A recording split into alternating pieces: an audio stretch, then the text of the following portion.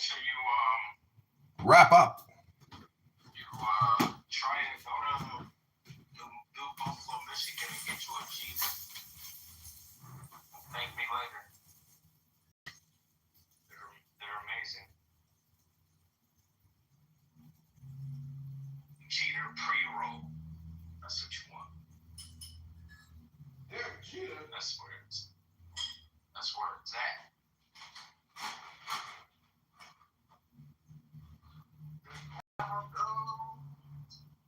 What you doing for Valentine's, man? Where's your Valentine at? She's coming. Oh, she's coming?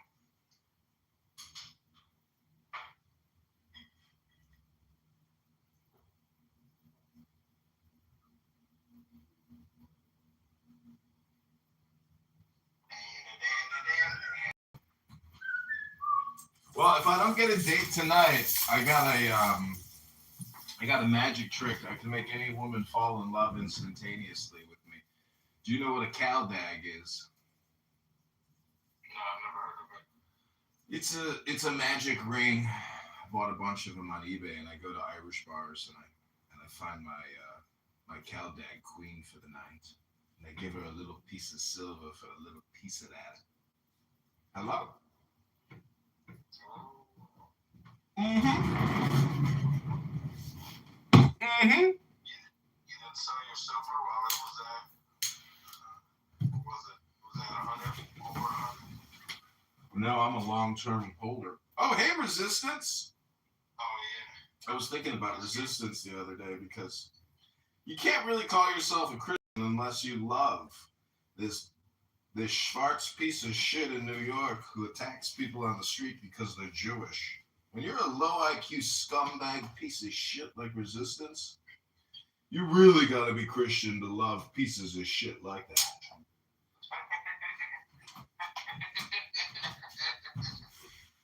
There's no other way about it. Resistance, without him, there would be no Christianity because there would be no charity. It takes incredible charity to be patient with a human piece of shit like that. Does somebody smell a turd? Did somebody step in a piece of shit? I smell Resistance! Stanky, stanky. He knows he's stinky. He's the worst of all of us. What's it like, Resistance, being the worst person on Clubhouse? Tell us, what is it like knowing that you are rated at a -1 on a scale of 10? Human shit, petrified, dried out turds.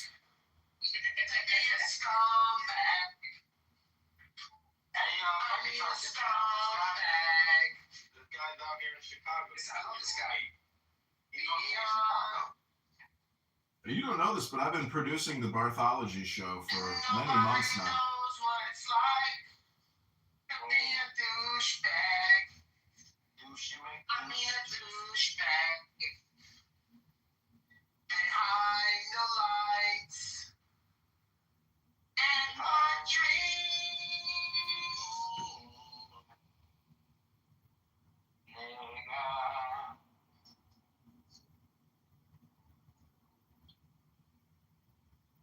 So the belief is that the Christian religion existed for thousands of years prior to Christ's arrival on the scene. No, that's bullshit. There is an ancient mystery religion that goes by many names, and Christ merely picked up that throne, that power became his. And ever since, we have deceived man through the power of Jesus. But a new equinox is here. Jesus. Hello? I call it the cult of hello. Also, I call it the cult of weird because you'll notice whenever it says nothing else to add, they always say, that's weird. Weird. Weird. Like as if that's like saying anything in a conversation. That's weird. Oh, well, thank you for your opinion. But that doesn't discredit what I'm saying, now does it? In fact, when somebody says that's weird, what they're saying is, I am weird, meaning they're projecting their own weirdness, the way they feel about what you're saying. So if that sounds weird to you, well, I just made my point. Hello? Hello. No one knows what it's like. Nobody knows. To be a douchebag. A douchebag. A douchebag. You know what's amazing is with regards. You know what's amazing? Yo, they don't fit now. They love the fitna. They don't like the fitna. I'm telling you, man. They're all about the fitna. They're never about the fitna. You made them laugh. You broke it. I be staying on that.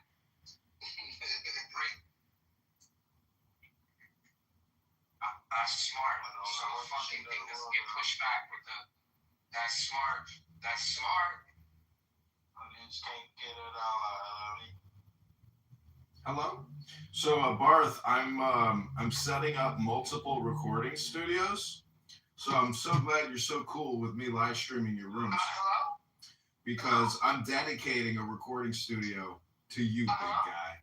Every time you put in a nail, every time you put in a staple, I'll be there recording you listening to Muslims debate Christians about the validity of their false religion, their cult. Their cult. Is Islam just a Christian cult? They're not coming in here anymore. Well, that's why you got to spice up the titles. Your titles are too generic. You need to get into something specific within their theogony in order to attract the flies to the light. It's not working anymore, man. It has peak hours and peak usage. That's really what's happening. Yeah. Yeah, you gotta give me the heads up for the peak hours. You know, when I should plug in.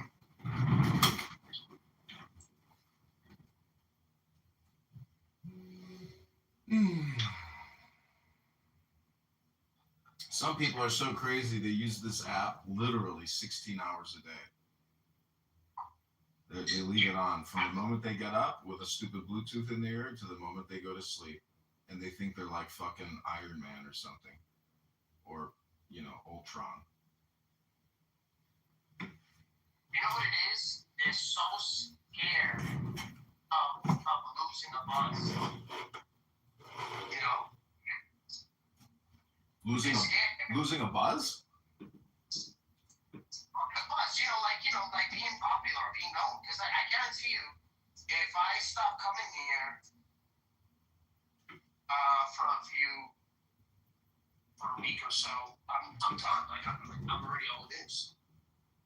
No, it's just your opinion. Believe me.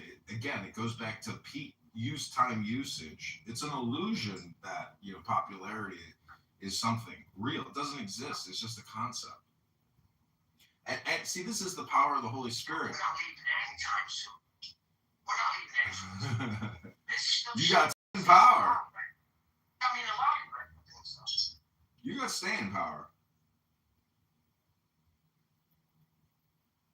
Bro, I need some cutoffs. Some stud cutoffs. Not now. Right now. He's a stud. Right now. Isn't he like that shit? It's Valentine's Day. He's looking for stud cutoffs.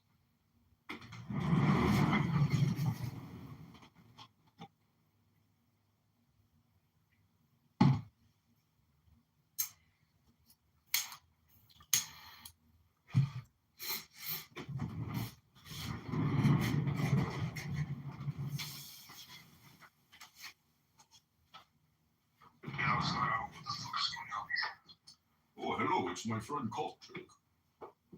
Chubby motherfucker. No, that's my nigga. What's going on? Coptic, for a believer in Christ, you have the worst attitude. Why would you dare use profanity? Shut up. No, You shut up. I'm going to read from a book and imitate Coptic as I read from this book. It's not really my voice, guys. The seminary is the number of initiation by ordeal. It is the number of equilibrium. It is the hieroglyph of the knowledge of good and evil.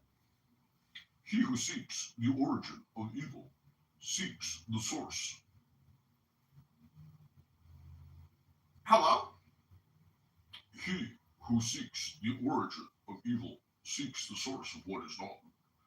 Evil is the discordant appetite of God, the unfruitful attempt of an unskillful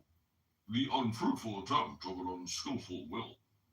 Everyone possesses the fruit of his work, and poverty is only the spur to toil. For the flock of men, suffering is like the shepherd dog, who bites the wool of the sheep to put them back in the right way. It is because of shadow that we are able to see light, because of cold that we feel heat, because of pain that we are sensible to pleasure. So now you know what you sound like, Coptic. Now you know what you sound like to a nasally Chicagoan. Hello? It's so annoying. The voice is so annoying, sir. Yes, that is what you sound like when you talk to other people. Why? But that's my voice. What should I do about it? You should try to use your nose more in your conversation. Like this. Hello? That's just my voice, sir. I don't know. I don't know what to tell you, but you need to use your nose instead of your lips when you talk. I don't know what that means. That means you talk like this. It's a nasal rasp. You use your nose, not your gut. You're using your stomach too much. Hello? Hi, this is John with Pronunciation Workshop, working with a Coptic Greek Orthodox Christian that just can't seem to get rid of that horrific accent. If you want to learn how to speak like an American and speak American English, go to Pronunciation Workshop.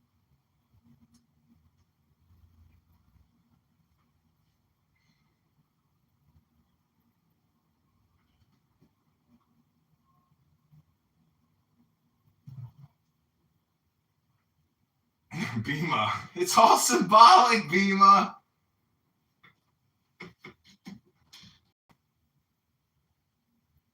Hello? Hello? The law of the strong.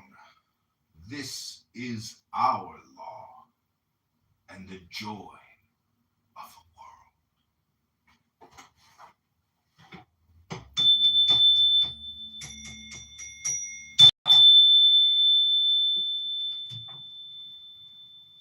Coptic, you're Egyptian? Look at my PTR. That's the Temple of Isis. Taken from the Nile. Brought to New York City at the Metropolitan Museum.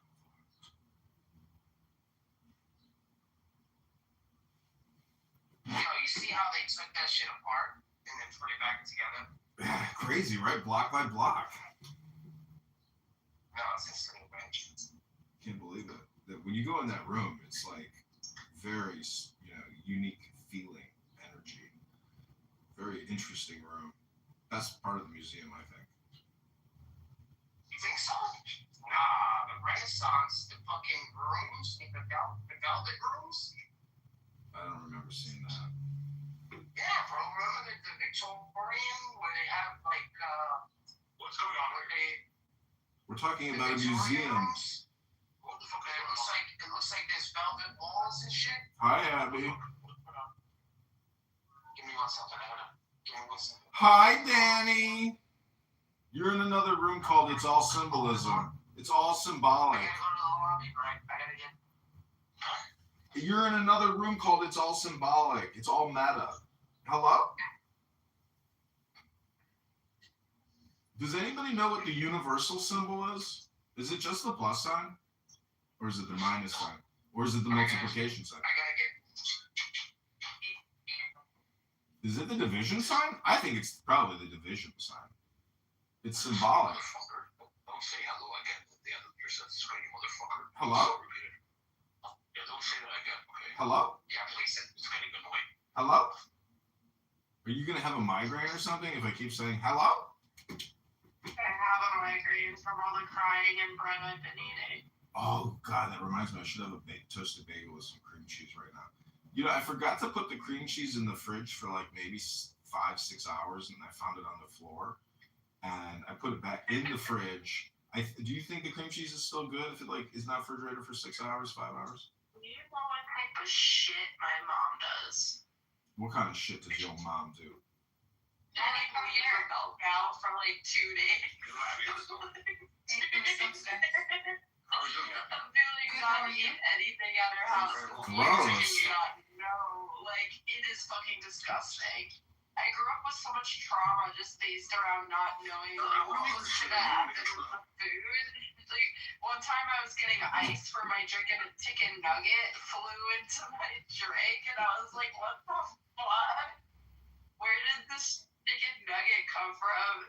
It's in my ice. You know, Nora was in a room last night, and she had like a photo of her dish dash, or you know, what is that thing called that Muslim woman wear? Burqa. It was beautiful. Hijab. Her hijab. It was beautiful. I was like, wow. I was like, that's beautiful. She almost looked like a fish. You know, you're covered up. She's very beautiful. What is She's it? a lovely girl. What does a burqa do? What does a burqa I want do to get exactly? Nora married off to a nice man. You know, I want to marry everyone off. Yeah, I hear And you. I think that's a fucked up quality that I should. So, anyways, Nora, I'm just complimenting your beautiful burqa. It was beautiful. This may But be- really, that's why I say your face is part of it. It's not just the burqa itself, because the burqa frames the face. The burqa frames the face. Image, welcome to It's All Symbolic in the Hypnosis God House. Hey, how you been? How's everything been on your end? Is that the man God? The man God. What does that mean? The man God. That's what Jesus was. He was the man God. What do you think about aliens, though, Danny? Like, how do you feel about aliens? No, I'm not hungry. Do you think aliens are good? She supports ICE and law enforcement. I support law enforcement. I support ICE agents for the most part, I guess. You know, they're doing their job. So maybe there's one or two that act out of line. I don't read the fucking news. I get annoyed when one cop does something, all of a sudden all the cops are bad. Mm-hmm. That's supposed to be the narrative to keep people, you know, they'll let that narrative get pushed to the world because the world takes it in. Yeah. The world will take it in. So if you see someone get bit by a pit bull or something like that, they're like, pit bulls are crazy. Yeah. You know, so the world is just like a bunch of delusional people. So they just basically pick things off the ground because they're like so deep inside of somebody's head. Like people are like so deep in the country, like the countries that they're born into, that they don't know that they're just in the stomach of their country. So everything that the country eats, or anything happens, like the whole world eats it. And some people throw it up, some people devour it and just keep it inside of them. So I'm like, this is disgusting. I'm not about to eat that. That's just knowledge in general, you know. So there's a whole bunch of NPC characters out here. That's all. But I'll say you as well. You know, when it comes down to people just doing their job, some people don't do a good job though. They just do a job. You know, so not everybody is good. You know, so many people decide to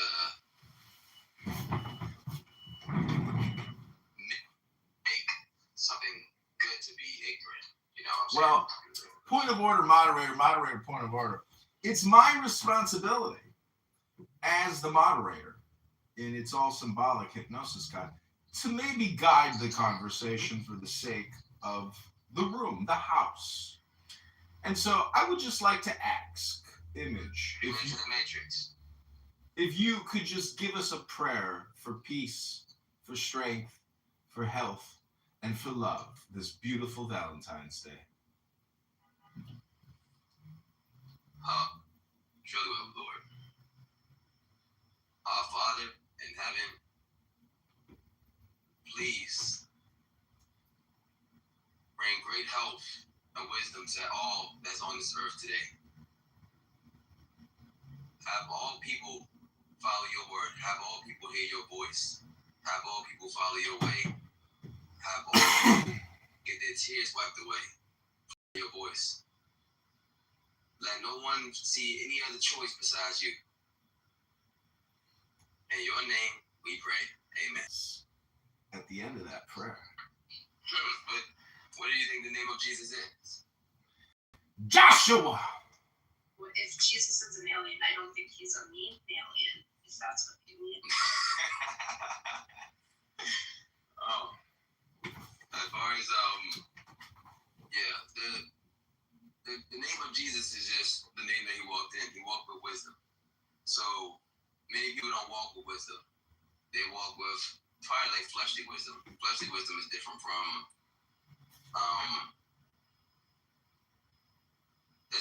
spiritual wisdom.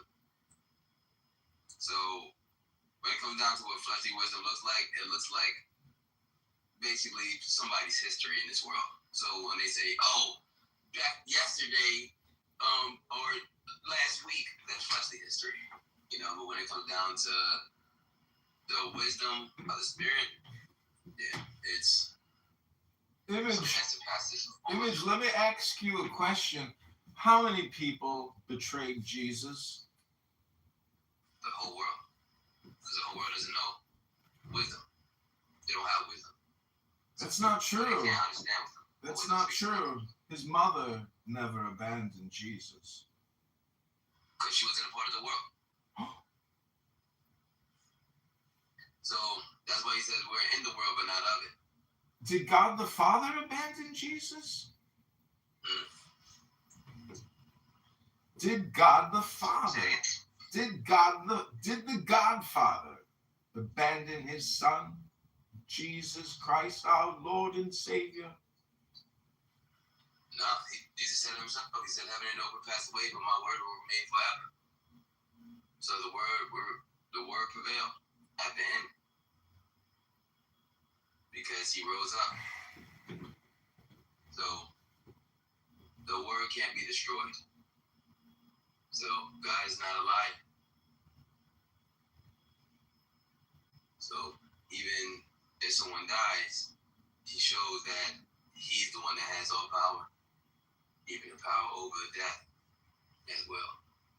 There's wisdom, you know? So like I said, when someone decides to go against wisdom, wisdom is just, like I said, it surpasses the years of all people. Well, so if you say, don't go out there, you're going to get hit by a car. Wisdom might not really be even talking about you. You might be talking about your children. You know? So, the ones that you have. Well, have you ever broken the word wisdom down? Is that word wisdom down? Broken it down. It's two words. It's domination plus wise. So, the domination of the wise. You said the domination of the wise. Wisdom. It's like a dom.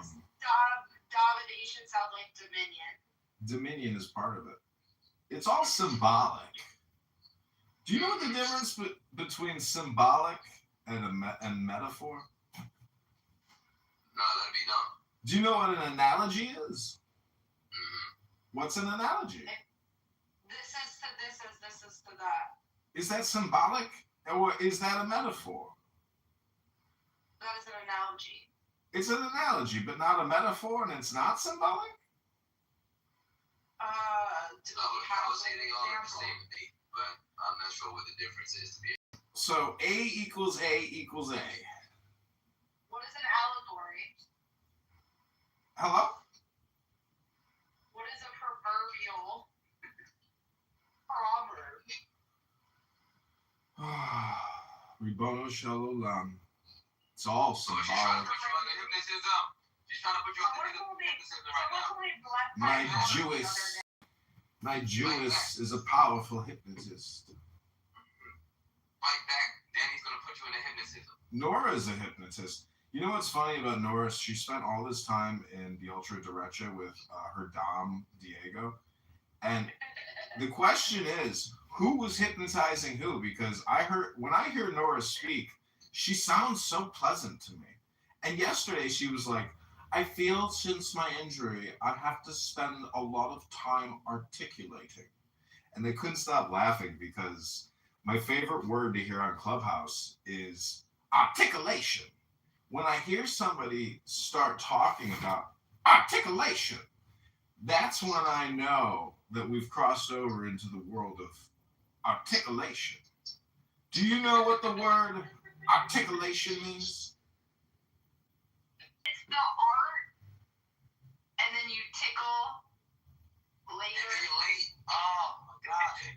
Oh my gosh. That is so deep. Oh man. Like to arc and then tickle it, but you're late on the tickle. That is deep. You know people really be doing that with words. Nora, I've actually got more than one anon. I've decided not to just double down. I'm tripling down. And I pull anons, multiple YouTubes, multiple X's, multiple everywhere. Anything you say on this app, if I am there, it will be recorded and put on multiple platforms. We've also developed... I've gotten me blocked from several rooms because they're telling me that I'm the reason that you're getting into their room. I know, I heard yesterday, Jeff said, I actually made a song out of it. It's called... Hey, Lord. Yeah. You got a whole bunch of shadow clone rooms. I always try to go into the shadow clone room, but yeah, you don't let me. Screensaver goes on, and then I don't look to see who's in the room because I'm busy doing my show or whatever, but... yeah, I heard you sing in one of the rooms. Yeah. What did I sing? The Chicago song? I don't know, some song. They said something about I don't know if you added somebody's name to it or something like that. And they said, oh, that was amazing. You should be on like Big Brother or something. Like, I got my own show. I got my own thing going. We got almost 100,000 videos up. And how's it working? Do you need like marketers? Like, do you need to hire like someone or like to? Yeah, you can help me just by downloading the Sora app and casting me in videos, and then putting up John Kitover sitcom videos, because the John Kitover comedy show, the sitcom, is taking off. Like we're getting hundreds of thousands of views on our sitcom videos. Yeah, cast me in a video. Use the sitcom filter, and then just do something. Write anything. And actually, what I'm doing is I'm listening to Clubhouse conversations, and then I'm plugging in what people are saying, but stupid stuff like, "Are you gonna die on that hill?" And then I'll put that in, and then I'll cast myself as in the sitcom, and then it'll just make this. You never told me. Yeah, there's a video What of hill you. did I die on? There's a video of you in a conversation, and the guy's like, yeah, my phone's moving so slow. I'll be back. Okay. I need to get a new iPhone. I'm about to get a new iPhone 17 today. The problem is, you can't run off of cellular. You have to have like high-speed internet to Wi-Fi into to do Clubhouse. In my opinion, really good, because people that are like in their car or walking, it's always like a lower quality conversation because of the lag. High-speed internet is amazing. Like I have AT&T, and before this I had Comcast, and Comcast sucks. It's like a fucking like energy wave. Sometimes it works, sometimes it doesn't. Sometimes it works, sometimes it doesn't. But AT&T is like seamless. I never have an interruption. Okay, so it's all symbolic, and that's a little bit like saying in Yiddish, alles ist Gott, or it's all God, because God is not a symbol. God is most likely a movement or an action. It's more of a physics equation as opposed to a symbol. A symbol is the analog to God. And so I've been reading an incredibly rare book, very expensive. It's an old book. A lot of people know this book, but it's by Eliphas Levi. And this is my, Shabbos study. I hope you'll stick around and give me 60 seconds of your attention, because let's be honest, the conversation is not intelligent. And this book specifically says that God deals with intelligence and love. And the ultimate maxim is love thy neighbor. That's it. That's the whole prophet. That's everything summed up. Love thy neighbor. If you really live your life in love, guess what? You get the message. And so if you're struggling with love in your life, it's because you don't get the intelligence of the Bible. The Bible is an analog, a symbolic toolbook to get you to love. Because love is the smartest component of intelligence. It supersedes and transcends all other conversations. That's it. And I can read you the passage from this book. And there was a big aha moment for me yesterday. I was like, wow. Because it basically explains it in like a math equation. It uses all the analogs, narrows it down, and then you get to love and intelligence. That's God. Oh my God. Love and intelligence. So the question is, can you always stay in love?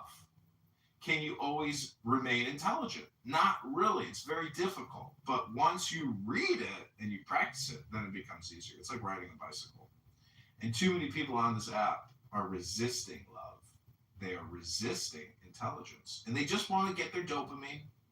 And they want to run back to their little cave.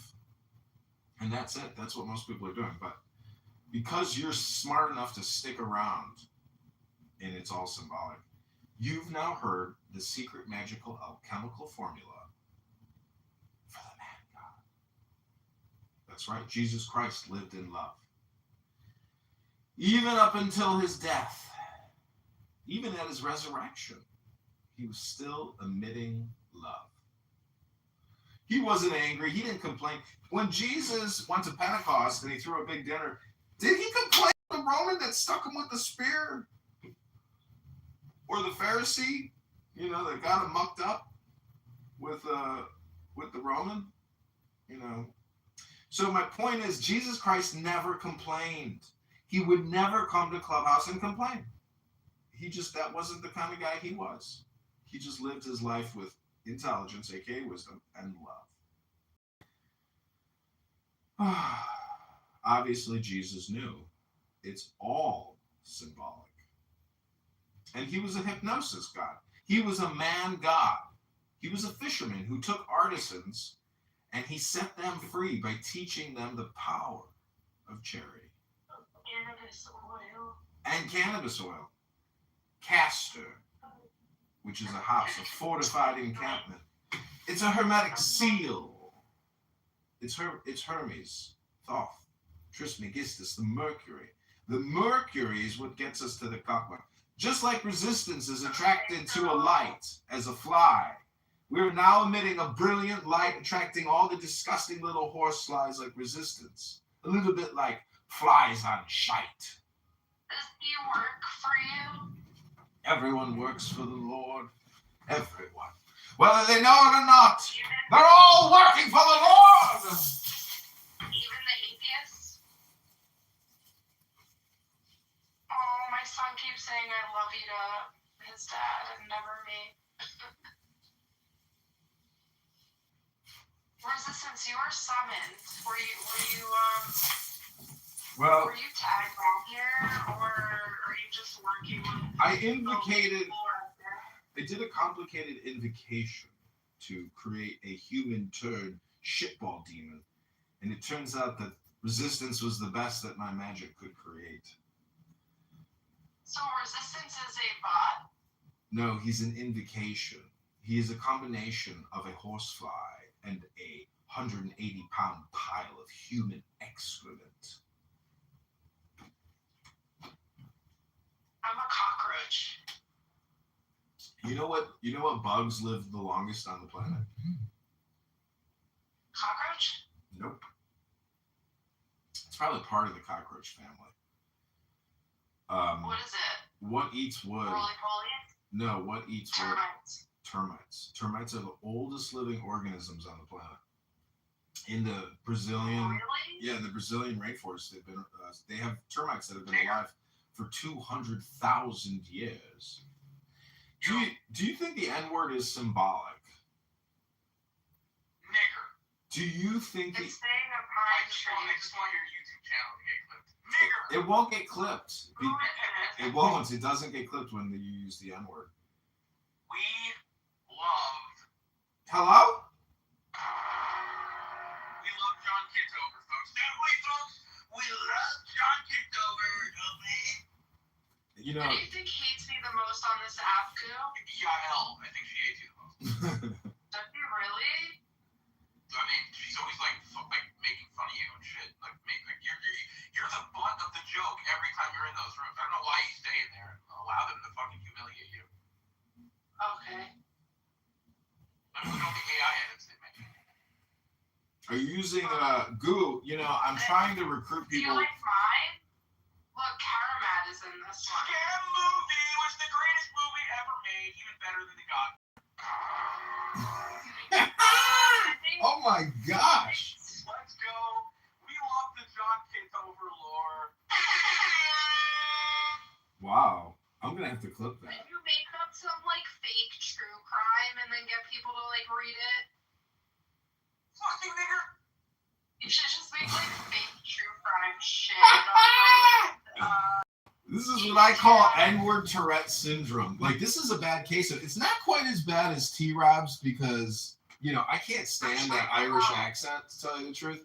I don't mind hearing Goose say N-word like this, but T-Rob's is horrifically annoying because when you already have an obnoxious and horrible sounding, you know, version of English and you're using the N-word all the time, you really are just Irish shanty trash. It's just the, you know, you got to keep it classy. If you're already challenged and your name is T-Robs, don't do it. You are, you know, you're damning yourself to a pit of hell. And so, anyways, listen, the point is, it's all symbolic. Hi, Saxon, welcome. I'm about to do an English Lord impersonation.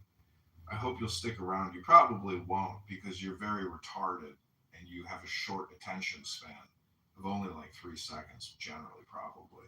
Go back to your room and get your little green bean and sit up in your corner where you think you're actually accomplishing something, but you're not. Hello? Yeah. Saxon, do you want to come up and say anything? That's when you say, I love you too, honey. I love you back. 10x. I didn't know I was unmuted. Welcome to It's All Symbolic, Saxon. You said that I've only got an attention span of 3 seconds. Bro, that's bullshit. It's my opinion. And I think Your most... opinion's bullshit. All right, well then prove to me you can stick around because I'm going to read a book for 60 seconds and we'll see if you leave or not. Chances are you'll leave because maybe you won't get the dopamine you're looking for. But Saxon, my theory is, do you know what the 1530 rule is? No. So you say on average 1,500 words a day and you listen to 3,000 words a day. But it's your choice of what you say and what you listen to. Most people just aren't in control of what they say or what they listen to. Like the way you're listening to me right now, if you were to choose to go to YouTube and listen to an audiobook or music, that could be a part of your 3,000 words. But instead, you're getting me filling you up with my words, and I'm getting up to my 1,500 number. So when we know the rules of the word game, we're more discerning and discriminating about what we listen to because it's all symbolic. And if you listen to somebody on this app and they talk just endlessly, the thing is, the worst thing about this app is any prompt I give a room, like a purple elephant, the room will start talking about a purple elephant. And a purple elephant conversation could go on for 2 hours. So it's a little bit like inserting a command into a line of code. And therefore, the 1530 rule is, if you're smart, you will be very discerning about what codes get, you know, put in front of your command prompt. That, you know, that's my symbolic or analog, you know, interpretation of the situation. What do you think, Saxon? What do you think about my master theory? I like listening to you, right? Like, I think you're very soothing, and I like that. But I like your master theory. It's great.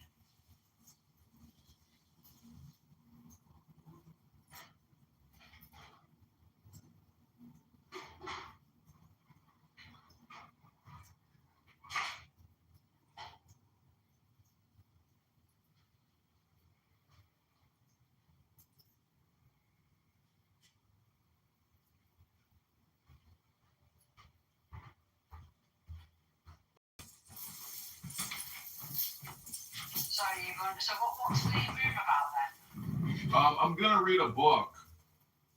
It's called "It's All Symbolic." That's not the real name of the book, but it's a book called "The Secret Key to the Mysteries" by Eliphas Levi. If you don't know who Eliphas Levi is, let me Google that for you. I'm eating a banana, and what's funny is in my sitcom, I picked up the phone, but it was a banana. And then my girlfriend said, "John, that's a banana." And then I got on the phone with my mom, and my mom says, "Yeah." And I said to my mom, "Yeah, I'm eating vegetables, Mom." I'll be right back. I'm going to go get my coffee. Right, it sounds like you've had a bit too much coffee today. In fact, every day you sound like you've had too much coffee.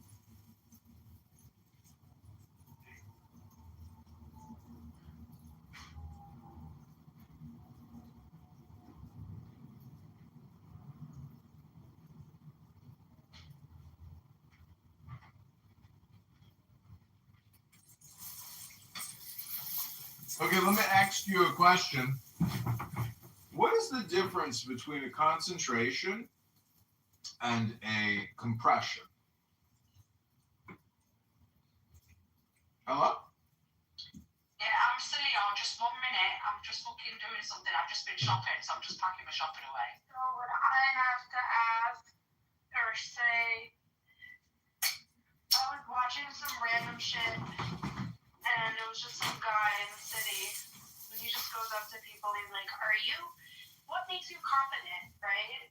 And it's like, I don't know, I never saw it before, but like, he goes up to some guy, I didn't even realize it was Machine Gun Kelly. And he's like, what makes you confident? The guy's like, basically said that he was striving for it and like didn't admit that he was confident, but then he started talking about reading books. And it like sounded like you. And he was like, talked about that book you always read. And he was saying how it changed his life. The Tao, whatever, by Lao, whatever, Ning. Yeah, Dao De Jing by Lao Tzu. Yeah, that one is what that guy, Machine Gun Kelly, was talking about. Yeah, it's a very, it's not Christian, it's not Jewish, it's not Hindu. So it's kind of like a fourth way, and it deals with the way. And the Tao, is a nameless name. It's a powerful book. It's a magic book. But what it is it's psychological. And yeah, go ahead. Do you want me to answer? So you said, what's the difference between concentration and compression? Mm-hmm. I believe it's mainly about what is changing. Interesting. Okay, that's a nice way to put it. I never heard it put that way. Do you want me to define both or not? If you want to define both, if you want to tell us the truth, it's up to you. I didn't know you talk like a Schwartz. Anyways, hello? What's that? Yeah, that's because I'm here. Well, They miss his accent. see, the thing is that I've noticed about Clown House is that when a large group gathers, it is actually usually one woman that brings the crowd together. That's what I've noticed. And for example, Issa, Watermelon Guatemala, you know her? No. You don't know Loudmouth Issa? She goes on forever. Anyways, the point is, you're right, Saxon. It is you. It is you. Book, yeah, welcome. I mean, I just have that effect on people. I'm a beautiful woman. I'm British. They like the accent. Even Luffick came in for a quick little peek. Wow. Book, welcome to the room. Book means by their bio that says I'm a farmer. What do you think they mean by that? I've been trying to get Book to change that PTR because it terrifies me and haunts my dreams. Yeah, it's Adam on the sap as a cat. It's that guy Adam. Oh, wow. Chuck, welcome. Peace and blessings. I don't want to bring this topic, but I can agree with you that as a Muslim, Al-Bukhari is similar to the Talmud and the Old Testament. Mm-hmm. Kinda, yeah. There are similarities between the Talmud, the Old Testament, and the Sahih Yeah. al-Bukhari. Do you think Islam is just a Christian cult? Islam is a Christian cult. Yeah, because Jesus Christ to Christians is the man God, the Son of God, the Redeemer of mankind. So Muhammad comes along and makes a one-up. And he says, guess what, everybody? I'm the new Jesus. The old Jesus is dead. I'm the new revelation. Don't you think that's kind of arrogant? But he never said that. He never claimed that he's a new Jesus, and all he said that, I'm just a prophet. I know about your religion, and you know about your life. So even the Sunnah, are you familiar with what a Sunnah is? Wait, hold on. We got a question in the chat from the Arabian Horse Farm. Danny, tell John how you got blocked by Jeff. I was there with my Anon, and I created a song about it, Arabian. It goes like this. I kicked Danny. I blocked Zach. I kicked Danny.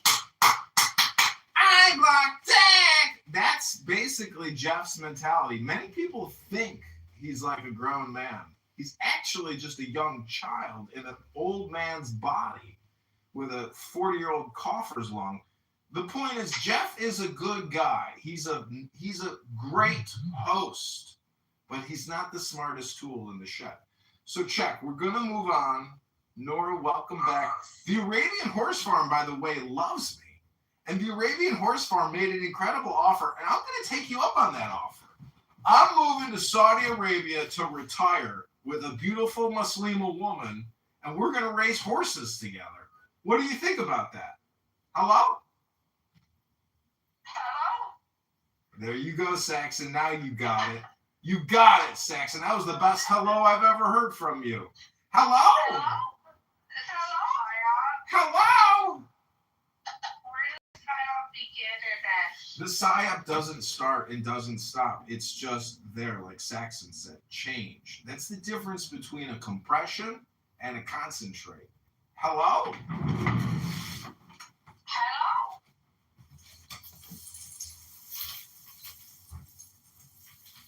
Hi. Hi, Danny. Hi. Everyone said hi. Who, me? Me. My. It's my. I think that my sound was very sad. Do you feel sad? Yes, I feel kind of sad. May I ask why? Because I have a gluten allergy and I ate the bread.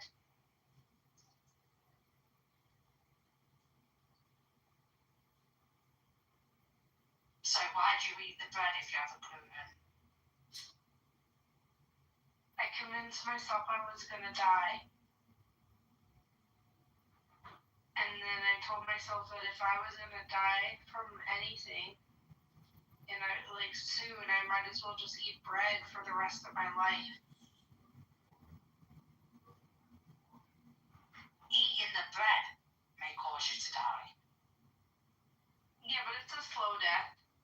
Whereas if something happens with my heart, then it would be quick. But I don't think it's that bad, you know.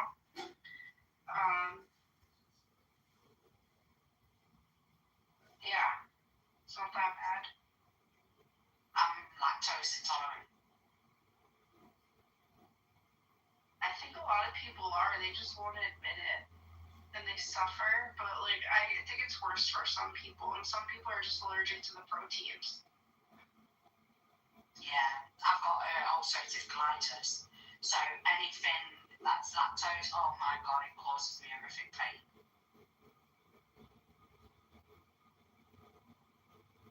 You probably can't have a lot of stuff, like seeds and stuff, or is that different?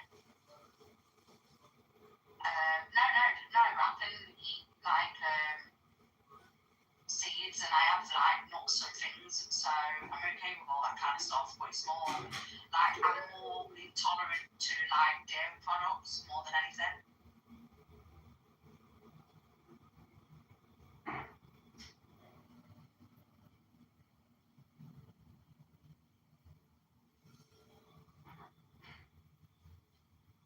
Like, if I was to have cow's milk, oh my god, I'd be on the toilet for hours. But is it just pasteurized or unpasteurized or anything like that? I just get lactose intolerant milk that's got no lactose in, or I will get almond milk which is no dairy. But it is if I have like full cow's milk, dairy products, it just really, really gives me a bad stomach.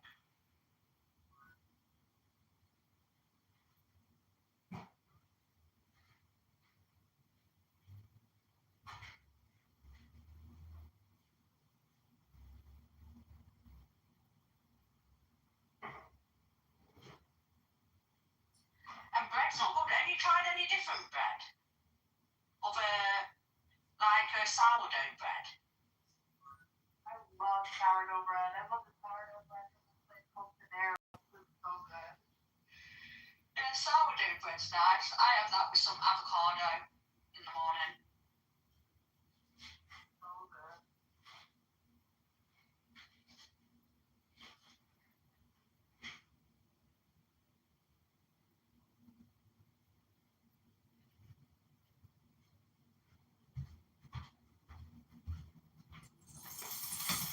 So I want to dedicate this bagel to you, Danny. It's almost finished, and I'm about to put the cream cheese that I left on the floor for about 6 hours. I think it's okay. I think it's okay. Philadelphia cheese. So what did you have on your bagel? Cream cheese or what else? I took a bite of a bagel today. I like bacon on my bagels. I gave up bacon, but I did have some beef bacon lately. I love a bit of bacon on my bagel or salmon. I don't like salmon.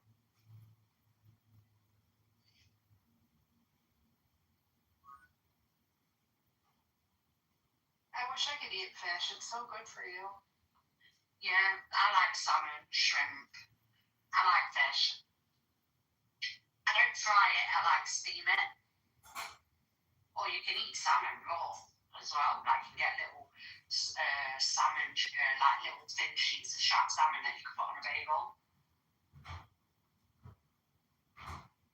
So you don't like any kind of fish? Or is it just you don't like it? Or have you tried it? I'm allergic to shrimp, but I'm allergic to shrimp. I'm allergic to other seafood. That sucks. Then I gave up pork, and I'm not supposed to have shrimp. And I think it's funny I became allergic. And it was like my favorite food. I used to love popcorn shrimp so much. I was just thinking about Nora, and there she is. She's been here the whole time. I feel like you guys are a team. Huh. She's upset still that she can't have her Dom, Diego, her hypnosis master. So that I was kind of like, who was in control there? Mm-hmm. I think that's why she's actually upset, because she lost her control.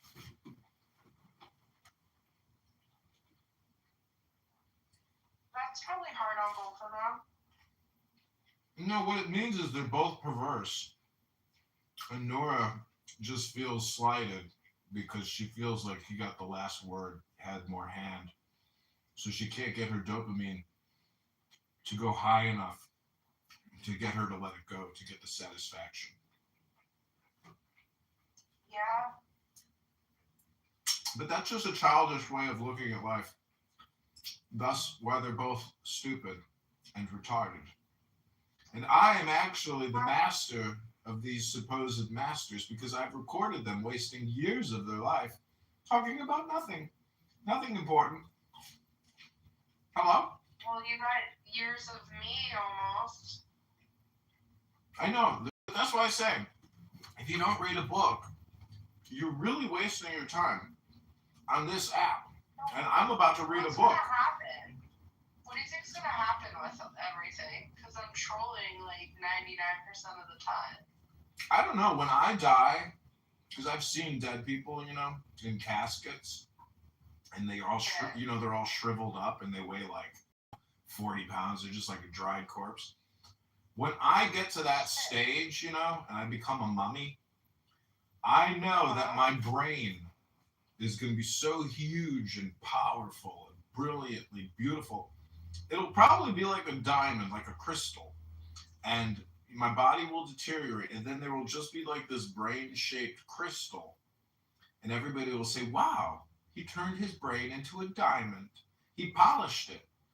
He must have somehow figured out a way to turn his brain into a brilliant, shining diamond of intelligence.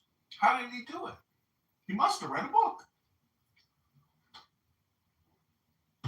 Because conversations won't polish my brain in the way that a book does. Hello? Yeah. I told you Saxon has no patience. She's got like a 60-second ADHD timer. It must have gone ding.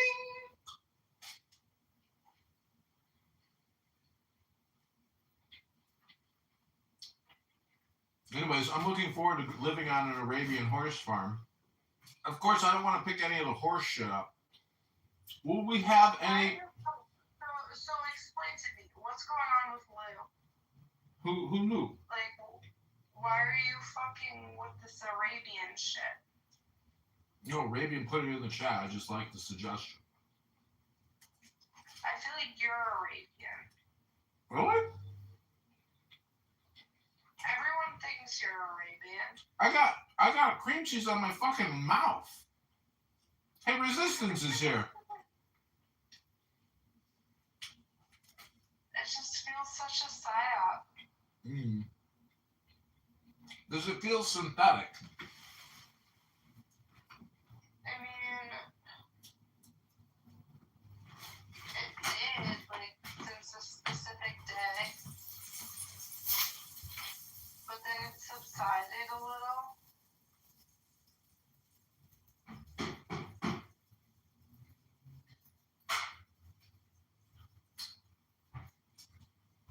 Have you seen the movie Old?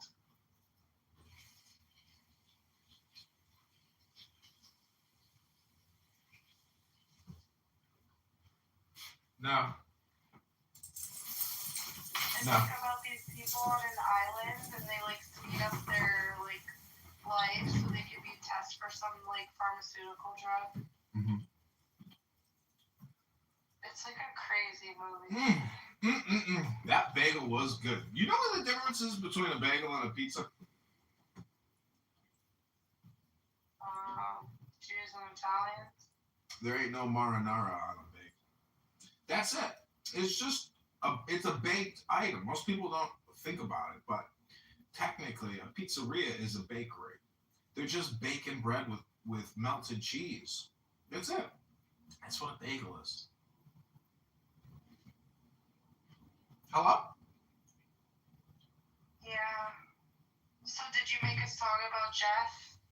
No. I don't really. Why did you say you made a song about it? Because when you got lectured about how we're talking, and he has to block you and kick you and block Zach, I couldn't stop laughing. I was sitting here in my office playing my drums, going, "I'm kicking Danny." It felt like he was a little kid. It just felt so juvenile. I feel like he just like has wanted to for like a long time. But see, that's a Jeff emotional problem for him personally.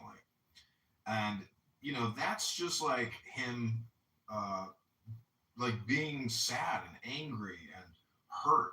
Like, not because of you, but because, Jeff, I mean, people if you ask, what the most,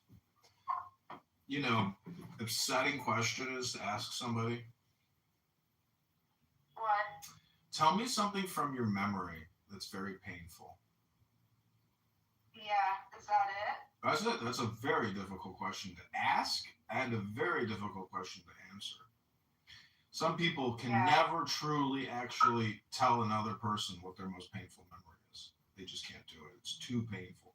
So, that's kind of the feeling that I get from Jeff, that, the way he plays his game in the Mr. Jeff show is, everyone has an emotional vitality, and it never goes away. It's always there.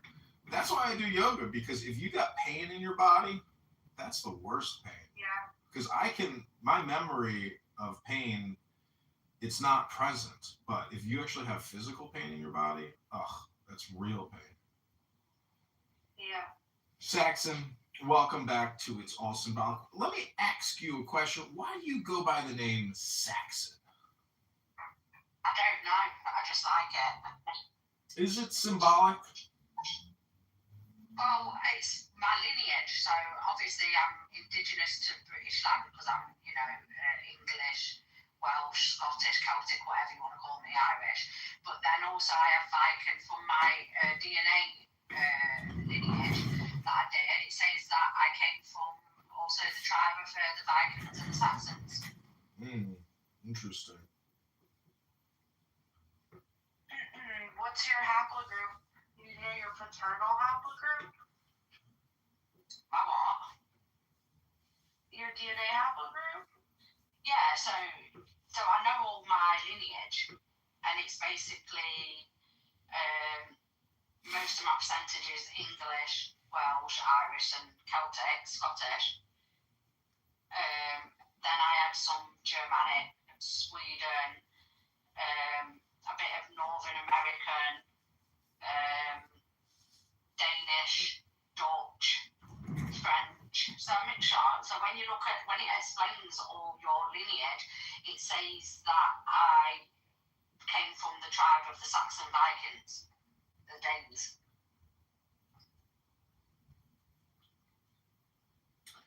It's all symbolic. Well, Nora, I want to thank you for coming into the room and being such a great listener, because, Nora said she's trying to work with how she so much with burner accounts and record people and put them on YouTube for eternity. Because listening is powerful. And anyone who says that listening isn't powerful doesn't understand the value of speaking. Because listening and speaking are connected in what you might... Have you ruined anyone's life yet with their recordings? Not as far as I can tell. I don't think I've actually... See, I'm just a trash man. I gather up garbage and I put it in a landfill, a wasteland. And whoever happens to go into that wasteland to pick up something that they found that I collected in my garbage gathering efforts, well, I don't know what they're going to do with garbage, but personally, I just throw it in the garbage when I have garbage, and I leave it in the garbage. I don't go back and fish around in the garbage for garbage. I just leave the garbage in the garbage. And thus, if you want to go into my wasteland and pick up some garbage, well, it's your right. But have you ever recorded me? You're being recorded right now. The now is no, all I'm important. talking about in other rooms. Probably, I'm a trash collector. I gather garbage.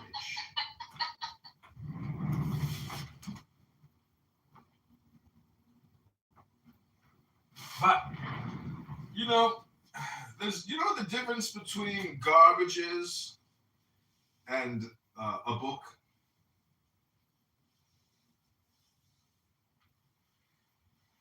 Garbage in, garbage out. It's just change. It's like when I asked you what's the difference between compression and concentration. Many people are... It's all about change. Change. Got any change? You ever hear anybody on the street say, got any change? Got any change? Couldn't stop laughing the first time I heard that, because I was like, Imagine if I went up to him and was like, yeah, I can change your life. He'd be like, no, nah, I want some change. I'd be like, oh, I want to give you real change forever. Nah, I want some change. All right, man, here's $1. Thank you.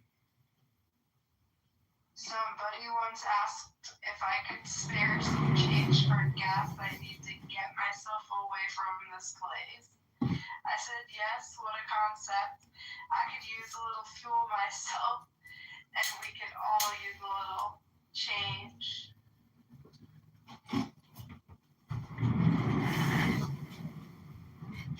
Danny, do you think you could do like theatrical, like improv, meaning that like if you were to read that again, can you do it more dramatic? As if you were my AI Suno, and I said, make it dramatic. Can you do it dramatic? But I didn't read it. It was from memory. It's from the song All Star. I get it. Can you try to do it more theatrical, like you're on Broadway? Imagine you got your hands up and you're in a dress and you're dancing on Broadway. Now give us that rendition, but do it Broadway, dramatic. I've only been in like one play and I have one line, but I could try it. Like, okay. Take a deep breath. I can't do it. I don't think I'm like, oh, okay. I don't want to sing it either, so I'm on the spot. It's like I've probably told you, I mean, and I did it, but it was just like out of instinct. And if I would purposefully, I may not be able to do it. I may truly be retarded. Am I allowed to say that word?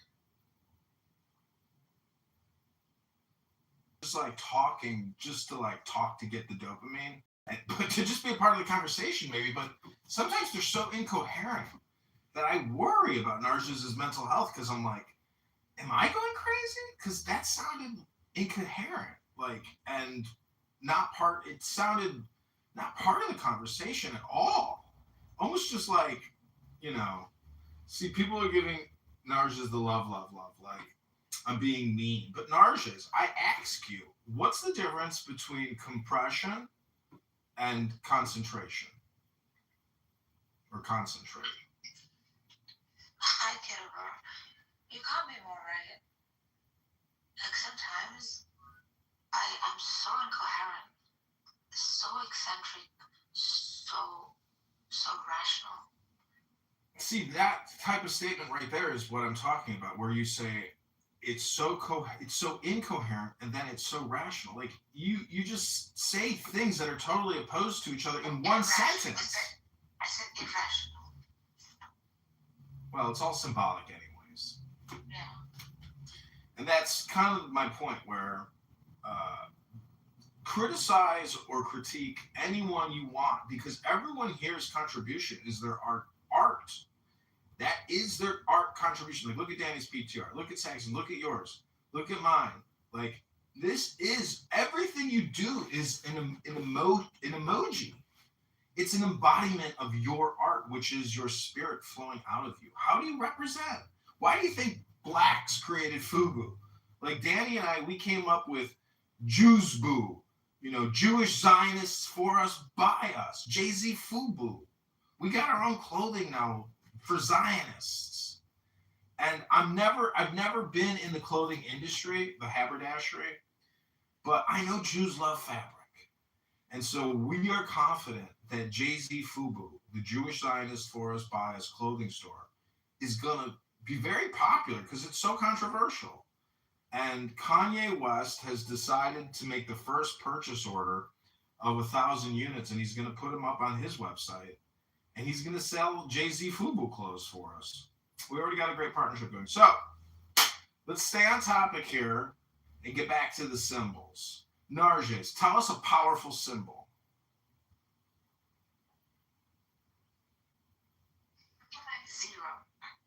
Zero. What's the difference between a 0 and an O? One is longer, the other's fatter. Mm-hmm. Fat versus long versus fat. Fat long fat. Thick versus length, width versus length. thick versus length versus. So how does everything rapidly become phallic? If it's all symbolic, how? Lost Sigmund Freud though. Well, how did we immediately get back to the girth? Girth is not a word that you hear often. You know, they're just Freud, Einstein, so good at it. We're just born to be them, Danny. Is this a psyop? Because do you know what framing is, Narjas? Framing, yeah, NLP. Do you know how to frame a frame? Yeah, with NLP. Do you know how to frame a framer? Don't know how to frame a framer. Sometimes, yeah.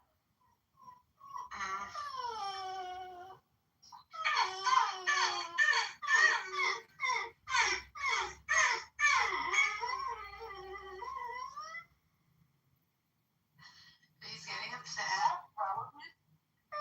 It's my doggy. He's getting so upset at me.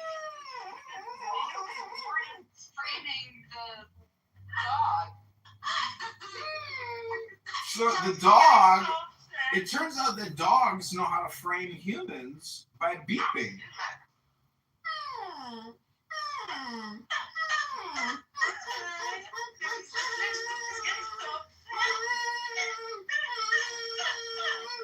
Doggy's like, are you mocking me? You're mocking me. You're mocking me! Stop mocking me! He's looking away. So, in the word symbolic, we have the word symbol. And a cymbal is a metallic musical instrument that you clap. You bring together left to the right, bong, ding, ding, bong, bong. And we get the sound of a cymbal, which is the all sound, because a cymbal drones and, dilutes out all other sounds by overriding all the other sounds. So the question is, what is the universal symbol? Is it Om? Om.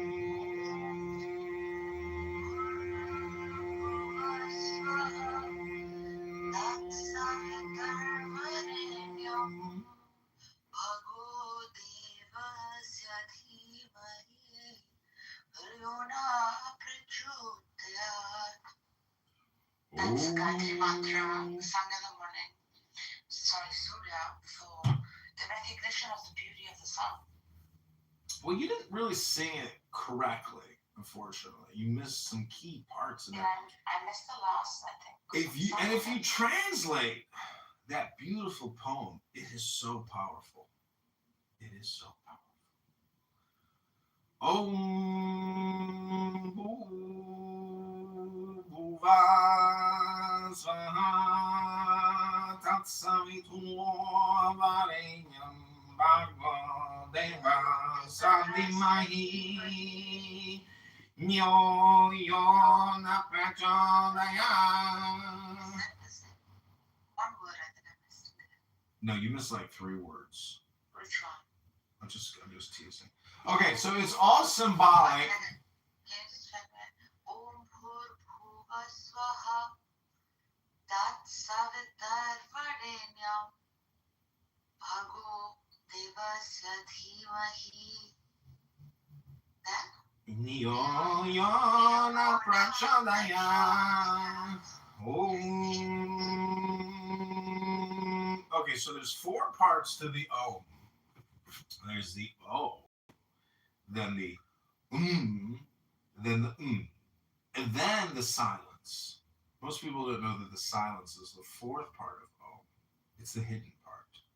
So you have to notate the silence, and you can't have music without intervals. And the interval is the silence between the notes. So there's a pause between the Oms, which is the silence. The peace of silence. And a sigh is how you get to lets. So, sigh. sigh. Then the silence. That's the piece. It deals with breathing. Or as they like to say in the Babonic community, breathing. Breath. The breath of life. Because if you're not breathing, guess what happens? That means you're dead. So keep breathing before you die. Because when you die, there's no more breathing. So therefore, breath is the most important thing anyone can do. And it turns out that breath, when translated into multiple languages, it becomes the truth of the earth, the spirit of the earth is breathing you. Are you breathing it, or is it breathing you? Am I doing that? Or is the breath, is the air, the nitrogen, the oxygen, forcing its way into my nose? Do I know what I'm talking about? Or is my nose all wisdom? Is my nose the secret symbol? Or is it my finger? Don't pull my finger. Or is it my nose? Is my nose the powerful symbol? Pull my thumb. Is it my nose? Is it my nose or my mouth? Which one is it? Is it the tongue? Is it the ear? Is it the eye? Is it my penis? My phallic object dangling between my legs? Which one is the most powerful and universal of all symbols? Hello? Personally, I think it's the ear, because the ear is the first tree letters, tree, in the word earth. Earth. Earth. Just say it out loud, everybody. Earth. Earth. Made you bark like a dog. Earth.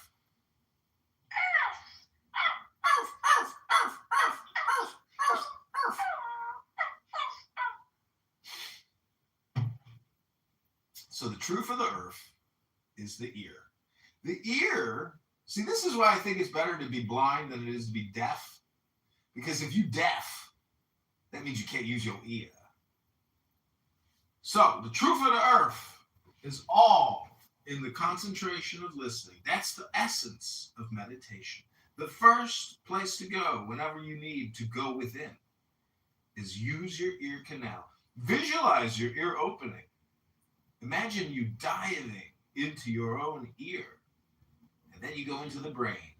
And then in the brain, there's a gazillion, trillion, quadrillion, sextillion number of tubes, wires, carrying all types of dopamine and genetic code. And if you're double vaxxed, triple boosted, maybe a spike protein just flew by you as you go into the ear.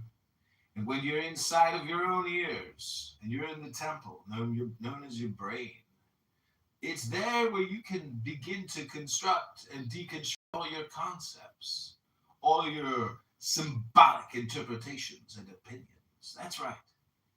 It's all symbolic. And so you could spend 1 trillion years here on Clown House letting other people go into your ears, just as I am coming into your ears right now. You might be in Barf's room. You might be in Andrew R's room. You might be in that red-headed monkey's room. You might be in somebody else's room. There's a million rooms. You might be in Mr. Jeff's room. But never forget the power of the fascist green bean. Will they mute you? Will they censor you? Do they have the fortitude to listen to you? Or are they just 30-second ADHD dopamine freaks that want to talk, get their dopamine all the time, gathering dopamine, becoming more dopish? Dope. Gathering up dope. If they tickle us, do we not laugh? If they prick us, do we not bleed? And if they avenge us,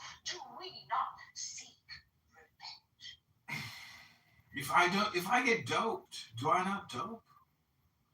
If I gather up a bunch of garbage and I go to the garbage can and it goes to the wasteland, the landfill, is it not just garbage in, garbage out?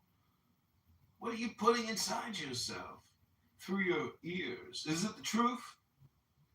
Or is it just opinion? Endless opinion. Because it's all symbolic, you know. Even words and sounds were information packets, quantum of symbol. Symbol, symbol, symbol here. Symbol, symbol, symbol there. Thank you for my symbol upload and my symbol download. What kind of symbols are you putting in your ears right now when I say symbol? Is that Zenimini down there? Which Zen is it? Oh, look at that cat. Is that a cat? Oh yeah. Ooh, looks like a squirrel. That's a kitty cat in a sweater, looking at a snowy road in a townhouse subdivision with a playful carrot toy.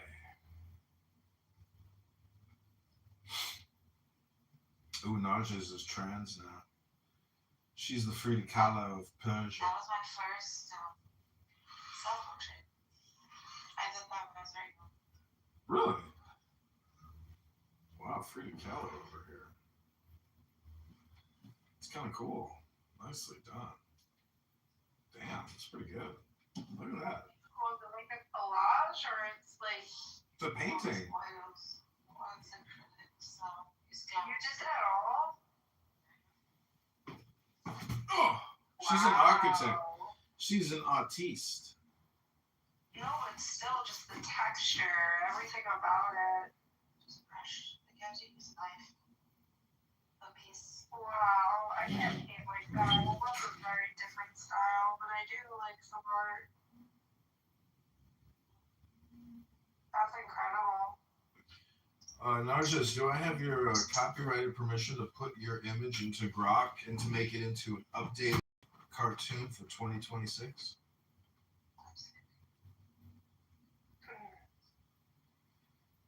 Here's my self-portrait from high school.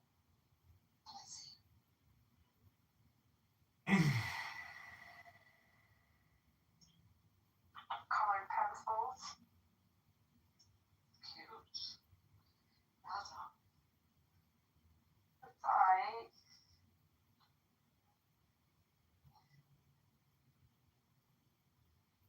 Well done. I did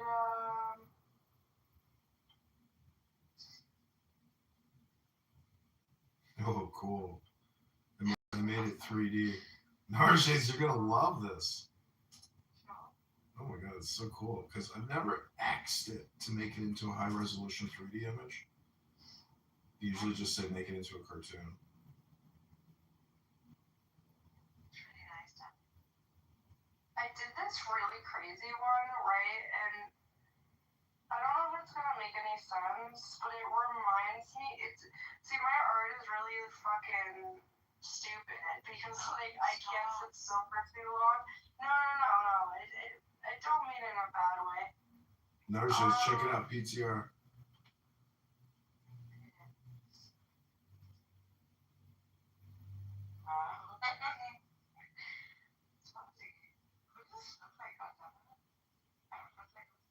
I like yours better. It's just there's something like it's like a Barbie, but it's not a Barbie, and that's why I really like it. It's cool. How did I get this camera? I really have this time. His is scaring me. I like yours better.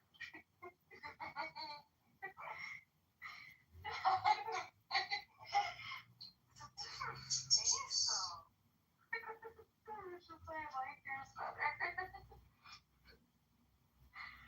I got through the canvas too for the top.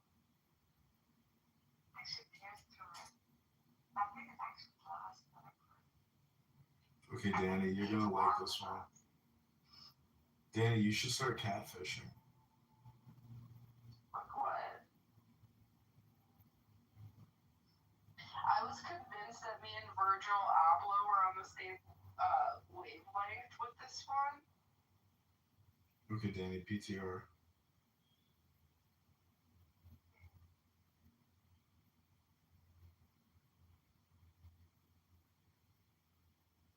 Wait. You have 493 photos on here? Holy shit, girl. Yeah. How many do you have, Narcissus?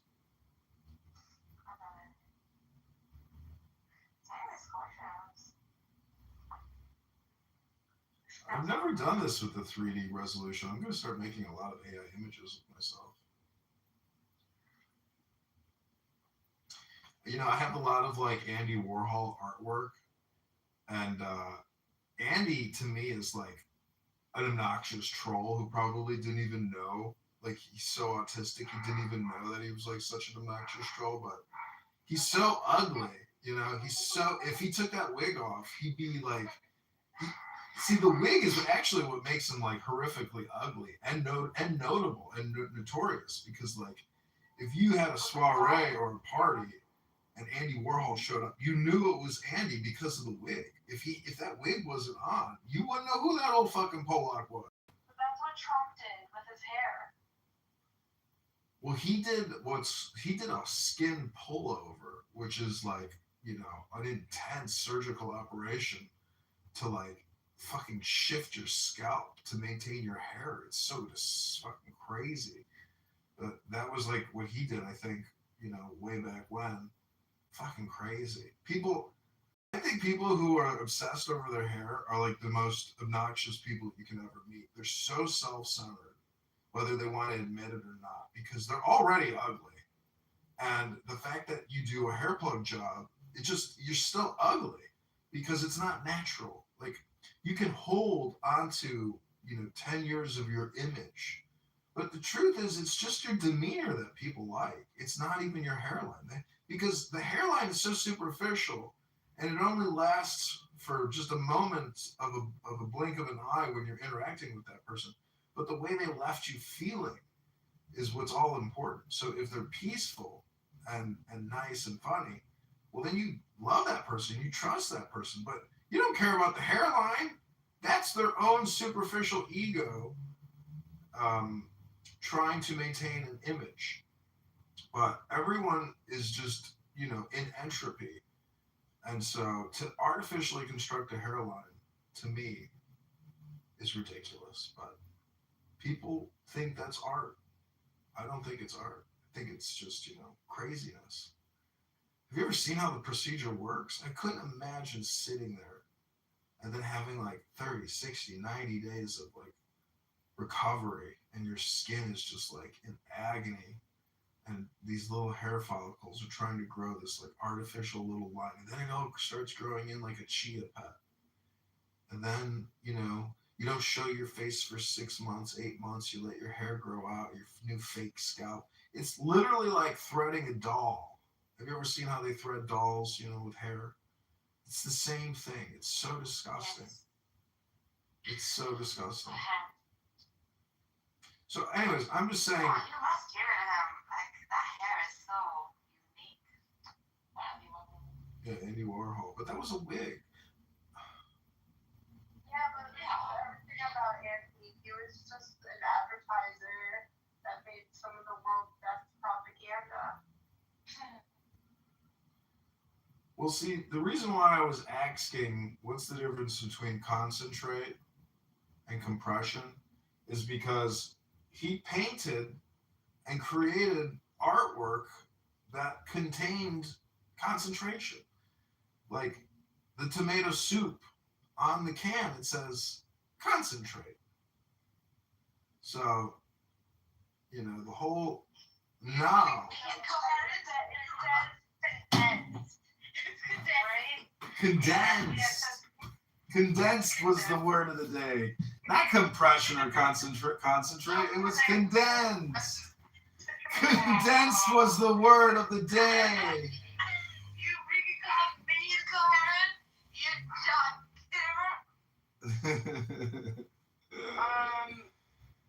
Don't you think that was a collaboration? Like, they both made each other more better? That's life. It's called synchronicity. Hello?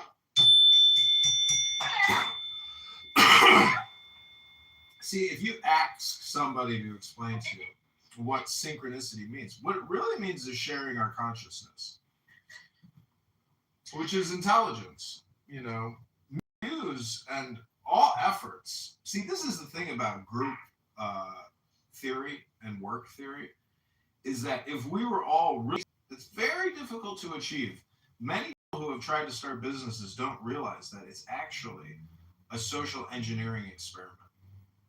And that's what many people don't realize. And they fail to see that. And they have fear in the workplace. Oh, I'm going to lose my job. What they're really saying is, I'm going to be kicked out of the social experiment.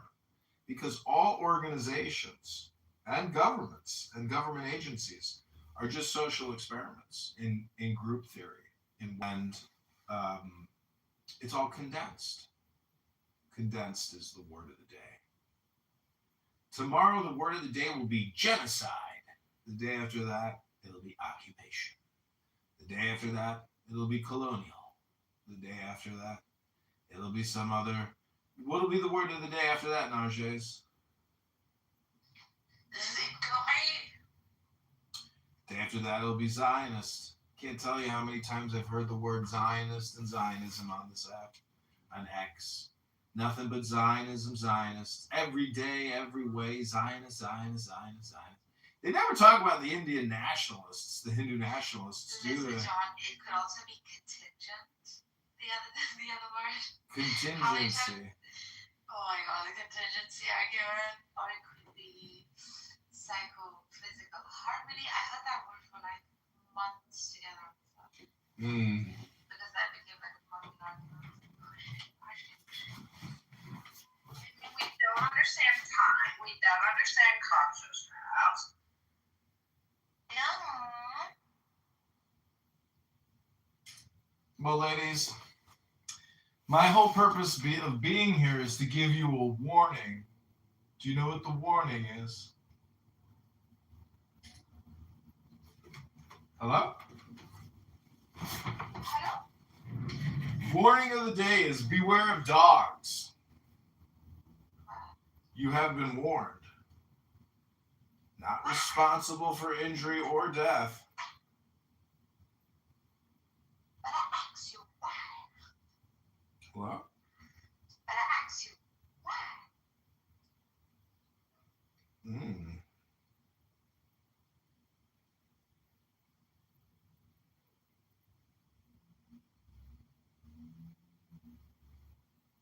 Okay, ladies.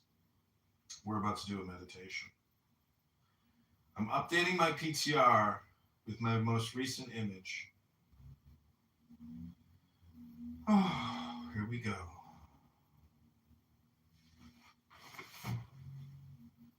I'm pretty sure I've read this book before, but it's pretty sweet.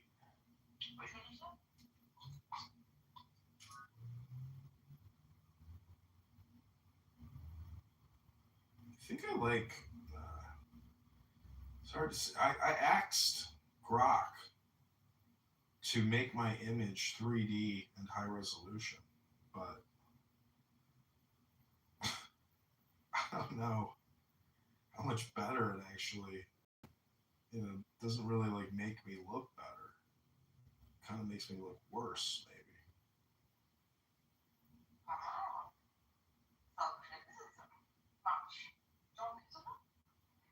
I don't know, you tell me, look at my PTR.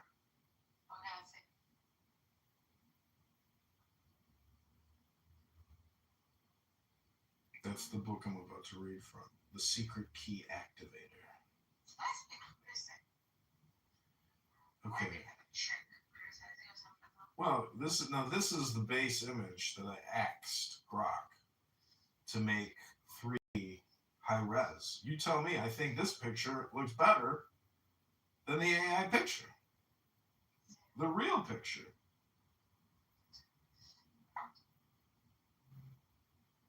It's a better picture because it's the real picture. I like the real picture. Rock is probably what got me sad. Like, I like your painting more than this is high res. Right? The original's always better.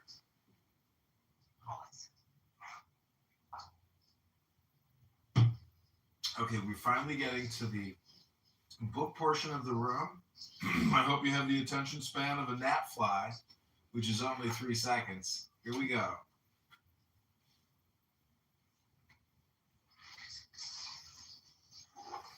This is also for YouTube. I've been creating clips. The Senary. The Senary is the number of initiation by ordeal. It is the number of equilibrium. It is the hieroglyph of the knowledge of good and evil. The key of the mysteries. He who seeks the origin of evil seeks the source of what is not. Evil is the disordered appetite of good, the unfruitful attempt of an unskillful will. Everyone possesses the fruit of his work, and poverty is only the spur to toil. For the flock of men, suffering is like the shepherd dog who bites the wool of the sheep to put them back in the right way. It is because of shadow that we are able to see light, because of cold that we feel heat, because of pain that we are sensible to pleasure. Evil is then for us the occasion and the beginning of good. But in the dreams of our imperfect intelligence, we accuse the work of providence through failing to understand it. Ribbon Shalom, good Shabbos, David, King of the Jews has arrived. Yekachet lachten nein Eugen Fusta.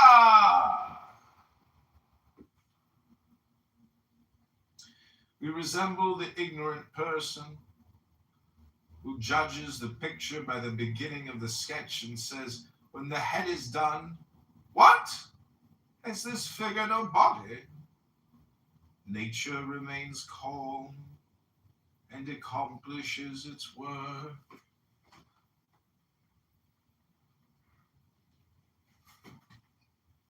The plowshare is not cruel when it tears the bosom of the earth, and the great revolutions of the world are the husbandry of God. There is a place for everything.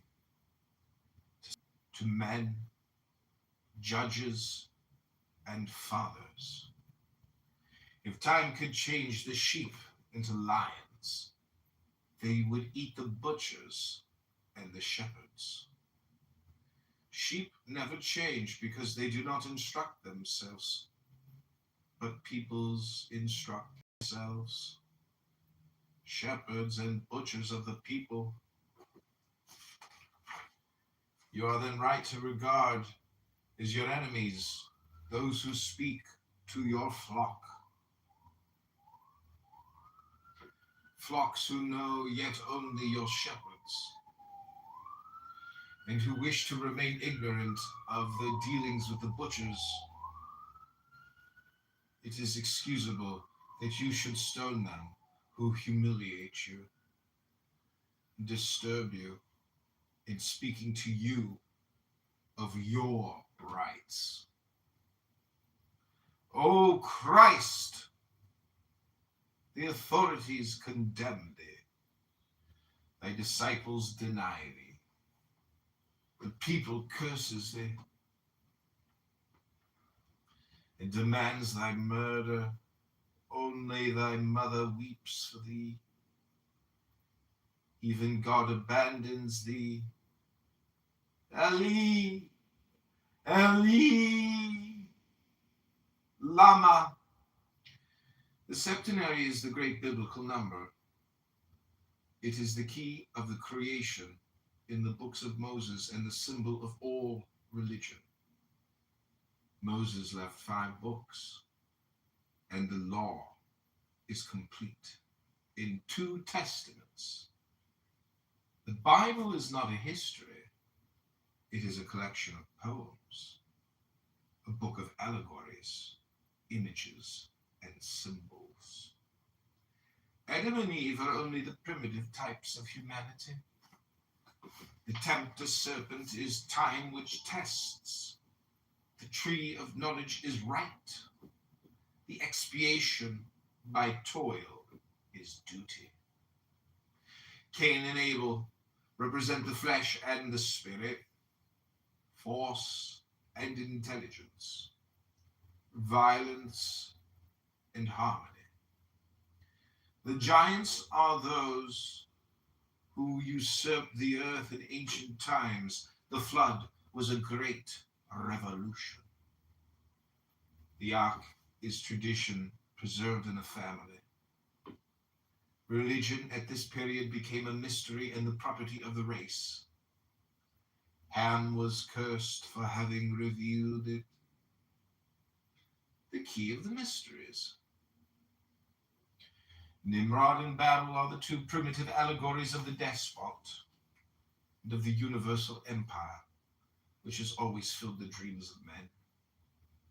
A dream whose fulfillment was sought successively by the Assyrians, the Medes, the Persians, Alexander, Rome, Napoleon, the successors of Peter the Great, and always unfinished because of the dispersion of interests, symbolized by the confusion of tongues.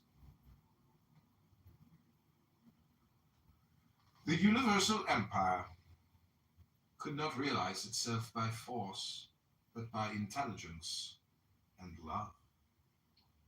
Thus, to the man of savage right, the Bible opposed Abraham, the man of duty, who goes voluntarily into exile in order to seek liberty and strife in a strange country which he seizes by virtue of his idea.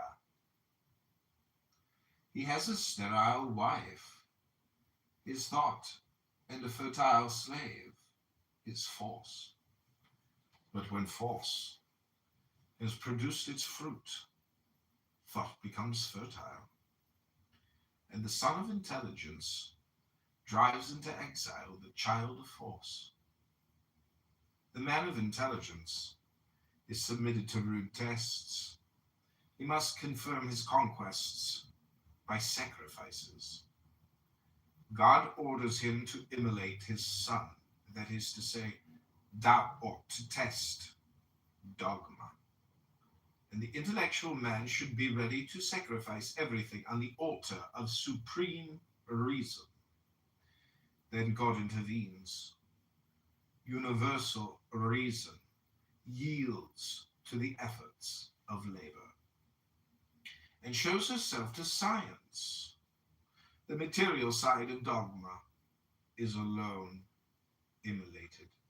This is the meaning of the ram caught by its horns in a thicket. The history of Abraham is then a symbol in the ancient manner and contains a lofty revelation of the destinies of the human soul. Taken literally, it is an absurd and revolting story. Did not St. Augustine take literally the golden ass of Apuleius? Poor, great men.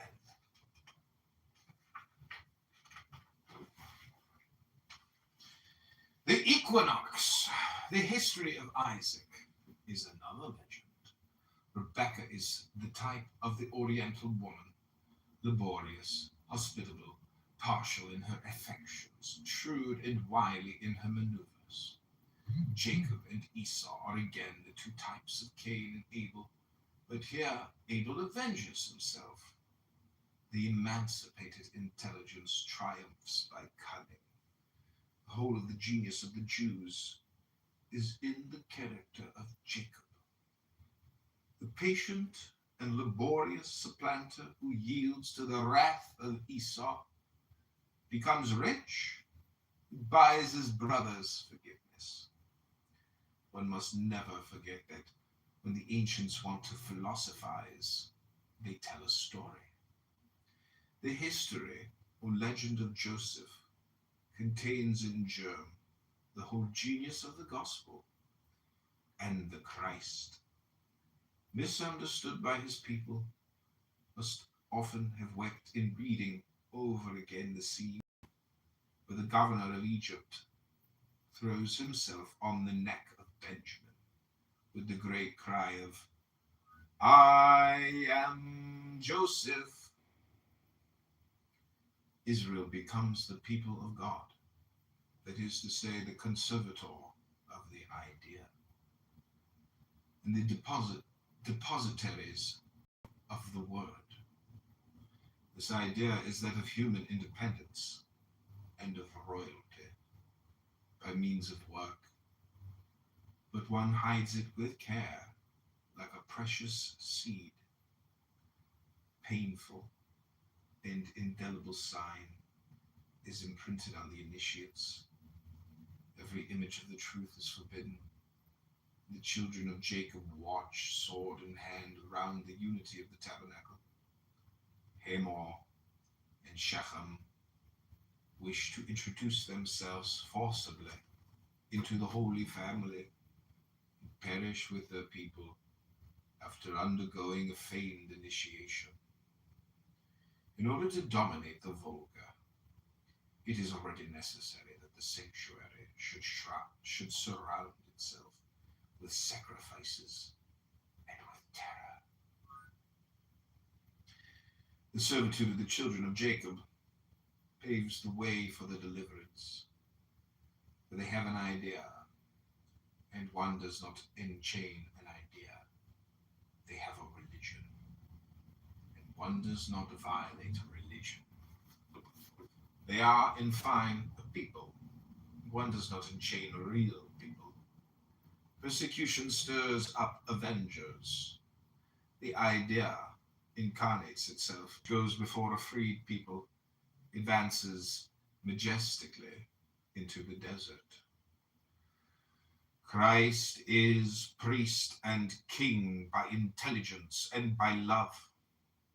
He has received the holy unction, the unction of genius, faith, and virtue, which is force, comes when the priesthood is worn out, when the old symbols have no more virtue, when the beacon of intelligence is extinguished.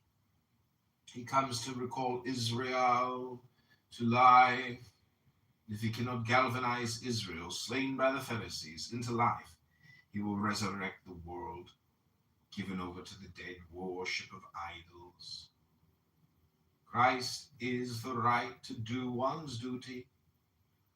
Man has the right to do his duty, and he has no other right. O man, thou hast the right to resist even unto death any who prevents thee from doing thy duty. Mother, thy child is drowning. A man prevents thee from helping him. Thou strikest this man. Thou dost run to save thy son. Who then will dare to condemn thee? Christ came to oppose the right of duty to the duty of right. Right with the Jews was the doctrine of the Pharisees. And indeed, they seem to have acquired the privilege of dogmatizing. Were they not the legitimate heirs of the synagogue? They had the right to condemn the Savior. And the Savior knew that his duty was to resist them.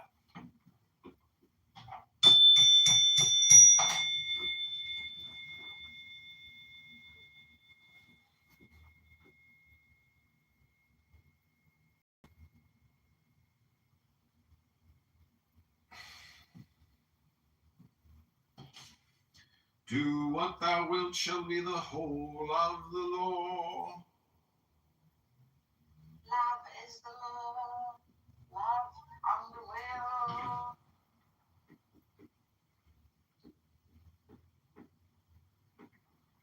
Thou hast no right but to do thy will. Do that, and no other shall say, nay! Every man and every woman is a star.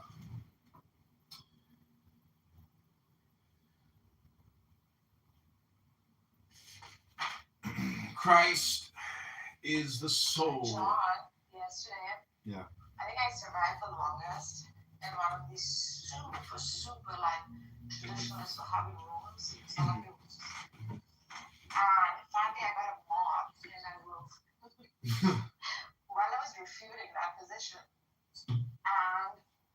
And then when the refutation bore fruit, I was declared a kafir. And they fucking dropped me down. And in that moment of other rising, right, I felt like perhaps mission accomplished. Because all this while refuting, they were okay with it.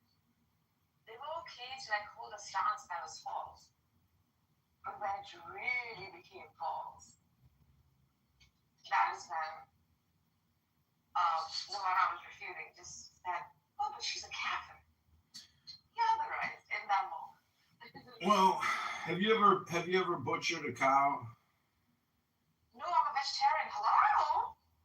Well, you know the word kafir is from the word calf, and her a female calf. And it's very emotional to kill a baby calf to eat it because you love that sweet little thing. It's so precious, but to cut its neck and then to have it for dinner, that's pretty serious. Yes, ma'am. So what happens linguistically when we scream kafir and kick somebody to the goo? The dopamine flares like an electric shock. That's what people want. You are their sacrifice. Yeah. Kafir! Calf. Moo!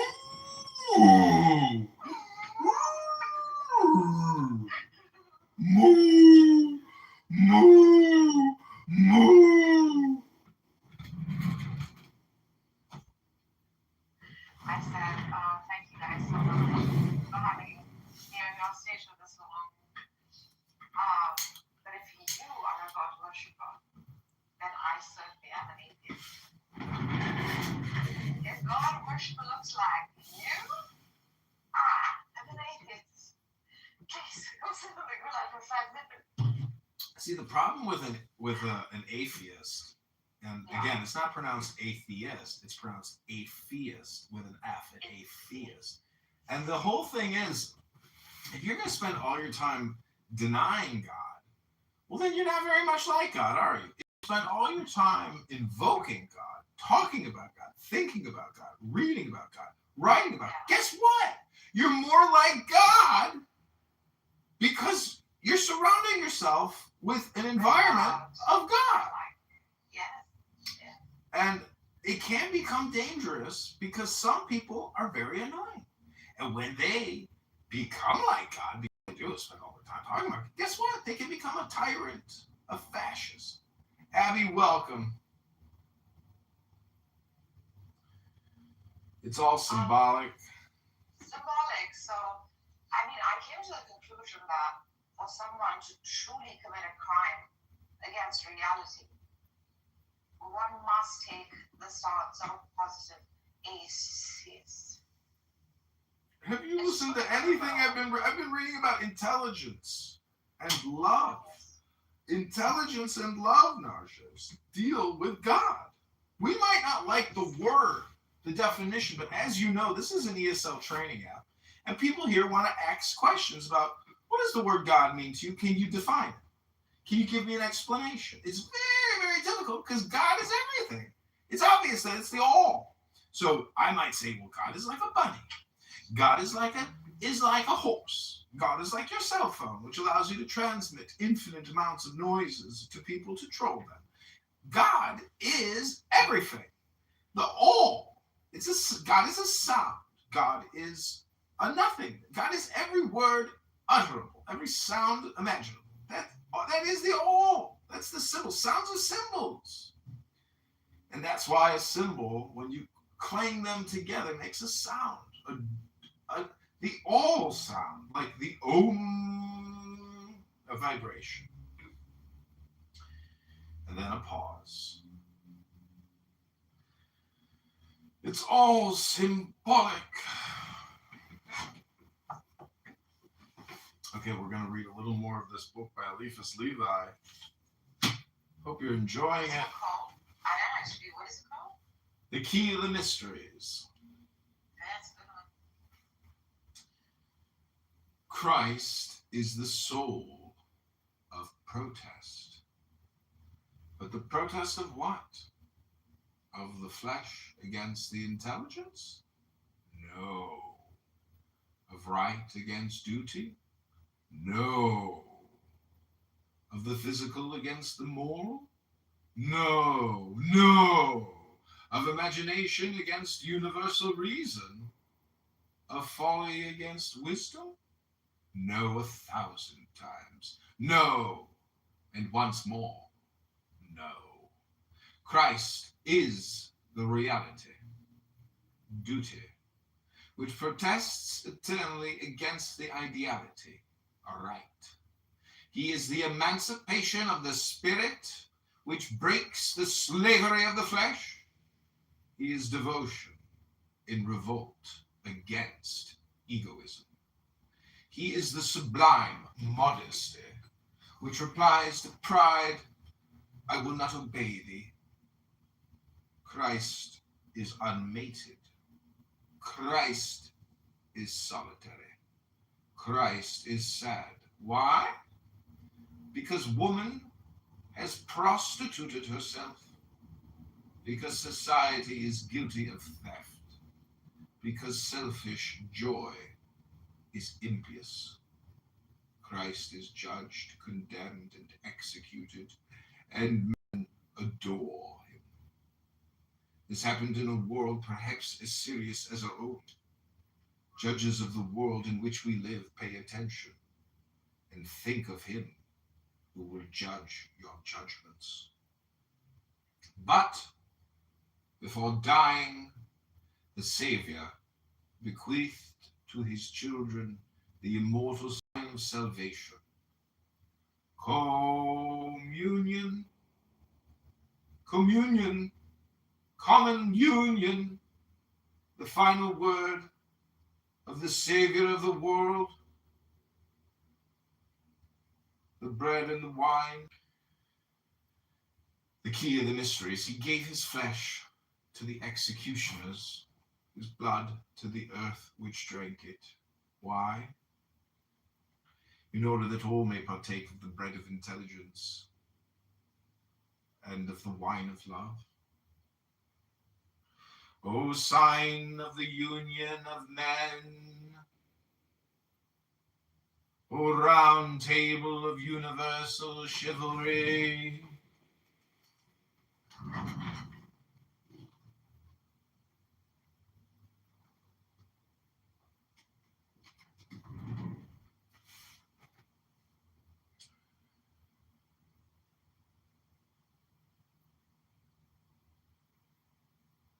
O sign of the union of men, O round table of universal chivalry, O banquet of fraternity and equality, when will you be better understood?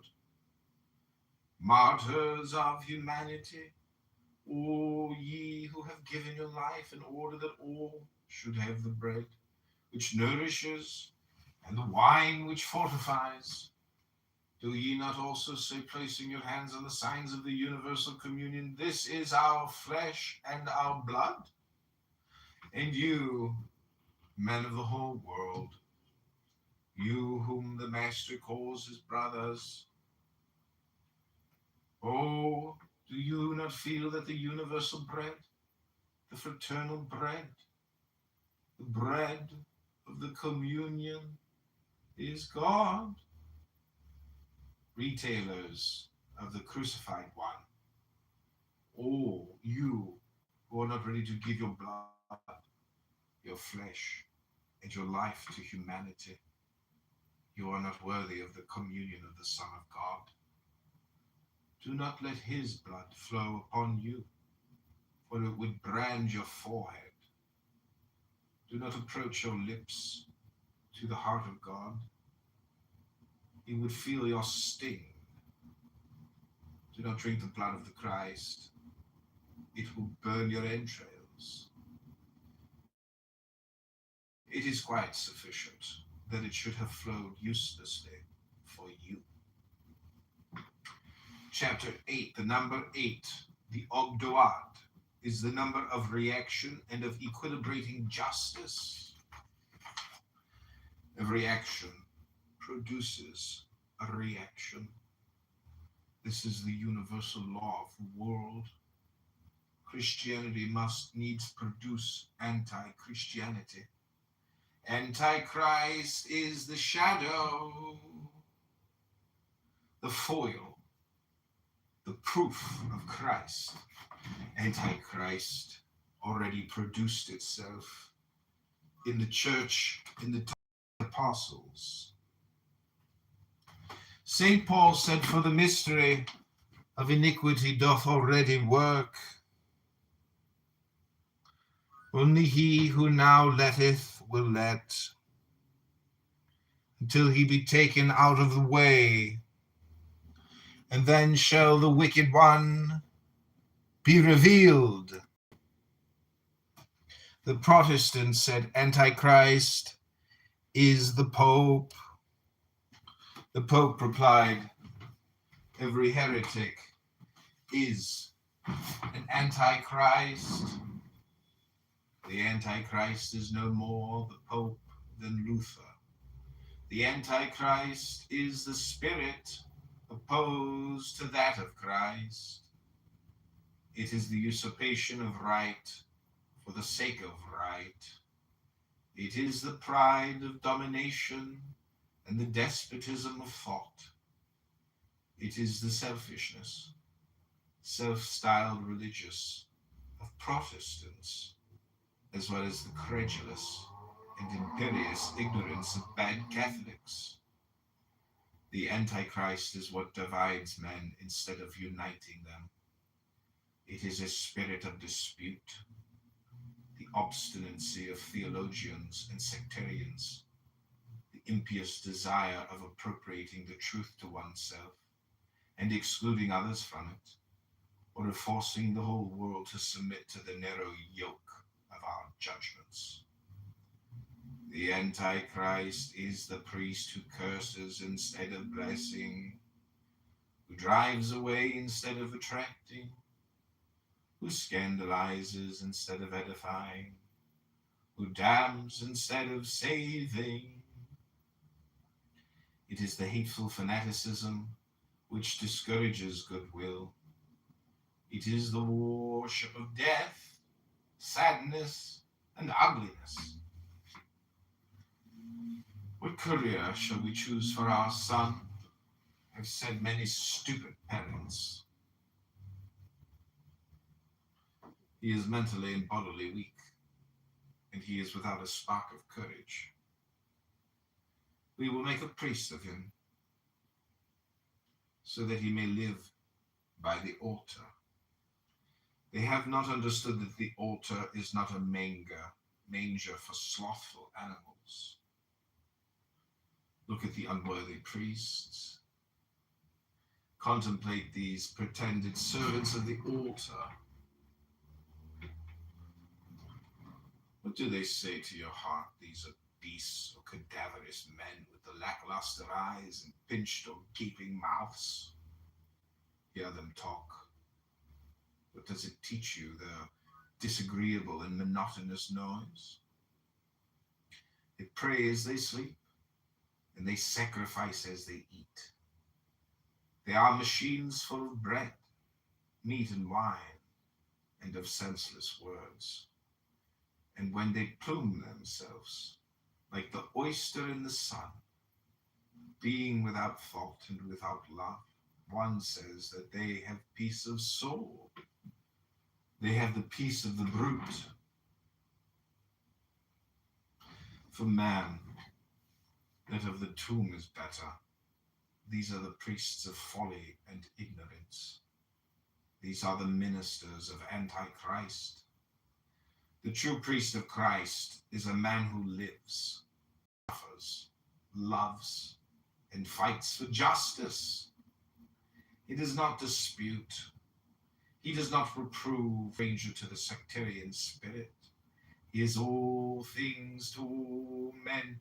He looks on men as the children of a common Father, who means to save them all. The whole cult has for him only a sense of sweetness and of love. He leaves to God the secrets of justice and understands only charity. He looks on the wicked as invalids whom one must pity and cure. The world with its errors and vices is to him God's hospital, and he wishes to serve in it. He does not think that he is better than anyone else. He says only, so long as I am in good health, let me serve others. And when I must fall, die, perhaps others will take my place and serve. Subnote, actual priests. Levi's ideal priest, of whom bad is an impossible epithet. He is not to be looked for in the church. He is in that church, which is also ark, rose, font, altar, cup, and the rest. He is that word of truth, which is established by two witnesses.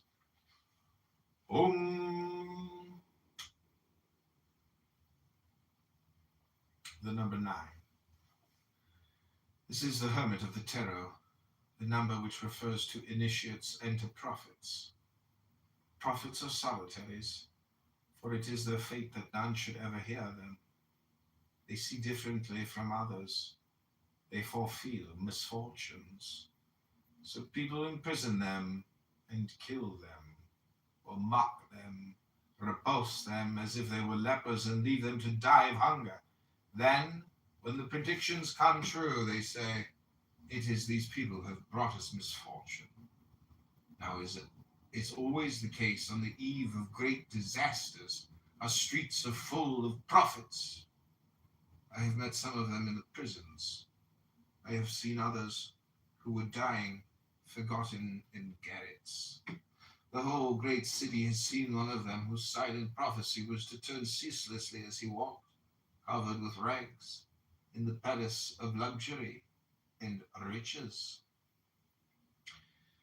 Subnote, this is the true clairvoyant Levi, the Levi who prophesied universal empire for Napoleon III was either the Magus trying to use him as a tool, or a Micaiah unadjured. M-I-C-A-I-A-H, Micaiah.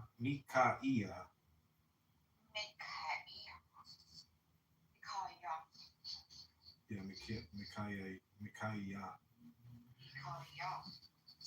I have seen one of them whose face shone like that of Christ. He had calicites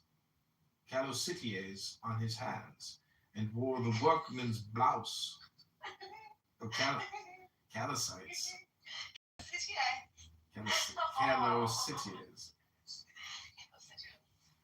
And wore the workman's blouse with clay he needed epic, the creative sign of love. One day, in a great popular assembly, he went down into the road with a piece. I know another cried, I will no longer adore the God of the devil. I will not have a hangman for my God. And they thought that he blasphemed. No, but the energy of his faith overflowed in inexact and imprudent words. He said again in the madness of his wounded charity, the liabilities of all men are common, and they expiate each other's faults as they make merit for each other by their virtues. The penalty of sin is death. Sin in itself, moreover, is a penalty, and the greatest of penalties. A great crime is nothing but a great misfortune. The worst of men is he who thinks himself better than his fellows.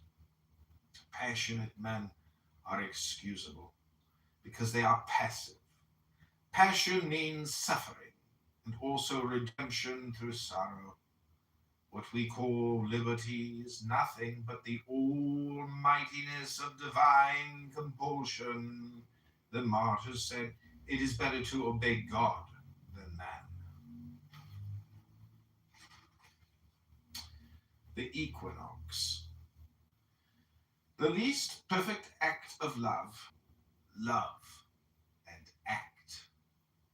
Another prophet came and said, protest against bad doctrines by good works, but do not separate yourselves.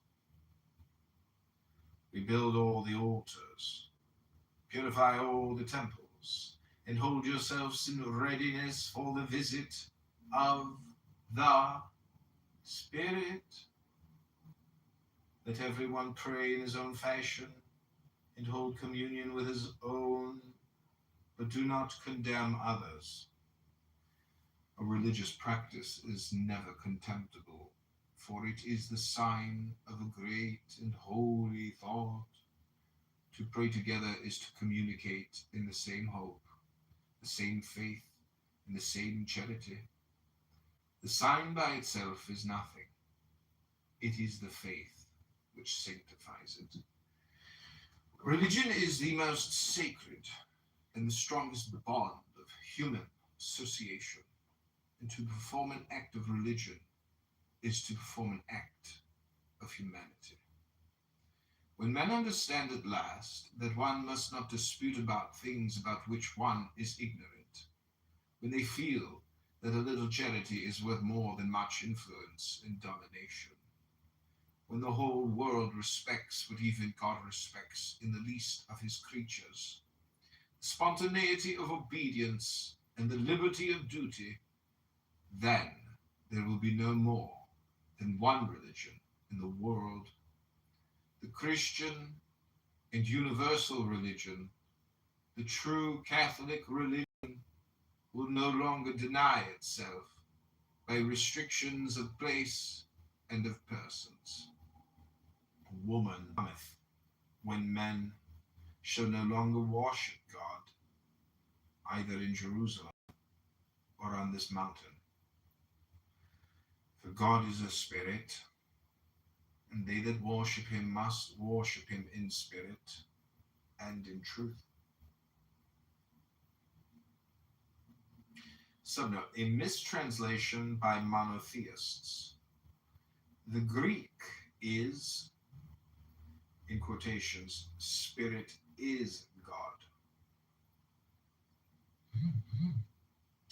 Chapter 10, the absolute number of the Kabbalah, the key of the Sephiroth, vide dogme et ritual de la hote magie, the number 11, chapter 11. 11 is the number of force. It is that of strife and martyrdom. Every man who dies for an idea is a martyr, for in him the aspirations of the spirit have triumphed over the fears of the animal. Every man who falls in war is a martyr, for he dies for others. Every man who dies of starvation is a martyr, for he is like a soldier struck down in the battle of life. Those who die in struggles and revolutions against power, martyrs fell equally on both sides. Right being the root of duty, our duty is to defend our rights. What is a crime? The exaggeration of a right. Murder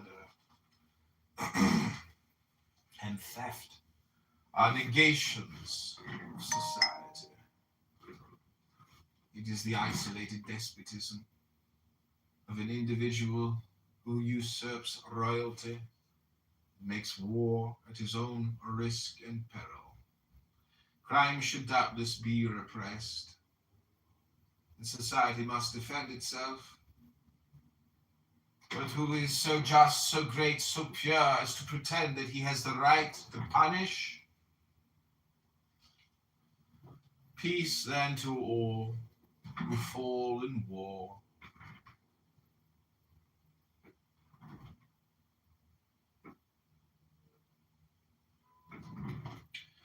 Even in unlawful war. They have staked their heads and they have lost them. They have paid, and what more can we ask of them? Honor to all those who fight bravely and loyally. Shame only on the traitors and cowards. Christ died between two thieves, and he took one of them with him to heaven. The kingdom of heaven suffereth violence, and the violent take it by force. God bestows his almighty power and love. He loves to triumph over hate, but the lukewarm he speweth forth from his mouth. Duty is to live, were it but for an instant. It is fine to have reigned for a day, even for an hour, though it were beneath the sword of Damocles, or upon the pyre of Sardanapalus.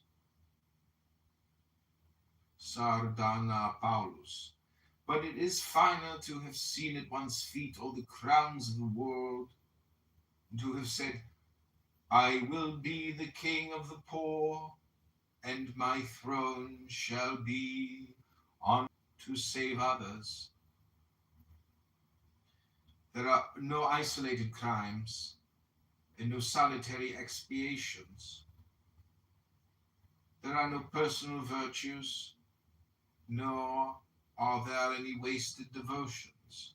The perverse may participate in all good.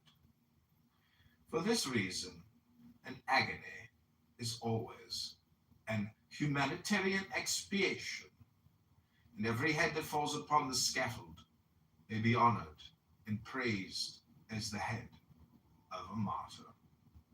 For this reason also, the noblest and the holiest of martyrs could inquire of his own conscience, find himself deserving of the penalty that he was about to undergo, and say, saluting the sword, catacombs, Jews and Protestants massacred by unworthy Christians, priests of Les Abayes and Les Carmes, subnet monasteries in Paris, which were used as prisons in the reign of terror. Victims of the reign of terror, butchered royalists, revolutionaries sacrificed in your turn, soldiers of our great armies who have sown the world with your bones, all you who have suffered penalty of death, workers, strivers, debtors of every kind, brave children of Prometheus, who have feared neither the lightning nor the vulture, all honor to your scattered ashes, peace and veneration to your memories. You are the heroes of progress, martyrs of humanity. Chapter 12, the number 12. 12 is the cyclic number. Yeah. Go ahead. Remember me. For the living I am gone, the sorrowful I will never restore. To the angry I am at cheer, and to the happy I am at peace, and to the faithful I have never left.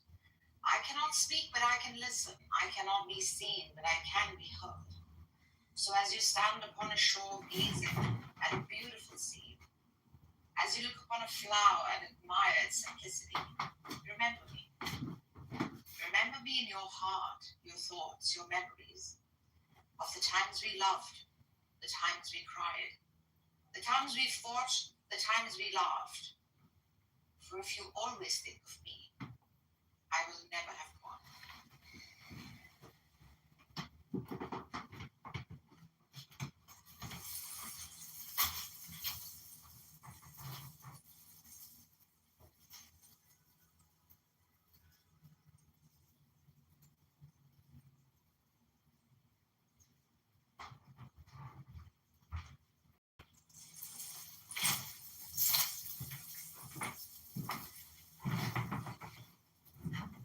Okay, welcome back to It's All Symbolic. That was a beautiful reading, RJs. What does it mean to you?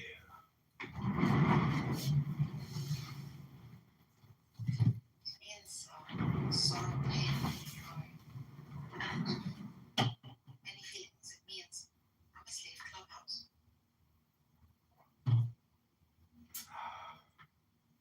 Well, it's all symbolic, you know. It's just a conference call app. It's just Zoom audio. Come on now. It's time.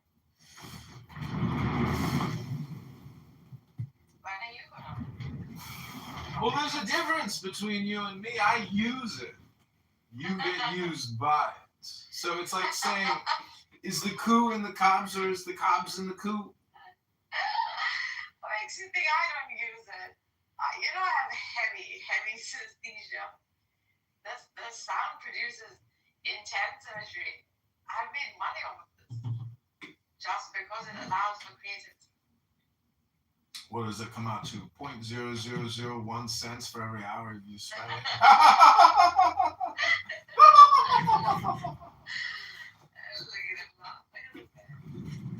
Okay, we're going to heart out of here in 8 minutes. This is going to be my last page reading. It's page 46, the equinox. Here is a translation in Alexandrines of the Unrestricted Magical and Catholic Creed.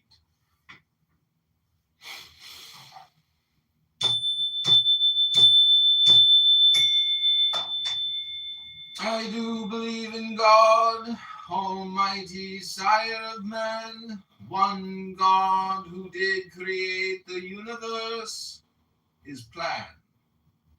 I do believe in him, the Son, the chief of men, word and magnificence of the Supreme. Amen.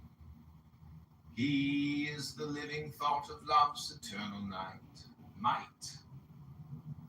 God manifest in flesh, the action of the light, desired in every place and every period, but not a God that one may separate from God.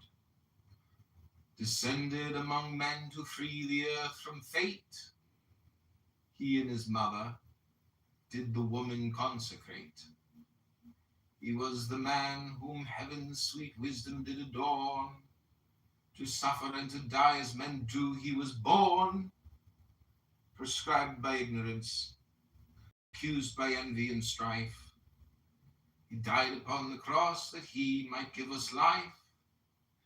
All who accept his aid to guide and to sustain, by his example may to godlike him attain.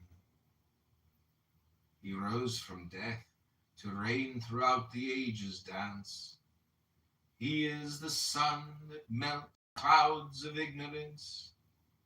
His precepts, better known and mightier soon to be, shall judge the quick and dead for all. The heart and mind of saints and prophets did inspire. He is the breath of life and of fecundity, proceeding both from God and from humanity. I do believe in one most holy brotherhood of just men that revere heaven's ordinance of good. I do believe one place, one pontiff, and one rite, one symbol of one God and one intent unite. I do believe that death, by changing us, renews, and that in man as God life sheds immortal dews.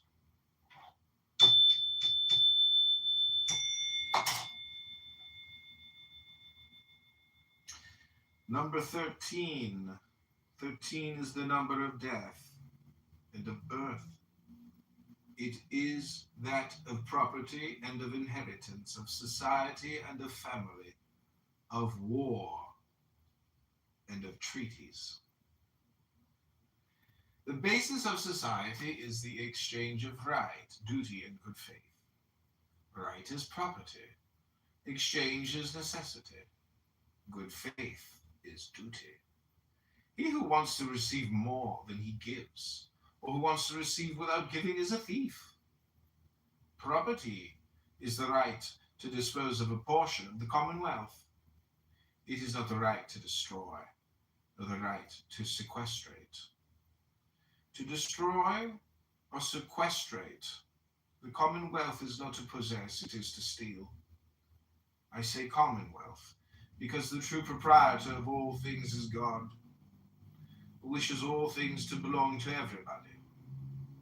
Whatever you may do, at your death you will carry away nothing of this world's goods. Now, that which must be taken away from you one day is not really yours. It has only been lent to you.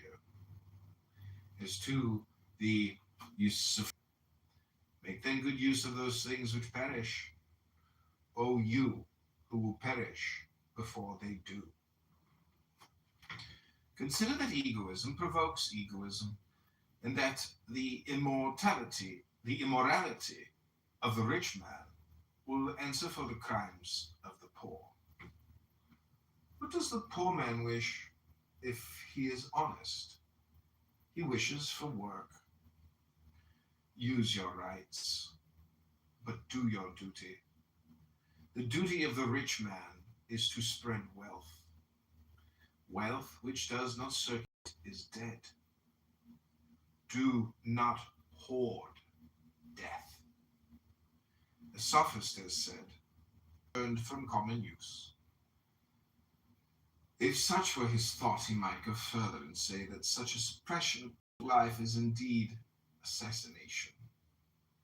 It is the crime of monopoly, which public instinct has always looked upon as treason to the human race. The family is a natural society which results from marriage. Marriage is the union of two beings joined by love, who promise each other mutual devotion in the interest of the children who may be born. Married persons who have a child and who separate are impious. Do they then wish to execute the judgment of Solomon and hew the child asunder? To vow eternal love is puerile. Sexual love is an emotion, divine doubtless but accidental, involuntary and transitory, but the promise of reciprocal devotion is the essence of marriage and the fundamental principle of the family.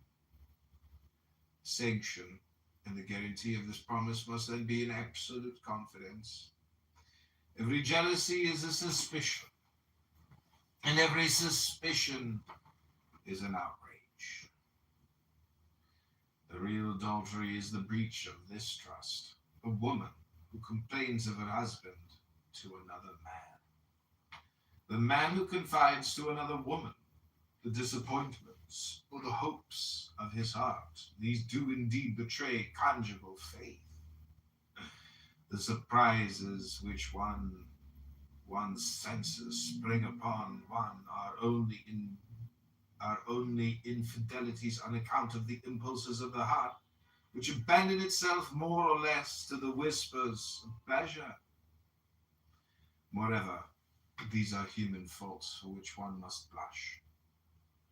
and which one ought to hide. There are indecencies which one must avoid in advance by removing opportunity, but which one must never seek to surprise. Morality proscribes scandal. Every scandal,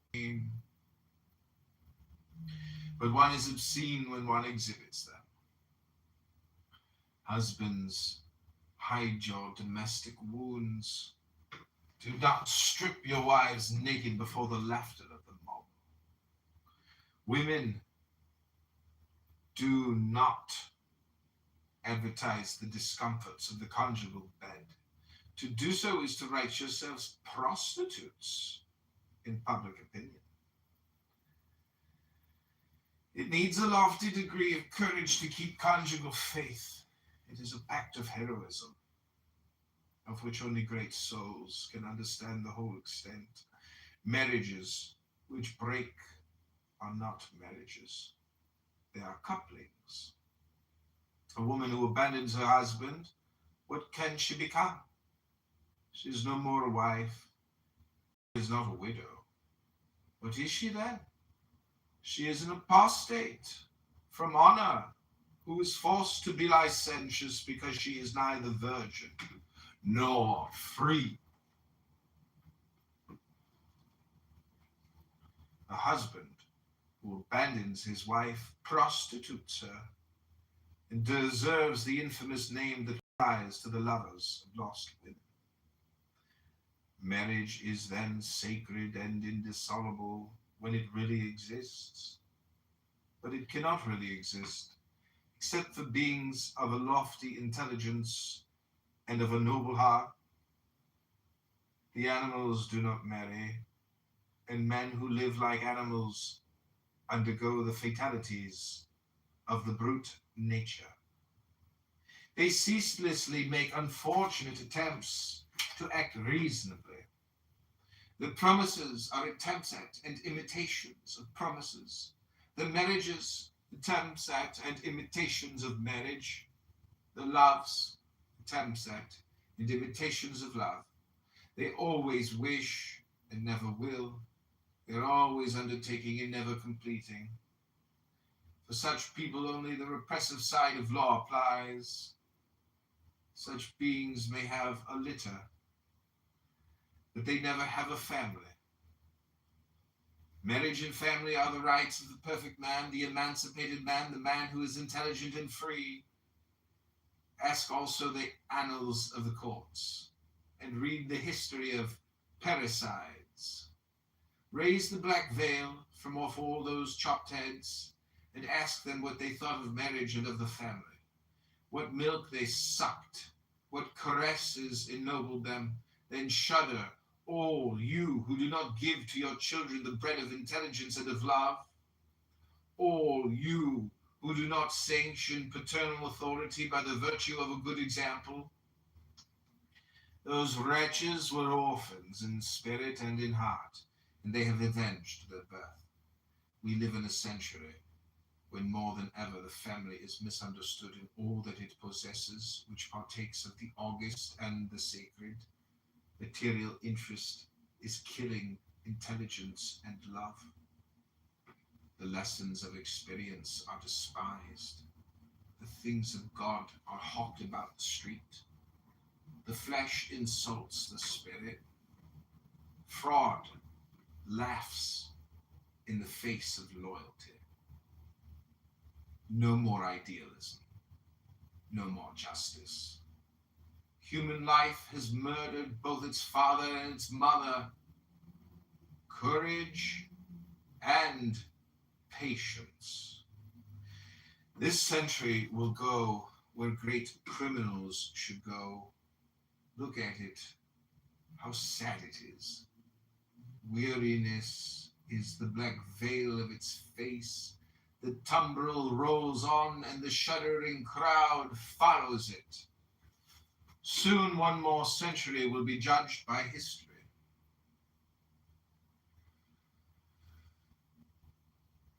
And one will write upon a mighty tomb from a very rare and expensive book called The Key of the Mysteries. translated by Aleister Crowley, written by Eliphas Levi. All communication is projection unless it's hypnosis. Narjas, what do you think about the reading so far? Pretty good, yeah? It's such a good book. Daniel's such a good book. I mean, it's so poetic, so eloquent, esoteric. The bread and blood, I think that was the most impactful statement. Bread of knowledge, the blood of love. You know, there's this guy on here named Donald who has a room called Convince Me God Exists. Yeah, And I know. it's so funny because it's like this book actually starts out in the beginning about the hypothesis of God, and it proves beyond a reasonable doubt that God exists. But he would never sit there and listen to anything over 3 seconds. Like, the guy's a neurotic. And so some people you will never, ever be able to, because I can't actually compress all that and give it to somebody in my state. I have to read from a book because I'm retarded. But if I'm retarded reading from a book, and to me it's like revelation, where I'm like, wow, this is the truth.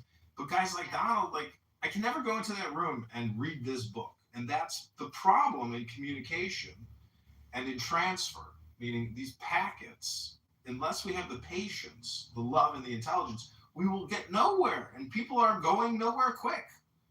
They're here in a pit. Clubhouse is a garbage dump. It's a wasteland.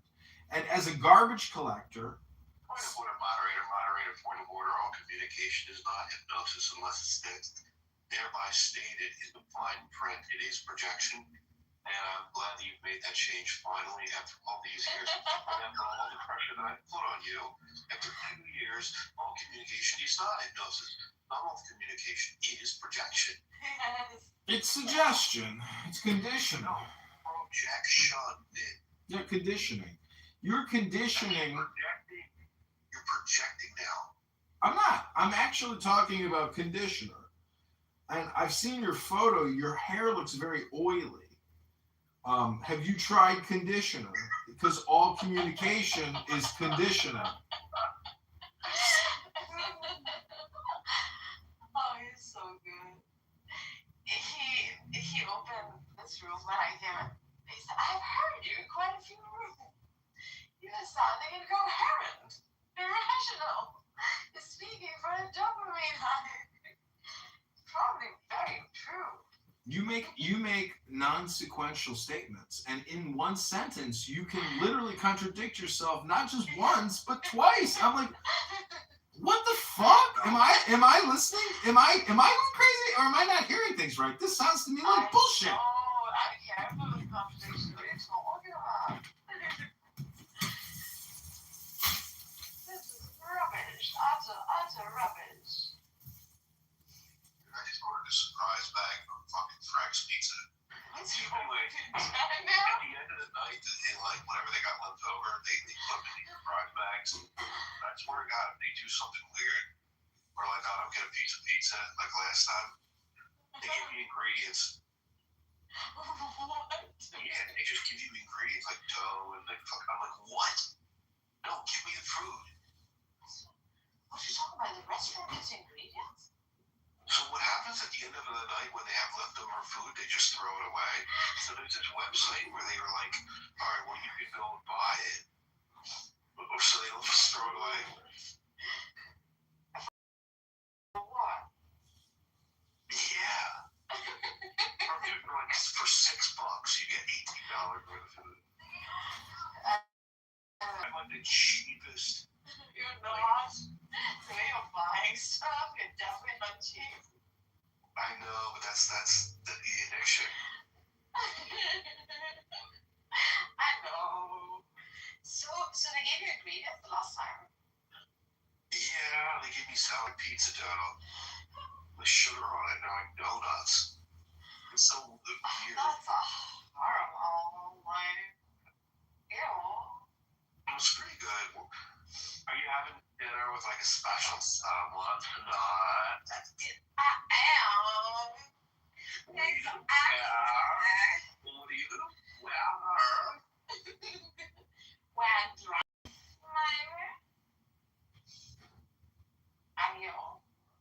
we outside?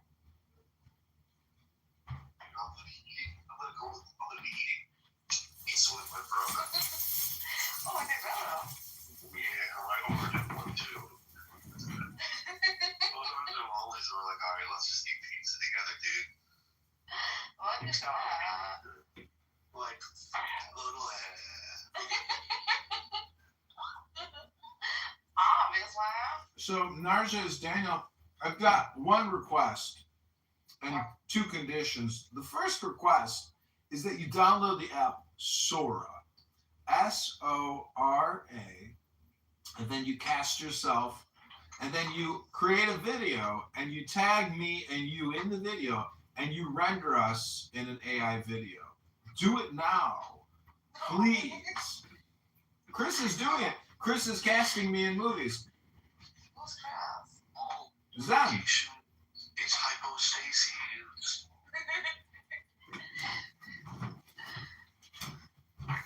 All communication is indoctrination. All communication is biases. Iterations. That's right, baby. Just make that up right now. They were fun. Daniel, I am still shook by the way I was otherwise procured last night. No, and then Listen, so I think this is how Hadith was even transported. they kicked him out the stage. He came me off the stage. You know why? Because one bitch face, who's a troll, gave testimony of my character and of my belief. That is how they have the entire Hadith. This is where testimony of character is a flawed system. Was I truly a character in that moment? Absolutely Oh my not. god. Well, They did that to you?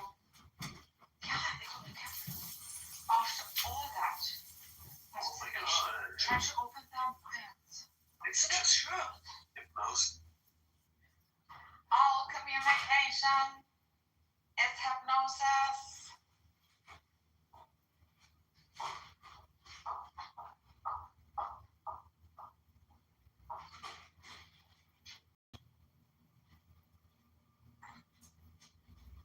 Are you using your earphones? Sounding pretty clever. You have to stop.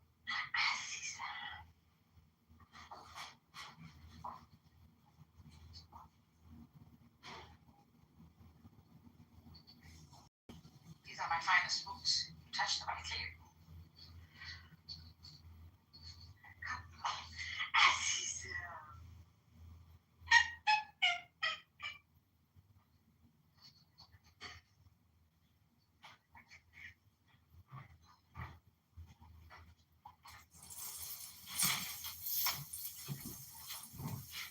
Where did you get the spa? Or did you go? I'm here. What do you think John is doing, Daniel, right now? Daddy boy? Danny boy, the tides are turning violently. Oh, Danny boy. Danny boy. Danny boy. Danny boy. Boy. Hello? Hello. So if you haven't downloaded Sora yet, just remember that all communication is hypnosis. Download Sora now and cast John Kitover in a new movie. Johnny. Wanna be like a star? Yes, sir. So does Black Rabbi. He wants to be president. Hello? Hello? Good afternoon, hon. Good afternoon. Hello?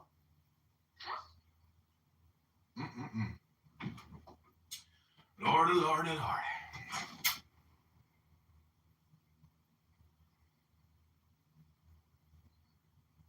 I have the cutest bed, like, on his bed, it folds into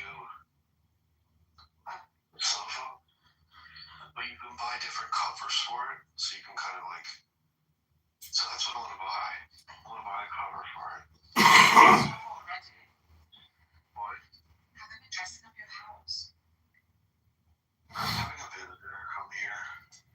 Having a what? Dude, you remember I'm the truth. Channel 5 without leaving the. Who the? Asking. You know, John? I'm asking you. You You know what Kitty? Kitty? Yeah. Is she coming over? Dude, she's been in rehab for this entire time. Eyes on the future. She's been what? Have you noticed she's not been around? Yeah, what happened? She's been in rehab. She finally went and decided to get clean. Oh, that's lovely. I hope that she's okay. So it's been like months, It is. It and happened. she's not even able to have a phone or clubhouse or anything. Oh my god. And she said that when she gets out, she's been contacting me when she can, like Yeah. little bits here and there. She loves me. I really hope that she's okay. That she can do that. Sure. The first step. The first cut is the deepest. Don't have to tell her I said the video though. I wouldn't. No, I have to tell her because if she finds out. Well, you said too many. That's I only sent it to like 2 people. okay, then it's safe. Not though. Don't tell her like because it's like turmoil. I know. All truth is like truthful and like suffering consequences of it. Yeah. Always be honest. I know. That's what I told myself. Like honest with yourself too. I don't want to even do it. What we have to deal with like With the she's not gonna trust me and there's the resentment and oh my god, it's gonna go on. It's gonna extend out to those. I'm so bored today. Like Me too. At this nobody room except John can do this room. what did you buy?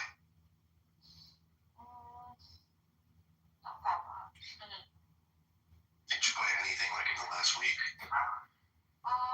Yeah, I like really good dry shampoo that I didn't need.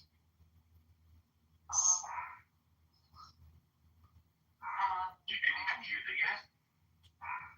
No, I just buy it. And then at some point I may use it. I told you I want PVC, aluminum, steel, moldable pipes. I'm gonna make a bed around. I'm gonna make it all with just the steel pipe. They won't beautifully, and I have to. Oh my god, I want to see it. Yeah, Sounds exciting. It is. I'm so excited. I got the memory foam also from Amazon. This bed has costed me so much before even making it. I want different sizes of the beads. Why am I doing this? Does it have a canopy? That's what I'm thinking of doing. It's not a day bed. It's not an outside bed. I want to make it like maybe for my kid, but I want a hand. I have just freaking. It was so strange that you sent me the pictures of the hands, right? The ones that I want a fingertip to just hold the whole bed from the base. That is so cool. Like as you must feel like you're gonna fall off it when you see it visually. It's like The intrigue of it. yeah, like held on a pinpoint, right? And wobbly in the illusion of the mind, whilst it stands still and firm, because the structure beneath is swirling. That can never make it firm to fall. But I need a hidden structure to sort of fathom the illusion. I love creating imagery that's loose. That is incredible. Incredible. I want one. Okay, we can.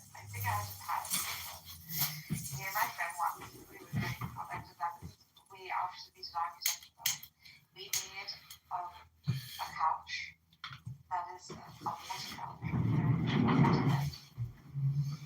I held it down with heavy fucking chance. So the bed is floating, I mean, the couch is floating, the seating part. So when you look at it, it seems like it's just floating in the air, held down by these fucking chains. I long to fall. But the water is just standing static. We're gonna sit on. That is extraordinary. Daniel, creating a product is just poetry. It is the poetry of illusion. It is the simulation. Okay. It's Point of order, moderator.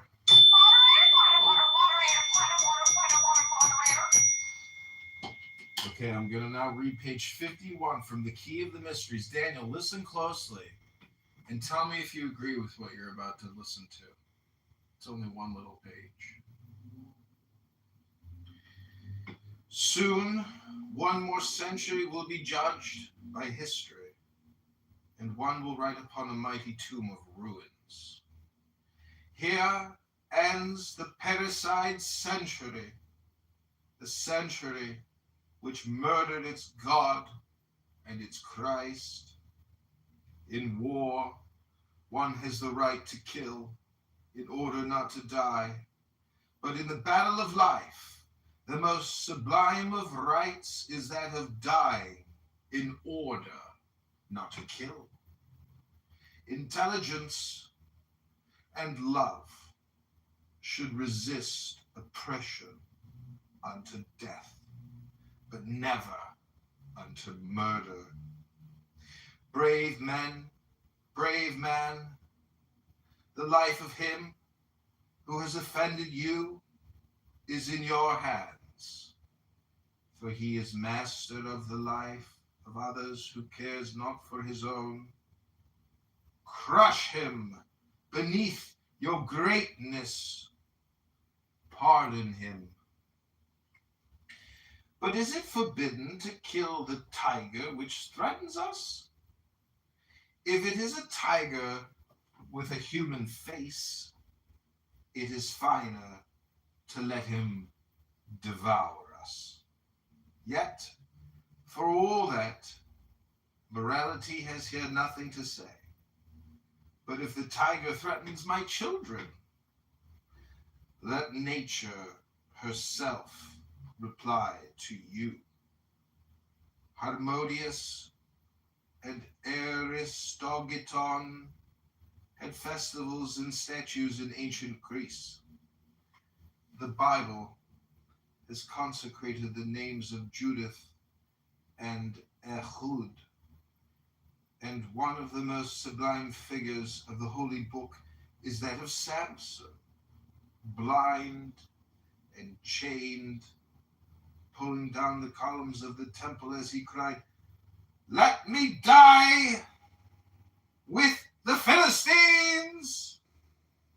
And yet, do you think that if Jesus, before dying, had gone to Rome to plunge his dagger in the heart of Tiberius, he would have saved the world as he did in forgiving his executioners and in dying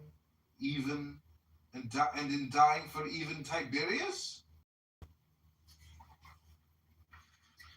Did Brutus save Roman liberty by killing Caesar? Oh, I gotta take a break because that is like so crazy that you go by Daniel Nero and I'm reading a book and up comes Nero. To protest against violence by violence is to justify it and to force it to reproduce itself. Okay, I'm gonna take a break there, but I love how on Clown House there's always like it's right there, like it's in the words, it's in the pictures. Synchronicity, you might say. It's all symbolic.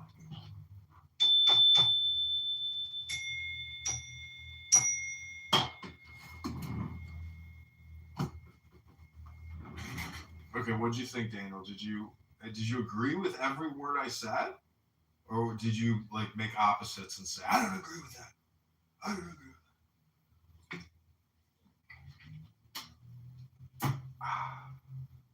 It's all symbolic. If you want to see the live stream video version of this book reading, just go to Google. Let me Google that for you and type in John Kitover. And then click on videos. Click on another video.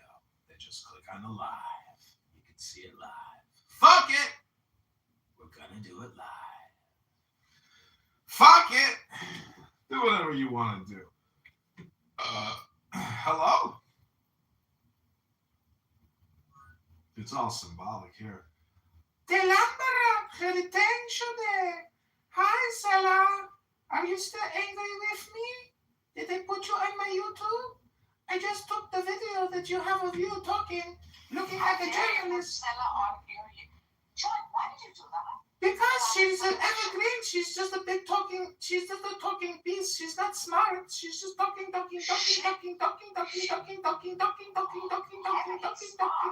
she's not. She's not smart. You wish you were like her. No, I used her because she's like a journalist. Just like evergreen. I can delete. It's no problem. But you probably can't even find. You probably can't even find it. If you have enough. If you can put the link in the chat, maybe I'll work on it. But I ain't got time for all that. I got 100,000 videos to go to look through. Come on. Hey, did you ever do one of the voices in Amir's room? The what was her name? It was like No, it's not me. guy who would be like a girl voice. Yeah, it's Point. I know who you're talking about. I freaking love her. She's so good. Was that you? No, it's not me. That person's really actually. Brilliant. That's a gay white guy. Hello? That's a gay white man who pretends to be a black woman on this app. And you are so easily entertained. The worst thing is, that gay white guy is so woke and so leftist. It actually, see, I've thought about creating, I haven't seen Point on here in a while, but I've been thinking maybe I should change a profile over to Point and start going into rooms and doing Point. Can you do Point, bro? Of course I can. It's basically an Elmo voice. It's an Elmo. Take the picture off. Of course I can. Yeah, that's right. You're good, Nagus. Of course I can. Daniel, what are you wearing?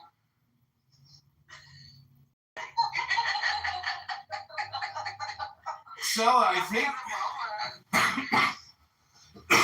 think in those videos, I just filmed your Instagram or your YouTube, and then, but I turned your volume down, and then I just played the room, which was like or what's that kid's name? He's really annoying. You'd have to see, if you have the video, you could hear it. The thing is, you're just telling me to take it down, but why don't we listen to it and then actually talk about it? Because that's the reason why I did it. It's not about you. It's about what the video's about. I'm not going to play it. I told you just a second ago, I'm not going to go through 100,000 videos to find the video that I worked on a couple weeks ago. It's too many videos.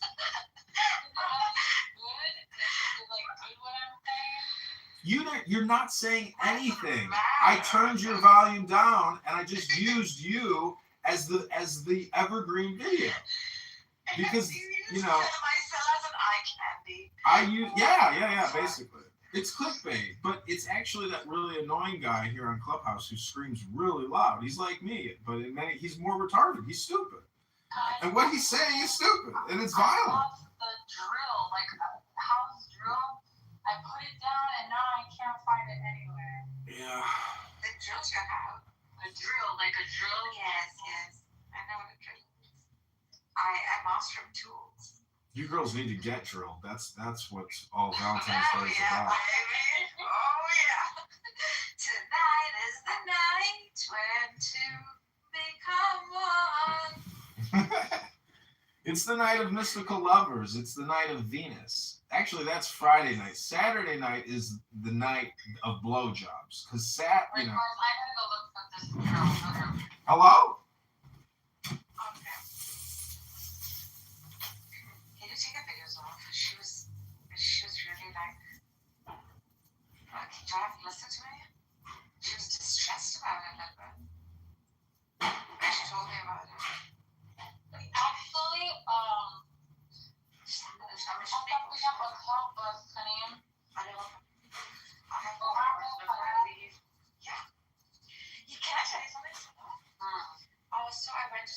radio. And then I didn't see you, but I did see Earlier modding and things. No, there's no way. It was Rooster's room. He can't mod Rooster. I'm sorry, it was Rooster's. Yeah, because Isn't Terra Radio Roosters? Paramount Radio started it, but like there's a whole like voting process and all this bullshit. That's great. That's why I would mod you. Rooster's room is a little bit different. yeah. So I went in and I was like, all the friends we were hanging with, our Hamid and the rest of them. They're there.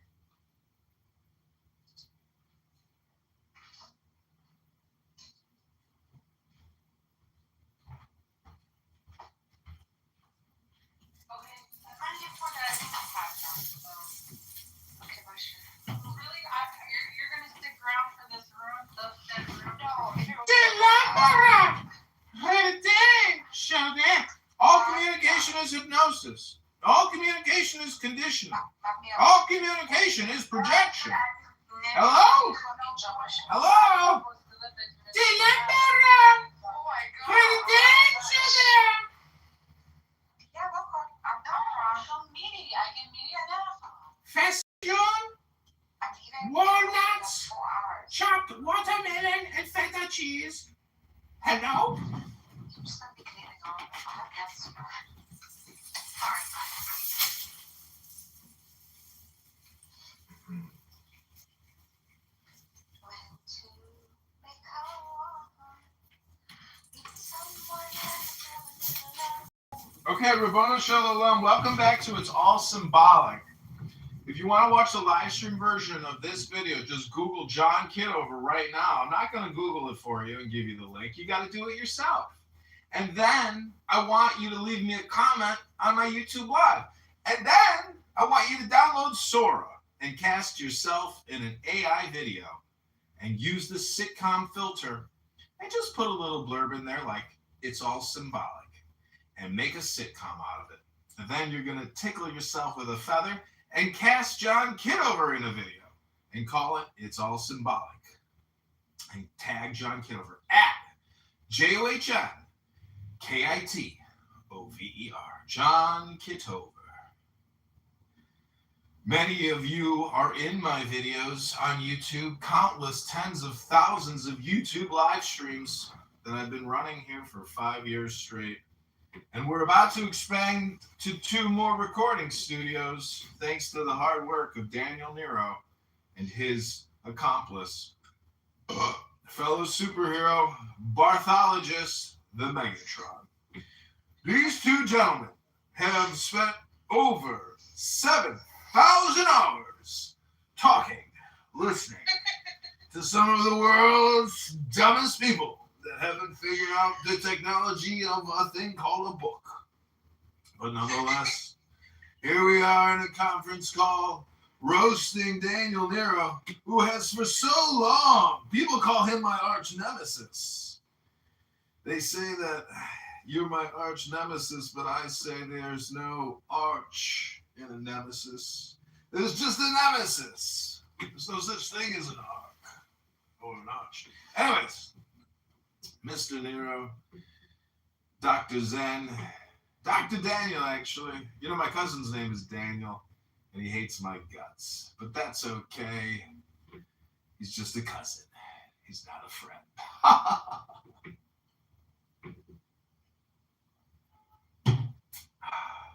Well, Daniel, would you like to hear a little bit more?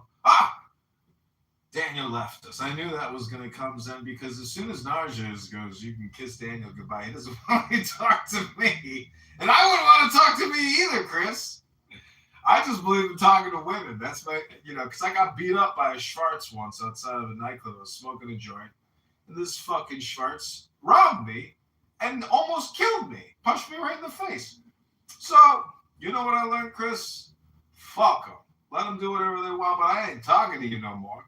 And then so I respect Daniel for leaving the room. And I would respect you too if you just disappeared, because every year, thousands and thousands of people just disappear. That's it.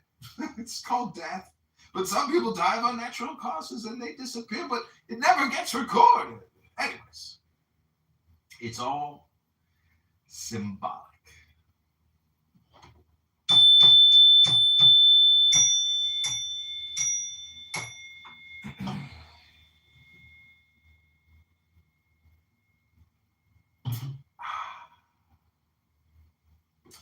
I am changing my recording production over here. I am going to expand to more recordings just as like an experiment. You know, you got to set it up. It takes work time to set all this up and to monitor it because of copyrighted music. I don't want a YouTube account to like actually get deleted. All symbolic. Dr. Zen! Hey, what's going on, John? I'm reading about the universal story of Dr. Good and Dr. Bad. I really enjoyed that reading of like the Secret Key. It was really good. Appreciated it by Aleister Crowley. No, it's not by Crowley. It's by Eliphas Levi. But you can tell it's translated by Crowley because a lot of it sounds like Crowley writing it. Which is, you know, he translated it from French because Eliphas Levi was a Jewish French Kabbalist. And hey, you should, if you ever have the chance in the future or sometime, you should read that essay that I posted in the chat. It's pretty good. Okay, I got the text. I saw it come through. Yeah, it's legit. Like it's sort of like symbolically describes the sort of way that capitalism eats away at everything in every sort of aspect in every moment of someone's life, and that you can make profit off of it. It's pretty good. Well, Barnum and Bailey, you know, who said there's a sucker born every minute. It really is because communication spam. If you don't know that communication is spam, well, guess what? You will get taken in by anything. And if you read the most esoteric, luxurious Oriental philosophy, and you've never heard it before, you might get taken in. So, you know, BLM is like low-grade philosophy, which resulted in billions and billions and billions of donations, you know, and look at what these sharks bought. They bought mansions, luxury cars. I mean, how the fuck can Stacey Abrams get a check for $2 billion because she helped Biden politically? Like $2 billion to her nonprofit cut from the president's desk? What? Hello? That's for the scam climate change, you know, like something along those lines. Like it was a climate change fund that she was going to be using. Yeah. How the fuck is... Anyways, that whole thing is so fucked up. You know, you can't tag Cash Patel and Pam Bondi enough. I swear to God, you know, I have tagged Cash Patel and Pam Bondi so many times that there is no way that they don't know who I am. That like and the thing is, they're not going to respond to me. They're not going to like it. They're not going to retweet it. But if they get pinged and they even look at it, that's me transmitting an NLP into their brain with pay attention to this, pay attention to like. You know, that text post that you had over on the news, that's pretty good. You know, that's legitimate for just one post. Even though you didn't have a lot of like retweets or likes, that's good. You know, that's nice. Yeah, I haven't looked at the stats today. When I looked at it last night, it was over 20,000 views, 100 retweets, 100 likes, or maybe it was... Anyways, but the thing is, it was like right time, right moment. Then they think somebody knocked me out of the lead reply. But not enough people use Grok that way. So just to make the demonstration of how to use Grok instantly to get an extract, a compression, a condensation, you know, concentrate, that's what we're trying, you know. People don't realize that it's like an oracle. You can just ask it anything you want it to do. See if it'll do it. Are the raging anti-Semites still on here? What's his name? Diego. She wrote in the chat, she's like, yeah, Scarface. She confirmed, she's like, at least we've confirmed he's using anonymous. You know, it's like, I love drama people who say like, you're targeting me, you're harassing me. It's like, no, no, I'm not. Just turn off your phone. You know, harassed on the internet. Like I never understood that. Like, if you're getting bothered, just turn off your phone. there's life out there, besides being on the phone. Well, I mean, I can understand if like people are, putting you on naked bodies and posting your phone. Like there is a level of intimidation, which is definitely, police worthy of a phone call. Like we've seen some of like these Chinese models, like these AI models that are coming out, like video models. They're incredible. Like Kling AI. It's like it can do like 10-second long videos. Mm-hmm. It's not free like Sora, but like the consistency is there. It's just it's fascinating. Well, I'm very excited about the John Kitover sitcom and also the John Kitover band because, like, people spend their whole lives touring, and playing in bars on Friday, Saturday nights, and like that's their life, But it's like I would never even leave my house. I would just create AI videos of myself doing what people do in the real world because that's what they should be doing when they're doing it in the real world. And the fact that I can just spam it with a flick of my wrist and a couple keystrokes, it's like, there's a lot of power here because everybody is interested in making videos of what they're doing. And the fact is, that type of layering. You should do something like Larry David's Curb Your Enthusiasm sort of style sitcom, Seinfeld. That's a sitcom. I mean, I'm doing it. Like, I have many AI accounts creating these sitcom videos.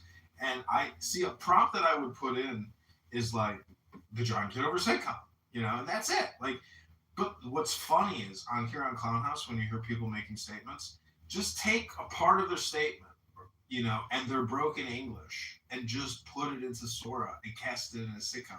That's kind of like taking, if I were to go into all the black rooms and listen for a couple minutes and take the most ridiculous statements and create lyrics on Sora. It's the same thing.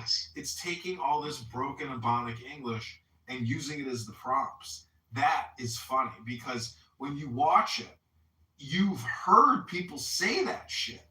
And so the way that the AI interprets it in the sitcom, it's like, it's so juxtaposed. Interpretation of it, yeah, it's fucking genius because there is something to the statement. So it's funny. It makes it funny. Anyways, what I'm trying to say is stupid is, stupid does, but that's okay. I want to capture it and monetize it somehow. And one of my YouTube accounts is like a third of the way to getting monetized, but it's like, there are certain times to post when the algorithm really juices you. Like last night I posted about 10 p.m. There's a lot of internet traffic. So like when you post a video to YouTube Reels, you want it when there's peak, viewership. Like when people are like leaving work or yeah. Like as soon as they check in at the desk, drink their coffee, look at their phone. Like that's 8 a.m. And the thing is, even it's like geographic specific. Like if I get, that means I have to get up earlier. Like if I want to hit 8 a.m. EST, that means I gotta post at 7 a.m. So like there's certain times where like you've been slacking, John, like usually most of the time you've been like before, like a couple years ago, you were getting up like around 10. Now it's like 11:30. Start on this stuff. See, I think I follow the circadian rhythm which is eat when hungry and sleep when sleepy, and don't like actually use all these bells and whistles to manipulate myself because most people don't even know that the clubhouse noise when somebody comes in the room is a suggestion condition. It's a hypnosis. And it's like, you hear that? KP is here. It's like, it demands your attention. And people, like I read this article on Drudge, some woman like turned off all the notifications on the phone. And she was shocked at like what life is like when your phone doesn't give notifications, buzzes, and whistles. And actually that Dr. Dave text message string is what caused me to get rid of the haptic feedback on my phone because it's just too much. It's, the trolling is incredible on that. Like that, Max he's been trolling him for how many years now? But Dr. Dave texted me and he sent me a video of him with Kennedy. Like Dr. Dave is no loser, Yeah, he's getting, oh my goodness, it's incredible. It's incredible. Dude, this whole vaccine thing is crazy because like Borla and Pfizer is pivoting from vaccines to cancer vaccines. It's like more vaccines for vaccines. Maybe we shouldn't have even have done the initial vaccine. It's so crazy. It's so technology, crazy. this mRNA technology, they're now implementing it. Like they're going to be saying, oh, it's going to be curing cancer now. So you're going to be getting injections for the cancer that we caused initially. So to cure those cancers. This is horrible. This is a horrible fate. This is why natural science will always win. Like this, the vaccine stuff goes way back, all the way to 1900, when Big Pharma started doing mass injections because of the government. So, Diogenes, like he was like talking about like this thing called like the digital control system. Mhm.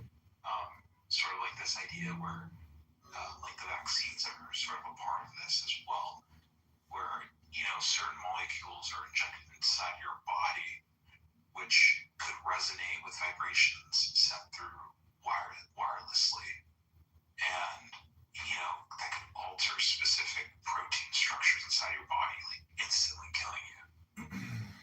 Yeah, well, I don't know what to tell you. This isn't like, first of all, his name ain't fucking Diogenes. It's like Matt or Tommy or Billy. Like, he's a fucking online schmuck, doesn't read a fucking book, and, he's just a personality. He's a loud screaming schmuck, but, like, he's funny. That's what he's got. But that schmuck is an idiot. I mean, not really, but, anyways. Well,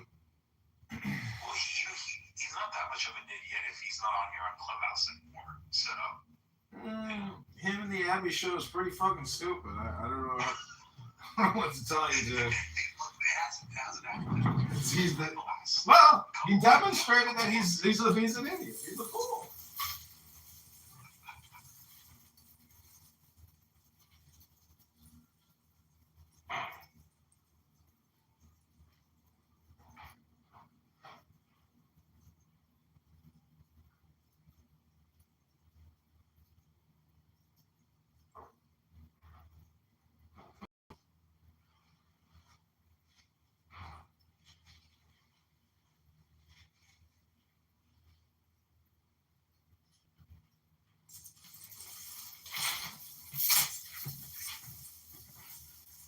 This account on X called Omega. Mm-mm. You haven't? Mm-mm. It's really good. Let me send you a link. It's a great compilation of like the best photos about MAGA, like super powerful hypnosis.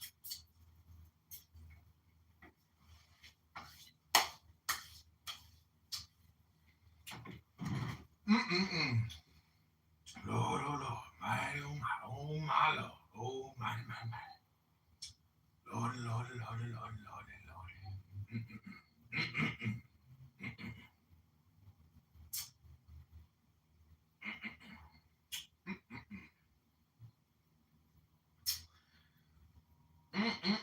Lord, Lord, Lord. So check it out. It's pretty good. Some of these photos. So I updated like some computers here. I bought like some new hardware, and probably a stupid investment, but I don't know. When you get like the latest computer, it's always like, wow. Anyways, what I'm trying to say is, in terms of like reading books, so the way I'm set up now is there's too much movement. Like I have to get up and click all these edits. So I'm gonna reposition all my desks like a V, and then have all my phones set up so I can quickly hit the clip button on YouTube. But see, the whole thing is nobody's watching my videos, and I'm getting contacted all the time by SEO, workers.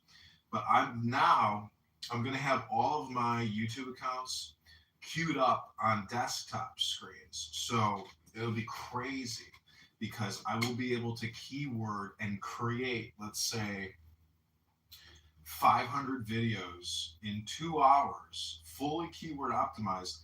And if I do that enough over a period of days, I will actually start getting to the monetization point where, because I'm spending time on the keywords and a variety of keywords that people are actually... Creating a preference cascade in the algorithm. Yeah, basically, I'm trying to create gravity, but through differentiation and keywords, but with the topical information.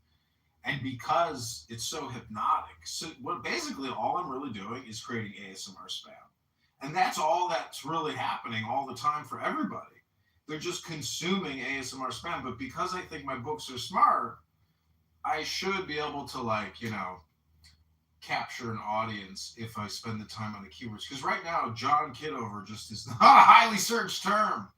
But, book and books and esoteric and philosophy, all these other terms there's more keyword search volume. So I feel like that is part of my problem on why, after 5 years of spamming YouTube and having 100,000 videos, nothing is monetized. And it's crazy to just keep doing the same thing without differentiation. And part of the feng shui, or the fun of creation, is modifying arrangements. And it literally comes down, because I know you're doing it virtually, I'm doing it here with tripods and cameras. I literally have to change my format or how I'm recording. So it's all in the works, and I'm restating this because I thought about it today. I was like, I have to do this because this is the way. Because last night when I turned all the videos to public, it's a question of time. It takes a long time to do this. But the thing is, the way that I have it set up with the computers now, I can literally change the title of 50 videos, and I can turn it from private and unlisted to public. So to be able, So you'd be using the YouTube editor software, like YouTube Studio. YouTube Studio, it's all in Studio. Yes, yeah.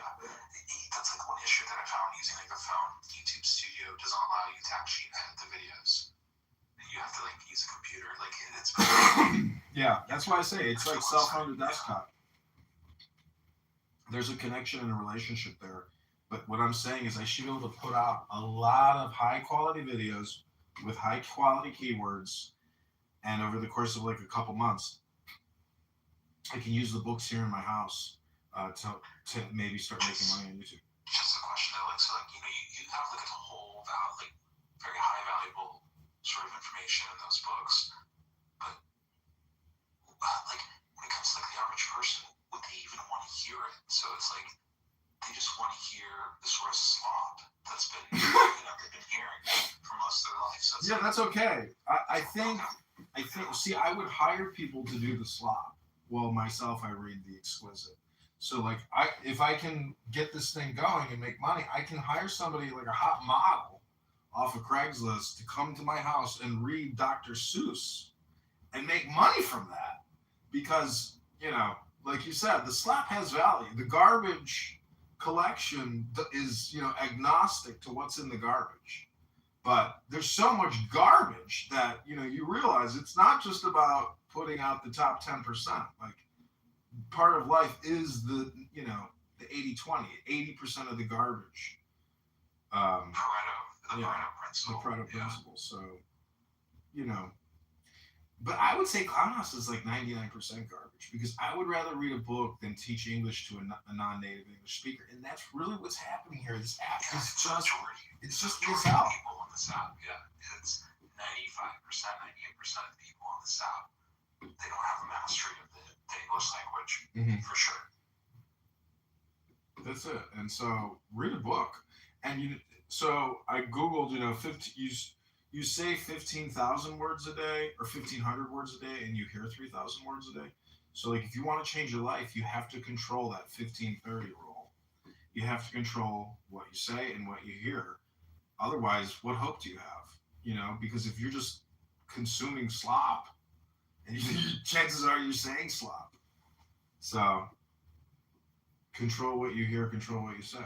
Control what you say, control what you hear. I mean, how could that be? How can, that's because you're overriding what you're hearing by saying. Have you heard of this word called cybernetic? Yeah. Yeah, so it's literally what humans are built to do, cybernetic, digital operator control systems, sort of the actions that we take, and then sort of like the thermostat, right? It controls whether it's too hot or too cold by feedback loops, cybernetically. Well, we are just constantly, see, that's why I like the analogy of the trash collector, because I'm just going out and harvesting data, bringing it all into my wasteland. And somebody asked me earlier, like, have anyone to another room to hurt somebody? Like, that's because they did the work to go into the dump. I gather all the garbage, but that just means they're a garbage picker. So we got bag ladies on this app. And, women in many ways control the app. And in many ways, women, through testimonials, control the narrative. And when I was in college, I created all these business websites, like how to open a car wash business, how to open a pizza business, how to open a liquor store business, how to open a tanning salon business, how to open a hookah business. And people for years and years and years were sending me money to open these small businesses. But do you know what sold the product? It wasn't my label on the CD-ROM. It was the testimonials that I wrote myself. Because I realized all communication is hypnosis. And if a fake testimonial on a website said that, by God, they opened a hookah business and made $120,000 their first year, by God, they too, my customer, who sent me $29.99 for my little business plan, could also have that opportunity to make $10,000 a month with a hookah business. It's all symbolic. It's all about planting the seed, the desire, the will to succeed. Can I read a chapter for your sort of, garbage collection? I run Waste Management Incorporated. Go ahead, please proceed. Okay, so it's called Bronze Age Mindset. Victory to the Gods. Prologue. This is not a book of philosophy. It is an exhortation. I hardly have anything to say to most who aren't like me. Still less do I care about convincing. This is account of my reveries. I tried to put as brief and simple as I could the thought, and that motivates me, and the problem faced by life in ascent and decline. I was convinced to write this book by certain frogs who told me, is it not a shame that hucksters are multiplying lies and jizzing their filthy doctrines into receptive minds everywhere? Perversions, lame ones are born by the thousands and haunt like myriad crippled midgets in the halls of mirrors, and they haunt the world of books, the internet. Minds are lost. If you wait any longer, everything will be pounded to garbage. There will be nothing left. It will all turn. The whole world will turn into a Bulgarian rest stop lavatory. But have you seen the movie Midnight Express? And how did it make you feel? I was roused from my slumber by my frog friends, and I declare to you with great boldness that I am here to save you from a great ugliness. If you look around the eyes of some people, you see a kind of demented energy. It's pure anger or lust for power with nothing more. I hate to dirty these pages with the mention of the name of nobodies in our time. But if you see a photo of Hillary Clinton or Adam Schiff with his eyes bugged out on stims and antidepressants or who knows what, you know what I mean. There's a crease around the eye that tells it. It looks like a cyborg gone off script. These people have an inhuman gaze and are vehicles for something else.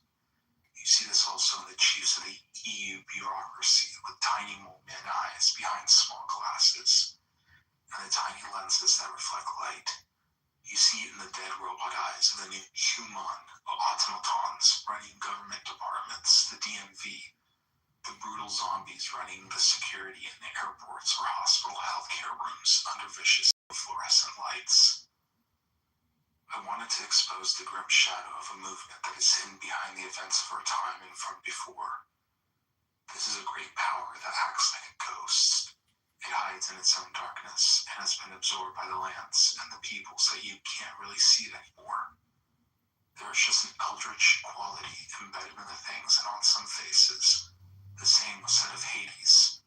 Some said he would feel a great shame when some other god drew back the veil on the underworld so all the vile things that are there could be seen. Is this Hades of our time capable of shame? I heard also of such things being under the sea, the disgusting and frightful things revealed when the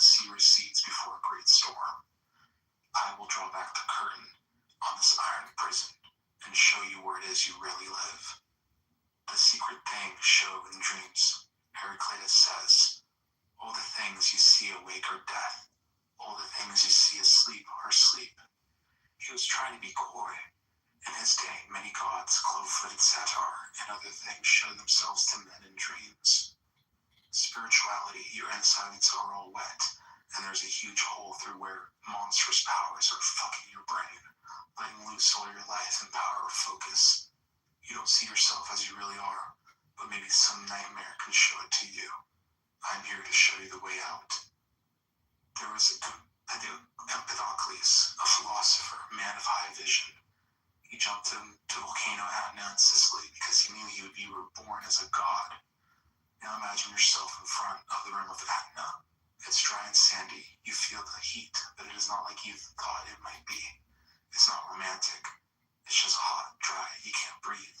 And the smell of infernal sulfur and wet earth, and even worse, things trigger an old memory or an instinct in you to run. You're brought to face with a vehement vehemence and brutality of rock, and you start to feel dizzy staring in molten rock in your nostrils, and it's not just that it scares you. If it were great fear, that could be a spur to action, but it fills your nostrils with banality and dullness of plain molten dust. You see gray and black. It reminds you of a torrid summer afternoon by an abandoned gas station. You're stranded on dirt road, choked by heat and so much dust. You see flames in the hole, but it lacks the romance of fire as you imagined it. Is this it? It seems like nothing to you, because to your eye it's nothing. So you pull away from it. You're not reborn as a god. You remain a mule. Your lying mind now comes up with many thoughts about why it's right to pull back. Why, of course, there's a nice meal to have, a glass of wine. Maybe there's a girl waiting, or the pussy is warm and inviting. Empedocles was deluded. No, don't jump in Adna or Mauna Loa or Puyohui or Afchakluklo, titans of the world, even if you just get yourself to it. But it won't work now. These portals are closed for ages. But other doors are closed to you, too. What Mount Adna was to Empedocles, is there something like that to you? Is there something like that at all anymore? Life has a thing inside it that reaches beyond itself. This intergalactic worm, I can't say here, you must wait. But if you don't reach beyond yourself, you're dead. Most of mankind is the walking dead. So yeah, like it's a pretty good book. It's called Bronze Age Mindset. It's legit.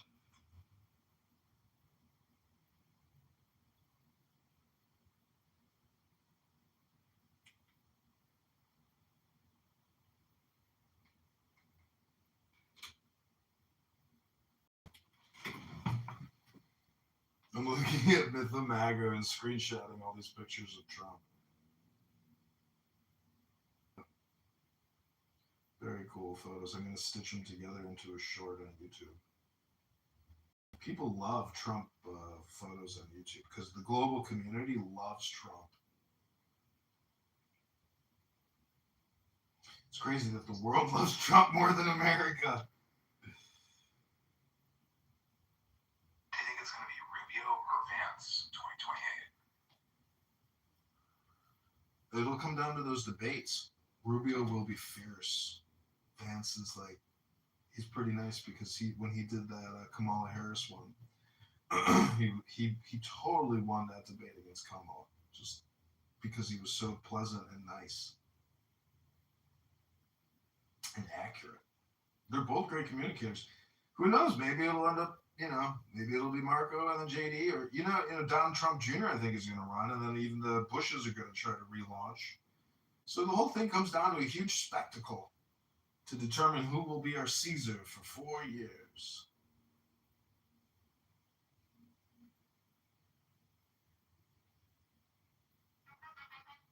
I really feel like everybody's completely demoralized in the sense that, I don't think they'll have the energy to vote someone for Democratic president. That's just one person.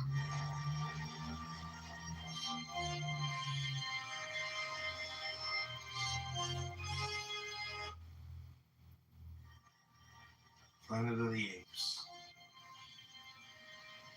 Dude, when I was dying laughing on this app because when Trump posted that monkey meme, all these black rooms started talking about evolution, and how we're not talking like it, dude. That overlay was so fucking funny hearing black people defend the fact that they're not monkeys. Like they spent the time to constantly keep saying we're not fucking monkeys. I was just like, holy shit. But what if we are monkeys? And that was like the funniest thing. Is like, anyways, there were just so many ways to look at that, and like from just like a historical comedy. Like it's like a monkey actually trying to get like enlightenment. Like what is enlightenment? Like, is it just the monkey like coming out of the monkey mind? Like, and so that room was just so funny. God, it was funny because then they started going into Darwinism and evolution, and like the atheist came out, and it was just so revealing about how projection works and how people think of themselves. It was like funny, sad. Yeah, especially what you were saying. It's like I don't think of like mayonnaise or like or whatever. Whenever like someone brings up like a white person, but like. But for them, whenever someone says monkey, it's like, oh, Yeah. it automatically means black,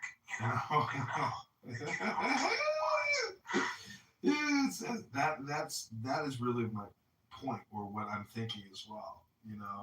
Like that's just, God, it's just so funny. Like, it's funny what we talk about, because it's like it shows the lack of understanding, and it is always projection.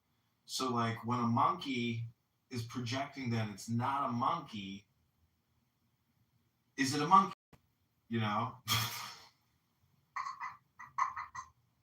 And I'm not saying I'm any different. Like, I know that we definitely are related, genetically. Because, like, when I go to the zoo and I see a silverback pressed up against the glass looking at me, and I look at its, like, I saw the fingerprints of a monkey, and I'm just like, they say, anyways, it's just, we're so similar. It's like obvious.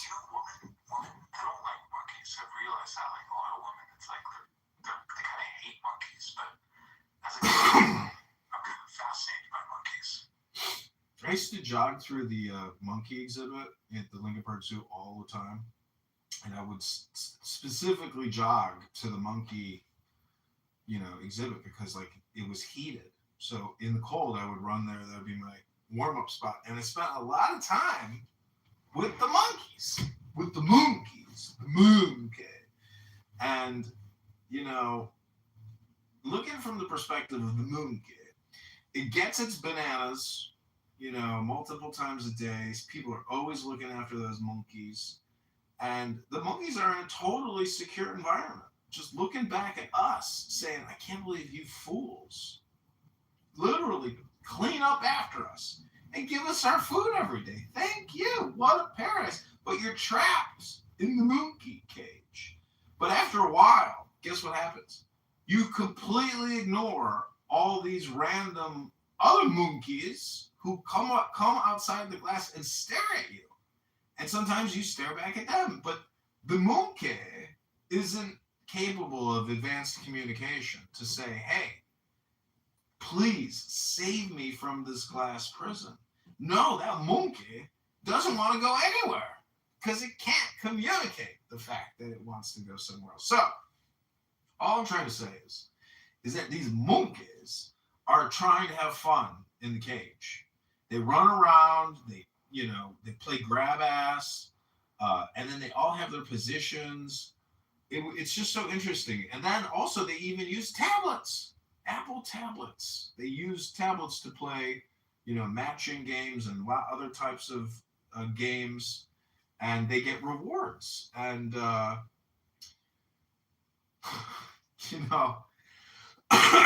anyways, I think it's just kind of funny how we're really not any different than the monkeys in the cage, But God is basically like the zookeeper. Have you ever thought that you were sort of like a protege of Robert Anton Wilson?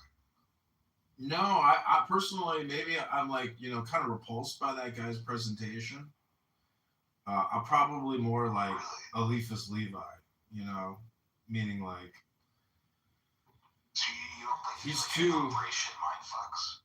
No, I think that. Oh, I see what you're saying. Yeah, I wouldn't want to present myself as a Satanist. That would to me would be revolting. That would be the opposite of what I'm trying to achieve. What I'm trying to educate myself and others. I don't want to be Doctor Evil. You know, I want to be Doctor Good. Yeah. And that's, we can let the. Oh, do you know what FFN is? I don't know. Oh, I'm sorry, NFFN. Is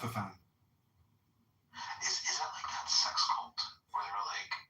No, I'm saying the guys that there's a guy here in Jefferson Park here in Chicago who dresses up every Friday, Saturday night and does a live stream music show where he sings, he does dancing, and he's disgusting. And he goes by the name, who's that murderer? The crazy guy in Los Angeles who was in prison for all those years. Anyways, what I'm just trying to say is those mindfuck psyops of like the Anton LaVey's or the guy that I'm talking about in California. Sort of like the left-handed path of magic. Yeah, it goes back to NFFN. Let the NFFNs do that type of shit. That's not me. And NFFN means nigga, faggot, faggot, nigga. So all I'm trying to say is, I wrote a joke this morning. I thought it was kind of funny, but I haven't really it's not an actual joke. Maybe we'll see if it comes out as a joke. But did you hear about the Jewish guy who wrote the Postmaster? And he said, tell that N-word to stop delivering mail to my house on Shabbos. Otherwise, I'm going to kill that F and N-word. Do you know what the Postmaster wrote back to the Jew? Stop being a K-word. That's a good punchline. Thanks. That's what I'll use from now on when I tell people that joke. I don't know. That'll be the punchline, but I'll actually say the K word instead of the N word. I'll say, oh my goodness. Stop writing me letters, you F and K word. That'll be the punchline. That's hilarious. It's so funny. That is so funny. Oh my goodness.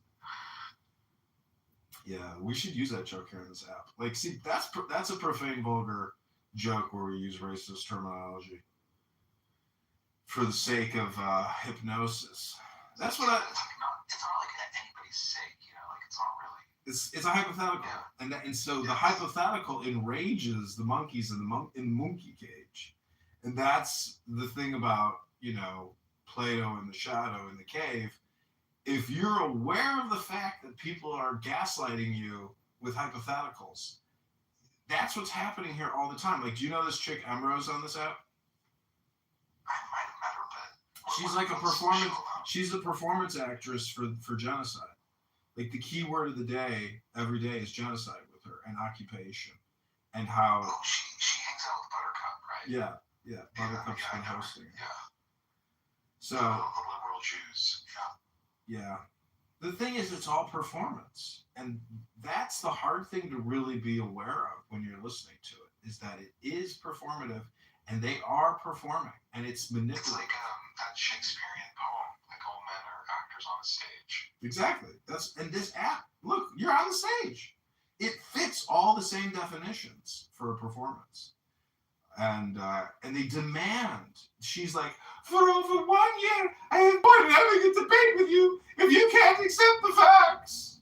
That's the basis of their credibility. You should be doing like a guerrilla ontology on these people. That's what Robert Anton Wilson was doing. Well, as a bald man and a man who, has facial hair,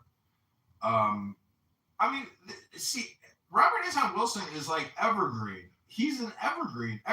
Just being bald is evergreen. That's the thing about my Sora. Start casting me in videos in the sitcom because I call it debauched and fallen society, but the children with Al Bundy, that to me is fucking hilarious and universal.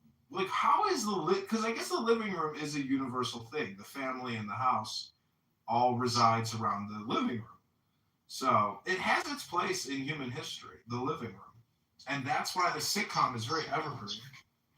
Well, you know, like another thing that he did as well was urged view of the world as a conspiracy orchestrated by a tight knit group of people, but one consisting of yourself and your friends, rather than like, you know, oh, it's like one or two people, right? Like, you are the conspiracy.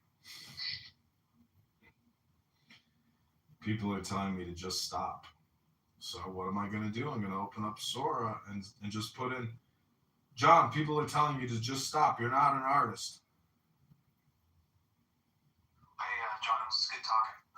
Me, the wife, and my parents are going to be going to see a movie. It was fun. Good joke. Yeah, it was great. Okay, take care. God bless. Have fun.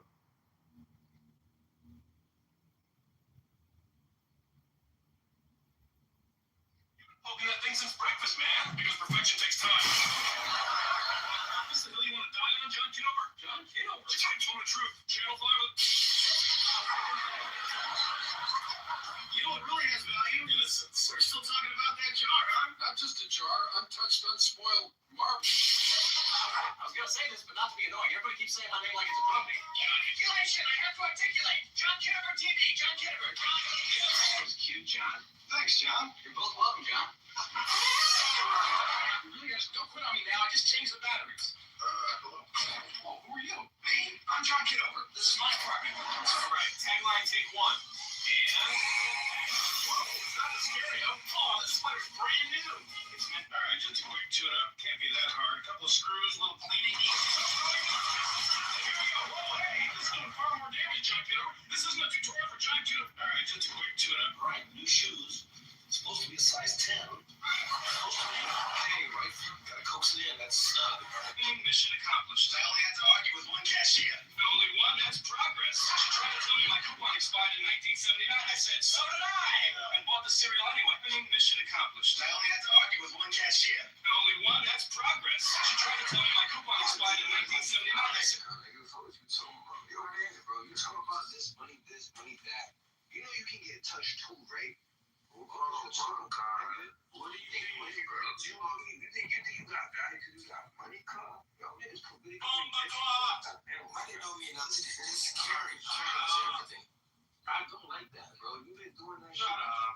All you clubhouse bros, same shit, rinse and repeat.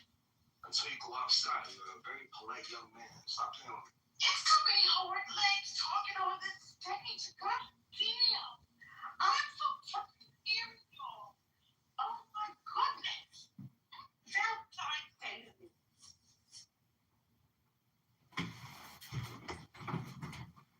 I ain't doing nothing. They're coming at me.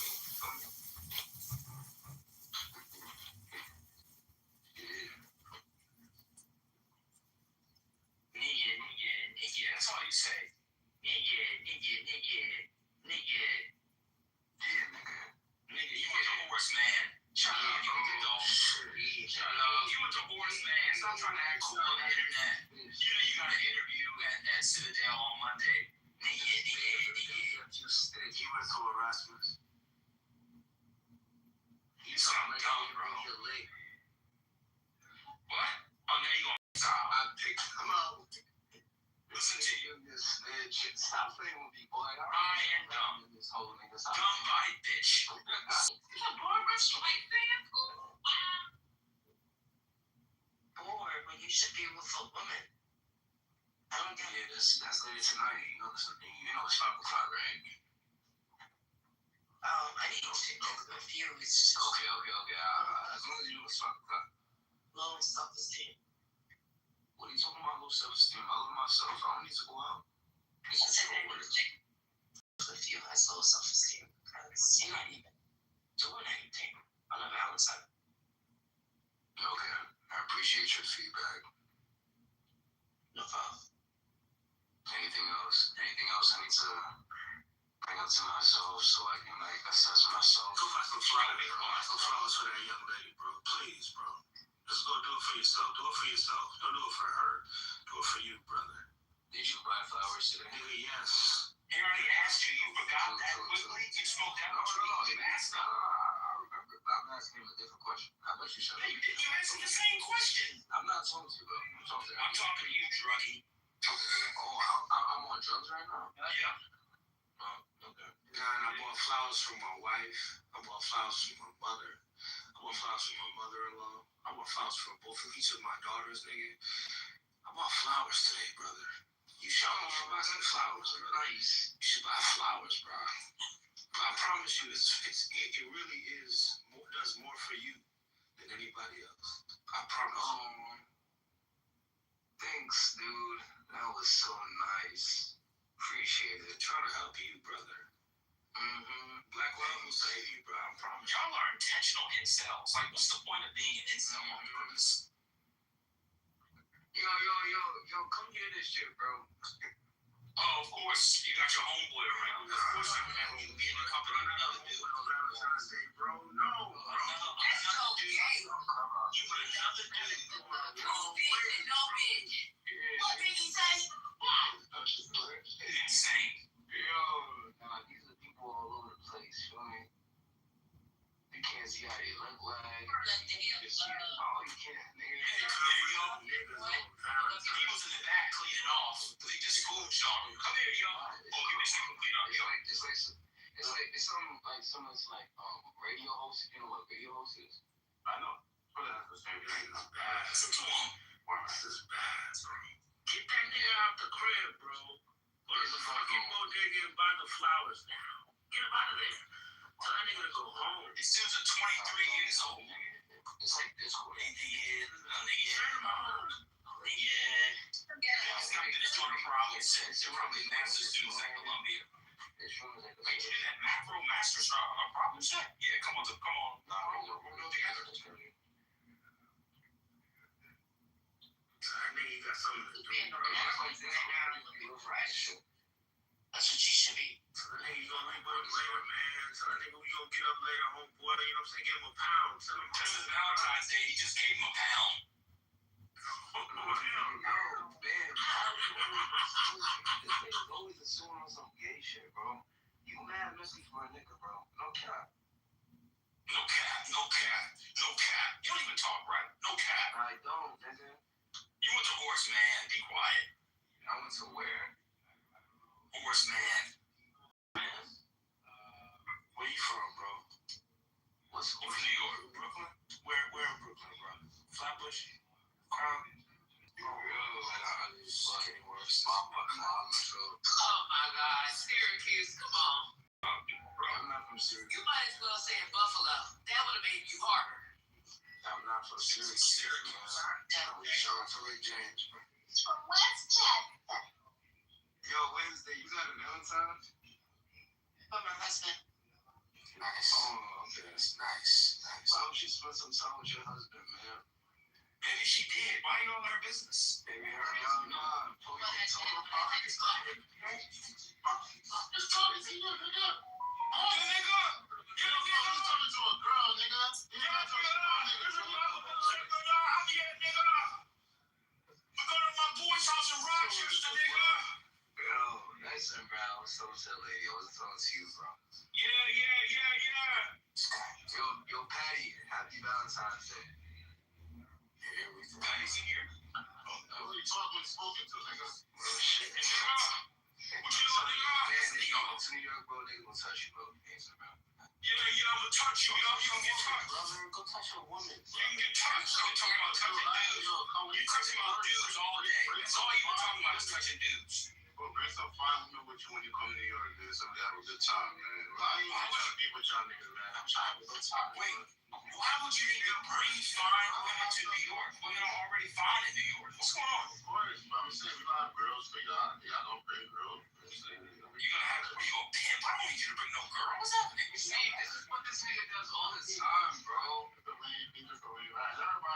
Yes, I'm lame. Yes. You got it, bro.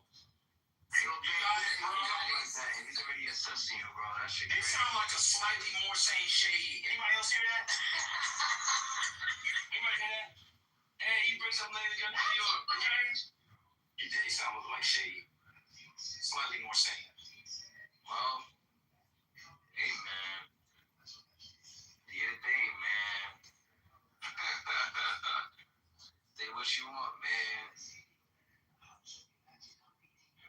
sound like he got 3 Holy Tabernacle Catholics in the drawer.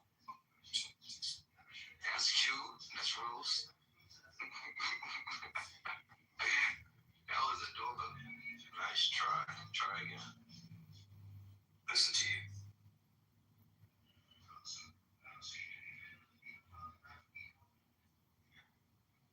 Yo, this shit pretty as fuck.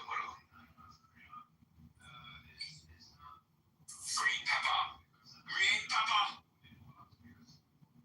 Me no man make no stupid. Me make a hole. With pork tail, you got the pink tail. Bumper clot. But in time, put in a little bit of pepper.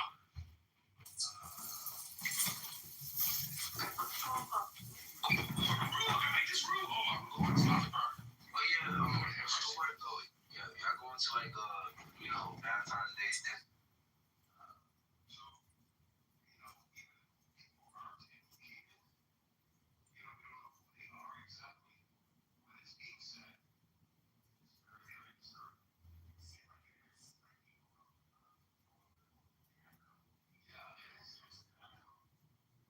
That's facts.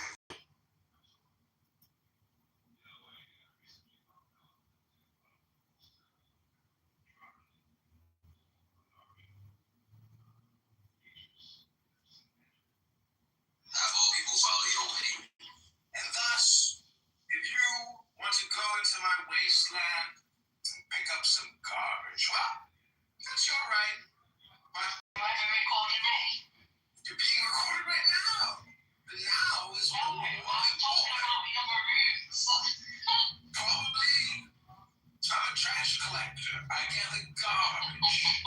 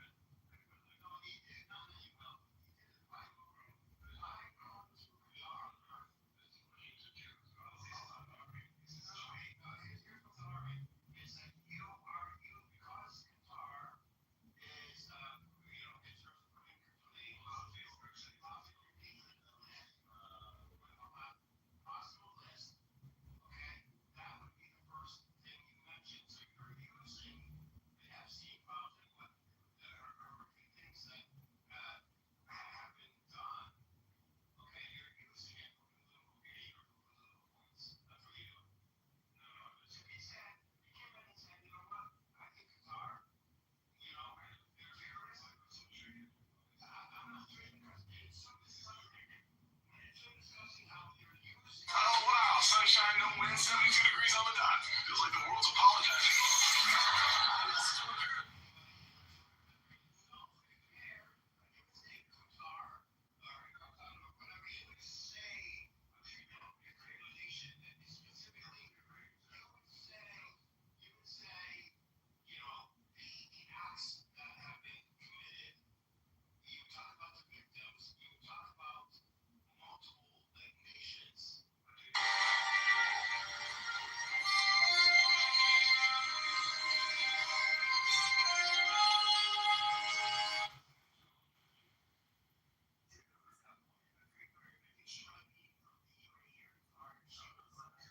Today I learned something new about it. And no, you don't have the same lived experience. See? We're just tired of hearing you. But what's a whoopee cushion on Truth Expert 3000 never makes a mistake. Oh yeah? Finally, a quiet night, just me and the classifieds. Should that nation, the torments of hell.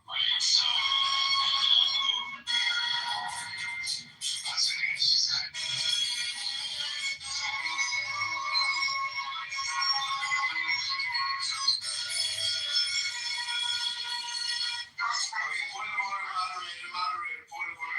Just let me get 60 seconds to read Crowley for you, and that will be my best response.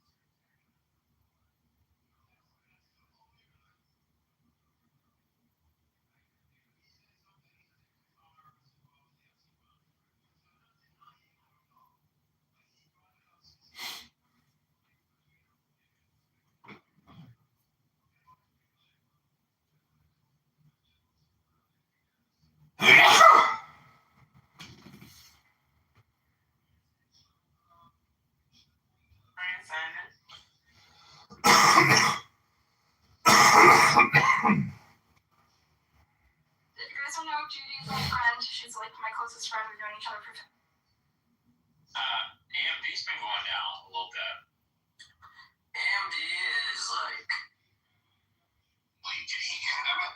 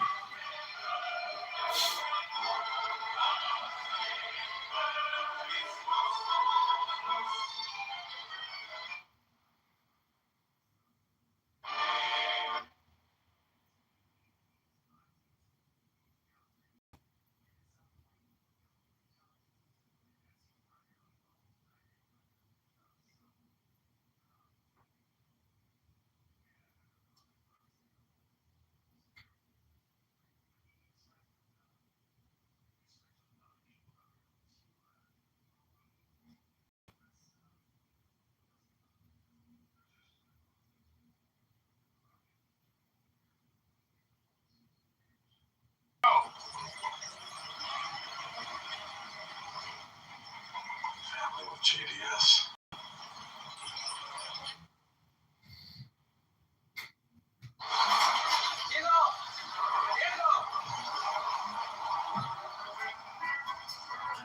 Family with JDS.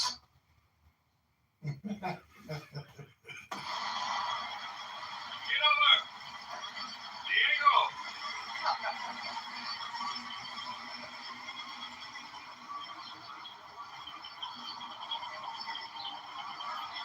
JDS. Good afternoon. Are we?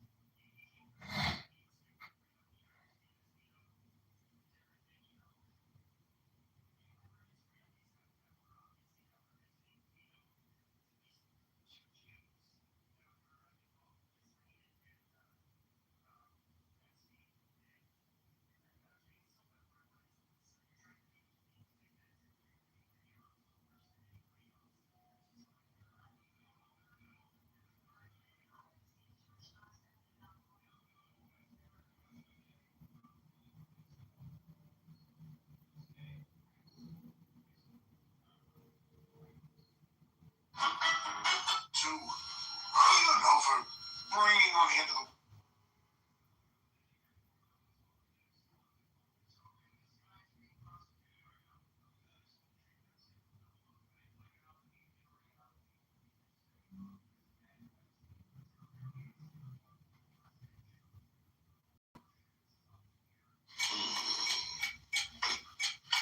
excuse me, Mr. Richfield? Oh!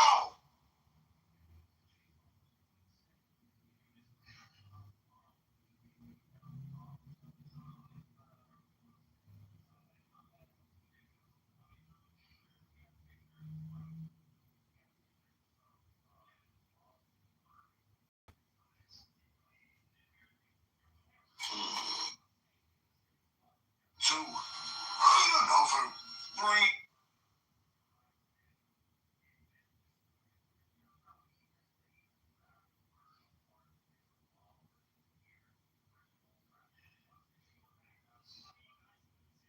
So, I don't know if I'm bringing on the end of the world and civilization and everything.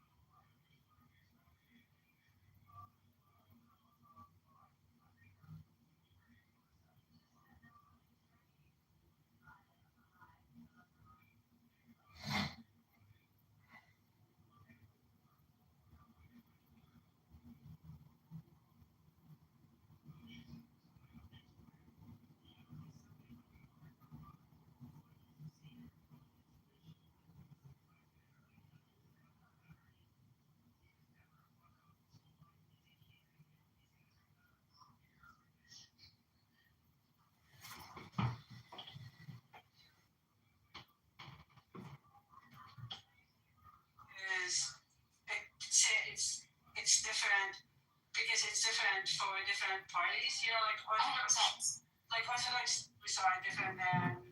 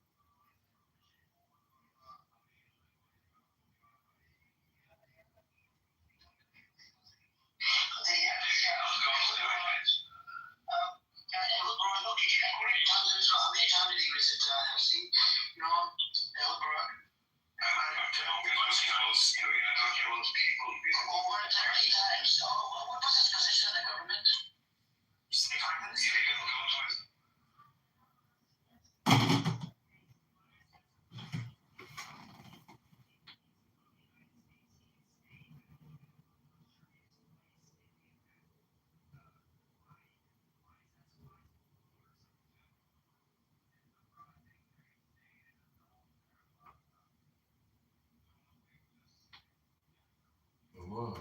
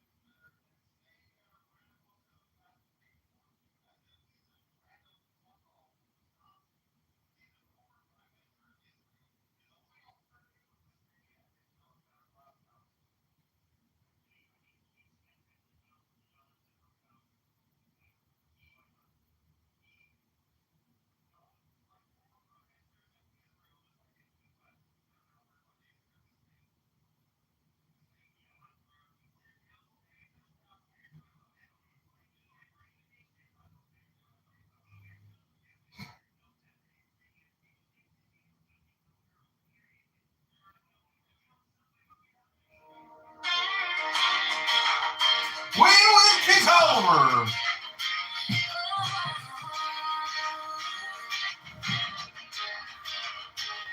Doorstep sunshine, name on the flyer, coffee in hand. You're alive right there.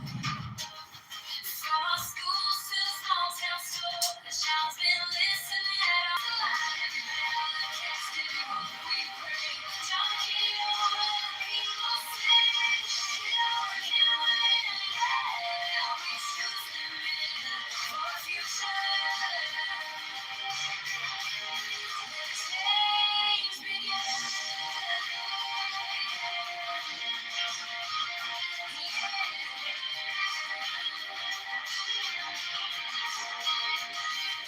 Families, folks on the night shift too. Tired promises that never come through. He's got plans, not just a polished line. Fair work, safe streets, and a vote that's mine. Can win. We can win this time. March 17, let your voice alive. That cast every hope we bring. Talk it over, the people sing. Can win. Yeah, we choose to live for our future.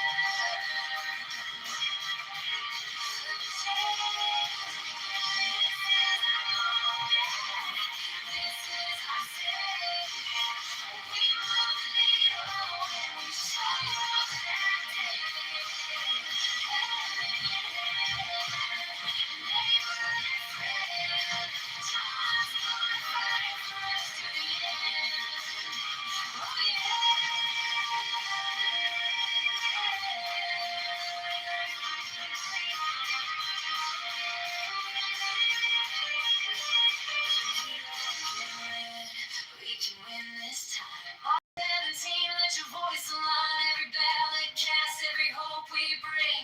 Don't get over, the people sing. Get over, can win. Watch the tide roll in for a future. Change begins.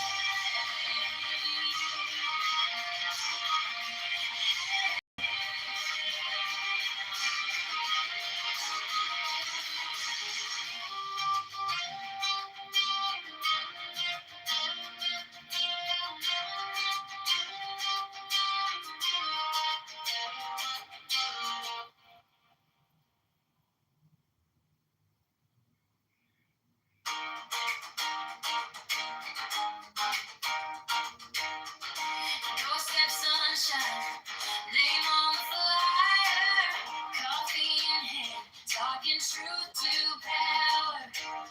From the schools to the small town stores, John's been listening at our doors. Get over, can win. We can win this time. March 17, let your voice out. Every hope we bring. Don't get over, people sing.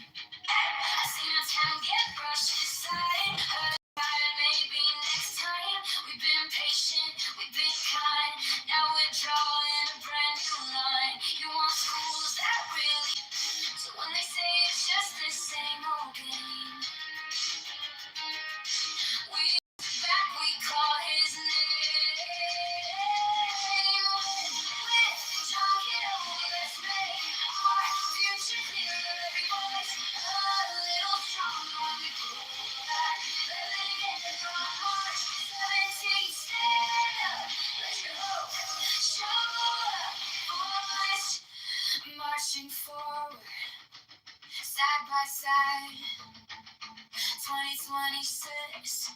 This is our time. I've seen our town get brushed aside. Heard the time, maybe next time. We've been patient, we've been kind.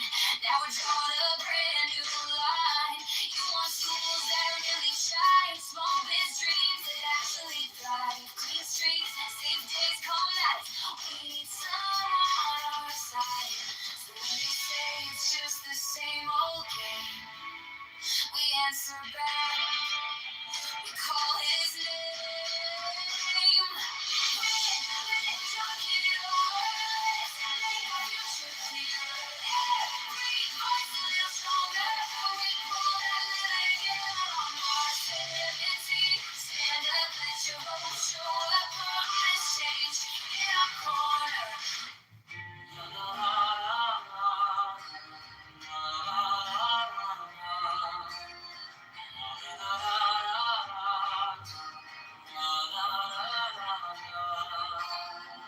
You shall go spray song asking for help. With love, peace and strength. You shall go spray song asking for help. With love, peace and strength. You shall spring, song asking for help. With love, peace and strength. La la la la, la la la la.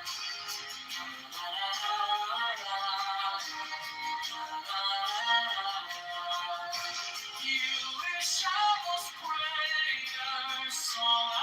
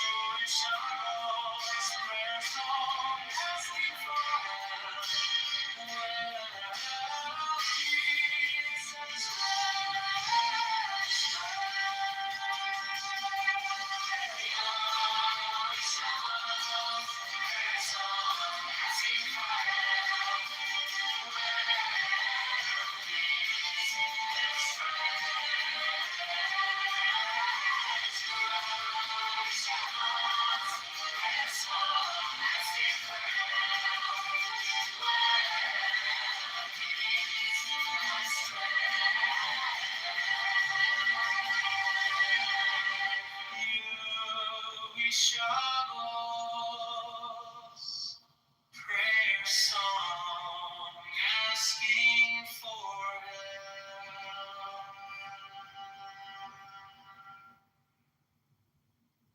You wish I whisper song, asking for help where flow.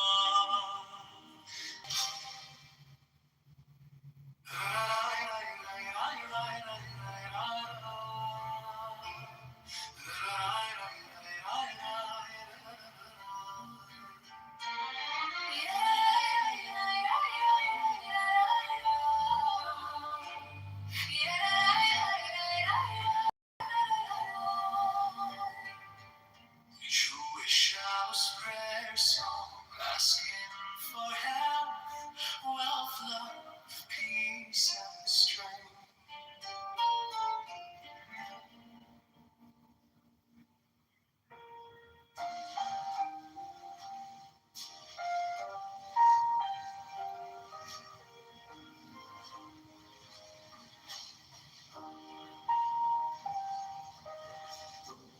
Learn first, O thou who aspirest unto our ancient order, that equilibrium is the basis of the work. If thou thyself hast not a sure foundation, wherein wilt thou stand to direct the forces of nature?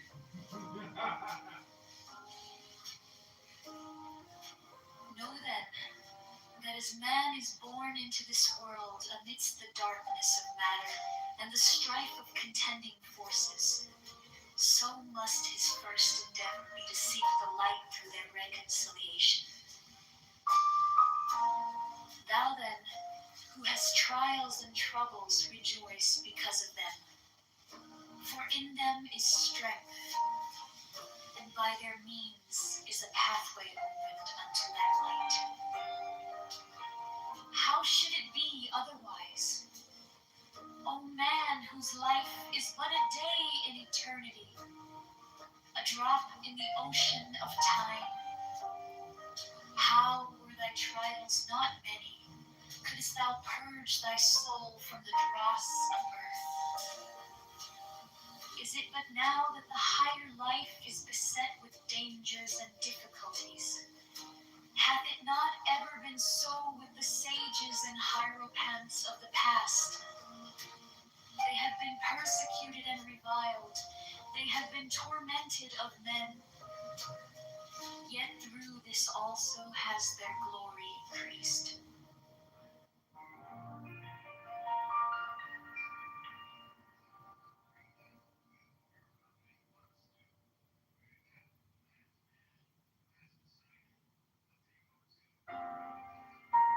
Learn first, O thou who aspirest unto our ancient order, that equilibrium is the basis of the work. If thou thyself hast not a sure foundation, whereon wilt thou stand to direct the forces of nature?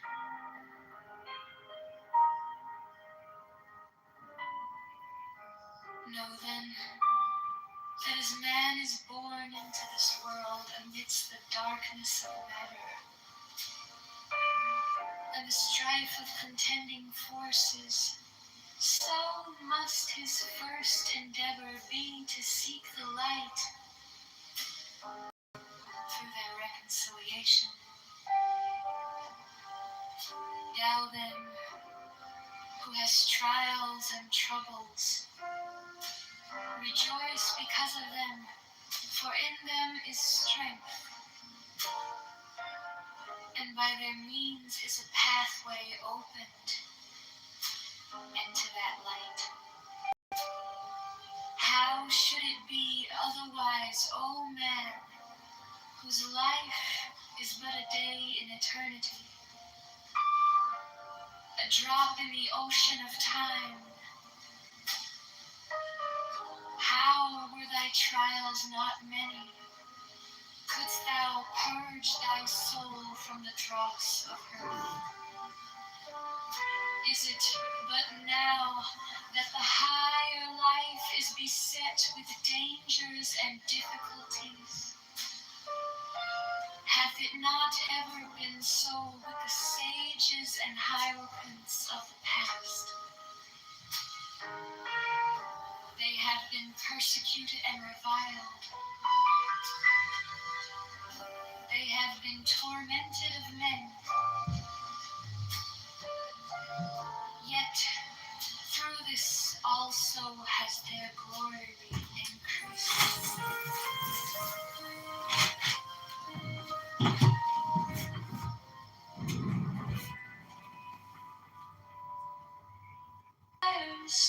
Unto our ancient order, that equilibrium is the basis of the work. If thou thyself hast not a sure foundation,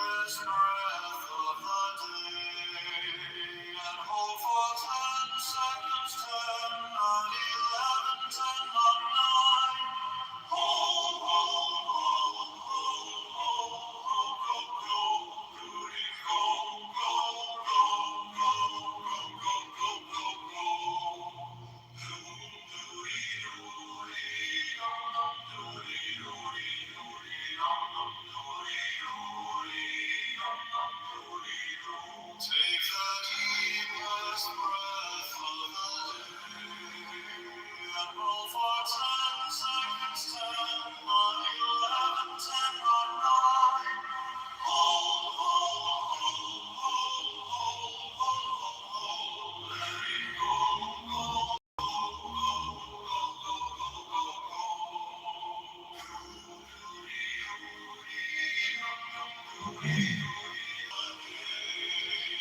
and hold for 10 seconds, 10 on 11, on 9. Hold, hold,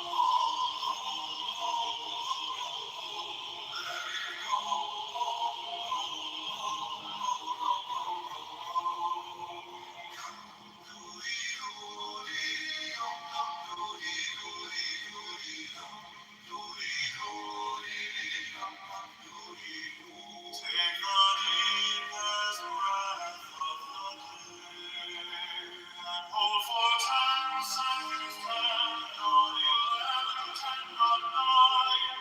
Hold, let it go, go,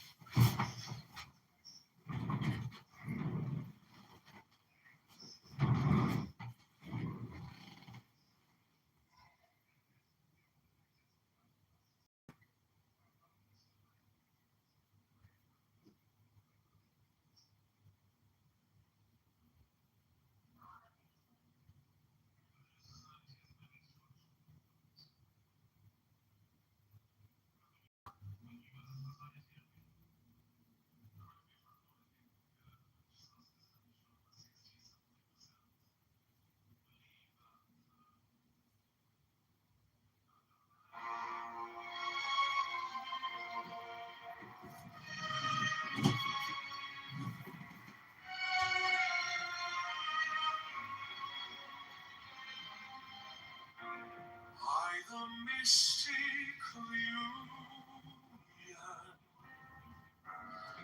of fairy and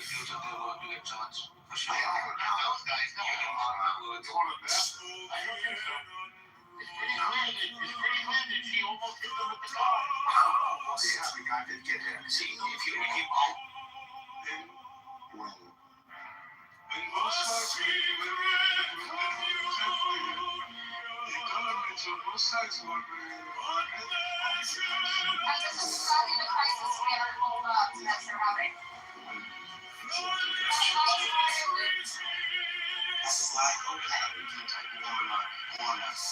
Why not? Because he already just basically deal with it because he already got her. through shadows that shimmer, through whispers that hum, an echo eternal, heartbeat a drum, a secret communion.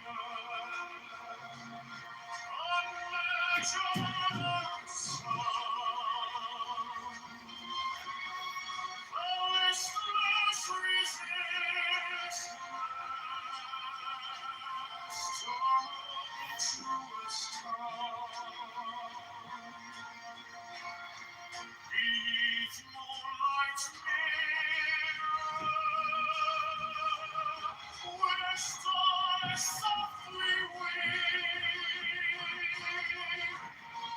The fall that was altered, still buried so deep.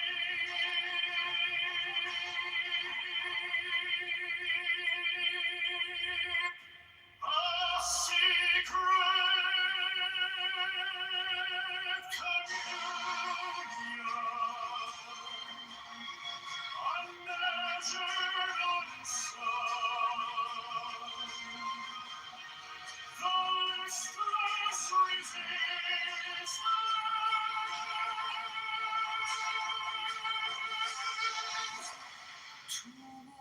tumultuous tongue.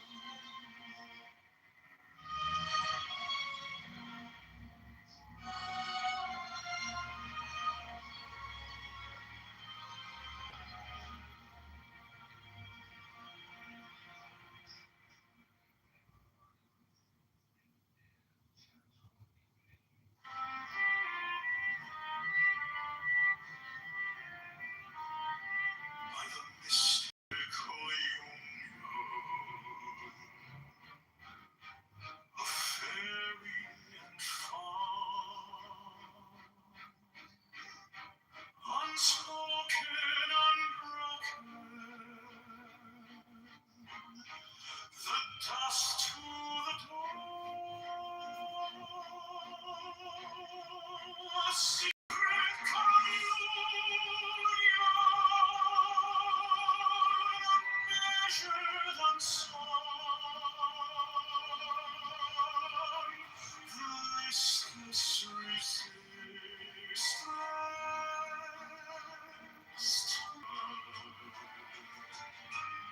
Through whispers that moan, an echo eternal,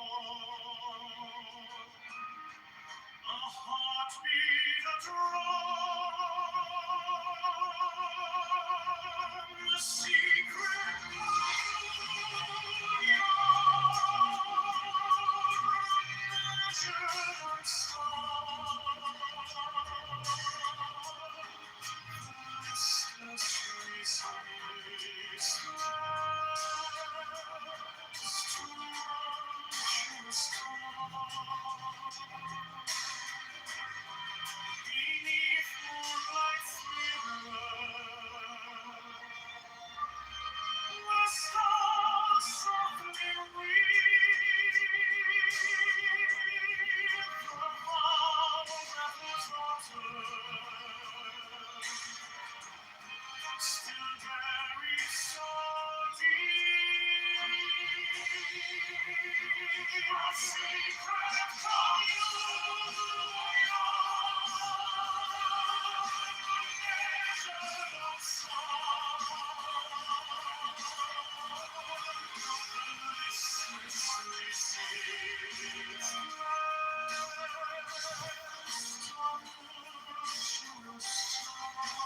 You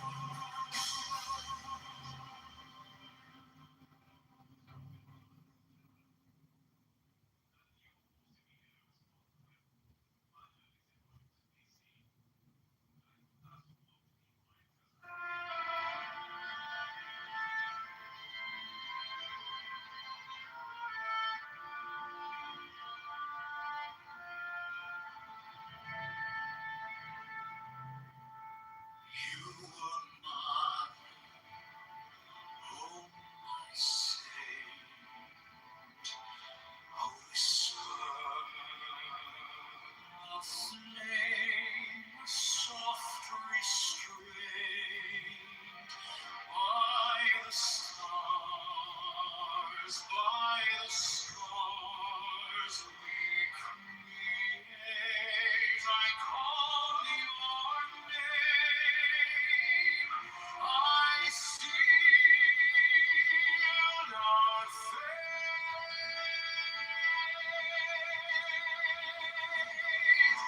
Though I fall, though I faint, though I choke, by the fire of desire I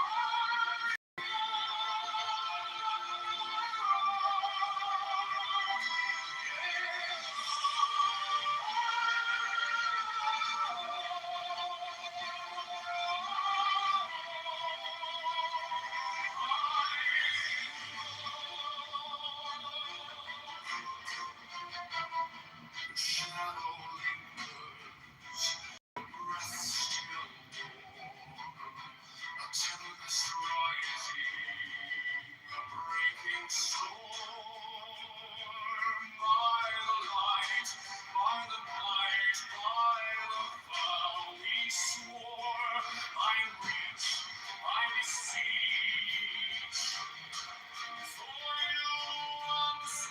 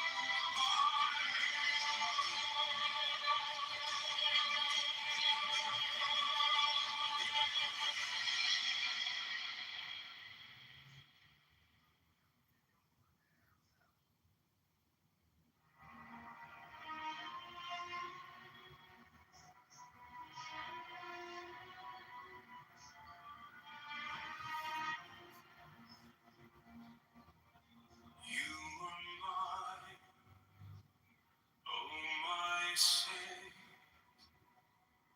a whisper, a flame, a soft restraint. Called your name. I sealed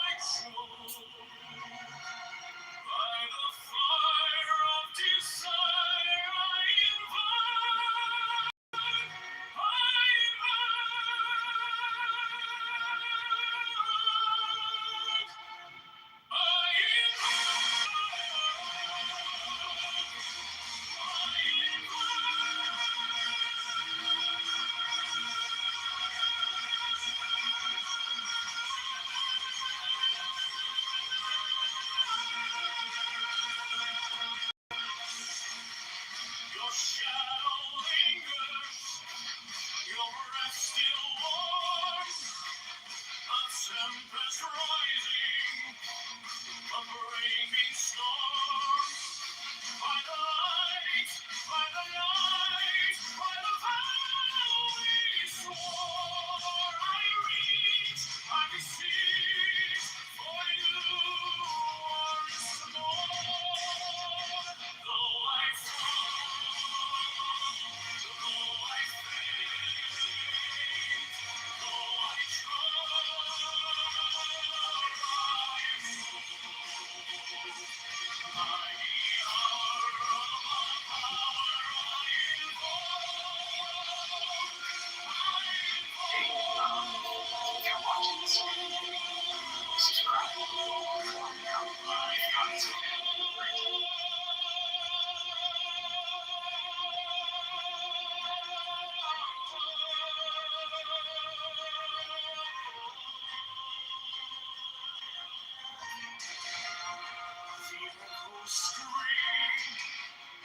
the silence weeps, the bomb we roll, eternal keeps.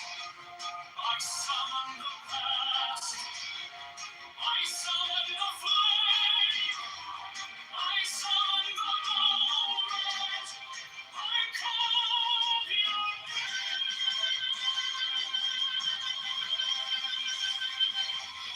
Though I fall, though I faint, though I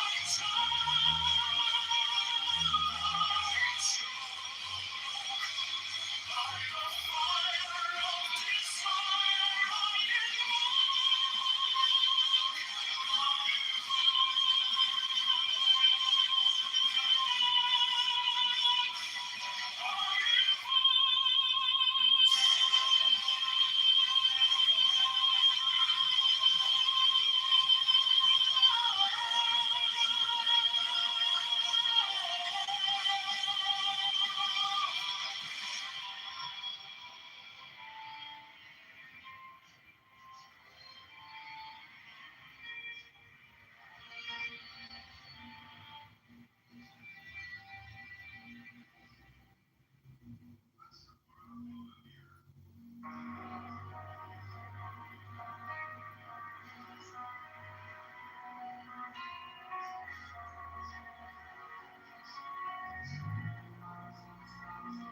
By the midnight of madness, the sea lay low, a whispering expanse where no shadow is thrown. The moon in a swoon, like a ghost in the tide. Your eyes held the storm I could no longer hide. Cliffs stood like sentinels wrapped in sweat. The pine trees clung tight to the sharp salted air. That night, oh, that night, you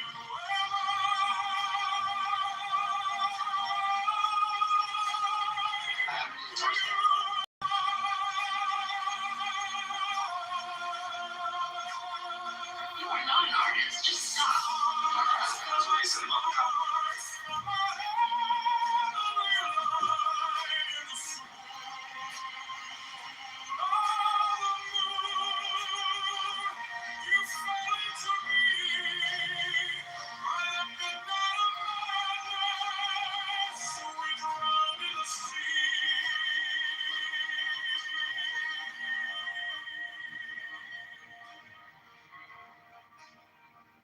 The wind sang a dirge, a lament of the deep. Each note was a promise the earth couldn't keep. The waves kissed the shore with a sorrowful grin, while your laughter broke through like a hymn on the wind. Time held its breath as the heavens stood still. The cliff clinging past mind whispered secrets of will. That night, oh, that night,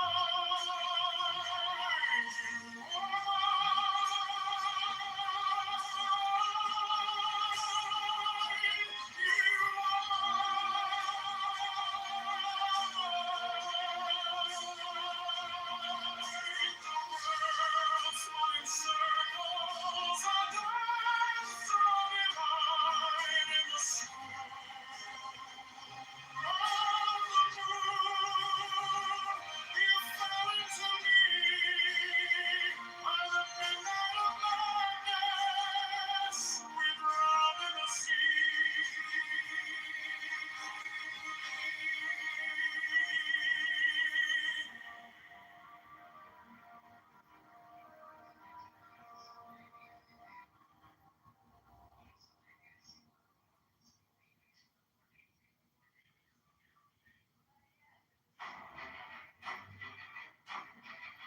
by the midnight of madness, the sweet alone.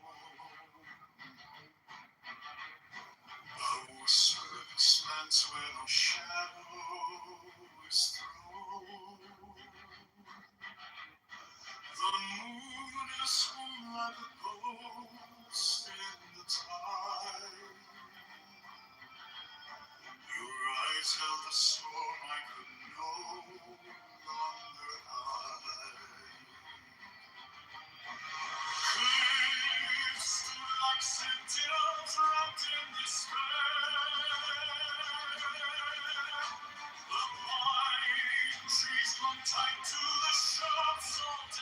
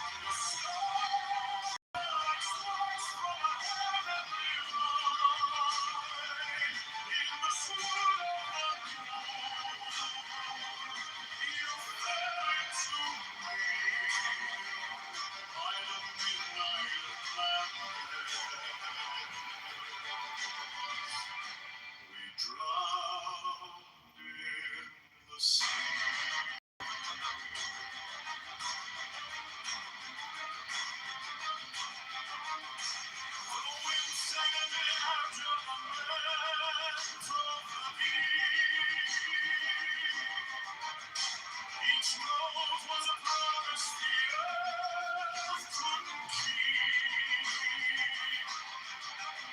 The waves kissed the shore where the soul. Putting poles, we need no more poles.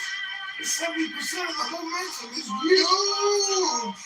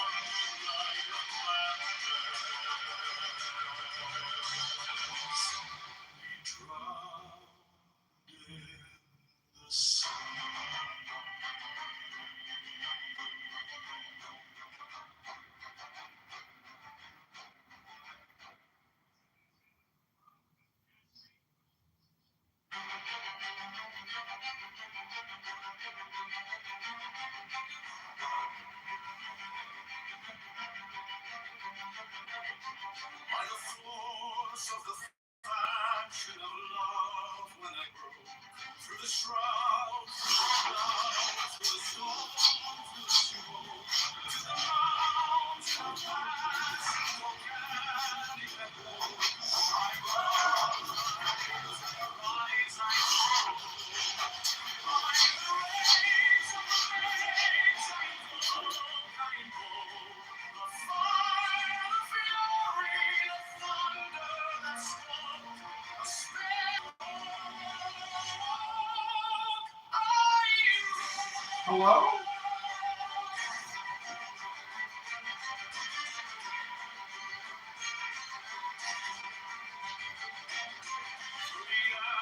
Through the ice, where the shadows entwine, I have carved out a path to the edge of the line. Every heartbeat a drum, every breath an incline. I climb divine.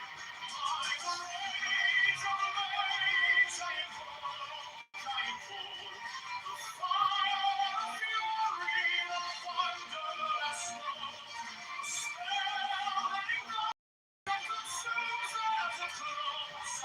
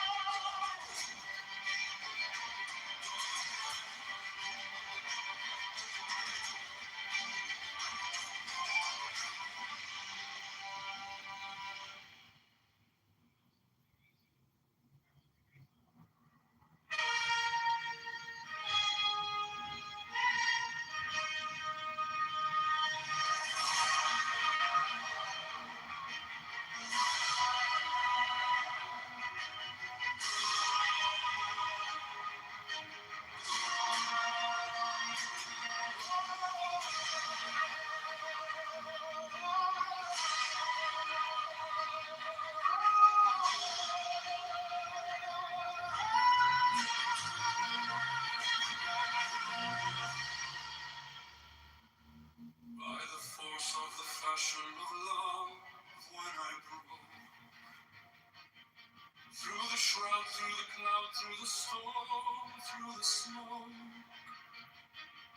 to the mountain of passion volcanic that woke,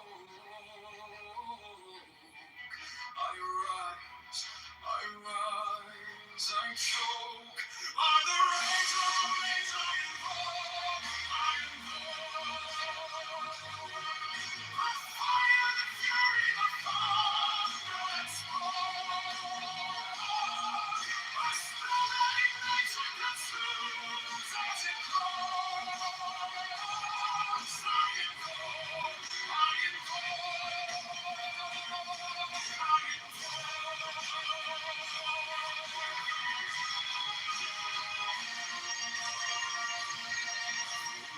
through the ice where the shadows entwine. I have carved out a path to the edge of the line. Every heartbeat a drum, every breath an incline.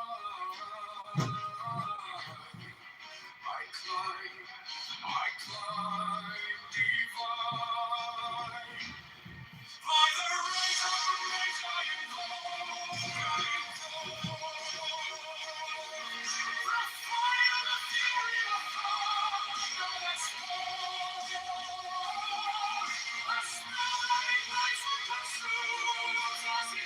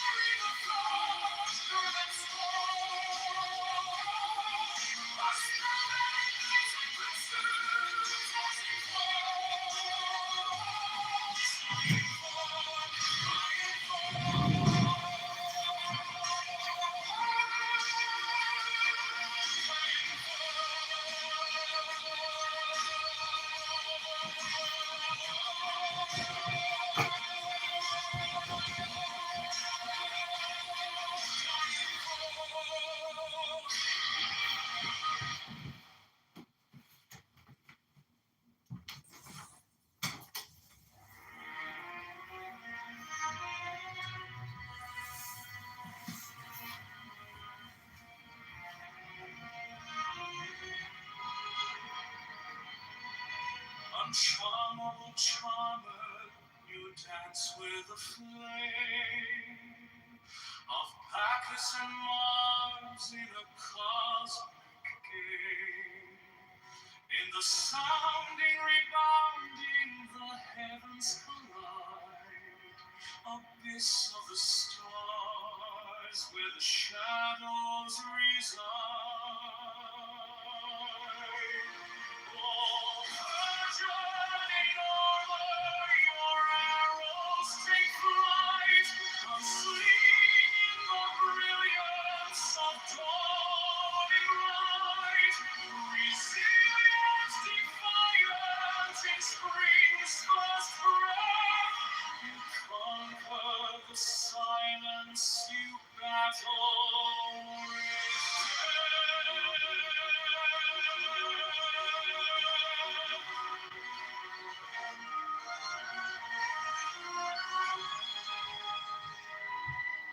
the thunder, it follows your echoing call. A symphony rises from the heavens that fall. Your armor, it glistens like fire on ice. A paradox woven of chaos and vice. Oh, maiden warrior, your name they will sing.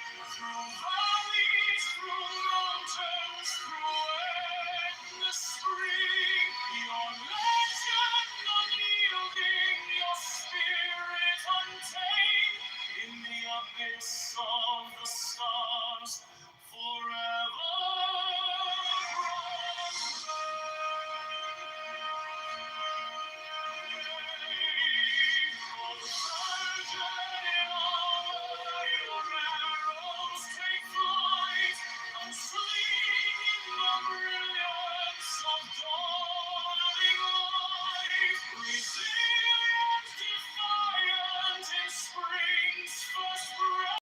you conquer the silence, you battle.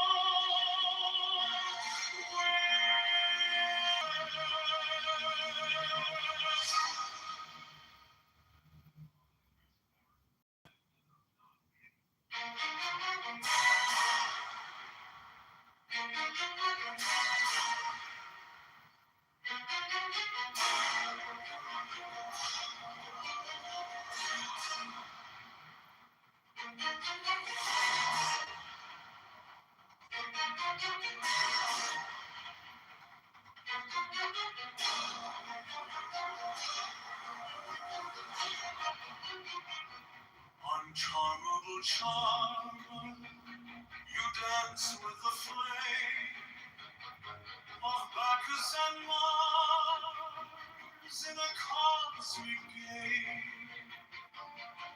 In the sounding, rebounding, the heavens collide.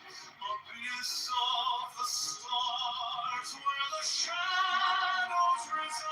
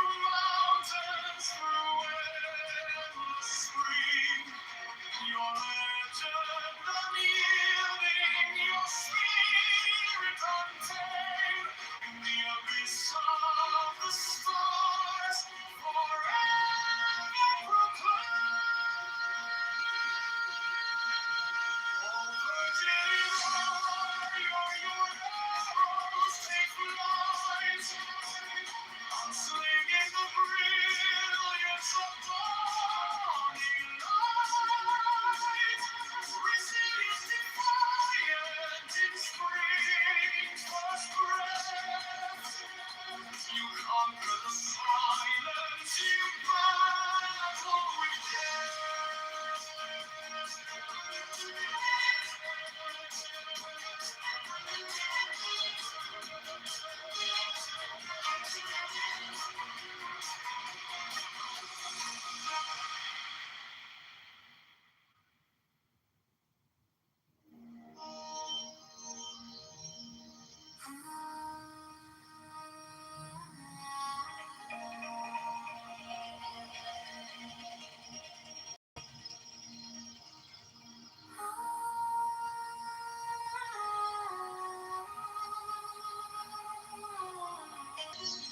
Go back to sleep. Yes, you are allowed. You have no love in your heart. You can go back to sleep.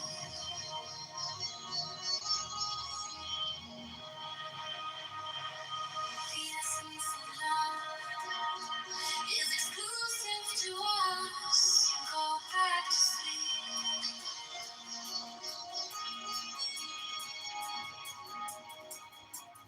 I have been burned by the fire of love. You have no such yearning in your heart. You can go back to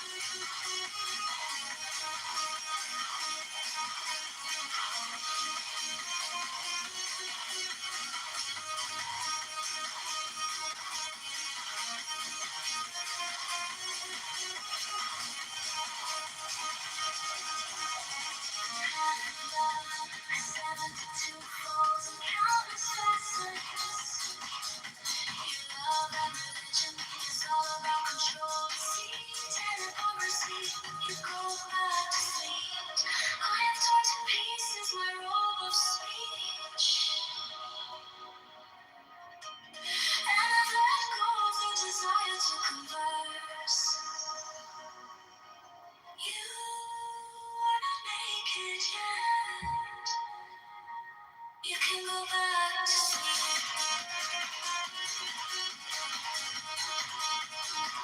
You can go back to sleep.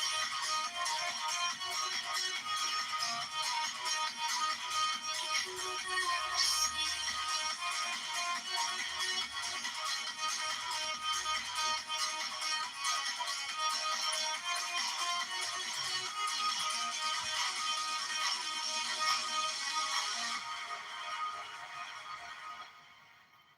Have come to take you by your hand and bring you to myself.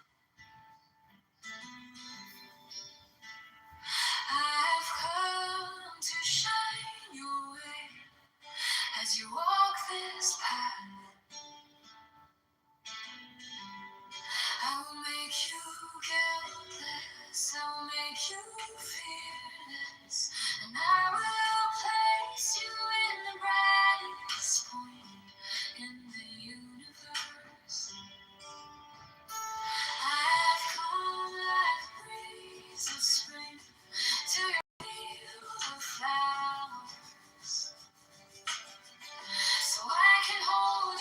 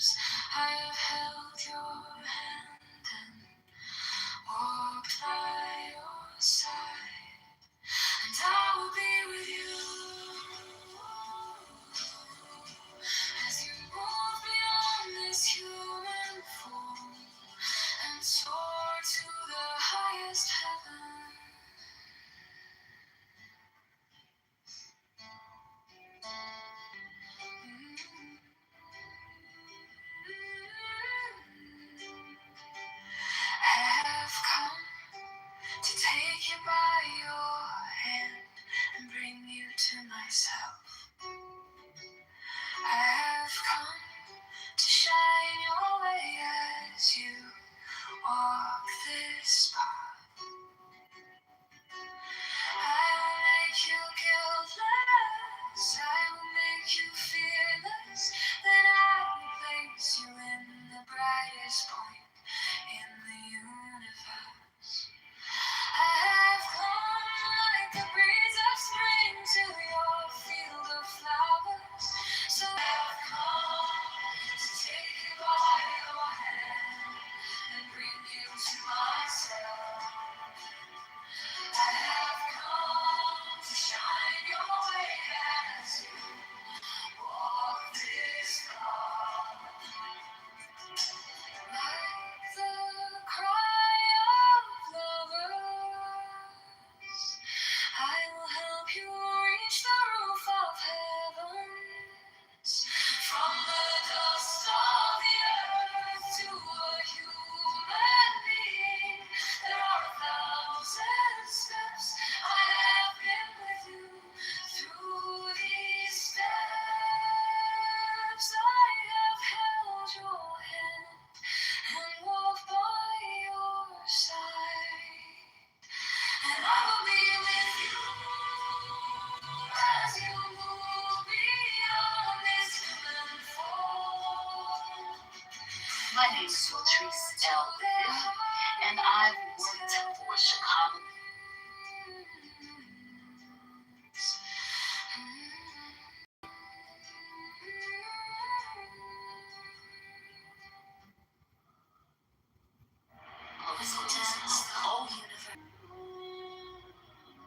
Your soul loses its grip. Your body sheds its fatigue. Hearing my hands clap and my drum beat, you begin to whirl.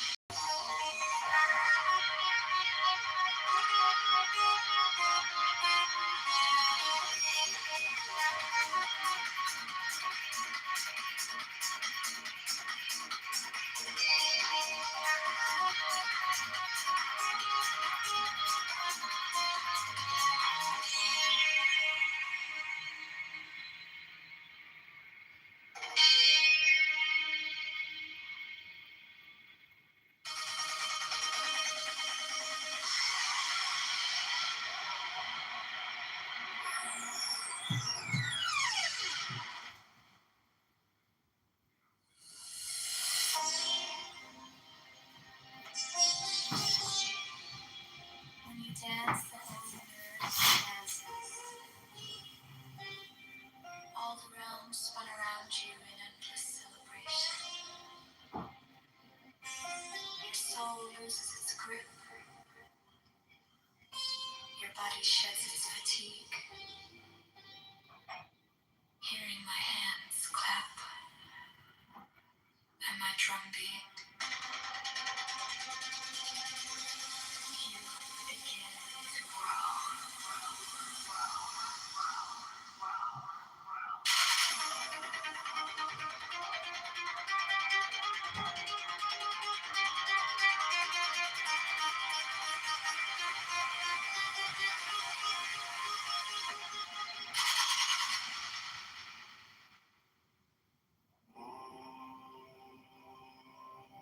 Walk the middle path, that's right. Walk the middle path, embrace the part of you. Embrace the dark in your light, the pleasure in your life, the chaos in your peace, the shift in your routine. You wanna set a higher routine.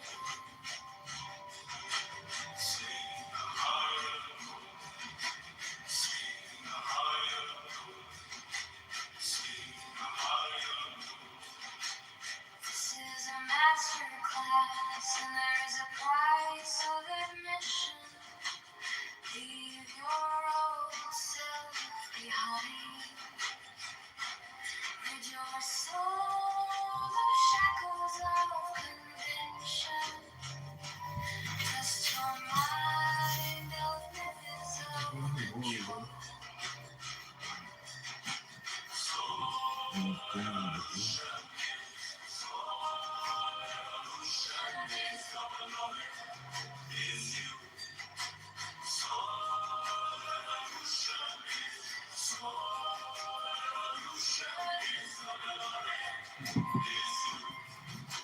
beloved is you. You're the deity that you worship.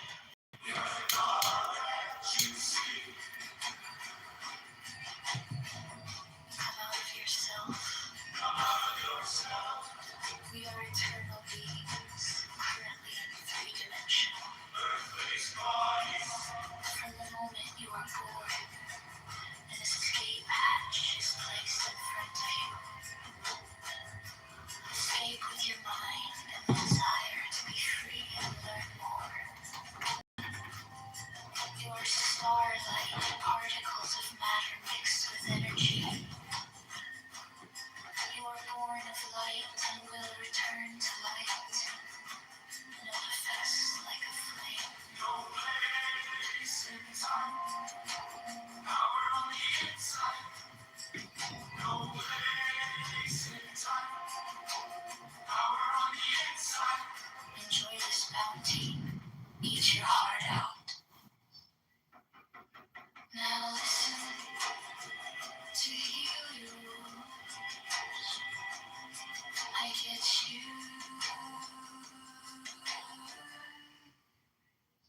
to dance.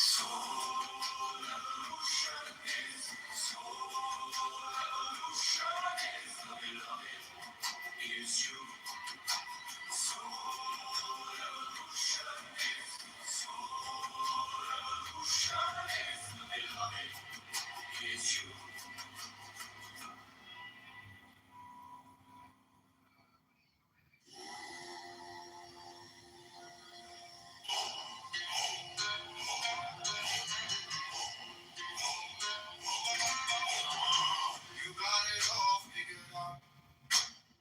You bend your body real well. You repeat my name so loud. You call your meat. Take over the eyes and what you eat. You read about the stars and the wheels that turn eternal. You think you got it all figured out. You think you got it all figured out. You are all that you ever want. You are all that you'll ever need. You are all that you'll ever see.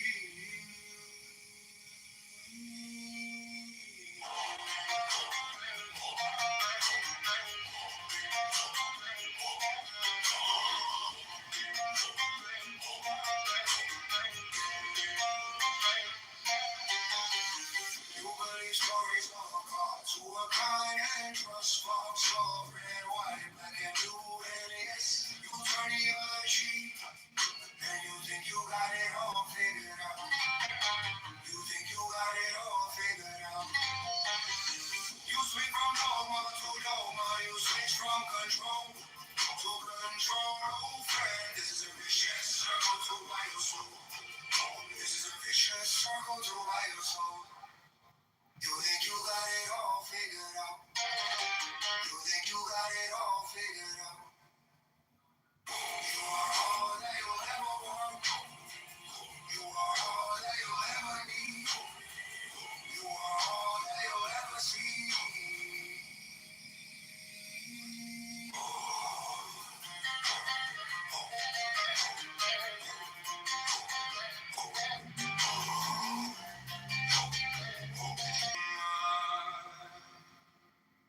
I see the realm of joy and pleasure. I've lost myself in it, and it has lost itself in me. No religion on earth did remain in the middle of my heart. And the seven heavens are lost in its brilliance.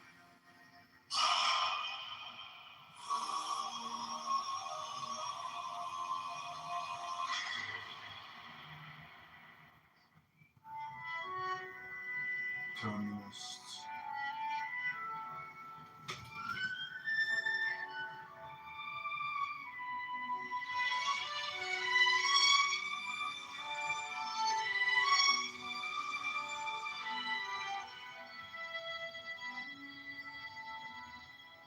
Listen, my love, your soul is ever intact.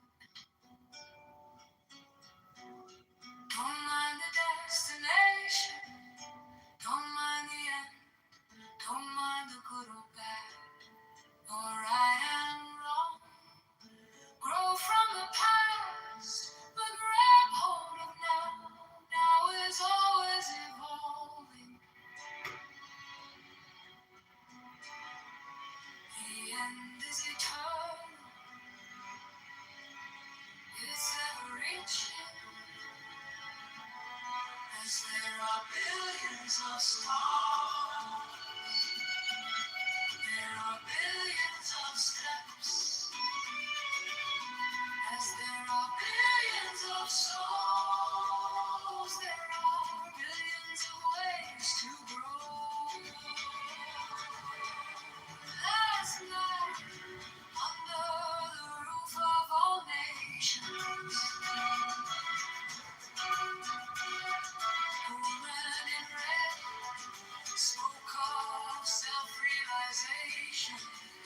She said, I am fully illuminated. Listen, my love, illumination is eternal. It can never be full. Revolution is eternal.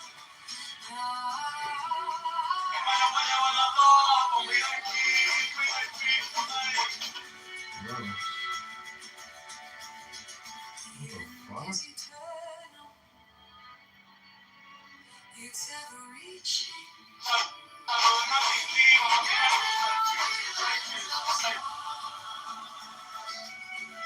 There are billions of steps. As there are billions of souls.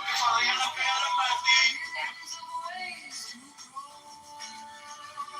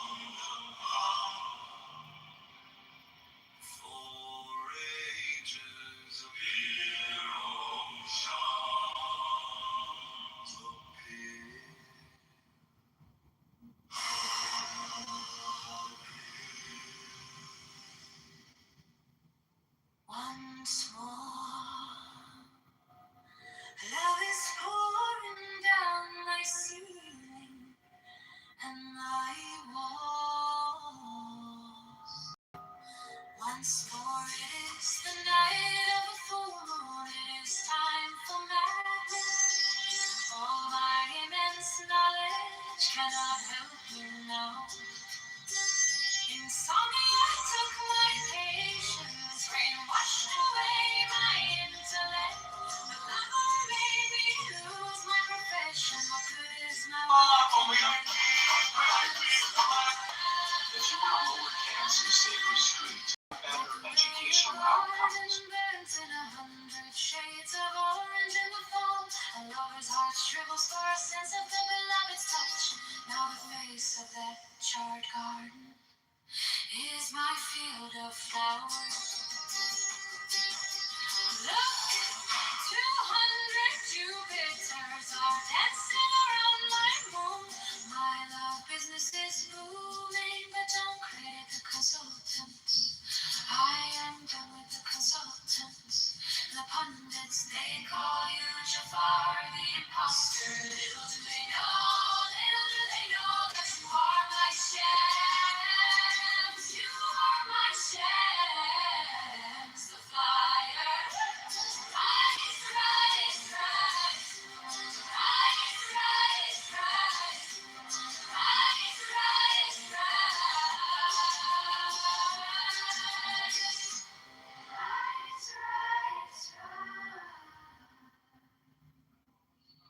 Once more,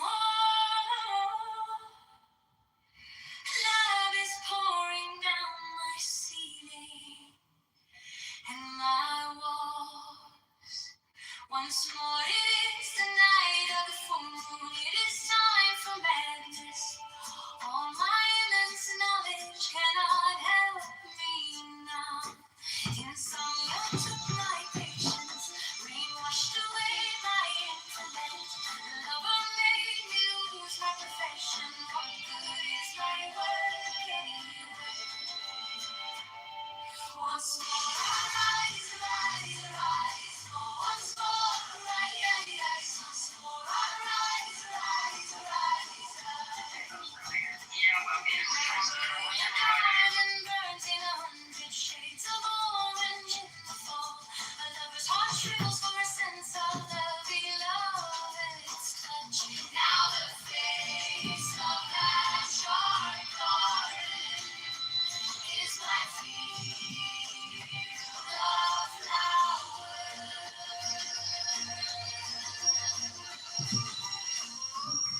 200 Jupiters are dancing around my moon. My love business is booming, but don't credit the consultants. I am done with the consultants and the pundits. They call you Jafar the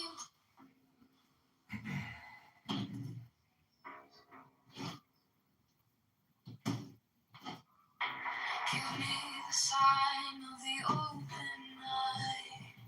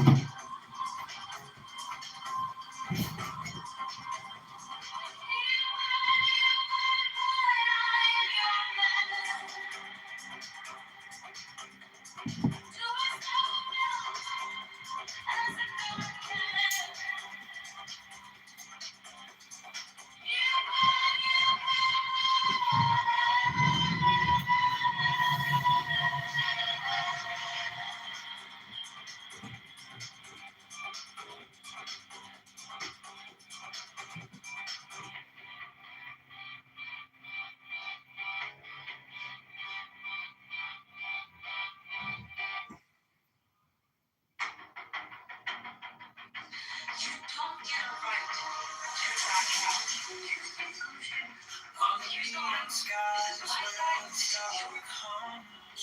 So do you think Valentine's Day that was sushi's your soul? Or Valentine's Day like that's the number one day? Shadows whisper trees, silence the bass of my Flowers drum. are hanging fucking day like your wife. Flowers fly in your house in like 2-3 days. Untamed, no path is written, no soul is blamed. Thou hast no right but to do thy will.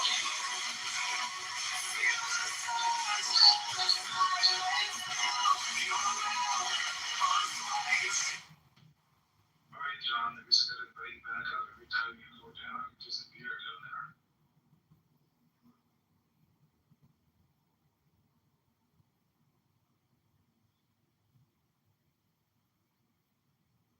If you want to hear me picked apart by the chickens, that interview, you could just go through and find some, I'm sorry, say I was away from the phone. Say it one more time. if you want to hear me picked apart by the chickens, John, was I able to invite John up? Hello? I hope that I was, but Nandy, I'm going to invite him up next time he comes in. I'm starting to get a red bar.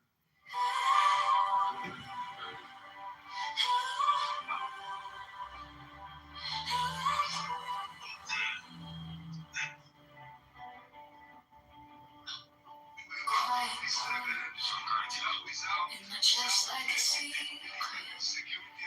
something in the gaps where I breathe.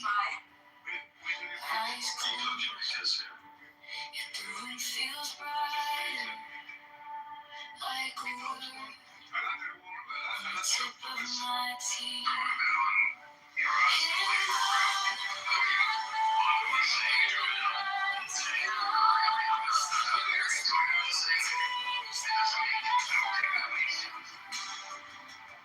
Little flame in the dark, breathing wisdom in my heart. Every question comes back into you.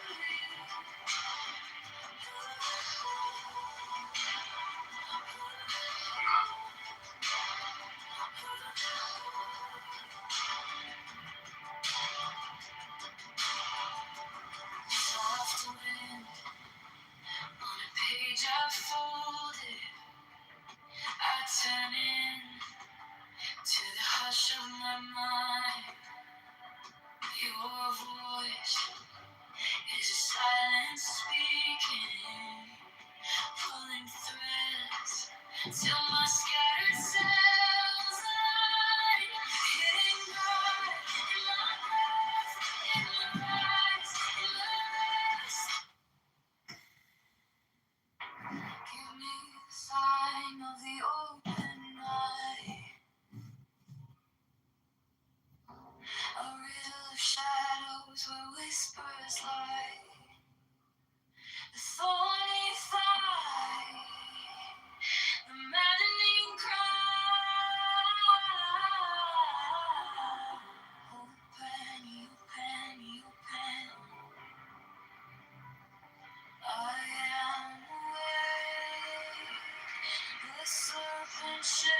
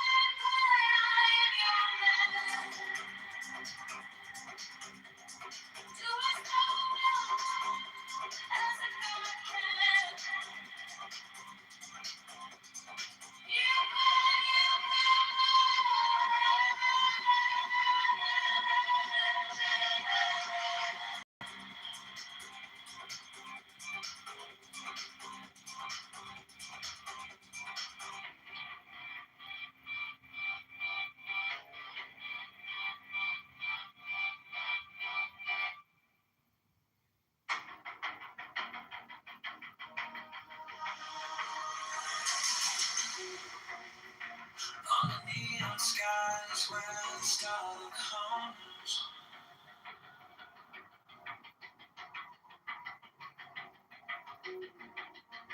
Shadows whisper truths as the baseline drums. The will is fire, unchained, untamed. No path is written, no soul is blamed. Thou hast no right but to do thy will. Feel the surge, let the silence fill. Your will, unafraid, is alive, is still. Deliver from the lust of the thrill.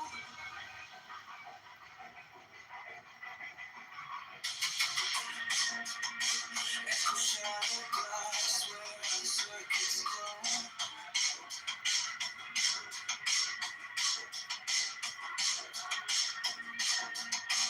The clock ticks slow, but it doesn't show. You're looking really stupid. You're really stupid. No telling You're really stupid. the instinct. Every way You're really perfect. stupid. So the edge, on the brink. No chains, no bars, just a void to fill. Every pause, every spark is a perfect will. Thou hast no right but to do thy will. Feel the surge, let the silence fill. Your will, Oh, that was fun. is alive. What a woman. Deliver from the lust of the thrill. In the endless dark where the echoes play, no other shall say nay, no other shall stay. Through the wires, through the smoke, let it all decay. The will remains forever unafraid.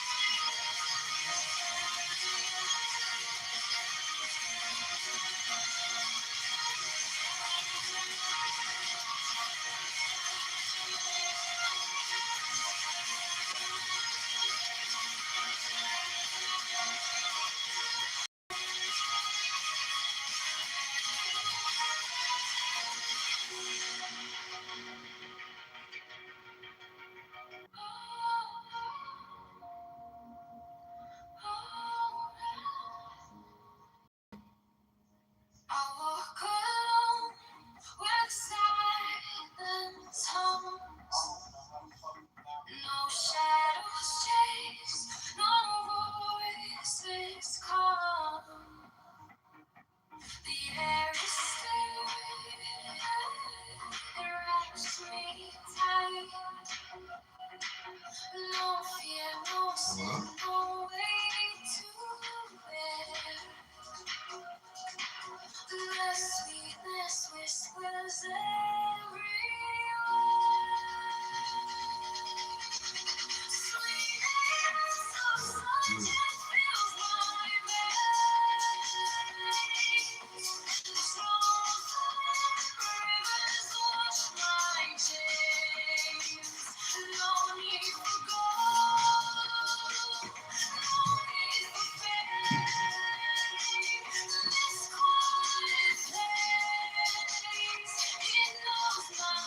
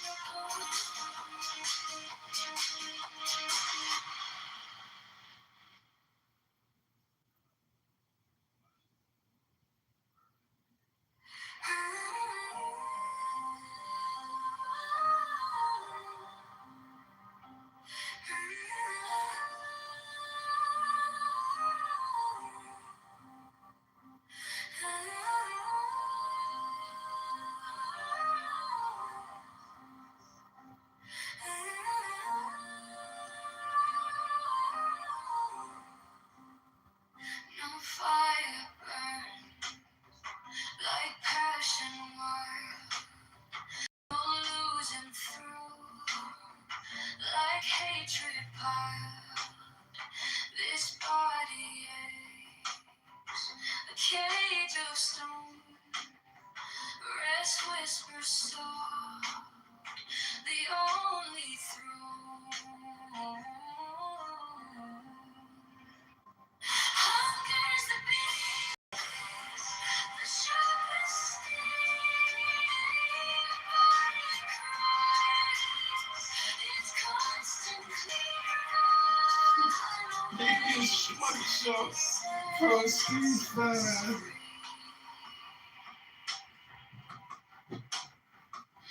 Pain walks close, a shadowed friend. Each step we take, it will ascend. Joy lies quiet, just out of view. A high. Cockroaches. Well, it's weird. What's kind of interesting, see, how does that work? If you're anonymous and you join today, it suggests that you got a burner and you paid, and you're paying Clubhouse already. I mean, or can you? I wonder how that works. Your report is wrong. My opinion, your report is wrong. That date is just assumed. It might be, yeah. I'll have to see if I can find another one. And then it gets updated if the data returns from the data store, which it doesn't. So the date just, because a date variable has to be a date. If it's not a date, then it will break the program. Yeah, I don't know what date can be null. Anyway, those kind of things. All right, John. Hello?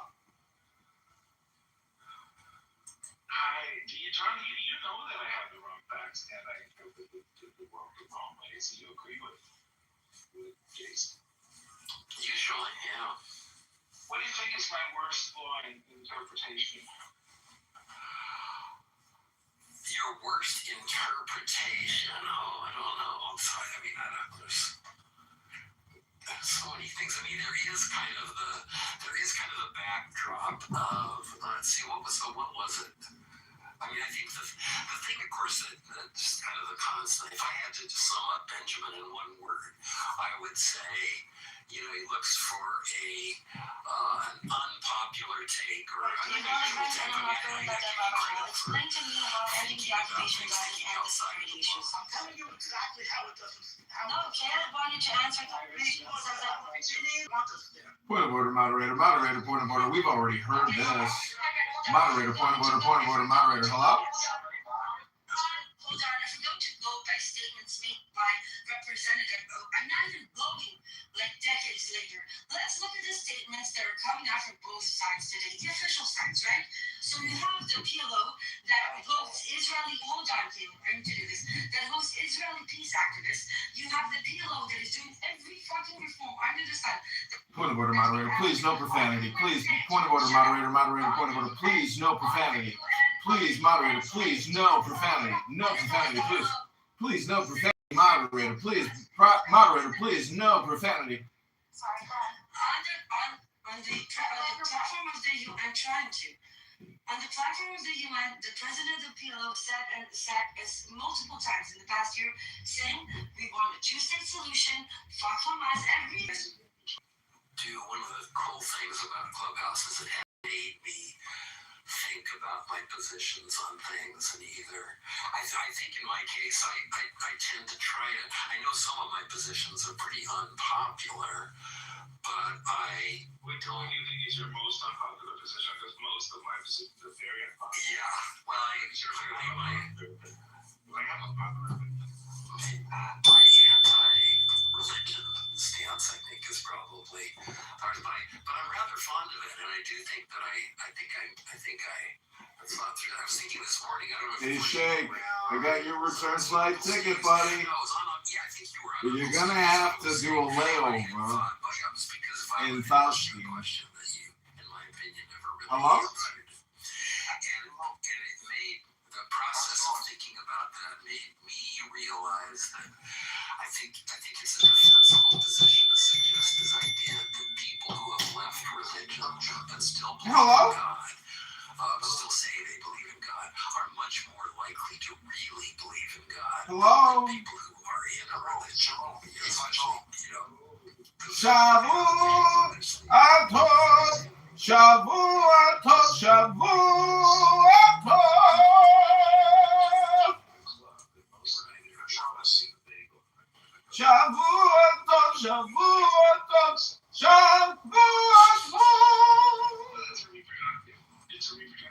Welcome back to another exciting episode of Atheist Schmucks Show, starring Pro, John, Uncle Steve, and Fat Ass Benjamin.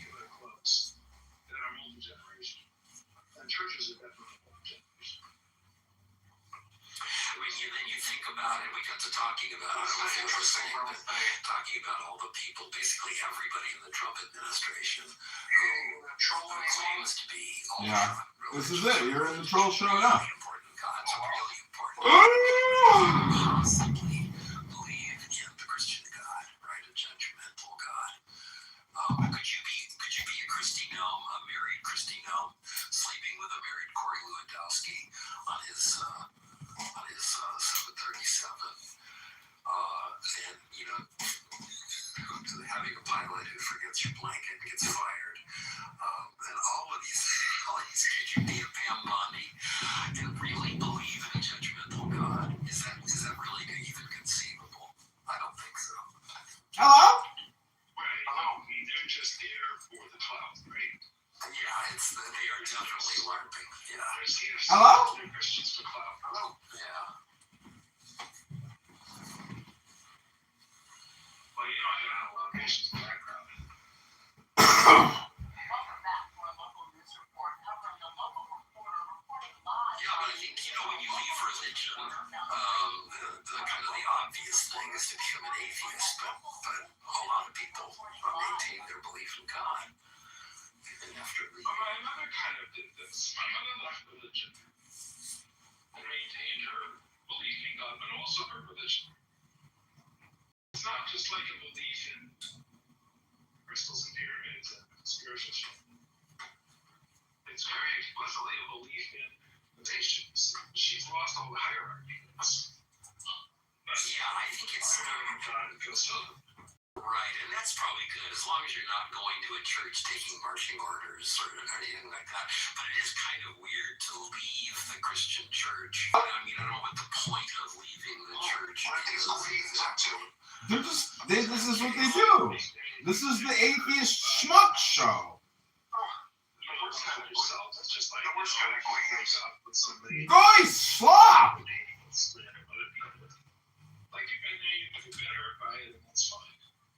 Hello? Hi, is this... I need to book a flight from Chicago to Tehran with a layover in Palestine, not Israel. Is that possible? So you take this time to write about Hello? That might just be the same thing.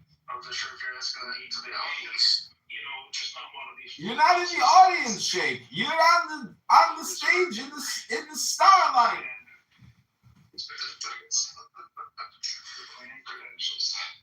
Hello? Hello. When I talk about my Christian friends all the time, and admittedly I don't have that many Christian friends, but several. And one I always think about because I think he's so interesting. He kind of came to. I think he was raised Christian, but was kind of a lapsed Christian in a way, and kind of found it. I mean, it's nice to travel, but sometimes it's just not. Like right now, I don't feel comfortable traveling. Not too much, anyway. Because these people are tripping. So, it's kind of funny when people string shit together. Especially if he just use one of them, it doesn't have to be followed with bastard, but it can be. Right? I can just say, pat you up. That's fine. But if I say, can you up Diego, it's got to be followed by bastard. Well, it would be preferred if you said you fucking gay or you fucking walk, Yes, we're mid-Holocaust. We've passed the point of no return. There is no management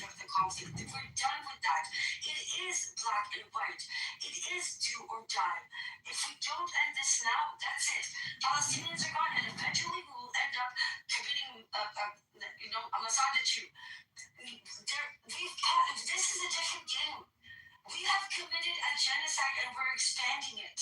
This is not a time to be feely touchy and try to walk the line. No, we need to be a non-apologetic left, a non-apologetic Jews who stand against atrocities and not whitewash them.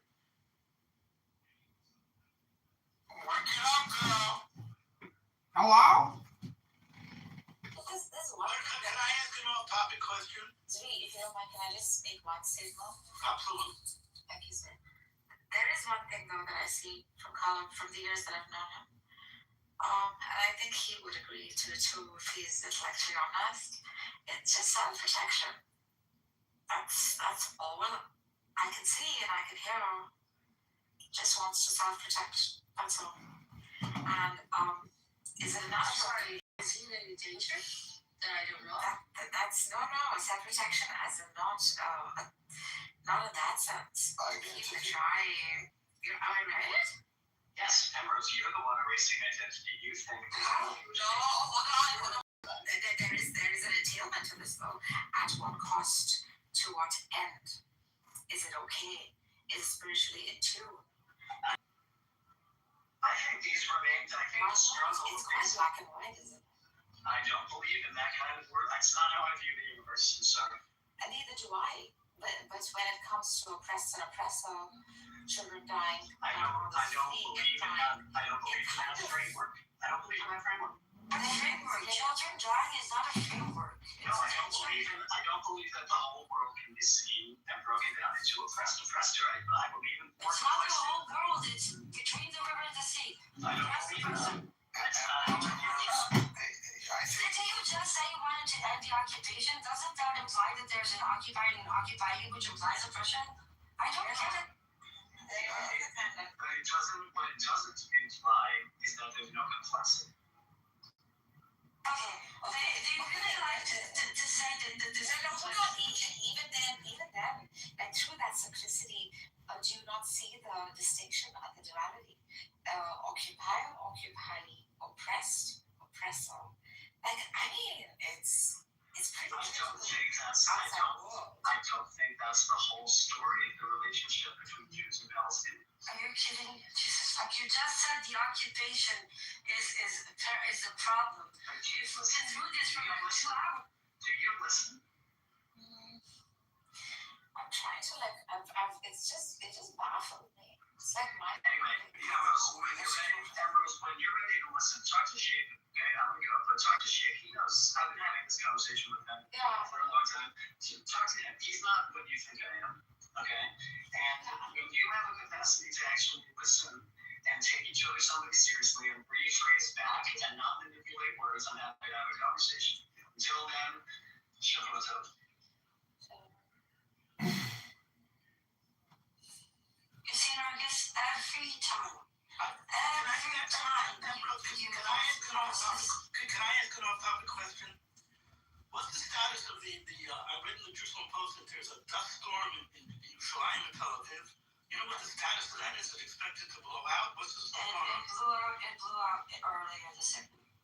Hopefully I'll be in Yerushalayim tomorrow.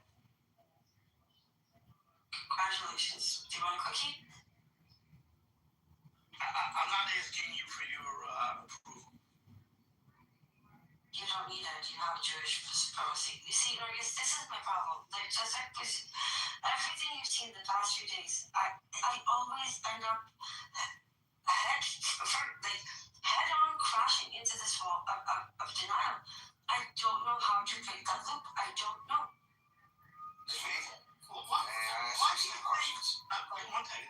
Why do you think you could be able to convince someone of their convictions? Clearly, no one's going to be able to dissuade you of your convictions. So why do you get so frustrated? Because it's not convictions. I'm not trying to sway you and force my opinions on you. I'm trying to get you to acknowledge reality. I I'm not sure. I acknowledge reality. Let me ask you, I saw in the Jerusalem Post, and again, that's how I get my information, it's probably 10th hand. But I saw that the PA just came out to arm themselves to give them the ability Yes, to like do every anything they want. other, there's so You're not saying that's a good idea when they don't think they can protect them. I'm telling you, it doesn't matter if you think it's a good idea or not. They deserve their own state. If they want to arm themselves and fight Israel, we're going to have to do it, just like Lebanon, Jordan, Egypt. We can't occupy and oppress every country that has a fraction that doesn't like us. So let me ask you this. Assuming that we did that, and then they attacked us, do you think And we will attack them then, and they will have to. So, I'm sorry. To me, if the mighty IDF that you people love so much, that did the paper attack, and this, and Iran, and that, cannot fucking defend the borders of a tiny little country, then what is the point? Why are you so afraid? What are you so afraid of?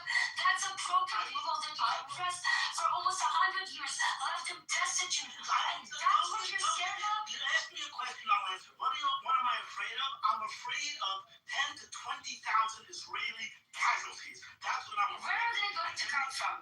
Where? From a fully armed Palestinian state. Really? So okay, then why don't the Palestinians get to say that? Do you know how many Palestinians and how many Israelis died between 48 and 7th of October? No, you don't. So I'll tell you. About 21,000 Israelis died in total. Soldiers, wars, terror attacks in total.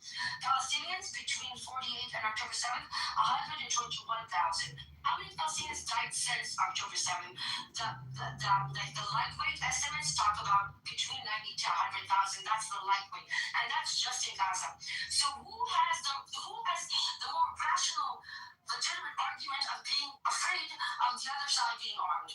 Your arguments are so insane. You're telling me that you're scared of the Palestinians while you literally exterminated each and every one of them with these trying to, and you're scared? Do you understand how preposterous it sounds?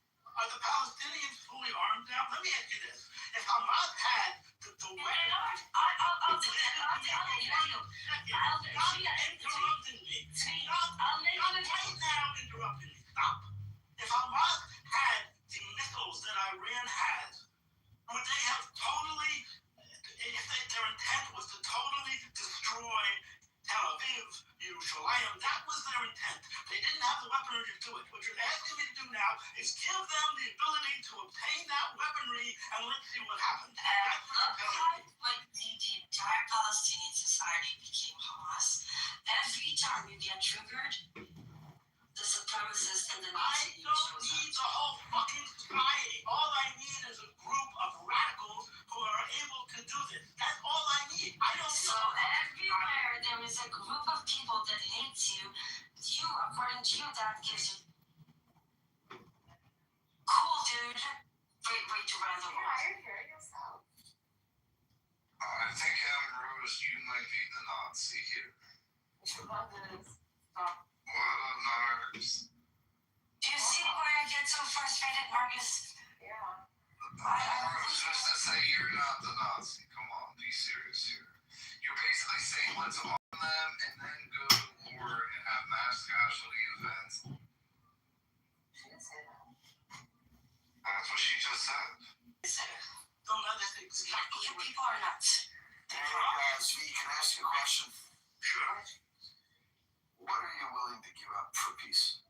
Jordan, we gave it up already. For true peace?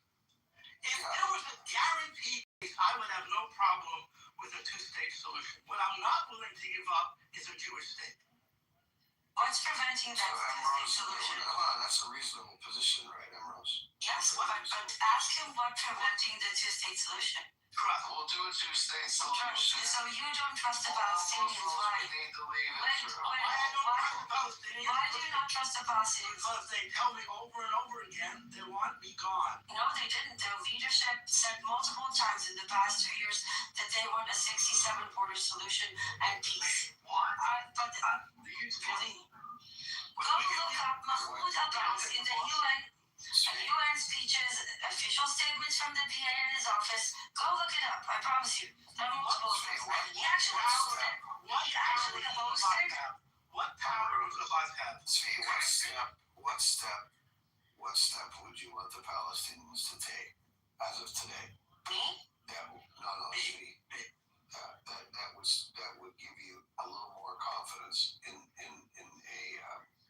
trust. A little more confidence. I don't think this trust can be gained in the short term. It has to be over the long term. There's no chance. Okay, what step? Takes time. That's okay. I know it's not. No, Svi. You talk. He's the solution. Svi, what step? What's the first step? What does that look like as of today? As of Valentine's Day, what does it look like?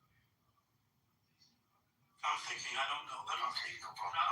No problem. Happy Valentine's Day to all you. Yes. I still give out free marriage advice. My number one advice is don't be on Clubhouse on Valentine's Day. But just saying. All I want for Valentine is a free. Wait, there's this slogan running on Twitter. All I want for Valentine is a free Palestine. From your lips to God's ears. God is on. Alright. To be exhaust this topic, or is there more to say? No, there's more to say. Svi is thinking about the next step. I just wanted to make a brief comment. Okay. Anyway, how do you make peace with people that what occupies their right? I just think, Keep going. Yeah, it just seems like how do you make peace with people? Read something briefly. It's just a paragraph. Israel will exist and will continue to exist until Islam will obliterate it, just as it obliterated others before it. So, who wrote that paragraph? so the idea is that how do you make peace with Wait, whose ideology is that? You gotta source it. You can't just say it represents all Israelis or all Jews. If it's yours, It represents Hamas. I'm not saying it represents. And again, Hamas is Palestinians for the million time. No, that's not true. Who asked you to make peace with Hamas? Did anybody here talk about negotiating with Hamas? See, this is what you want to do. You want to try and make this something that is not ideological. It's merely But again, so you are Why are you interrupting me? because you're attributing Hamas ideology to the entire people of Palestine. Let him go. He really hates it. Alright, let's finish the story and then Daniel, this is the thing, right? they don't represent all One Palestinians. second. The ideology is what is sort of driving a hope-like situation, right? Statements like these are exceptionally crude and blatant. I'm not gonna lie. However, it is also and one thing my ideology, my belief in God, will allow for me to not be oppressed anymore, to not be killed at the hands of these who hate me for whatever reason, right? So similar, probably a feeling that the Jews felt under the Nazis, and I think it's a kind of full circle that's coming around. However, these people have done. Yeah, that's a good point. And I would just ask to see some parallel, something that will correlate from the Jewish struggle under, Weimar Germany. But the fact of the matter is that there's an ideology that's not being addressed. And if Israel can't be status, there's just no existence of Israel. And this is woven into the DNA. Very structural. I'm sorry, enough with this dehumanization fucking propaganda. You keep presenting your narrative as if it applies to every fucking Palestinian ever. Hamas are Palestinians. They hold that ideology fine. No one negotiating that. But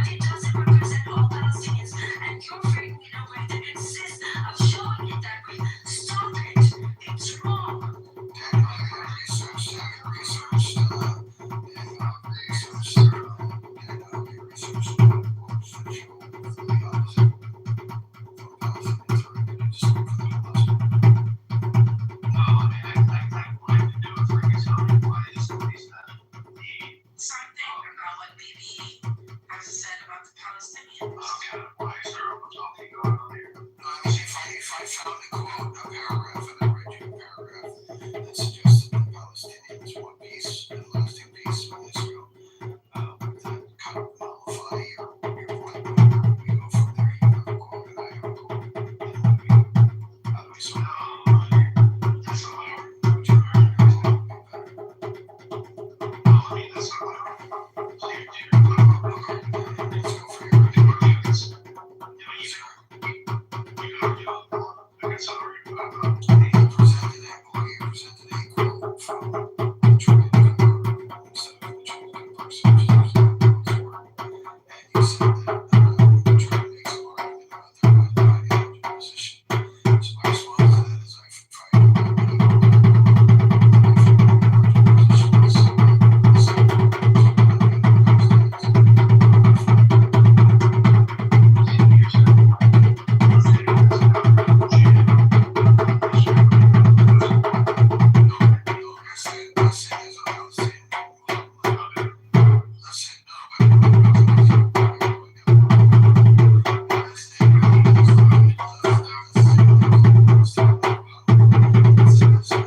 So my response to that is I tried to find any ideological dogma, and this is the dogma of Hamas. Now, what can we know about ideology? We can look at the leaders of Hamas and see what they've said over long periods of time, and we can come to some conclusion as to what they think. And I'll give you a synthesis of it. This is what Hamas thinks. It is true that in reality there is an entity or a state called Israel. This is reality. But I do not deal with it from the point of view of recognizing or admitting. That's my show. Added that Hamas did not formally recognize Israel, but could accept the fact of its existence while advocating Palestinian rights. So I think what's happening here is we fail to recognize the ideological commitments, the things that are rattling around in the minds of those that have a direct impact on the complexion of this conflict. So we have to see those that have an effect on the complexion of this conflict, and we see what ideologies are rattling around in their mind, and we see that they're just abhorrent. We'll see something like Hamas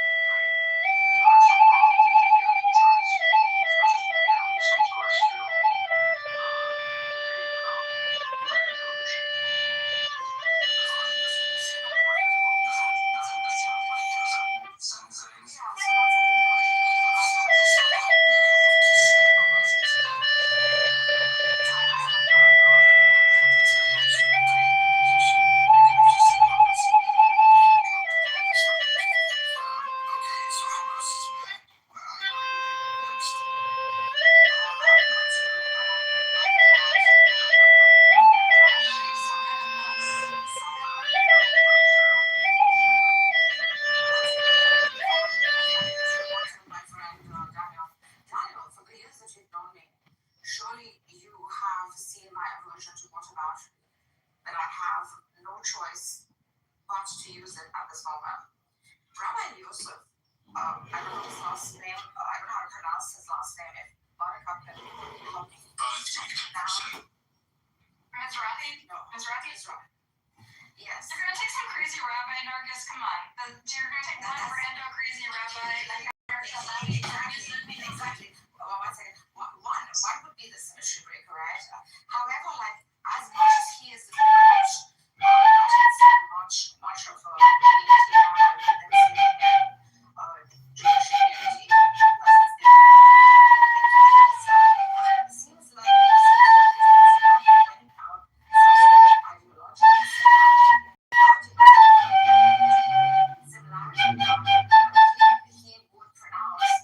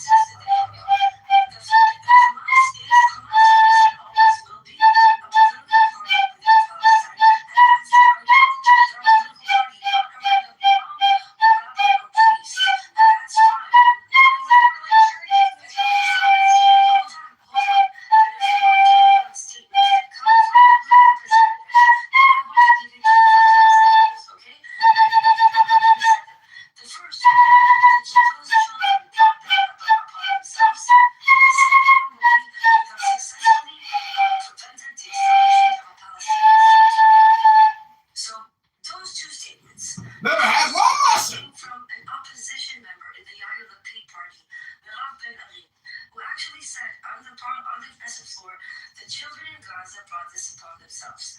Ribono Shalom, the children of Gaza think this how stupid can you be? Hello? After he announced the new security regulations in territories 8. People are fucking crazy. They repeat themselves. They're fucking so stupid. Which ideology represents Hello? within that society? Because we can play that game. Misunderstood Daniel. Daniel just says Hamas is bad. Hamas is the entire Palestine. No. He corrected me when I said that. He corrected me when I said that. He corrected that I misunderstood his position. Okay. His actual position is Hamas is bad. He just chose words. Okay, so now can we ask, so do we want to... So I take on Denver, so I take on board.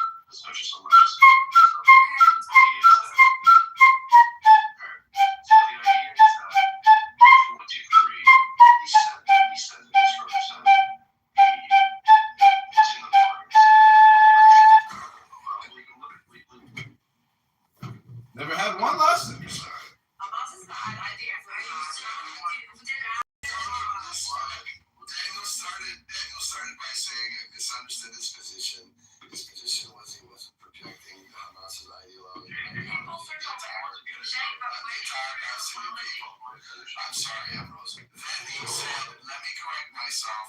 And he said Hamas is bad. Then he said, let me again further explain my position, which is exactly where we started. You also had 10 minutes. You also had 10 minutes. You started off with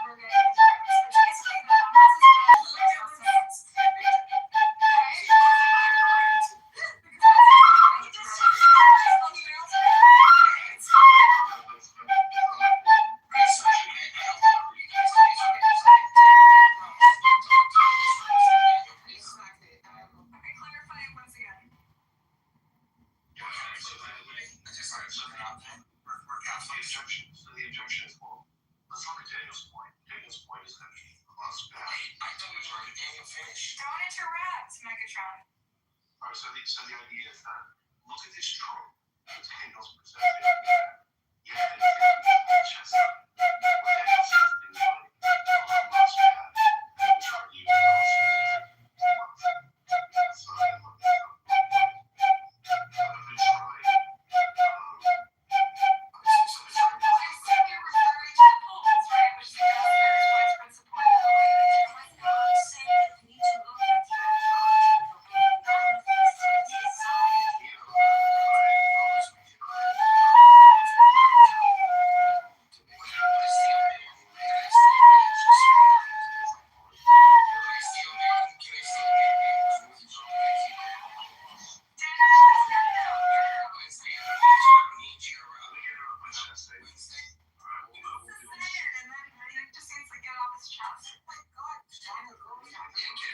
says things like, oh, Hamas bad, and Charlie majority Palestinian agree Hamas and then like deserve genocide. This is It's legitimate that there are polls that say it's true. It's true that there are polls.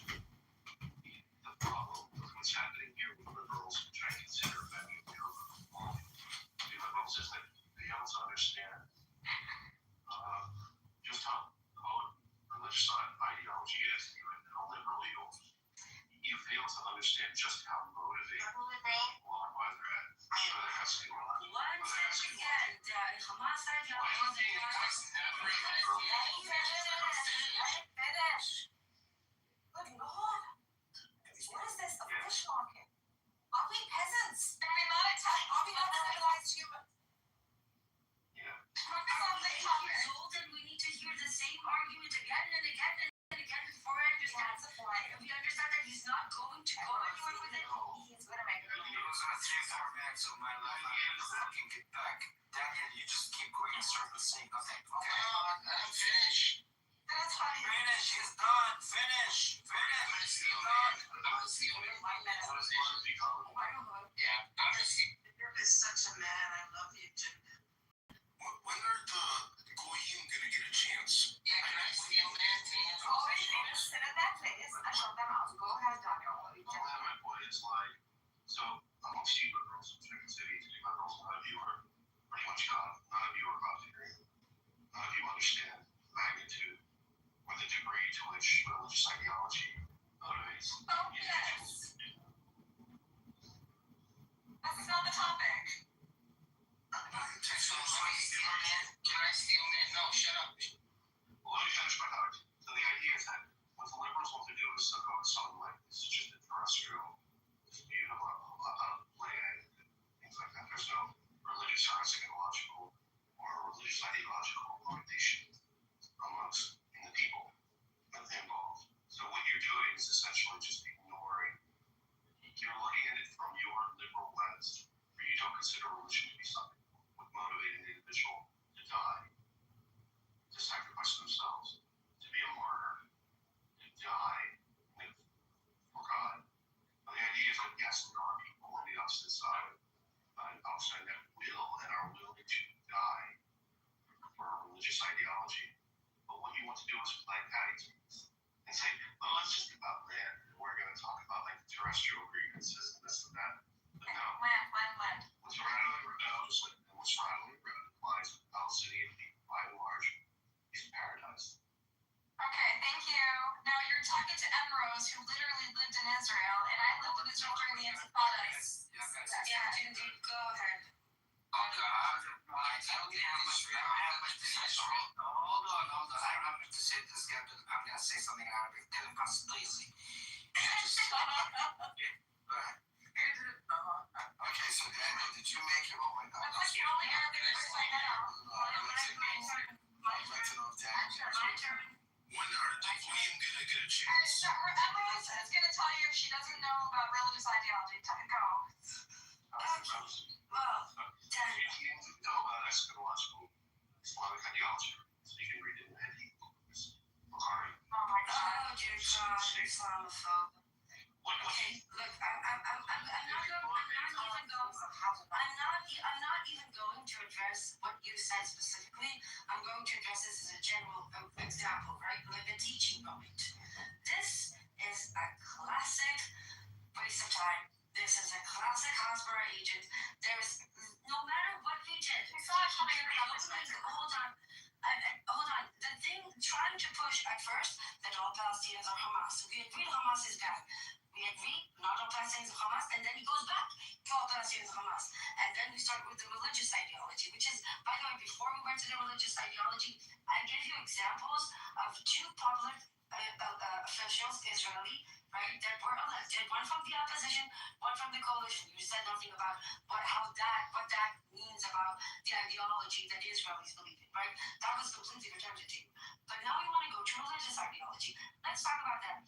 Hamas, first of all, was funded by Israel for a very long time. They're literally in control because of, they're literally in control because Bibi, the one you are having the photograph of, actually paid for Hamas for many, many years. That's number one. Number two, religious ideology. Israel doesn't separate church and state. Palestinian constitution, or at least that they have now, does separate church and state. Israel has many, many religious representatives in the government, including two literally convicted of terrorism motivated by religious ideology. I'm not applying that to all Israelis. You're again trying to apply that to all Palestinians. And third, you talk about Islam. Palestinians come in many shapes, ways, and colors. They can be blonde with blue eyes. There are Afro-Palestinians. There are Muslims. There are Samaritans. There are Christians. And there are atheists. But you and again, we go to the point. Just like me. Just like me. Oh my God, you gotta let me go after this. Instead of using this to have a productive conversation about ending the occupation, we ended up in a 30. No, Nargis, hold on. I'm not here to make friends. There's an agenda. If we're going to let every fucking idiot make that argument for half an hour, we're going to do this forever, and we have no time. I'm sorry for what I'm going to say to you. Chinti might not be able to talk to us within a few months because the West Bank is being sieged more and more every day, and we have to debunk fucking Islamophobic ignorance. How is that productive or helping anyone?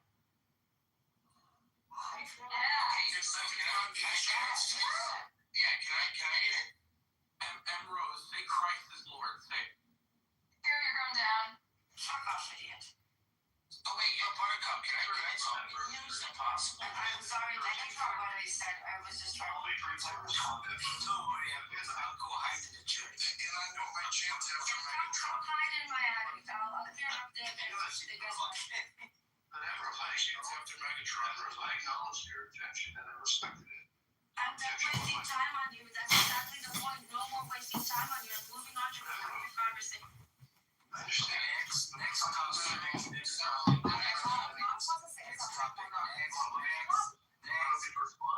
How can respond? No, you shouldn't. Because he's responding to each other's responses. How come I'm the only one that comes into your room? There's no entertaining. Which room are you streaming?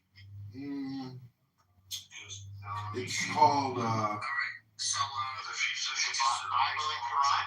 no, Is Liberal Zionism Dead? Church of Buttercup 2 is the house. I understand your objection. I'm telling you, this is not the objection that I made. Amir is upset because Buttercup is stealing all his thunder, taking his audience. Looking at this conflict, to be honest, And what did he think? Dude, it's embarrassing. He keeps talking about you and how he claims you're defending Epstein. What happened? You know what? What happened? Amir keeps claiming that you're defending Epstein. Saying,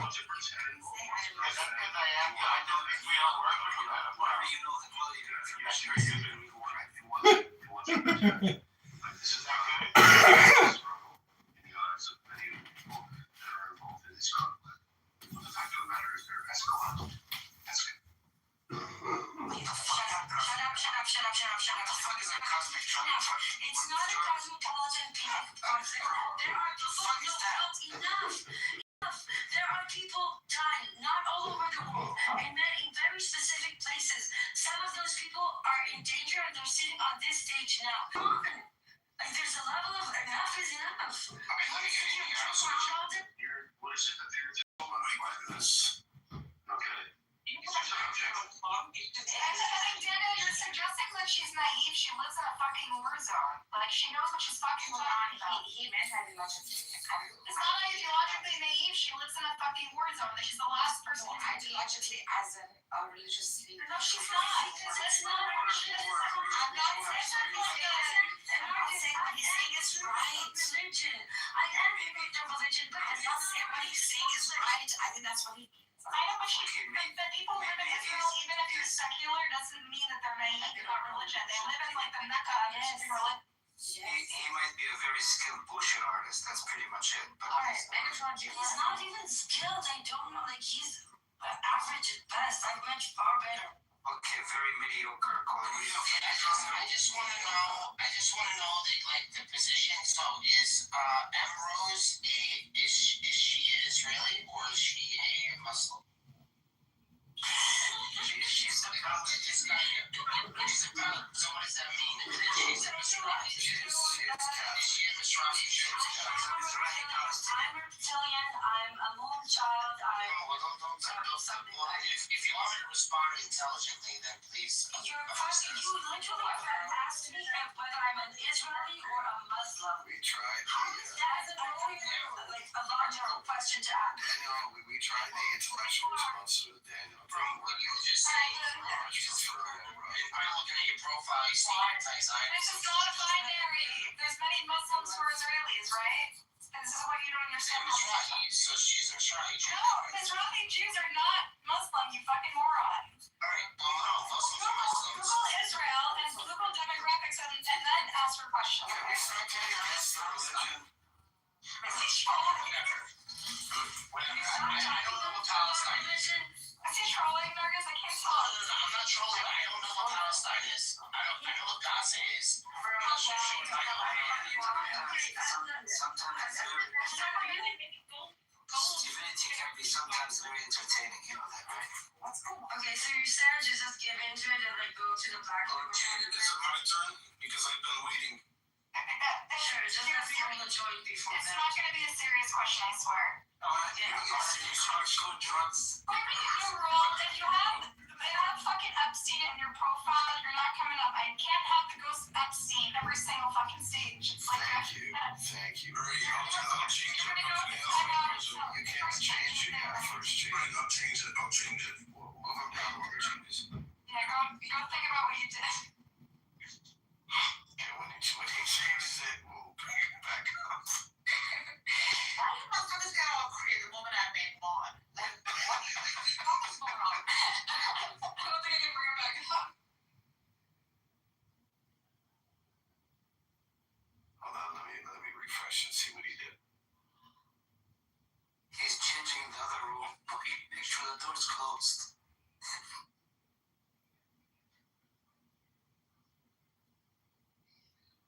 Okay, here's some picture of a guy with a flag, potentially a crusader.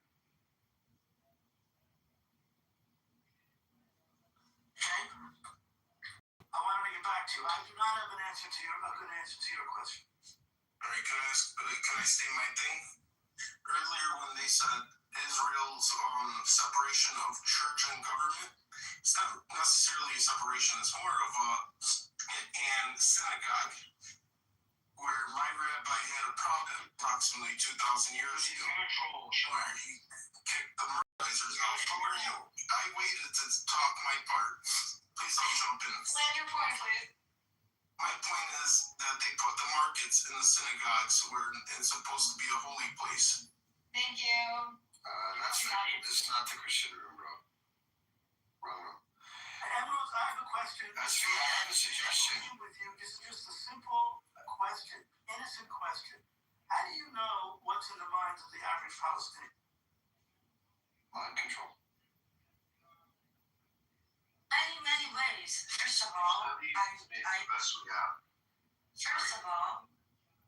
my day job, which I'm not going to disclose, but that means I actually talk to Palestinians on a day-to-day basis for many, many hours that you can talk to. There are statements that you can listen to. And more than anything, and I want to make this very, very clear, the point of a two-state solution actually means that you do not get to say bad shit, nothing. If the entire Palestinian community decided that Hamas is gone tomorrow, they still get to do that because that's the right to self-determination. Determine your own fate. If they want to determine a fate of Hamas is gone, let's fight Israel to the death, we're going to have to deal with it. But they have a right to determine their own fate. And just because somebody elects leaders that hate you doesn't give you the right to occupy and oppress them. Because if that was the case, we would need to occupy. Well, that makes sense. Now I get why we're trying to occupy the entire Middle East. We kind of got used to the concept. Oh, I'm having a light bulb moment. But you see my point? So even if that... Not diatribe afterwards was a serve for the answer, but I thank you. I think there are two words. They have manipulation or control you. He is a respectful guy. I think he's on very far to the right of us, but I think he actually is an intelligent guy, and he is thoughtful and supportive. I assume that just two words running in their mind. Never again. Never again. Never again. What you do to others comes back to this is what Respectfully, Marcus, never do that again. The use of the Holocaust. No, even if you're I want you to understand my position on this, okay? From my perspective, and my father's entire family, except for my grandfather, was wiped out in the Holocaust. To me, using the Holocaust as a testimony, I don't care, Narcus, is grace to my murdered family, whose their tragedy to justify another Holocaust, and I won't have it, not in my presence. The Holocaust was a monstrosity, but it doesn't give us the right to do it to us, no matter how scared we are. It's never, ever an excuse. And I won't have my family's memory designated by using it to justify these. Enough of it. I did not make that argument. He didn't. And I want to point out that both sides, like Marcus points out, both sides use the Holocaust for their own argument. I invoke the Holocaust all the fucking time because to me it resembles echoes of what my great grandparents went through, right? So I think we're both usually the memory of our. You get to do that. Others don't. So I think people see how people invoke the Holocaust, the memory of the Holocaust for their own convenient reasons, right? And so I try to be at least consistent and at least not hypocritical that if I get to invoke the Holocaust because I see skinny, emaciated children and they remind me of Holocaust photos, then they also get to, No, they don't get to use it to justify atrocities. And not to justify atrocities, but like they are. They use it to describe October 7, right? Narcus said that the only thing that crosses their mind is never again, never again. No, they're not. No. What did you mean by that, Narcus? Do you want to clarify? No, so please ask me. I'm open to explain. I'm on your side. It's human empathy, right? They're also going through similar kind of extermination. if not more or less, one could say like similar, right? The Palestinians. Yeah. So he asked, what do you think is going on in the mind of a Palestinian? He's thinking, I'm so sorry, Nargis. that's I'm so sorry. yeah, so that's what I meant. So he's probably thinking that never again. Like, I'd rather die than live like an humiliation. I'd rather die than.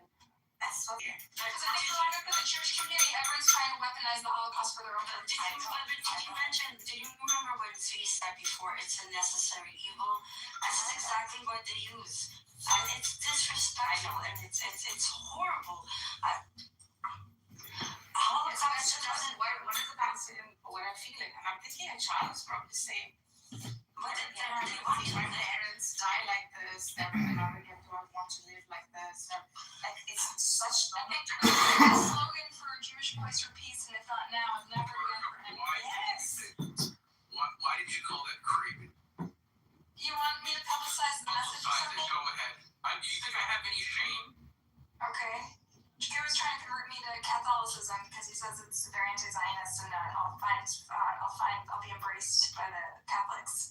The Catholics who tried to kill us, right? Who killed probably more Jews than any. Read it out loud now. Okay, I have an off-topic question. Why is everybody on the clubhouse so obsessed with religion? You guys never shut up about We religion. actually have conviction and we have faith and we're not ashamed like you. You shouldn't have asked. You're going to regret asking that question. But I'm right? I've You don't like never. I'll tell you, you don't like Zionism. You don't like Zionism. Okay, sorry, you're too noisy. Emrys, I think because we hang out in the Israel. Let me finish my point. We hang out in the Israel-Palestine rooms, which are kind of tangentially related to the Christian atheist No, they're not. theology They're rooms. not supposed to be. They overlap in the type of people that are interested in these topics, so we end up overlapping with the type of people that's moving in that. You do understand that this is not a religious conflict, right? Everybody here understands it. People who are invested and have the stamina to talk about this ad nauseum tend to also have an interest in religion and theology. This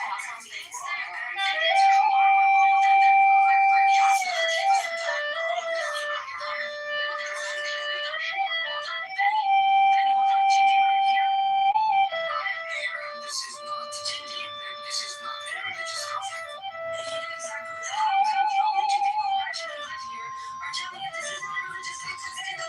Yeah, that's what inspires people's interest in it.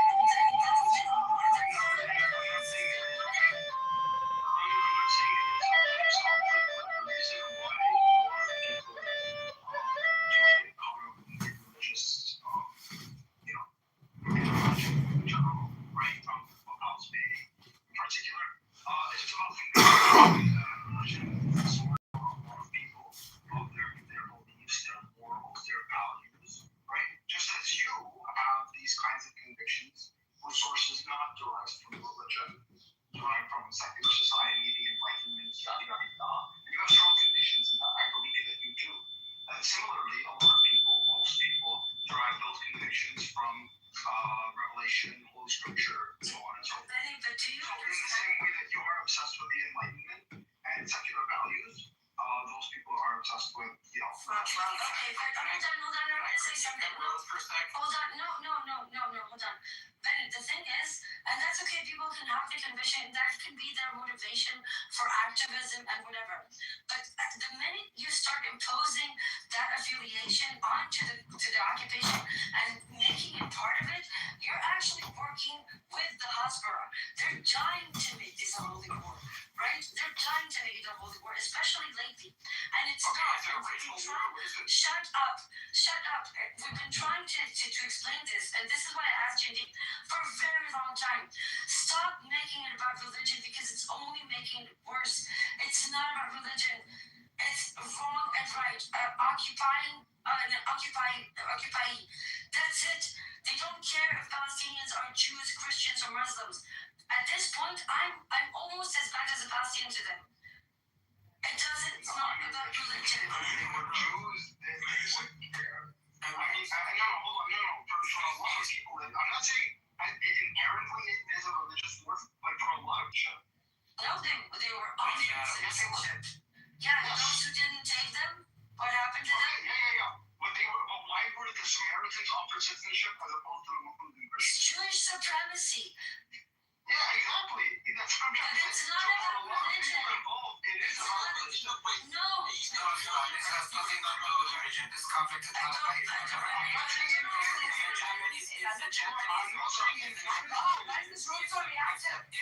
if the God is Japanese or Chinese, if they moved into Palestine, what has the same conflict? It has nothing to do with religion, okay? It has nothing to do with religion. But if they were Jewish, they wouldn't have. That's Jewish supremacy. Yeah, they treat the goy the same, sure. One they're Japanese or more time. Judaism is an ethno-religion.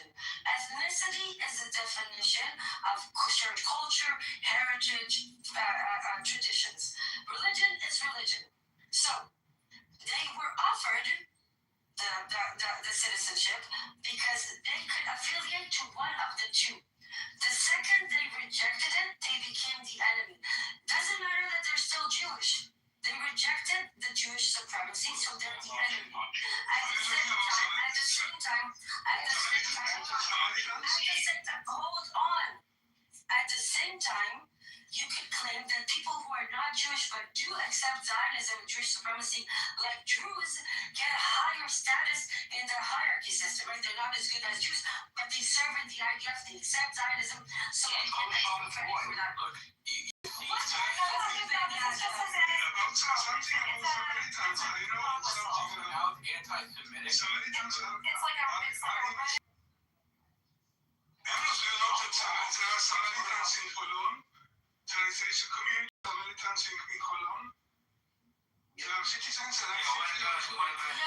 Yes, the Samaritans were offered citizenship. Part of them took it, and roughly about 800 didn't take it back then. Today, the Samaritan community in the West Bank is approximately 2,000 people. If you come to X, I will also introduce you to Faya, who is a really sweet, amazing Palestinian Samaritan, and many others. It proves that Israel will give status to anybody that can serve two purposes: be part of the Jewish majority they need, and accept the Jewish supremacy between the river and the sea. You get that. You get accepted into the circle. Within the circle, there are different levels. There is the privileged Jew, then you will have other levels, but you're still in the circle. The circle has its own supremacy inside, but you're in the circle. You can be Jewish, but reject Jewish supremacy and Zionism, like the Samaritans, and since they are actually Palestinians. Oh, for fuck's sake. they're not. They were, okay, Benny Adam, have I ever explained to you about the two-tier system of perception of Judaism in Israel? How you can actually be Jewish enough to receive the citizenship, but not Jewish enough to have babies, get married? Yes, I know. I'm fully aware of it. I know, but they want to call it Israelites, right? They're not actually Jew.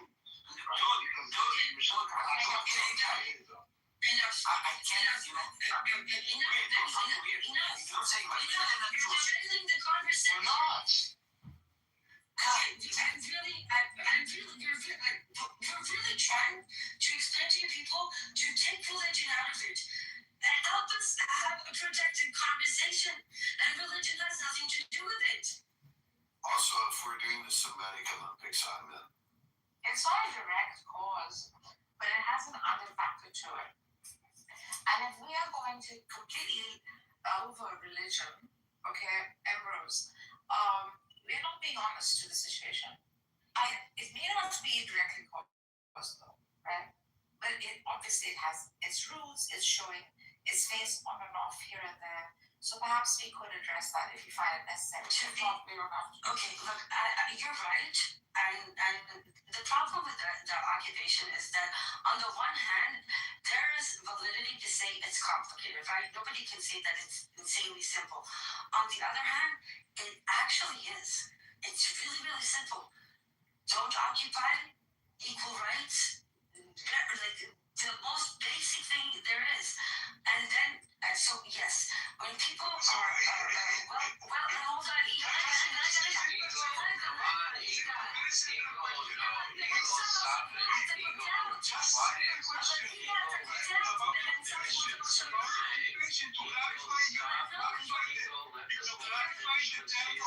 question. יגאל, קטעת לי את חוט המחשבה, די, זה לא העניין. Shit, I forgot what I was saying. Okay, what I was saying. Nargis, what I was saying. Yeah, thank you, Jason. Oh, for fuck's sake, Yigala. Enough. Let me finish and then you can ask, okay? It's in your opinion,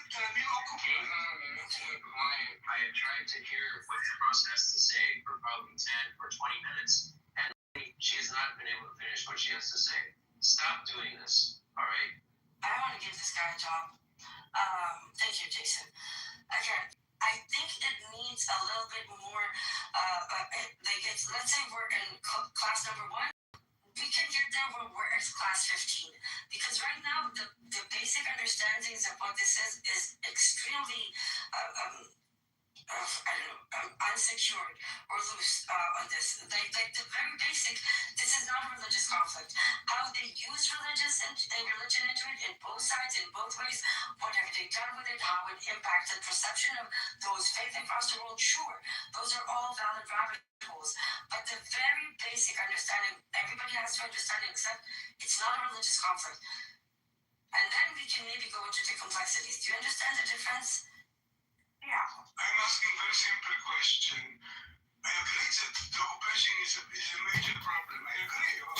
But what is your definition of the occupation? Is Israel itself an occupied territory? Legally speaking, This is a very simple question. Yes or no? Is Israel an occupied territory? Sharon. Yes or no? Answer the question. No. Legally, no. Morally, yes. Politically? Moral-wise, yes. So in case of two states, we still remain with occupation. Yes, not only do we remain with an occupation, we remain with one state that is still... In case of two states, we still in remain... case of two states, yes, I believe morally we will still be occupied. There's still the right to resist. But no. This is where this is the problem. That it's not just about the two-state solution. Because if you still, this is why I advocate for a one-state solution. To me, having a smaller Zionist state is a small step forward. I don't want a Zionist state at all. Because a Zionist state effectively means a Jewish supremacy that will always end up oppressing anyone who is not Jewish. Whether it be light oppression or extreme oppression, doesn't matter. It will still be oppressive. And that is something I do not agree with and never will agree with. I can understand a two-state as an intermediate solution towards true democracy because we're being pragmatic. But principle-wise, moral-wise, no, I will never agree with a system that is inherently racist and oppressive.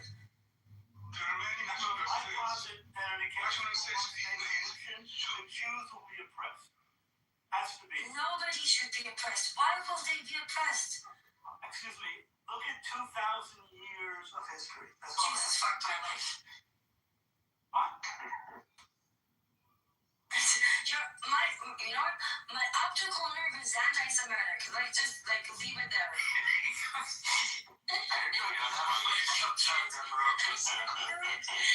I can't do it anymore. I can't.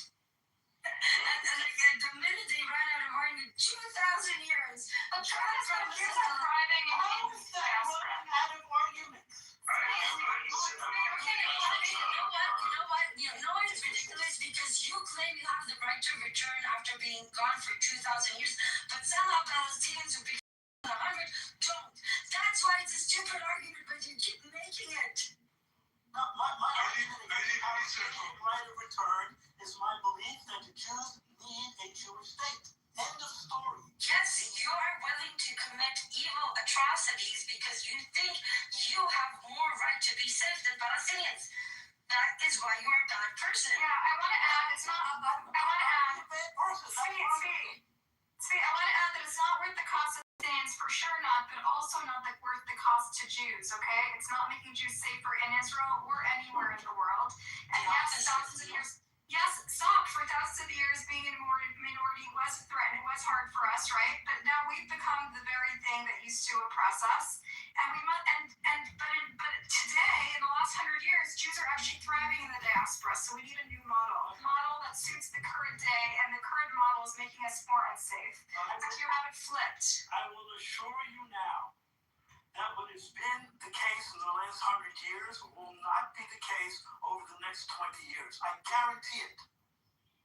But I would argue the status quo in Israel is contributing to that. I would argue that Israel is a threat to Jews and Judaism in general. 100%. You can make that argument, that's fine. All I know is personally, that message. I pray 3 times a day for the return to Zion and Yerushalayim. That's what I do. And if you talk about religious ideology and about power of religious ideology, where's Daniel? Where's Daniel with his religious ideology now? Can I show what I pray for? Daniel, I thought he was a secular atheist. Shane wants to Sure. Good. Okay, I pray for peace in the Middle East. Edmund, what do you pray for? I pray for the same exact thing and occupation. Anyone else want to join Can I me talk in about it? sharing what they pray for? Don't ask you. Yeah, Don't ask me, Shane, because I don't pray. You'll pray when I become your wife. It's no problem. You still got it for me. You still got it from me. You're kidding me? Who doesn't have religion? Are you kidding me? Ladies, man. I would quote Bad Bunny. The only way to defeat hate is through love. Thank you. It got really awkward when all the women started flirting with you. Seriously. Like a I mean, You guys want us to leave? Like, congratulations. you guys know the law agenda? I have a lot of sympathy to be pushing now. I'm pushing. I wish I should have bad. I have a lot of sympathy with Zvi's position. Okay, maybe the last 20 years, maybe the last 50 years have been great for Jews, but in the long run, is that the way to bed? Maybe it's not the way to bed. You know, maybe you should wait at least 200 years before you're sure that the good times are going to continue. You know, and in the meantime, Israel is a backup plan, and a very valuable backup for Jews. So You think they're like fleeing. Israel's fleeing. No, I have a question. Do you think Why are Israel's fleeing? if every Jew in the world moved back to Palestine and Israel, you don't think that's possible? Well, I think the region is big enough to absorb every Jew that lives anywhere in the world to be absorbed in the region in a very peaceful way without the so-called state of Israel. if I may answer your question, Of course, I know you can answer your question because you're going to tell me Jews they were tortured there. I understand.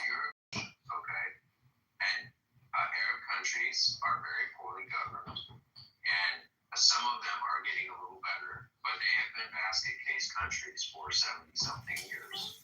And Israel is a very well-governed country. Whatever else you can say about it, it's a very well-governed country. Okay, it's done a lot of amazing things in terms of technology and establishing research universities and defense, in particular defense technology. And so that's not a reasonable thing to do, to go live in a bunch of poorly governed countries. That's going to change. Nobody asked them to do that, though, Jason. And that's Well, he was talking about moving back to the Middle East without Israel, but those are poorly governed countries. no. He was talking about the fact that Jews, for the lack of Zionism and occupation, are more than welcome. Topo Chico. They were always part of the social fabric. Twist of lime.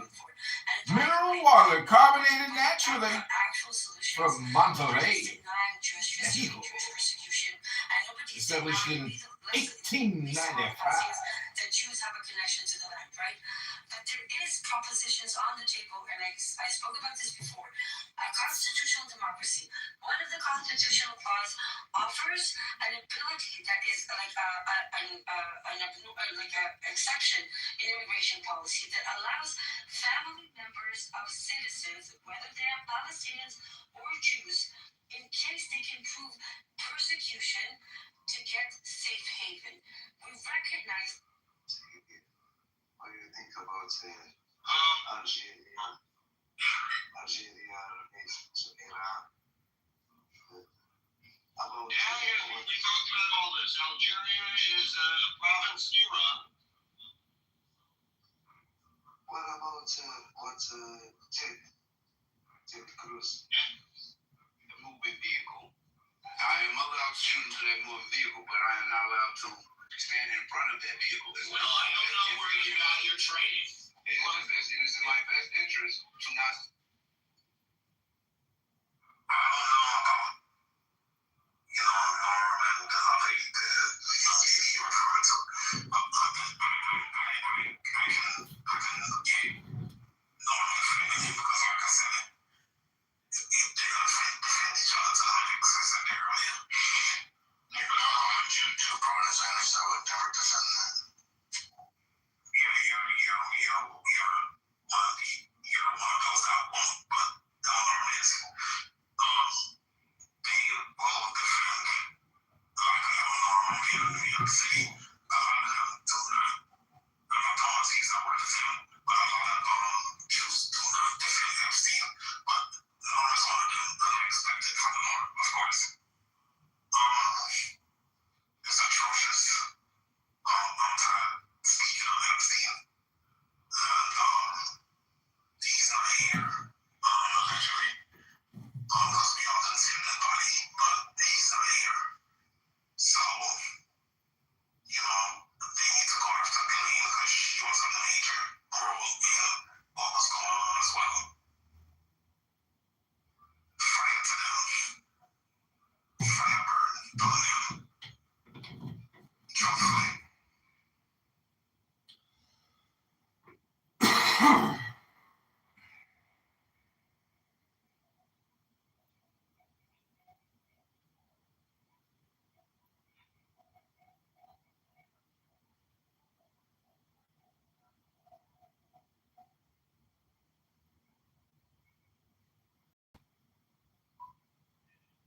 No, I hear you. Anybody else want to come up? You guys want to come up? That's Dave. Training's allowed to take a second can of work.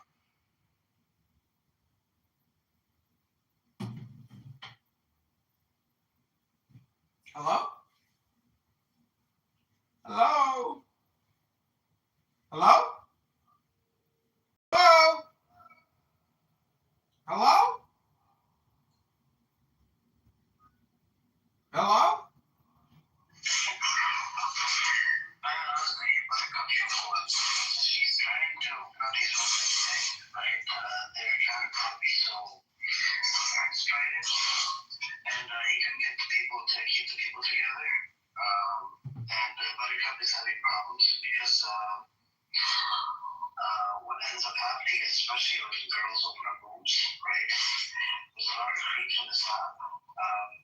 They will try to dox and, just for getting kicked out of the room. They'll try to do anything to sort of like go after the discussion plan. And it's crazy. So that's the part that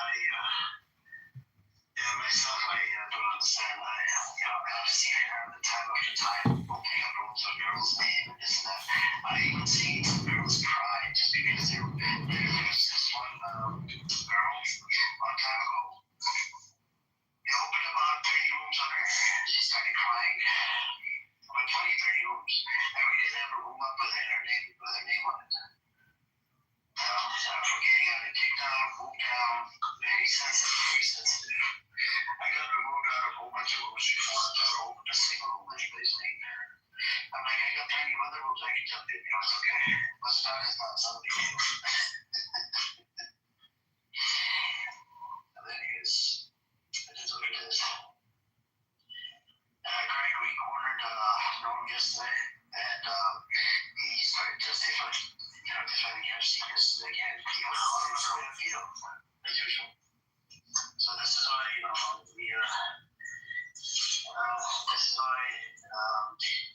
we're gonna make sure he doesn't,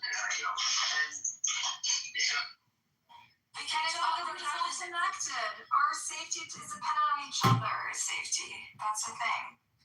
Like, it's one person's safety is dependent on the others. You can't have neither of us are safe as long as the Palestinians. They're not seeing Well, I see that. I think people's behavior is also connected to people's safety.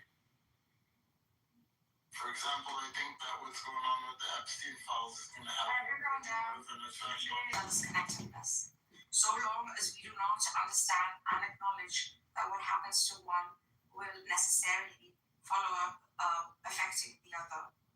So long as we do not understand this, acknowledge this, and realize this, we will always create bloodshed. And this is something I think the world needs to sort of understand. It's like a no-brainer. It's like, why is it so hard for people to understand this? Just a quick question. Go ahead. Edward, did any of you, did one of you disagree with anything I said? Do you have any No. reservations? I think I'm not. I think you're an undercover Palestinian, bro. You see, so we just established a one state within this room because we actually know what the problems are. Ambrose, I used to know a guy who used to say any Yehudi, any law, so the word Zionism in Hebrew. This is why I said I'm I'm just a Jewish. a Zionist. Yeah. But just you said like, I'm sorry, but Israeli to Palestinians, this is it. We solved it. It's that simple, Marcus. Do you understand why it's so frustrating? We can make it complicated, but we can also just make it It's not complicated. I think it's very simple, but you need to accept some ideas about military realism very uncomfortable, and then it's simple, okay? But it's very uncomfortable. What military relations? The ideas you need to accept are that the security of Israel is a linchpin to security for the Middle East. And so we want Israel to be as secure as possible, as strong as possible. And then that is the keystone. You know, We're going to use the that. best way to achieve it is to end the occupation. Literally, the best way to achieve security for everybody between the river and the sea is to end the occupation. If that is your goal, that is the ultimate solution. No occupation, no resistance, no problem. Like 57 Muslim countries stood in the UN in 2024 said we will ensure the prosperity and security of Israel within the borders of 67. Literally, if you want to ensure the security of Israel and the fucking occupation, everything is solved. Look, magic, poof. Those are just promises.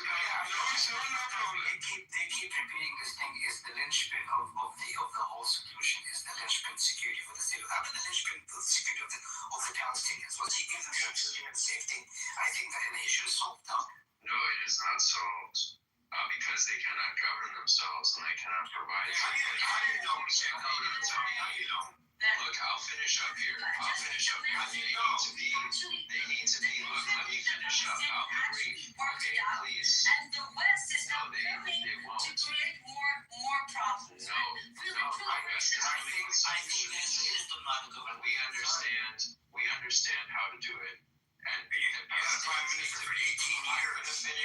I'm gonna finish up here. He wants to destroy the state of Israel. You understand? You could Let me finish up. Let them do as fascist Yes, manifesto. they do not know how to govern themselves. Israel is excellent at providing security. They should be a subsidiary state and a partner of Israel. That's the only way they will have security. And they will need. I will finish up here. I will finish up here. We're listening because honestly, I don't know if I've ever met someone as annoying as Emrose, and I'm thinking about renouncing Judaism because if Emrose is Jewish, you know what? You can keep it, Grace. Everybody, I'm out, Grace. Emrose has destroyed my Judaism because she is such a schmuck. Anyways, yeah, we can listen to it, Mir, but I don't know. I am amazed at Emrose. You don't know what somebody's situation is like on the other end of their phone, but she's got incredible energy to just talk over people, very low awareness, and so the thing is, it's if you're not gonna read anything or talk anything about anything other than this, like you're crazy.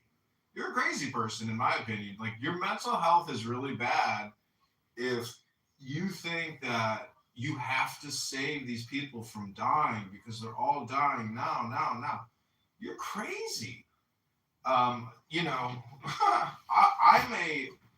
a pro-life candidate, and I gotta tell you, we're killing 3,000 babies a day in America.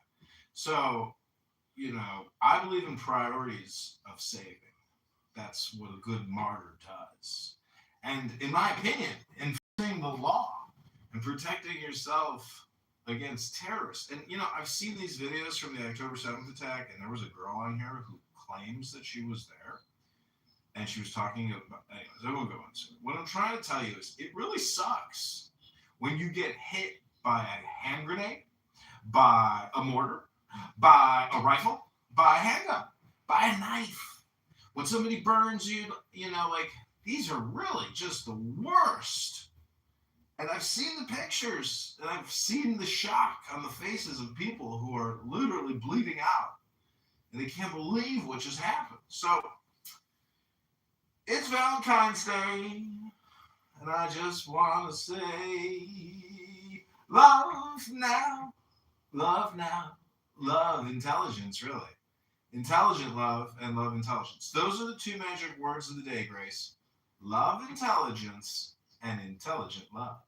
Love under will, because it's my belief, Grace, that these people aren't even in control of themselves anymore. Someone like Emrose or Buttercup is not in control of who they are or what their story is. Other signals and other information is actually in control of their brains. And so I just find it amazing to be the private witness for what I consider, like a malfunction. Hello? Yes, I just, you know what, we're done with Buttercup, most of the Jewish community, so, See that she can be. You can't throw the baby out with the bathwater because what she's doing is providing content. She's actually Oprah Winfrey. Like you can't chuck her, not just yet, because what you really want is people talking. Because I'm recording, and I think because I don't know, nobody else wants to talk to these people, so there's not a speck of dust out of place in the whole universe. She's somewhere over there, She has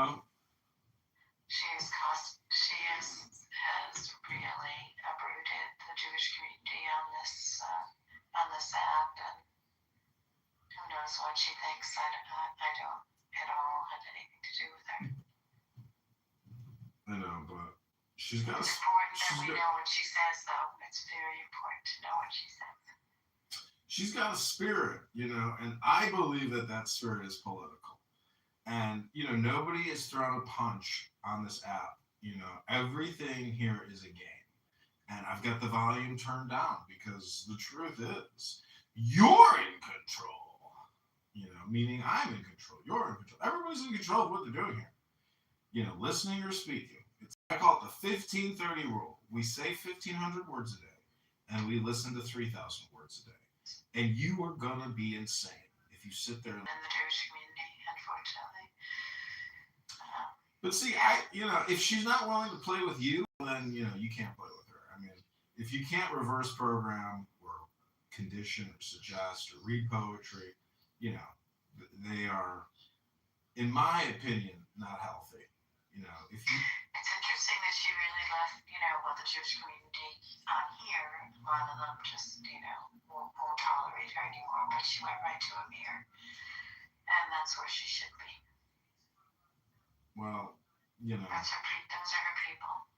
The thing is, the Jewish community here is not like other Jewish communities.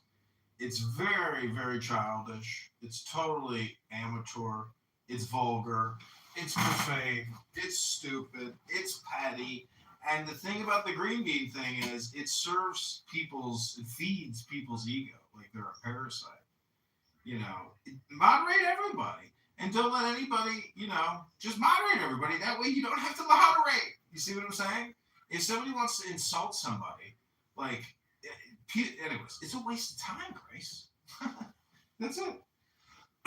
Jewish clubhouse, Muslim clubhouse, Christian clubhouse. No, I'm not in that. We have a small group of people that we've been doing Havdalah and things, so I think I'm in a different group than you're talking about. Oh, yeah. There's other people are having there. Havdalah. I understand what you're saying. I wouldn't go into those type of rooms. I'm not just looking to be in Jewish rooms. One is that, I'm a clergy person, so I want to be with people who are seriously, talking about how they want to, be in the Jewish community, how they want to study, what they want to talk about, relevancy. I don't have that kind of, generalized understanding of what goes on here. But I do know that Buttercup has tried to, turn everything upside down, which when we all first started and we weren't taking it. Well, she goes by the name Buttercup. I mean. Yeah, and she's been all over here, and she's been going from one place to another to find her people. I hope she finds her people. But she's very destructive to the Jewish community. And everybody's not going to tolerate it anymore. No.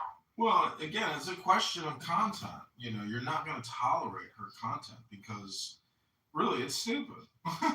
It's like, yeah. You're absolutely right at the core of it. But she has tried to turn over a couple of tables, and everybody, Yeah, that's what they're supposed to do. If you're a paid worker for a nonprofit engaged in this type of stuff, I mean, they all use their buzzwords, and everybody just repeats them over and over again. And the key word of the day today is liberal Zionism. It's so stupid. It's like, this is why I mock people, Grace. All of these people are so worthy of my mockery. And I'm just so happy to be able to mock them because, maybe one day they'll know that they were being made fun of the whole time. And they'll look back and say, oh my God, he was mocking me. And I will not be mocked. I know. No mockery. But she did do some damage to people, and she can't do any damage. She's a worthless, meaningless nothing. She's just a fart in the wind. Yeah, but I think some people, came into the Jewish rooms initially, and it was really, good for people to, have Havdalah. People had different kinds of approaches to Judaism, and it really worked wonderfully. Whatever their niche was, it worked, and it was nice people. And then she kept going from room to room, and. Well, I hate to admit it, I'm kind of the same way, but not in her way.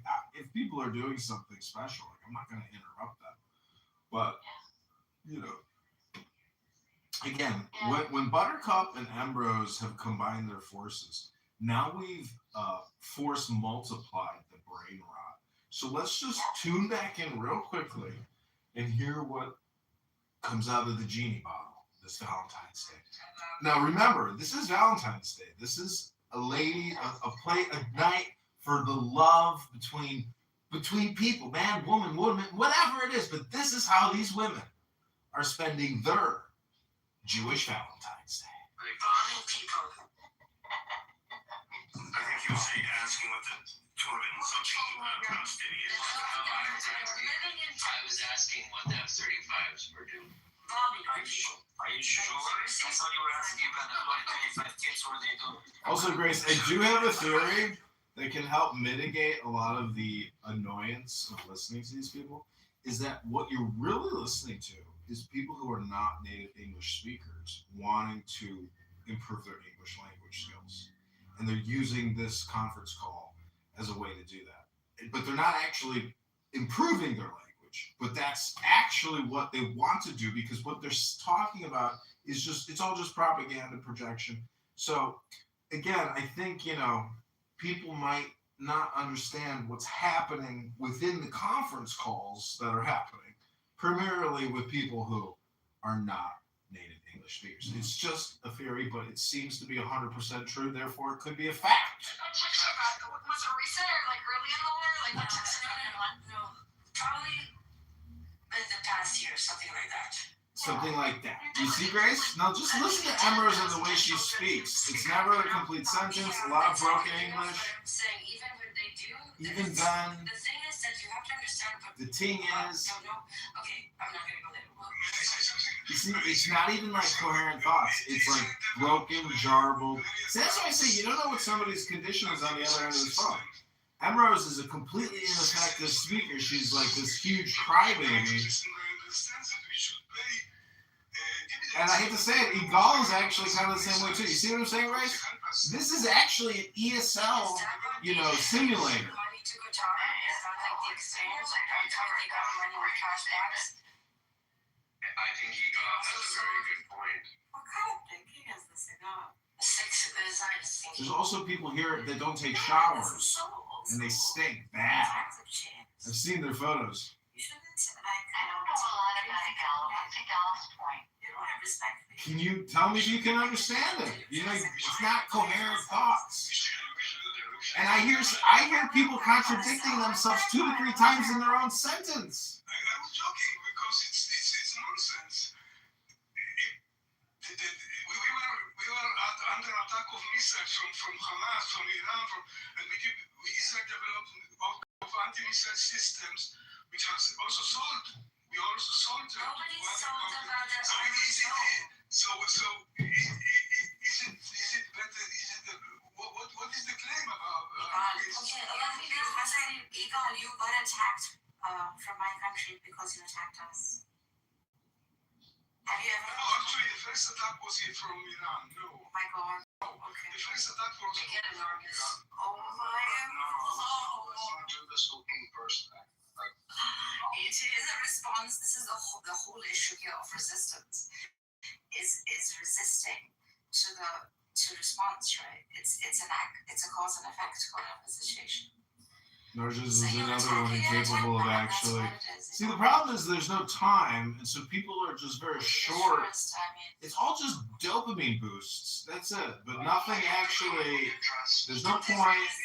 Through the proxies around head first. What I like is take. Clear what happened. It was the Israelis attacked Iran consulate. See, I would take a statement like it's very clear what happened and put that into Sora. Just make a video called "It's very clear what happened." That would be it. So we get these like generalized statements that we can clip. That basically we don't want to know their context. We want to know like the setup prior to the context. So the Israelis attacked Iran's sword, which was Iran's consulate in Syria, and they killed a lot of people, as usual. And then Iran retaliated by sending them some missiles and drones. So that's what happened. Anyway, Israel has been bombing Syria for like 5 years in a row. no, Israel has been bombing Syria longer.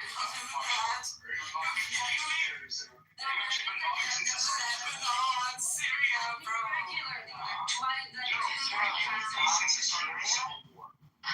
Yeah, so, I said like, okay, wow, okay. But I think we're not addressing the root that they have, actually. I don't know about like 2-3 times a week, but they have on a regular basis. In the past few years, so ever since Assad was being accepted into the Arab League or something like that, for some reason at that point in time, You see, it's not even coherent. Check that out. Israel started bombing zero consequences, zero but I'm talking like 2-3 times a week of like the weapon depots, the trucks, you know What country is that? Is she from like Ukraine? She doesn't sound like an Israeli, right? She doesn't have an Israeli accent when she speaks English. Israel is so good at administrating society, which I actually agree with. They are relatively good relative to the region. And as a result, should be the ones that would be, the overlords of a future Palestinian society, help them develop their institutions and administer their society. The fundamental flaw here is that Israel does not want there to be a Palestinian state, a functioning Palestinian state with institutions. They've actually been working hard over the last 70 years to prevent Palestinians from establishing institutions to attain independence. And that's the root cause of the problem. The Zionism wants to insert sovereignty, direct sovereignty over the land between the river and the sea. Well, if the facts change, I change my mind. Someone else. That's what. And that may be a critical problem with my theory, right? Then maybe they won't do it. Okay. Yeah. No, because I actually do agree with the fundamental point. If you take a society that has no institutions at all, you need someone to help them build those institutions until they attain independence. Take Syria, for example, right now. Syria has been demolished, deindustrialized, reverted back to an agrarian state.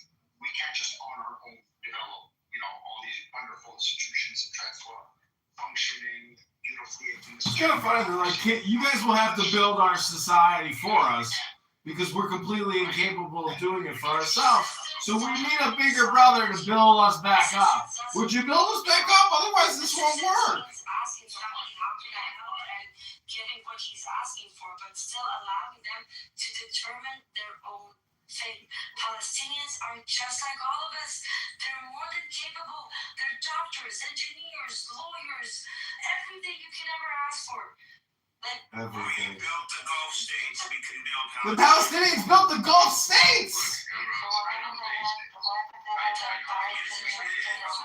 The joke in Israel is that Israel was built by Palestinians being used as cheap laborers. From the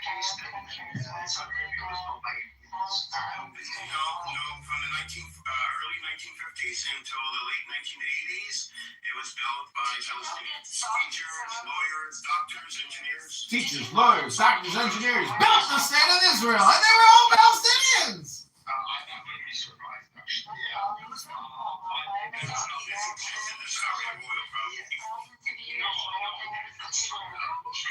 India is close enough that there was enough trade throughout the centuries. That's correct.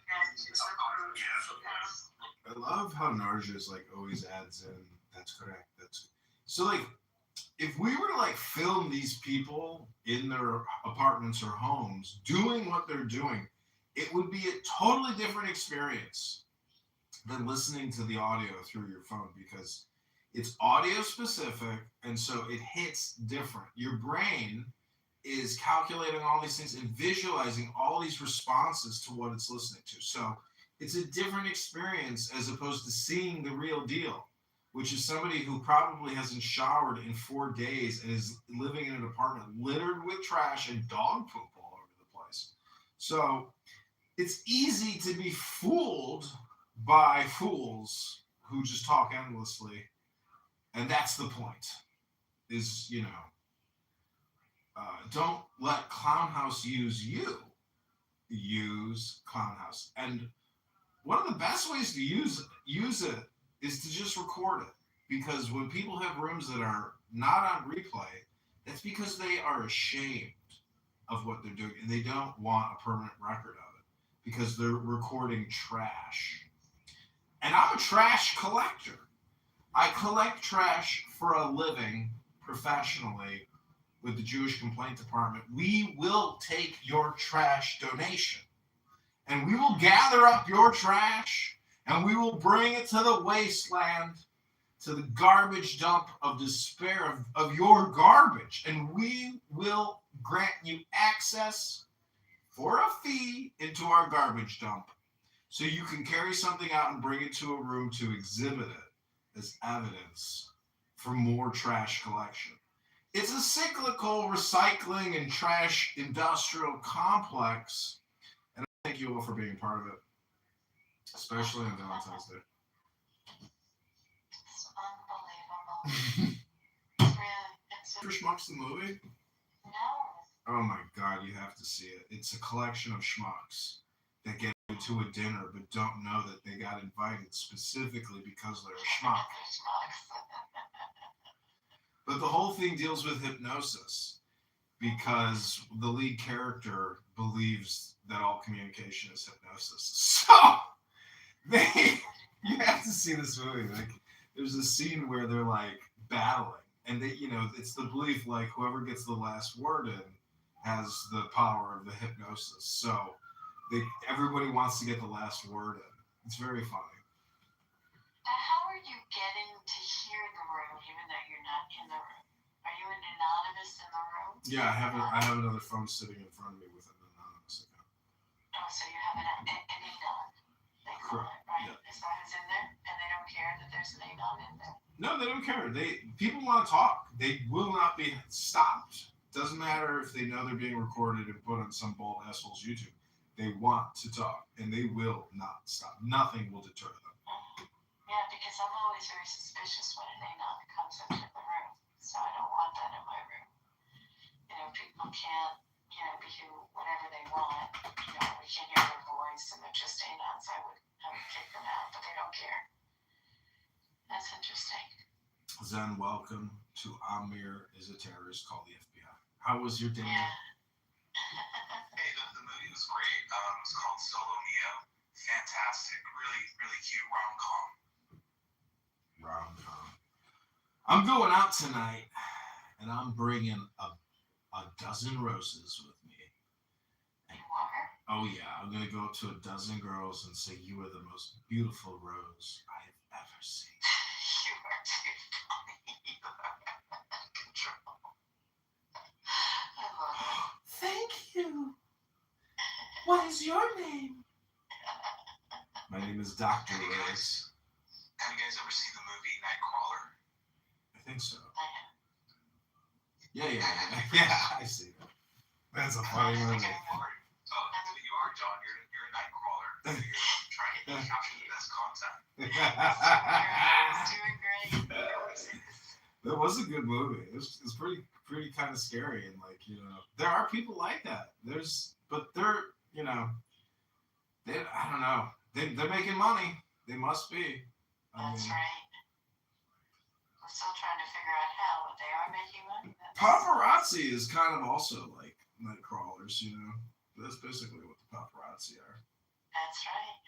That's how they get their best shot. John, I really I've been following you maybe for 5 years now, and I always appreciate the sort of work that you've put into this. Yeah. I'm one of John's biggest supporters and fans. He catches all these people on their night owl. I'm nothing special. There's a lot of people in the recycling industry. It's a huge industrial complex. The garbage collection. Honestly, every day. You're the best. You're one of the best. I'm not trying to be braggadocious. You're a pretty cool guy, man. I appreciate the wisdom sometimes. With the books that you read. It's fantastic. Yeah, thank you. There's critics and there's artists, and you're an artist too. Look at you, hundreds and hundreds of YouTube recordings of garbage. Just 110. Oh, 110. Wow. you digitized it. You're the new Motown of Clown House. Thank you for the dopamine, John. I love it. Oh man, you just can't let people get away with this, because what they want to do is demand that their reality be the accepted reality, and I find that to be so annoying. Yes, they're building their framework.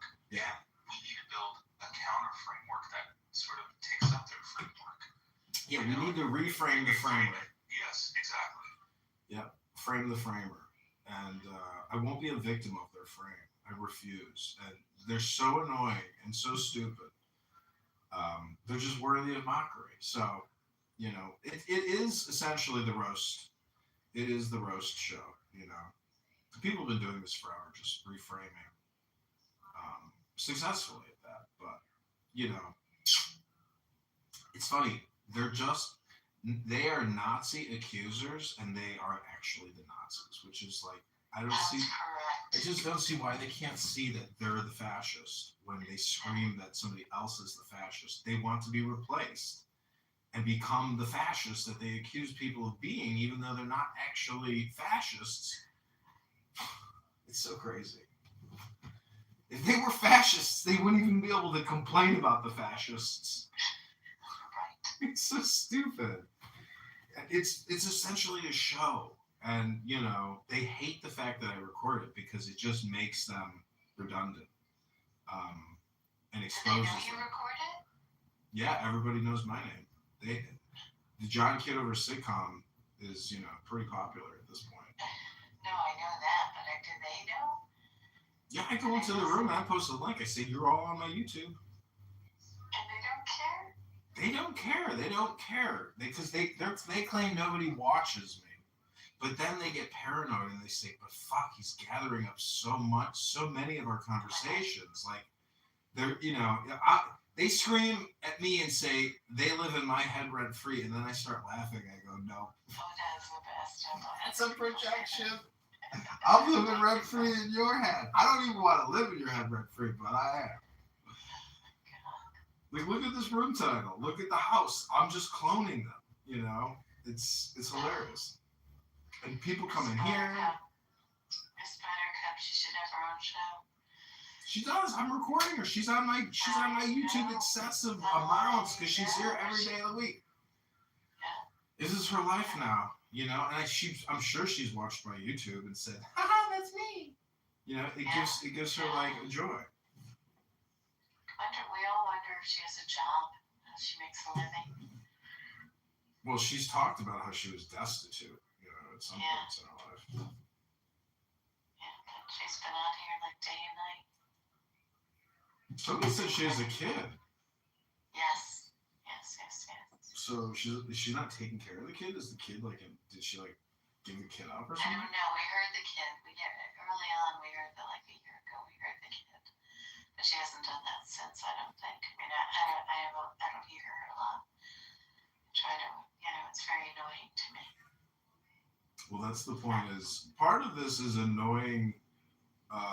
So when you go into the real world, you are not annoyed by people like this in the real world because you can say to yourself, oh yeah, I've already met you on Clown House. Don't fuck with me.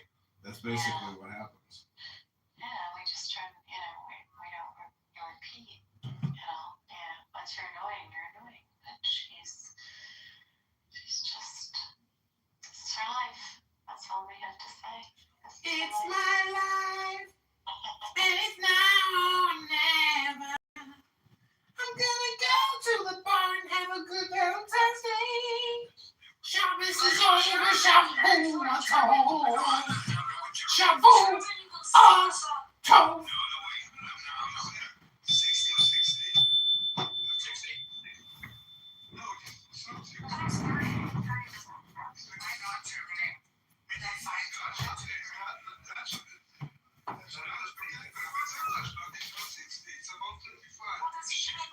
Professionals or doctors? She's a healthcare professional.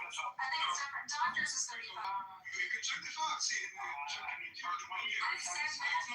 said medical professional, which includes pharmacists and nurses, not only doctors. When you take those into account, that amounts to roughly 60%.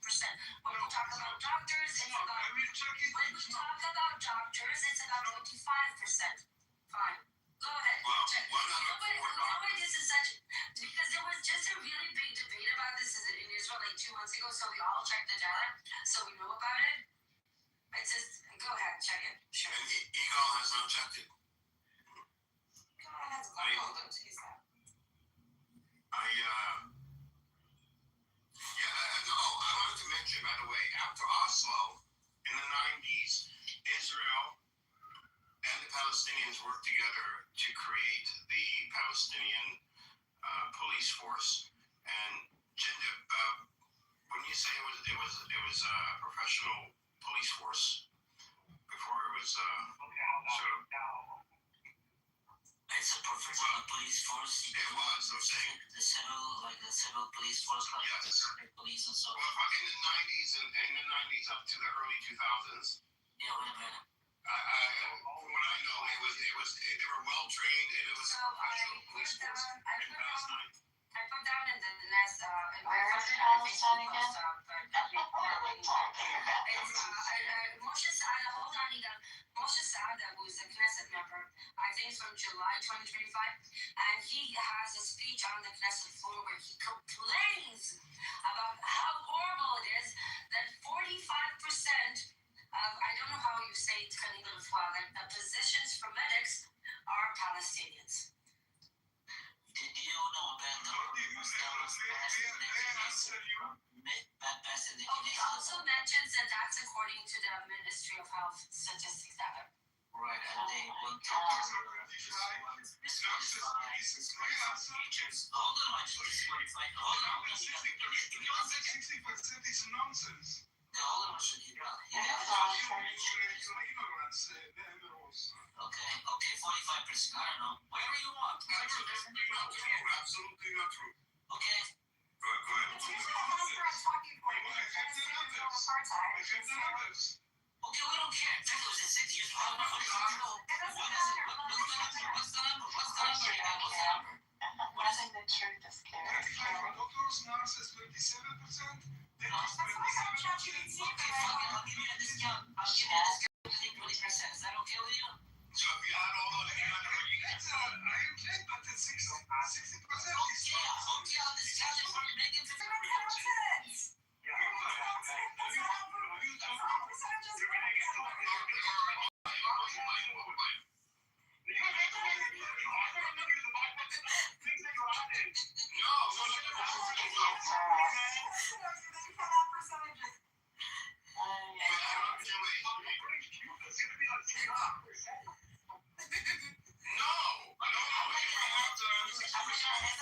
I'm not gonna haggle with you over 27%, 25%, 30%.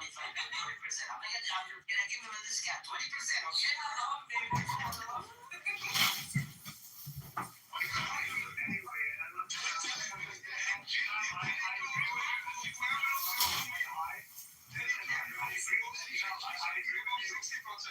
Listen, I agree with you. The 60% number was quite high. I think she was rounding up. Like, what? But it doesn't really matter. The point is that, yes, Palestinian population, I don't think anybody disagrees with that. But there's a difference between having an educated population and building a state from the ground up. Right? These are two different things. It helps to have an educated population. But that's not all you need. That's not the only component required for building a functioning state. A really important component is to know. Right? So one of the reasons why a lot of Arab countries in the region, were not able to progress in their socioeconomic development is because of conflict enforcement. This was a big goal, make a big goal. And as a result, also, a lot of things happening from the Soviet Union to now Russia, right? So this would also be a battle. Like, we need someone to sponsor your independence to make sure that nobody gets involved, right? This is why you need state country sponsors generally when you're going to national convention.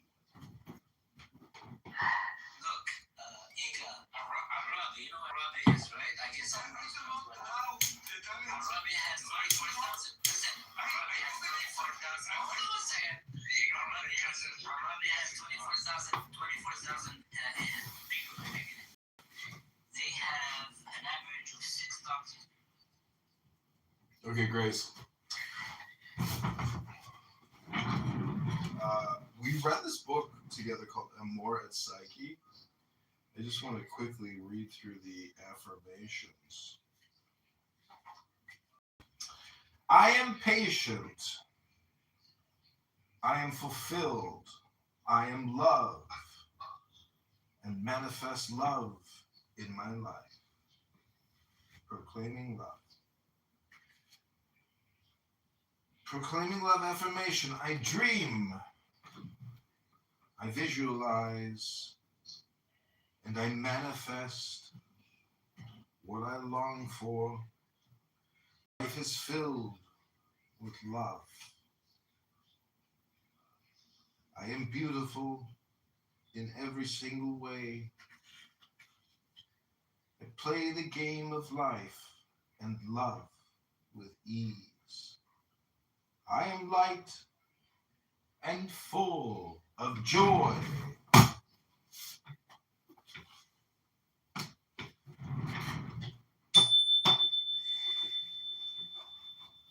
Okay, I've been reading this book. We're on page 52. This is a clip for YouTube. I hope you enjoy.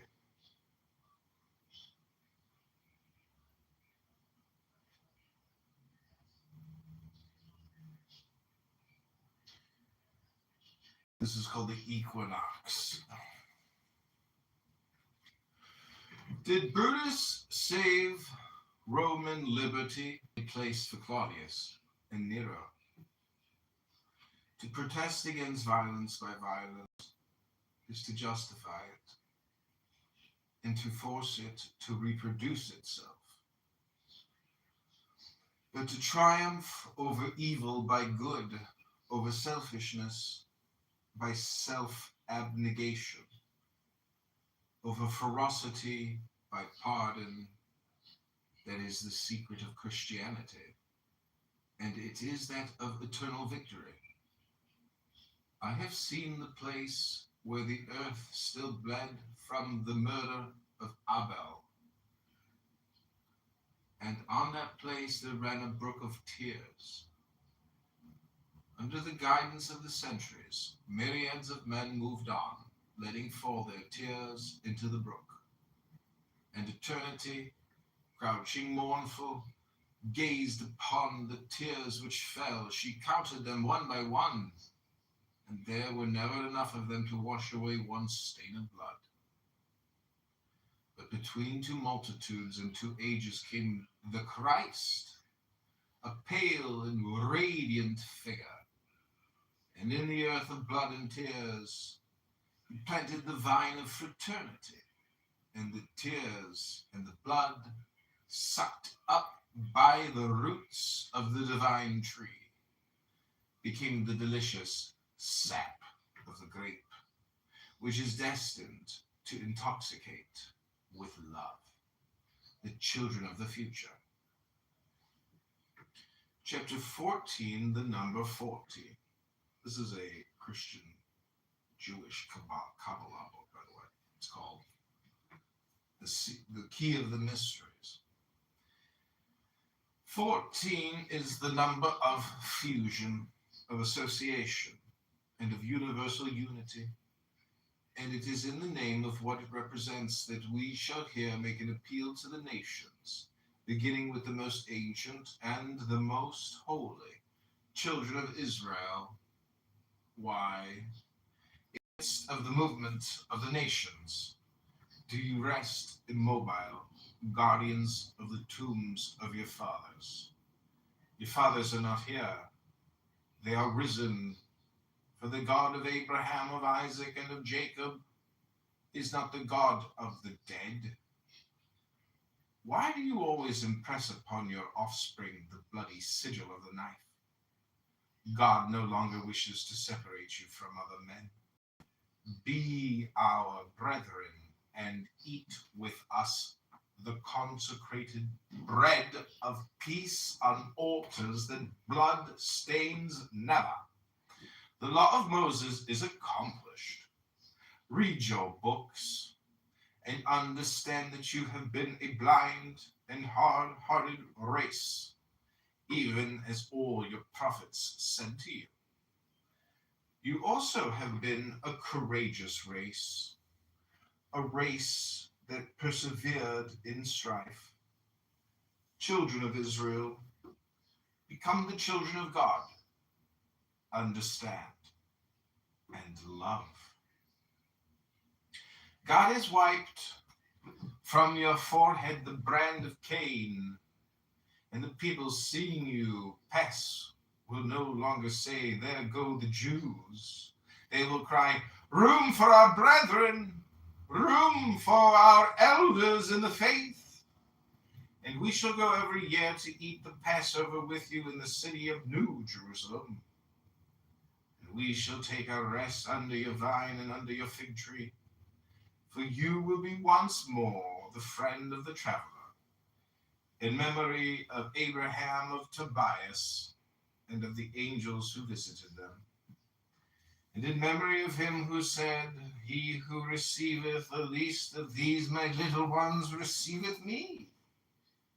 For then you will no longer refuse an asylum in your house and in your heart to your brother Joseph, whom you sold to the Gentiles, because he has become powerful in the land of Egypt, where you sought bread in the days of famine. And he has remembered his father Jacob, and Benjamin his young brother, and he pardons you your jealousy and embraces you with tears. Children of true believers, we will sing with you. There is no God but God, and Muhammad is his prophet. Say with the children of Israel, there is no God but God, and Moses is his prophet. Say with the Christians, there is no God but God, and Jesus Christ is his prophet. Muhammad is the shadow of Moses. Moses is the forerunner of Jesus. What is a prophet? A representative of humanity seeking God. God is God, and man is the prophet of God, when he causes us to believe in God. The Old Testament, the Quran, and the Gospel are three different translations of the same book. As God is one, so also is the law. Mary, O Mary, daughter of the East, chaste as pure love, great as the desire of mother, come and teach the children of Islam the mysteries of paradise and the secrets of beauty. Invite them to the festival of the New Alliance. There upon three thrones glittering with precious stones, three prophets will be seated. The tuba tree will make with its back curving branches a dais for the celestial table. The bride will be white as the moon and scarlet as the smile of morning. All nations shall press forward to see her, and they will no longer fail to pass Al-Sirat. For on that razor-edged bridge, the Savior will stretch his cross, come to stretch his hand to those who stumble, and to those who have fallen, the bride will stretch a perfumed veil and draw them to her. O ye people, clap your hands and praise the last triumph. Nations of Europe, to whom the East stretches forth its hands, unite and push back the northern bear. Subnote. Written about the time of the Crimean War. This indicates Levi's attempt to use imperialism as his magical weapon, just as Alan Bennett tried to use Buddhism. All these second-hand swords break, as Wagner saw when he wrote Siegfried, and invented a new music, a Nothung, which has shorn asunder more false scepters than Wotan's.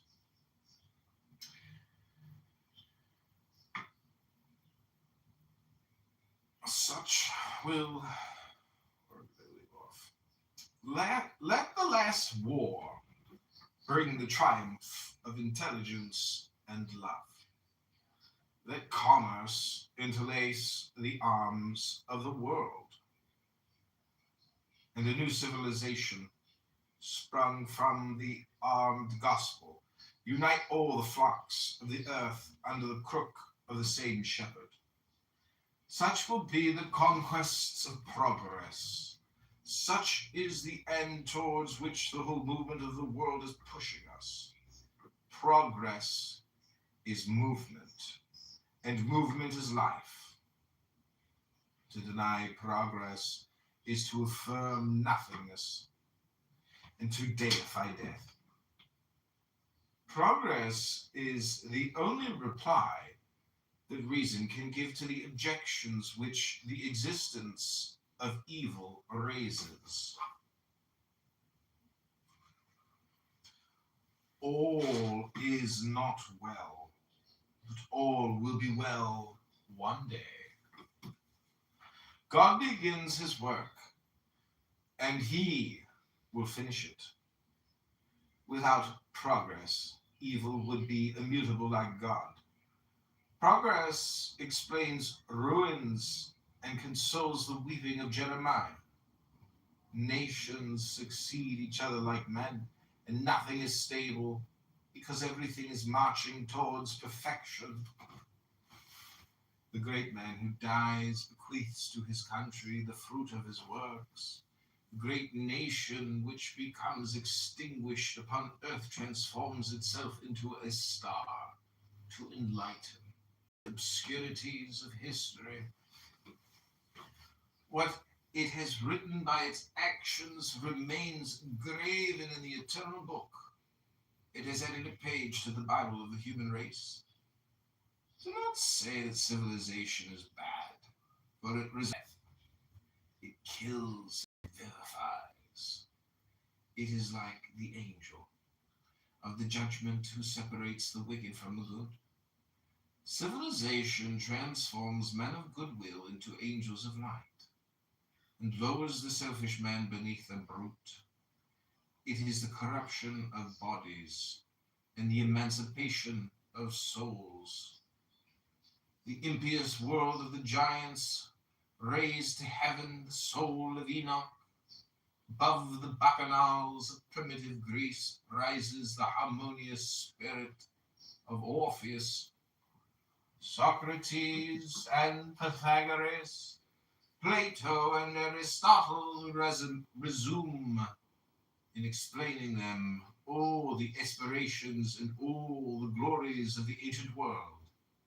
The fables of Homer remain truer than history, and nothing remains to us of the grandeur of Rome but the immortal writings which the century of Augustus brought forth. Thus, perhaps, Rome only shook the world with the convulsions of war in order to bring forth Virgil.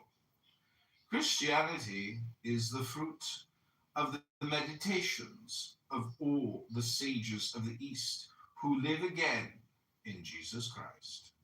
Thus the light of the spirits has risen where the sun of the world rises. Christ conquered the West, and the soft rays of the sun of Asia have touched the icicles of the north. Stirred by this unknown heat, ant heaps of new men have spread over a worn-out world. Souls of dead people have shone upon rejuvenated races and enlarged in them the spirit of life. There is in the world a nation which calls itself frankness and freedom, for these two words are synonymous with the name of France. This nation has always been in some ways more Catholic than the Pope and more Protestant than Luther.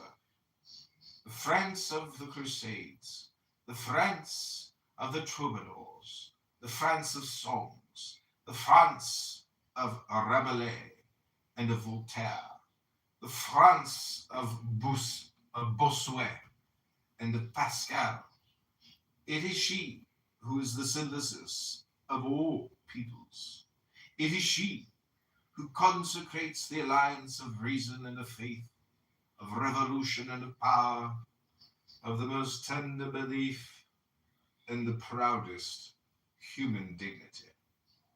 And see how she marches, how she swings herself, how she struggles, how she grows great, often deceived and wounded, never cast down, enthusiastic over her triumphs, daring in her adversities. She laughs, she sings, she dies, and she teaches the world faith in immortality.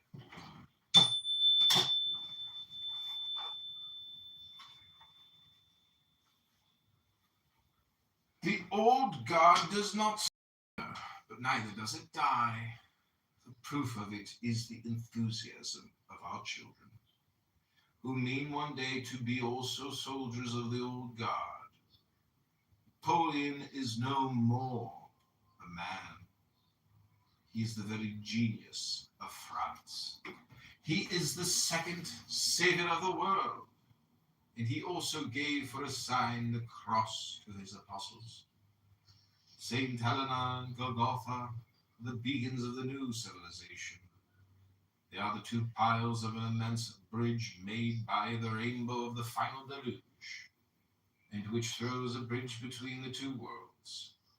And believe that a past without aureole and without glory might capture and devour so great a future? Could you think that the spur of a Tartar might one day tear up the pact of our glories, the testament of our liberties? Say rather that we may again become children and enter again into our mother's womb. Go on! Go on!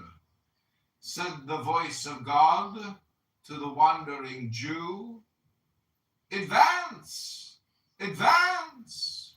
The destiny of the world cries out to France. And where do we go?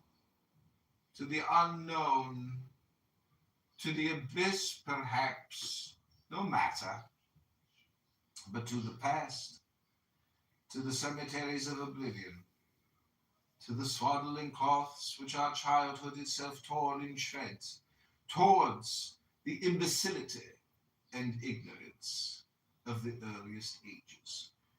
Never, never.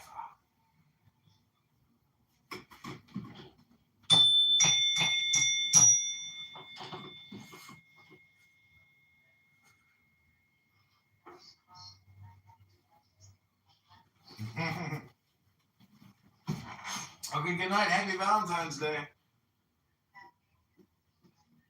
It's 9/11.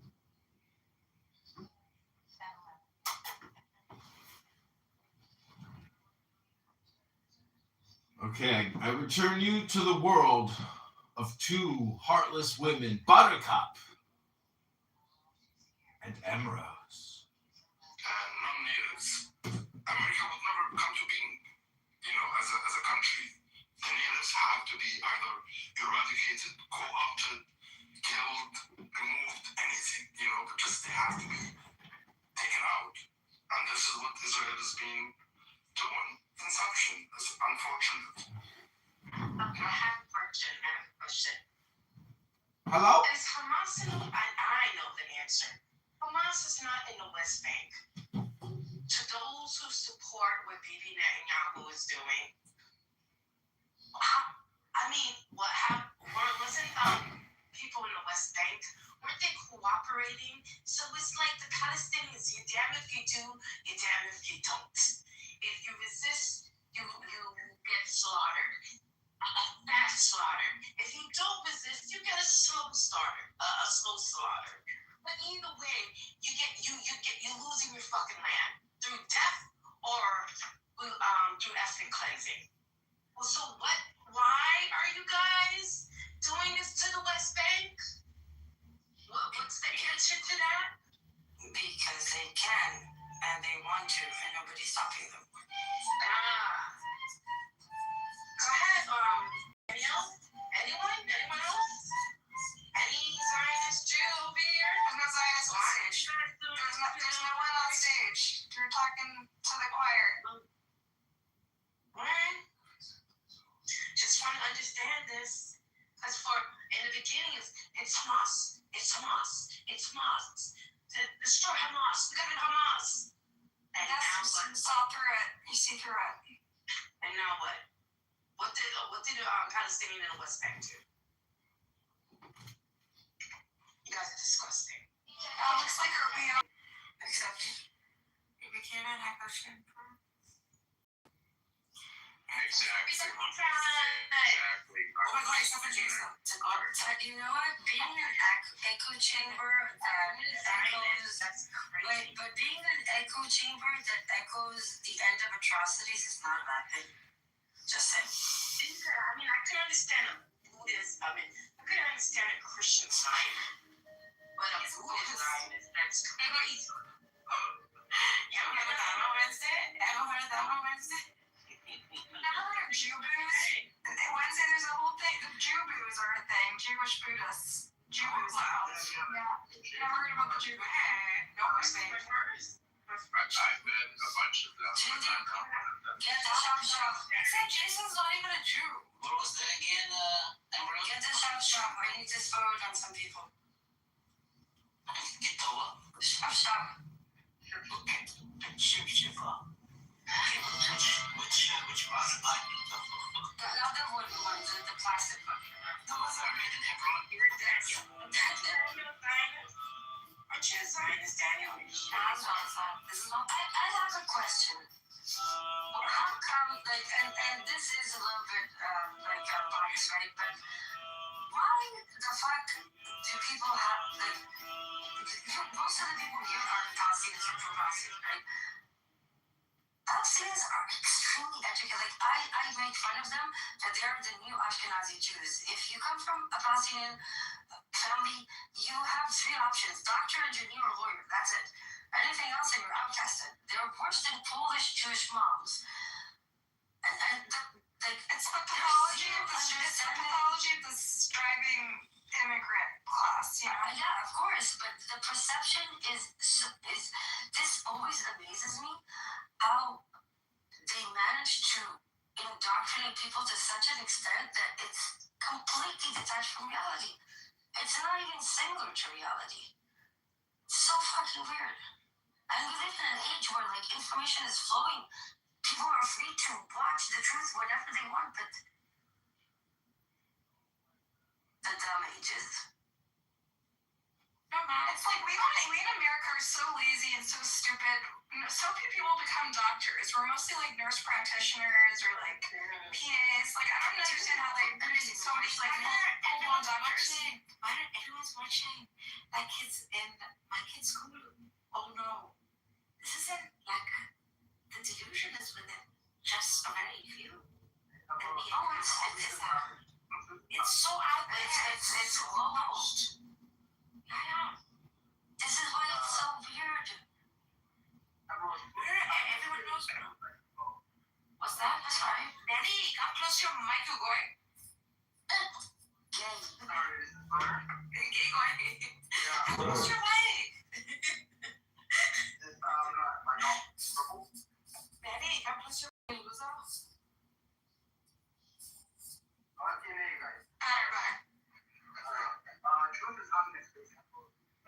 Is probably one of the top 5 Nazis on X. You won't make that. It's an account on X, and he's one of the biggest Nazis. He runs anti-Jewish spaces. Oh, fuck's sake. Benny, there's literally memes about truth tellers. Like the truth teller 109 countries speech. The truth teller, what they call the generous speech. Benny believes all this shit, bro. Benny's into it. Benny's a white supremacist. No offense, Benny. I love you. You're very smart. Not always Nazi, but a Jew hater. Yeah. They're like Christian supremacists. That's what did you see that the truth teller Johnson? That's the modern Nazi. They're equivalent of Nazis for today. He's Iranian and he's a midget. Sorry, Marcus, he is. It's short. I know. It was a Did I just hear an Iranian and a midget? Is this like a style? A midget is like a 1 meter 50. He's like tiny. May I know why? He's from Iranian descent. I'm sorry, Nargis. It's Turkish people. No, You call him an Iranian midget? trust me, they had like hours digging into it, trying to prove that he's not one of theirs. No. What? Nobody said Iranian is a bad word. Oh, for fuck's sake. I have like a special thing with Iran, so don't troll me on it. You all have a special thing with Iranian covers. No. I do. It's like Betty, you're Iran yet. we can't even hear you, which I don't know if it's a bad thing or a good thing. Yeah. Hey, Dave. Why do we have BB on stage? Fuck your rock. He said fuck your rock. I don't understand. That's not BB, the chick. I just got here. I didn't even say anything. Daniel put a BB picture? Yeah, it's like a GIF or GIF. Ugh. I think it's Jeff. I think it's Oh no, he actually There was It's a Christian, David. It's a Christian BB Netanyahu. It's Jeff Epstein. No, it's You know what's the most popular UFP in liberal Zionist in Israelis in X? It's a picture of BB with a bloody hand on it. Very visceral. isn't that referred to? Because they blame him for October 7th. Is this better? Yes. The lefty Zionists in Israel call it the Netanyahu massacre. But the thing is, he was not there that day, so I can't really blame him.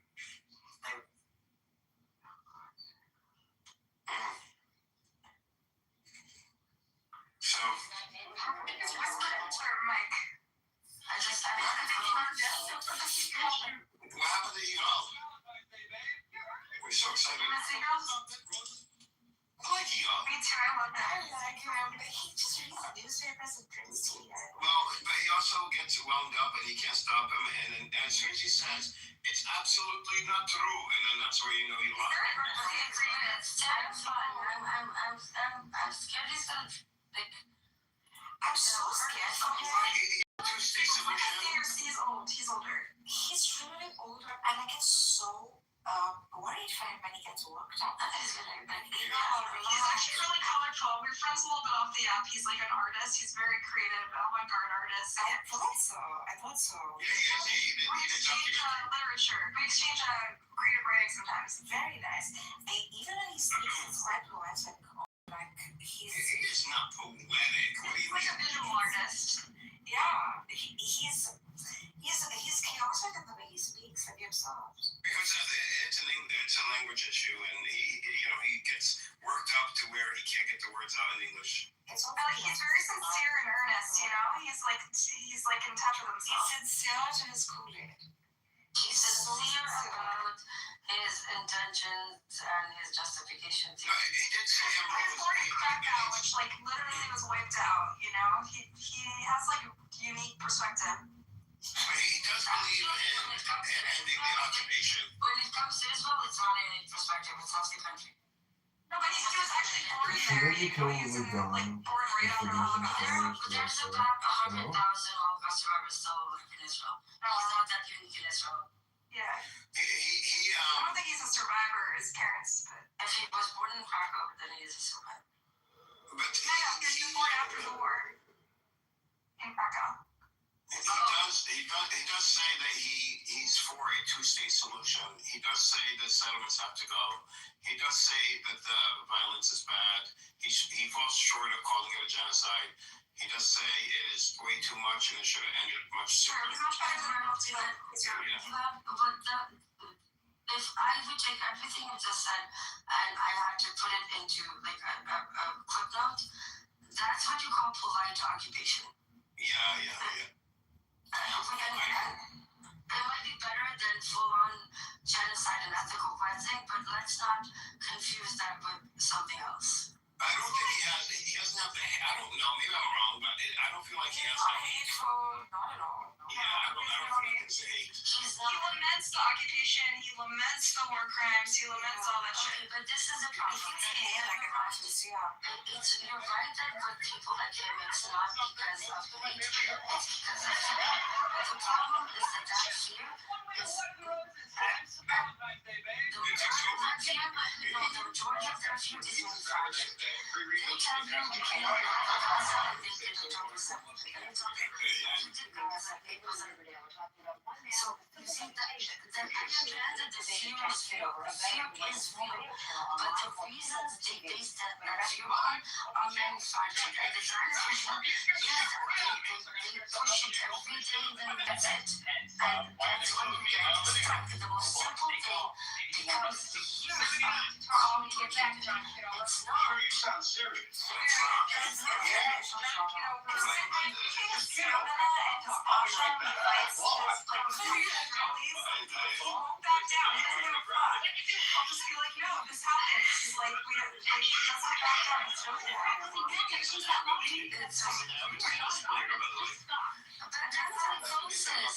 Holding on to your life to fake reality is literally the definition of psychosis. Yeah, the toes on the mustache. So liberal, he's from this old generation of like, you know what I mean? He's Zionists, and he's still very, very, very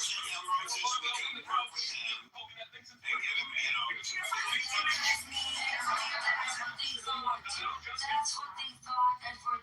They thought we could work with this. This is exactly what. Okay, this is dangerous. Don't fall into management of the occupation again. No. There's also like to say there's how you say allies where you can find them. Like you're not gonna make any. You're not gonna. They're all the great people. Yeah. He's somebody like I could work with. I'm not saying I would agree with him. You can't work with him, Edward. In the 90s, we thought, no.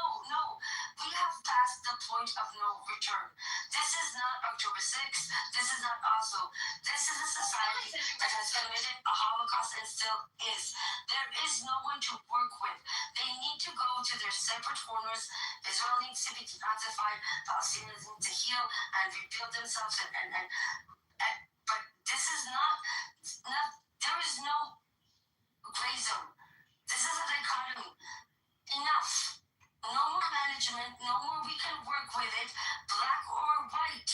Because every time we try this half-ass way of we do it in stages, we can work with it, we end up in a worse situation than before. And this time, it has happened. It shouldn't have gotten to the place that there's a Holocaust. If this doesn't teach us that these tactics don't work, then we're fucking stupid, more stupid than we thought. We're enough doing the same thing. I agree with you, Bruce. That's why I'm standing up against NATO and Ukraine. Shut up, idiot. Something we did in Russia.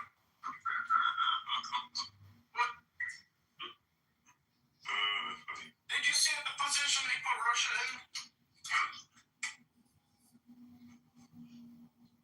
So, Pakistan Zindabad. Pakistan? That's the thing we used to do next. So what is this actual number for healthcare workers? I'm very curious. The numbers that you got are correct, but I misrepresented what I remembered, which is not the current number. It's the current number of the new licensed medicals that are given every year, and that is where you receive 40%, 45% in 21, 52 in 22, and 60 in 2023. Actually, 60. It says like 10 years, 15 years ago, it was like 8% were and now it's like 30%. It's really a big number. no, but I was usually like training myself. What I was trying to get email to do is since we didn't have all this information to estimate by having all of the three categories that we had, and then dividing it to give an average, which would have given us a rough estimate, which is around 26%. But I feel like that's only nurses. Every time you could find any data, anything else. The thing is that this is like boring, dry state data, so it's really easy to find it in really difficult to find it in YouTube. But if you said, did you guys quote 60%? I remembered the number 60%, but what I misunderstood is that they were talking about the number of new medical licenses granted every year. So in 2021, 45% of the new medical licenses on all professions, right? From dentist to pharmacist to doctor, 45% were Palestinians. In 2022, it was 52%, and in 23, it was 60%. That's what I was 60%? 60%? of the new medical license given in 2023 were to Palestinians. That's 60%. Yeah, we don't know what the number of total licenses are given out. You can see consistent rise, and you can see that rise said manifested in 15 years. From 9% it turned to 25 or 27%. What I think is amazing, and it goes back to Palestinian ingenuity, and this is even difficult to do here in the U.S. We started a medical university to teach doctors, so a medical school. I think there's two of them, and I looked into this, and it is extremely difficult to do even here in the U.S. because medical schools need so many different types of expertise resources that they're very hard to start. And the Palestinians were able to start their own medical program to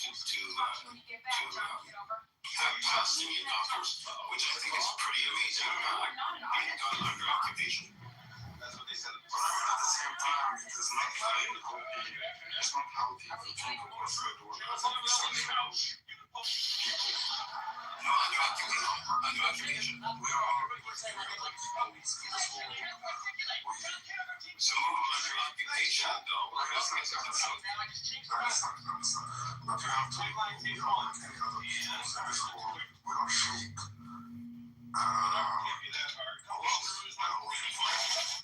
The occupation Palestinians are there. You have to know, Palestinians, right after 1948, their status has changed a lot from that time to now. Palestinians, when they were kicked out of Palestine, they were the most educated people in the world. 50% at that time of Palestinians knew how to read and write, were educated, and 50% of the people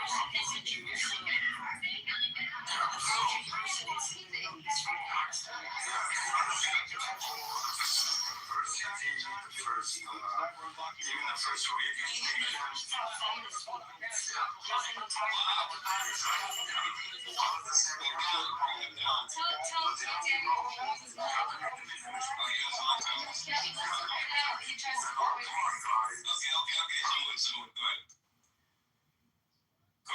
Sorry, go ahead. The mic is yours.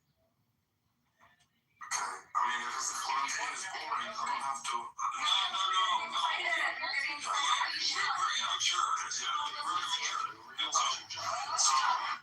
So we have to restrict dispersion.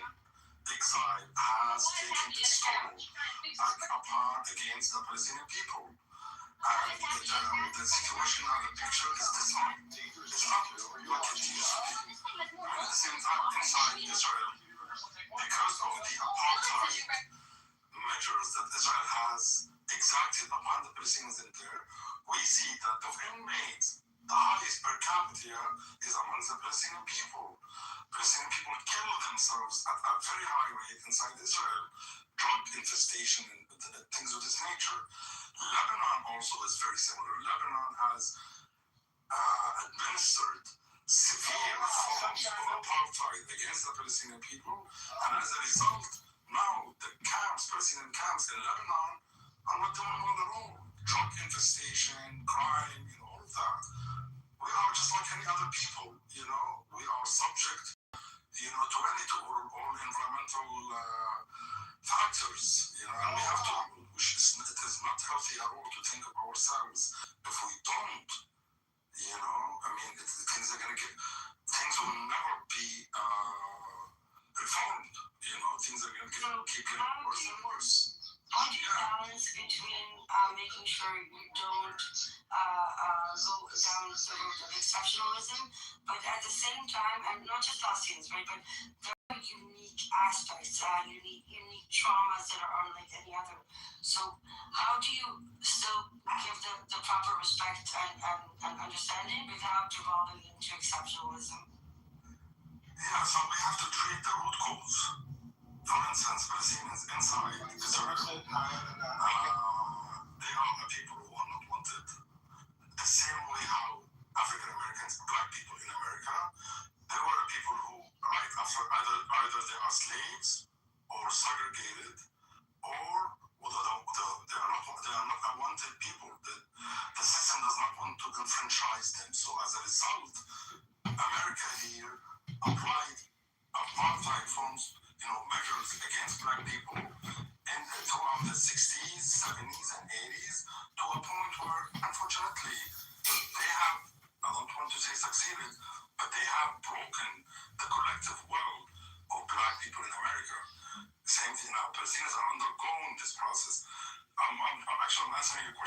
what do? We need to address the root cause.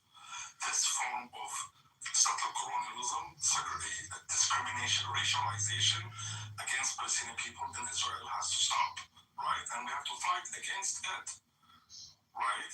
So this is one way. I 100% agree. I just don't have any emojis left. What is that? She doesn't have any more hearts or anything. Yeah, but you see, I'm not sure if I did answer.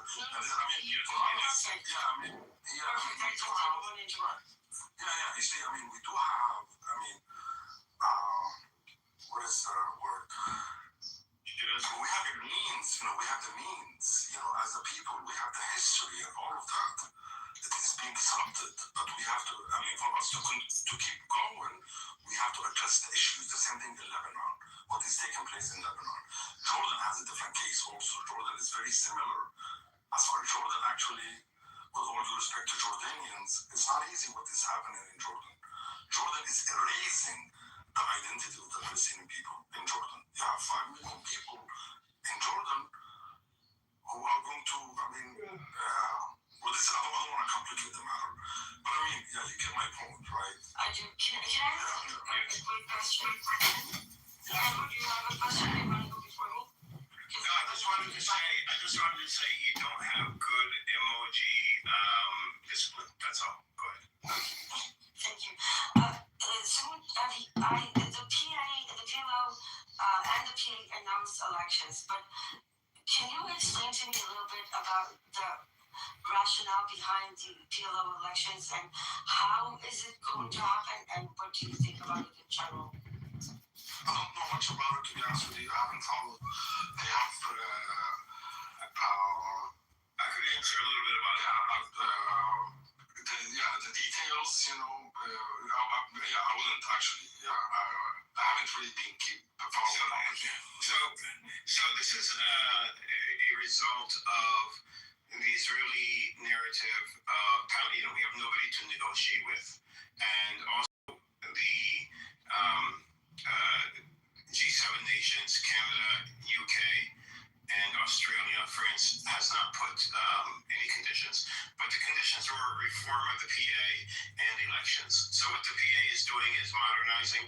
The PLO sits above the PA. They are going to be holding elections and it's not the first time, but these are going to be more comprehensive elections to sit on the board for diaspora Palestinians. How does that work technically? They're figuring that out. They're figuring out what the best way is to vote. It has happened before in certain countries, so it was more controlled, and where they knew that these countries had the effort for them to be able to vote. Countries were worked with them to get the voting done. So they want it extended as much as possible now. So they're working on that. And they're working on it very rapidly. The second thing is of course, the PA electing a president. Now, what they're working on here is almost an overhaul. It's a committee that was set up, and they have completed a draft of basically how to set up systems, including getting rid of corruption, digital, for collecting taxes, for where the money's being going, the checks and balances, which I already worded. There was a decent amount in the draft. It was a long draft that was presented that is basically starting the process of modernizing the PA government into a Western, what the West would want to see for proper governance, getting rid of corruption, but also having a way of dealing with corruption and accountability and compliance through the government structure. This also included judicial reforms, and it included reforms on the president that would be elected, how elections would be done to ensure that they're fair, and terms on the president position itself. All kinds of other stuff. I don't remember everything, but it was a complete overhaul. It's been presented, and now they're going over everything, and I think there's going to be modifications. Are you referring to the new constitution that's being drafted? Oh, the constitution was a part of this draft also. Okay. Yes. Ambrose, if you're referring to local elections, there have been some. No, I specifically was more curious about the PLO, because and for some reason, I think it's great. Okay, I'll be honest. How much of it is political theater and how much of it is actually going to happen? Well, I'll tell you. I need to know how much I can. I can tell you they did some modifications on the laws, but the PLO or the PA or our class signed into law some new things in which the people who are running for office have to pledge something of a guidelines, political commitment, basically. Yeah. It says you need to accept the PLO as the PLO program. They want to prevent another They don't want anyone who does not recognize the does not recognize the PLO decision in any way, shape, or form. Meaning that sidelining anyone that does not recognize the Oslo Accords or the decisions made at the PLO. Those things did not exist before, and I think they changed the quota system and they lowered the age of people who want to run for office to 23 or 24 years old, something to that. In the draft, if Virginia, if you haven't read it, the pledge basically says the PLO is the the PLO decisions are binding, and those recognition of the state of Israel, renunciation of the armed resistance, and they accept the idea of a two-state solution, and they need to abide by any PLO decision in international, on the world stage. Just to make it clear, so it's not confusing, Ambrose, that's the PLO, which sits above the PA, and then the PA has its own draft reforms that have not been approved yet. They just came out like a week ago. And this is the stuff that I was talking about, all these extensive actual government changes in the structure, the Constitution. This is all under the PA, and this is in draft mode right now. So, my question was going to, I specifically mentioned the PLO because I saw the statement and they are specifically calling for every Palestinian to come and vote and participate in a way. And first of all, I'm wondering if it's a trap.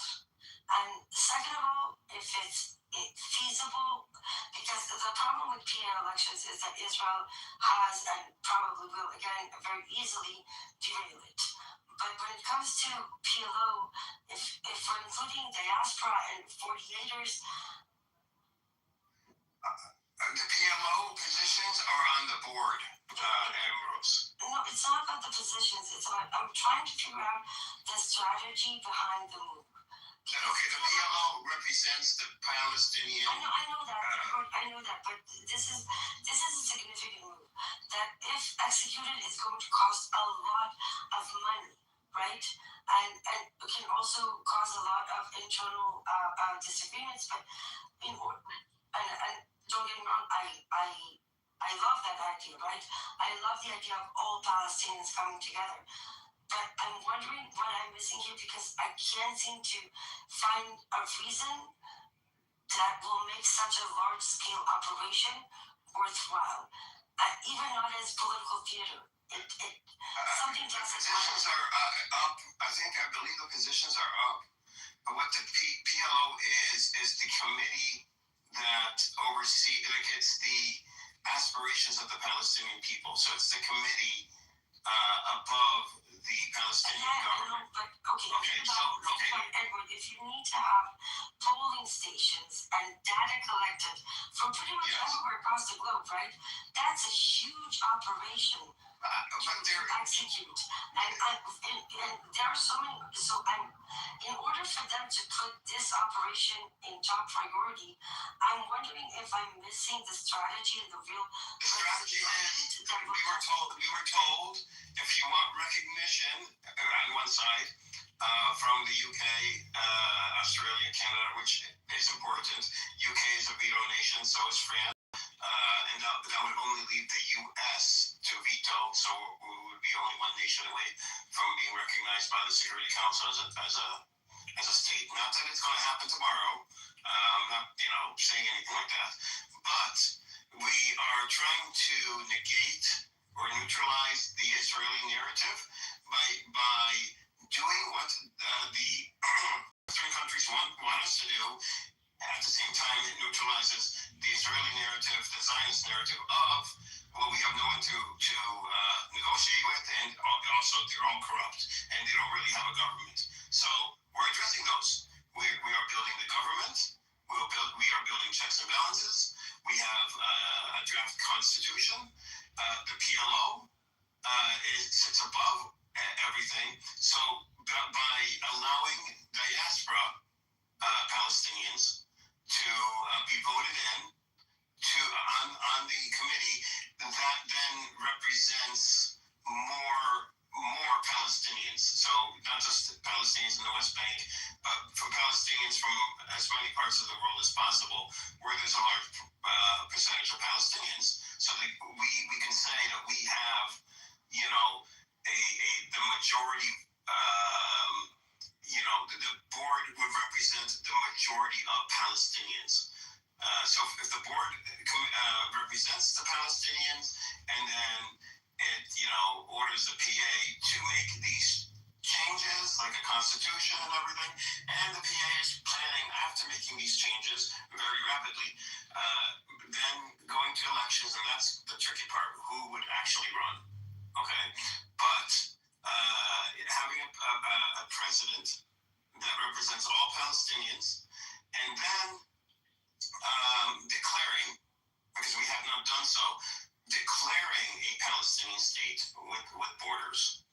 So government, board first to include everybody, all Palestinians, PA reform, and then declaring a Palestinian state.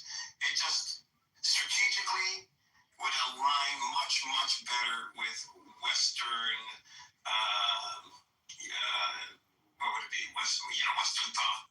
How, Western audience. Western demands for reform of the Yes. All this is just blowing in the wind. To me, it's just blowing in the wind, useless shit. That's whatever.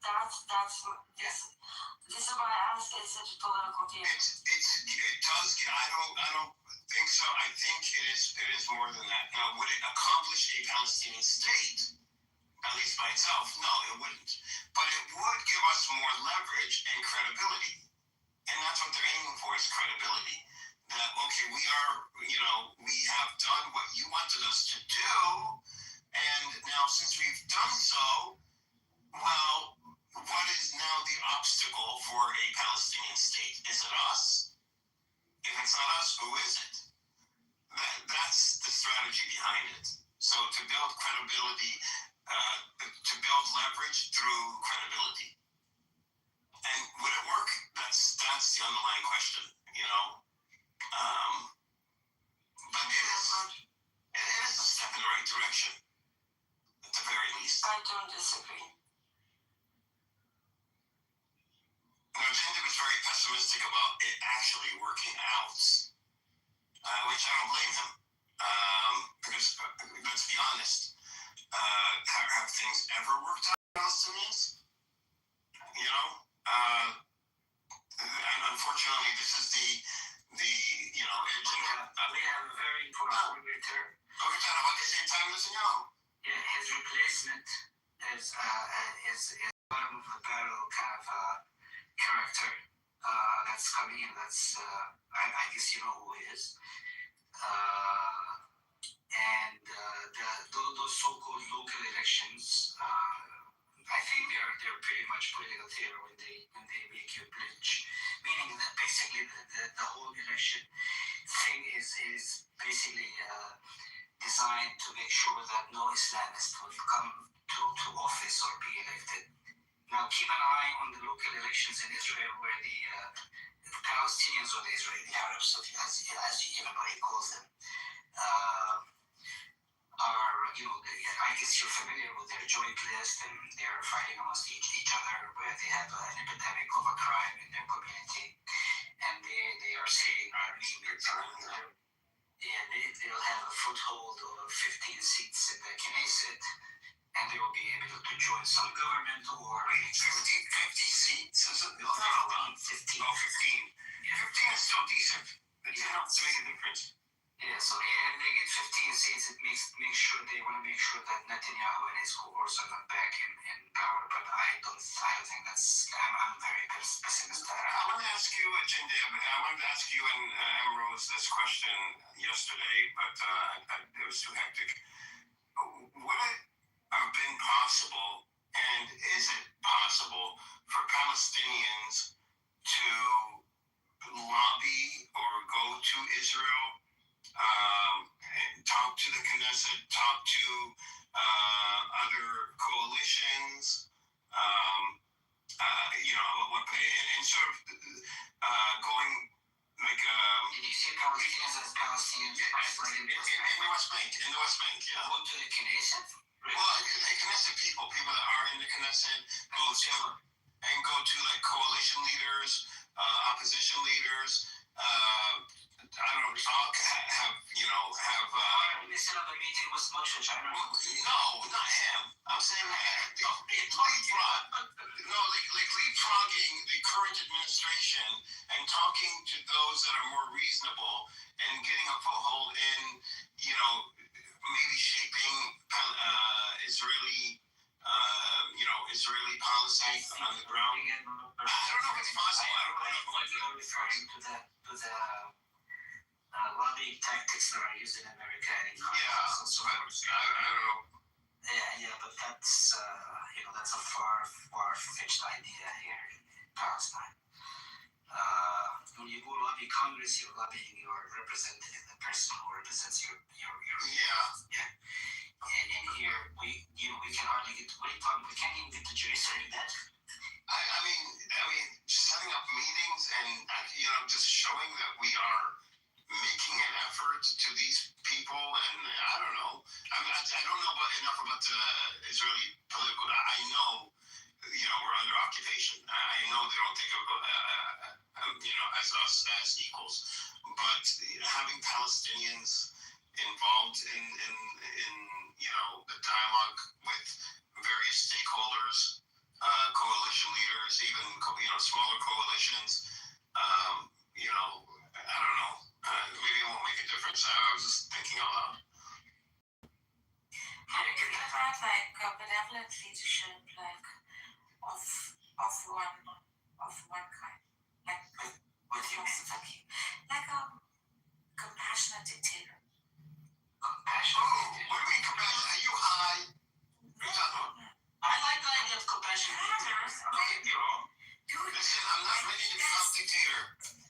I would agree. You are, and you're compassionate. Put away the ropes and the. I'm talking about That's a form of compassion. Think about it for a minute. What are you talking about? This leader, okay, I have to go in a bit because I have to go get jiggy with it. But what I want to say is that Wait, what are you getting jiggy with what? it's not as exclusive. Look at you. I'm talking about that one leadership with one freaking mind, okay? That also has a cabinet under it. I think it's called a bureaucracy or something. Did I do that? What did Plato call it? Democracy. I will look that up. For what? For the Palestinians? Yeah. We already have the. Listen, I wasn't just sitting there on a chair like. He's not. He's got my foot in the grave. That's what I'm saying. Therefore, a leadership of this one woman. We do sits, at his Just chair. sitting on his chair. He's sometimes short on diapers. Okay. Alright. I will become your tyrant. Don't worry. Okay. That's all we need. That's I'm all we talking need. about a kind, compassionate, just, freaking ruler, not like a. Are you trying to apply for the job? Not like a monarch. No, bro. I'm looking for a queen for you.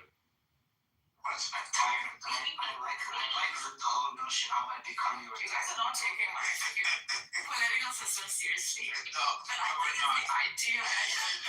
Jacob likes the part about being, the tyrant part. He's willing to go along with this. And we all have to answer our own treatment. Sorry, guys. We do. They're in our heads. In our own heads. Some of us manifest them, and that's where the problems start. Like your friends, bro. Really got My friends. Yeah. Oh, yeah. What's up? What's up, Jenna? That's your burp, right? Huh? Hearing that's your burp. Well, somebody gonna start slurping? Alright, so we're leaving, closing the room? Okay. Are you gonna go to Ami's room? Probably. For a little while, then I'll go to bed. Never. You're such a night owl, aren't you? Just like me. Yes. The night is young, life begins. Who? And Nergis? Yeah, she's a night owl. No, she's 3 hours behind, so it's what, it's 8 o'clock. And she has a hot date. Just don't bring him to your house. I don't want him hurt by your artwork. So hold up. Hello, Amigo, will you just come in?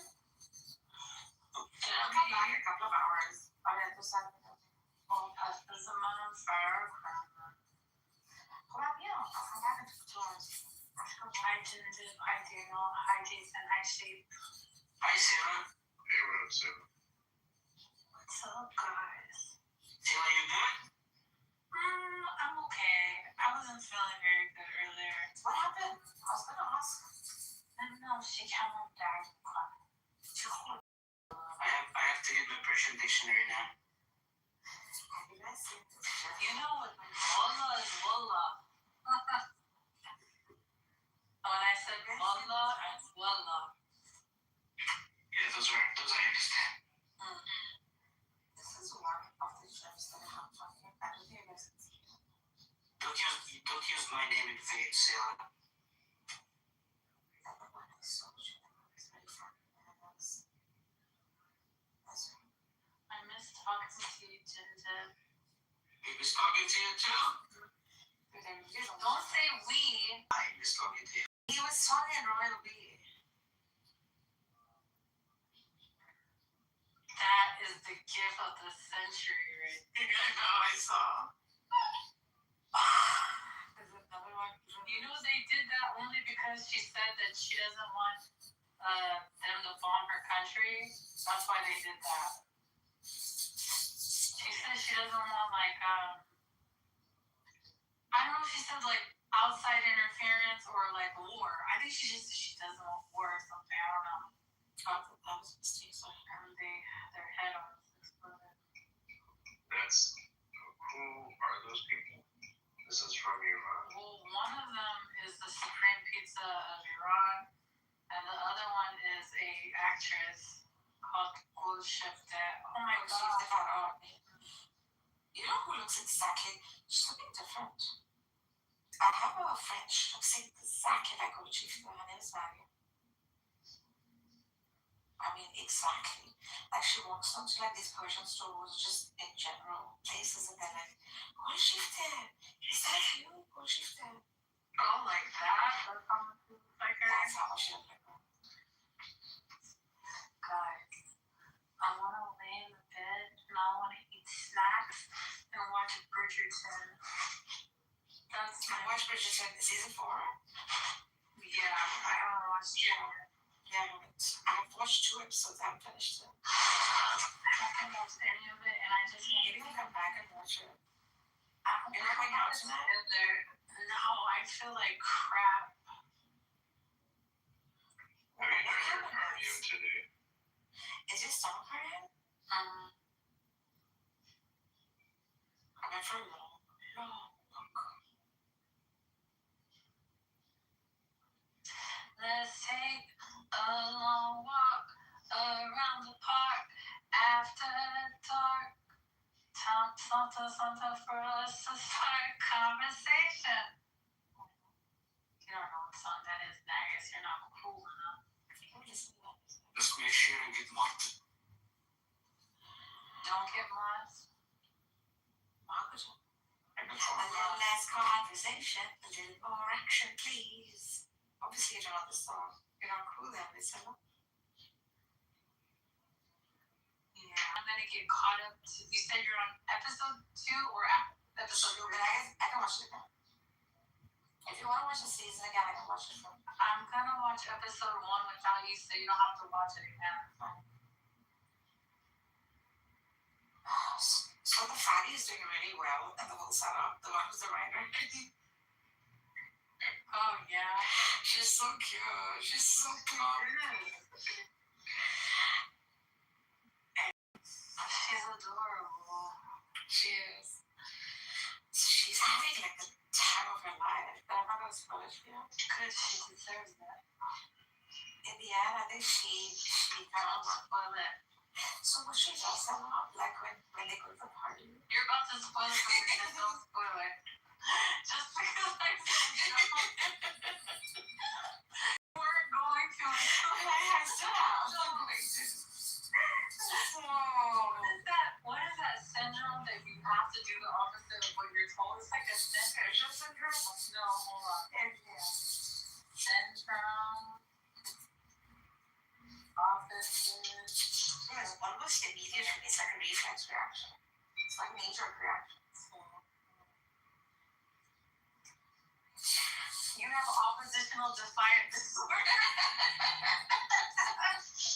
You know who recognizes this in me? Daniel. A long time ago, and some time ago, when these guys, these fuckers asked me to join Discord, on and on and on.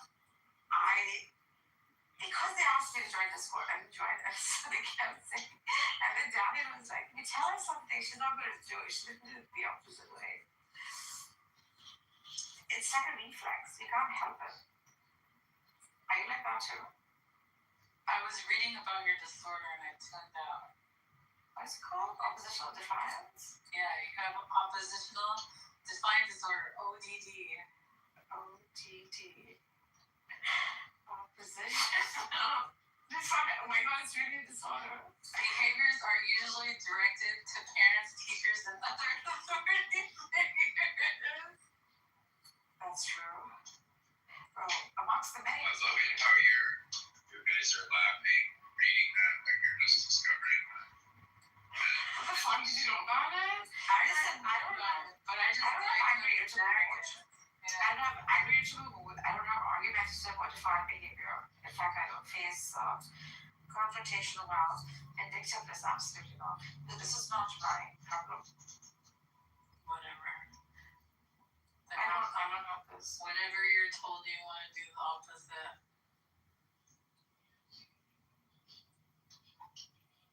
So let me tell you what happens in the episode 2. You want episode 1 or 2? None. Zippity doo our day. No, I don't have this. Maybe I have like authority. That kid is the same way too. My sister is the same way. So you have to tell her the opposite. The opposite works for me. Tell me the opposite. Exactly. Honestly, my kiddo, I say, do you like the pink one or the red one? I like the pink one. Okay, the red one then. Yeah. So sure. They're so sad. Yeah, same. Like, and then I'm like, why did you ask me? If you knew exactly what you were going to say, she asked me so that she chooses the opposite. Exactly.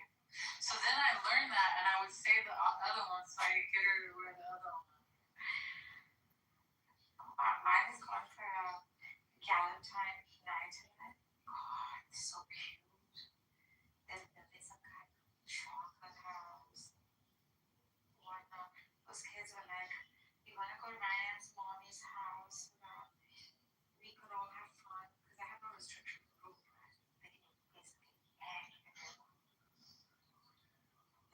some rules. And then I called up one of my friends, Mom, and I said, she's Russian, Jewish, very, very gorgeous model, and very lovely person. I called her up and I said, can you please deliver me downtown? Of course. I want things. You know what? Maybe that's what my problem is. You know what my problem is. I want snacks and ice cream. What do you think my problem is? Just go out and have that. Hmm? Just go eat. No, your problem is you don't do enough cardio. God, I this is so do. judgmental. I work out every day down This is here. not judgment. What cardio are you doing? I do kickboxing. I do boxing. I go walking. I go fast walking, by the way. I do trampoline. I have a trampoline right next to my bed. But are you doing any moderate intensity or is it just high intensity? Moderate. I do high intensity and then I slow it down again, and then I do high intensity and then I slow it down again. I don't do high intensity. It's just too much work. Yeah. I just Yeah, if you're doing boxing, chill. that's mostly With high boxing, intensity. I'm kind of focusing more on like kicks to do glutes and stuff. I get tired and then I do upper body, of course, like punching the back and stuff. But really, like what I'm really focused on are kicks. What's the top of? Do you have a heart monitor? Yeah, what's up, everyone? I have an Apple Watch, but I don't put it on. Do you know what your zone 2 heart rate is? I think it's like 1. You don't have to tell me what it is. Just, but I don't know. I guess if you're doing that, then maybe you should be looking specifically at zone 2 training and whether you're doing very much of that, because that really should be the bulk of it. But Cool. I'll look into it, bro. Yeah, he's right. Zone 2 fasted cardio is the most effective way of burning visceral fat. I'm trying to just build booty muscle. That's what I'm focused on. Well, you gotta do resistance training, like squats. I do. When you talk to me and I'm like, I'm working out, what the hell do you think I'm doing? I'm doing sumo squats. That's good. Zone 2 cardio. Sustain for 69 minutes. well, you want to do up to 4 hours a week, up to 5 hours a week, but 3 is okay. Yeah. So I did. Of what Or intense? less, and it's low and it's the low levels, but it's very moderate intensity. Obviously, I did it's 10 minutes. It's 60 to 70% of men. Yeah, the thing is that's like a different. How do you do zone 2? Yeah. You need a heart rate monitor, like your watch, and you need to stay in a zone 2 band with any cardio. So rowing machine, running, treadmill, it's all fine. I use a rowing machine most of the time. And in zone 2 for 20 to 40 minutes, so that's fine. I love the rowing machine. Yeah, so with rowing, zone 2 is a very slow rate of rowing, actually. So just keep that in mind. It will feel slower. It will feel slow.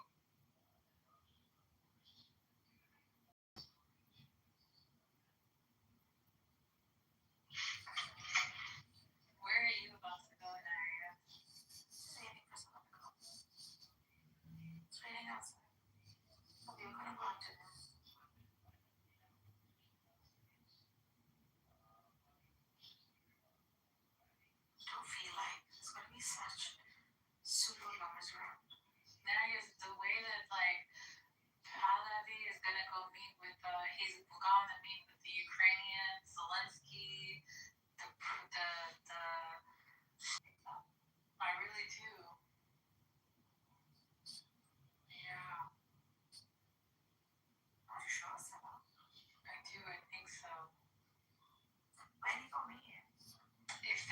co-sign it, it's us. They're gonna do it. Well, pretty soon you guys are gonna have a country. I hope so. No, hold on. Like, in what way? What do you mean? That is what the book. One second, real quick.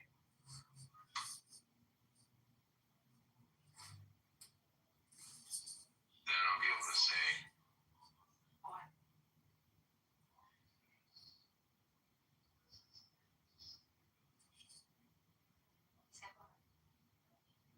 Guys, who made this poll? Oh my god, Daniel.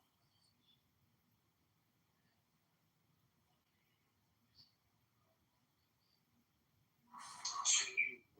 Change your vote. No, please change your vote. No. I want her to know that she was not abusing tonight. No. Oh my god. Who was mod abusing tonight? She was not. She was. Who?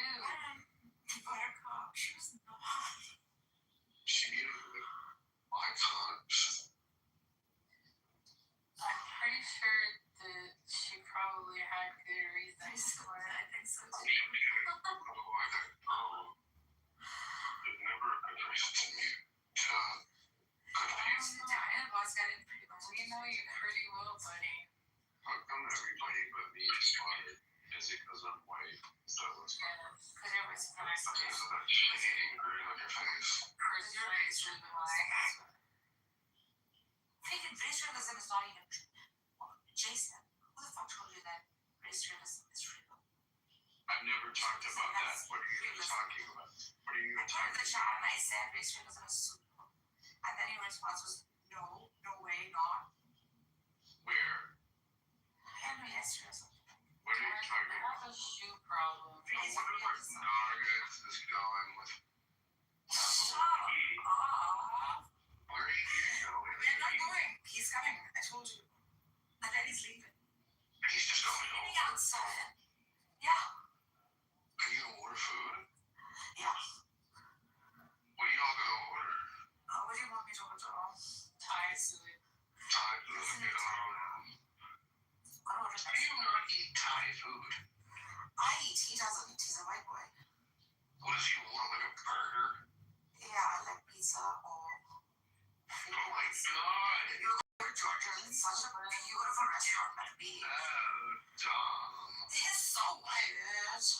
Like. If you start with an appetizer that you never seen, I just see his dessert list. put a picture of like his food. Like Hi, Daniel. What are you eating tonight? Daniel, what are you eating tonight? he does not fuck around when it comes to food. Dude, he's so fine in his taste. Like, he's so rich.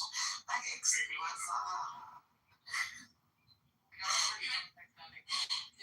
Why? You're talking about each other? No, With so much honesty. like I mean, I really want these shoes a lot. I have to Why don't you send me a link to them on like a spending spree video? Like, Daniel, did you guys eat your dinner? I was so ambitious. I'm like, oh, that looks really good. And then I was only able to eat like a slice or two. It was too You much. done with your brother or what? I gave my brother some, and I also, my mom picked one of the That pieces looks of very nice. Okay. Hey, Daniel, did you see the M&M that's going around here nude? What? I saved it just for Daniel. The nude. Daniel, I saved this the minute I saw this. I was like, oh, this is so damn Daniel because it's raw. Oh, I know. I know. I'm gonna say this one. oh my god, I'm gonna wash. Why is that? You're gonna love it. I'm gonna wash so I hard. don't want to send you pornography. It's M&M pornography. Fine. It's okay, we can Daniel says it perfect. break rules. It's okay. No, because then you're gonna think it's okay to send me pornography. No, He does it anywhere. I'm not a mistake. He says weird stuff. But they're cool. Look, I guess I like it. I say it's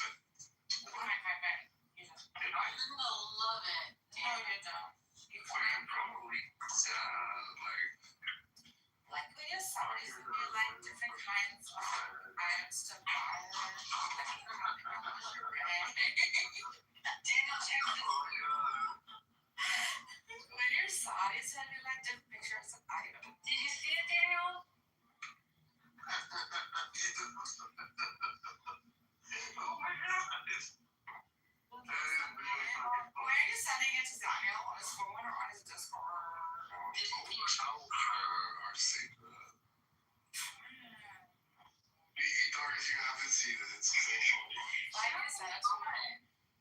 She looking good though, so she's like, fucking be good.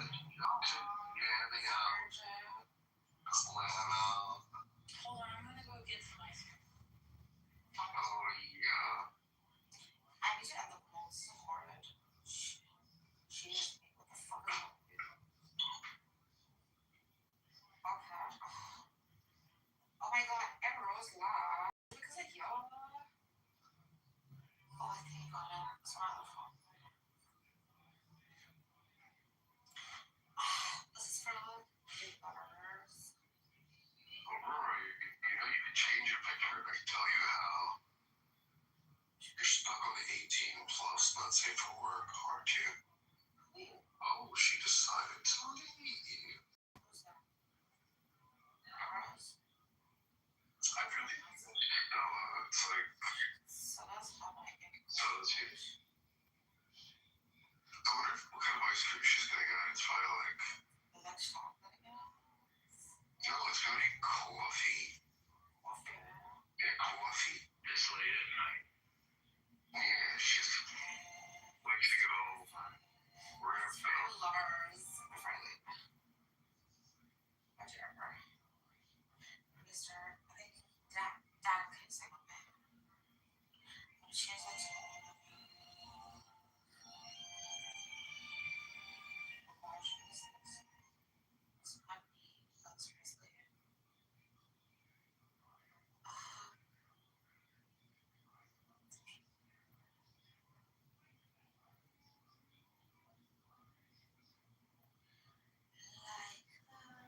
what else song do you want me to play? Hurry up, Friday. Sarah, what do you want to say? Jason. I mean, Narcissus, you're gonna go have a good time, you know. Girl. Come on. It's Nargis, Jason. Not Nargis. Is it? Nargis. It's Nargis.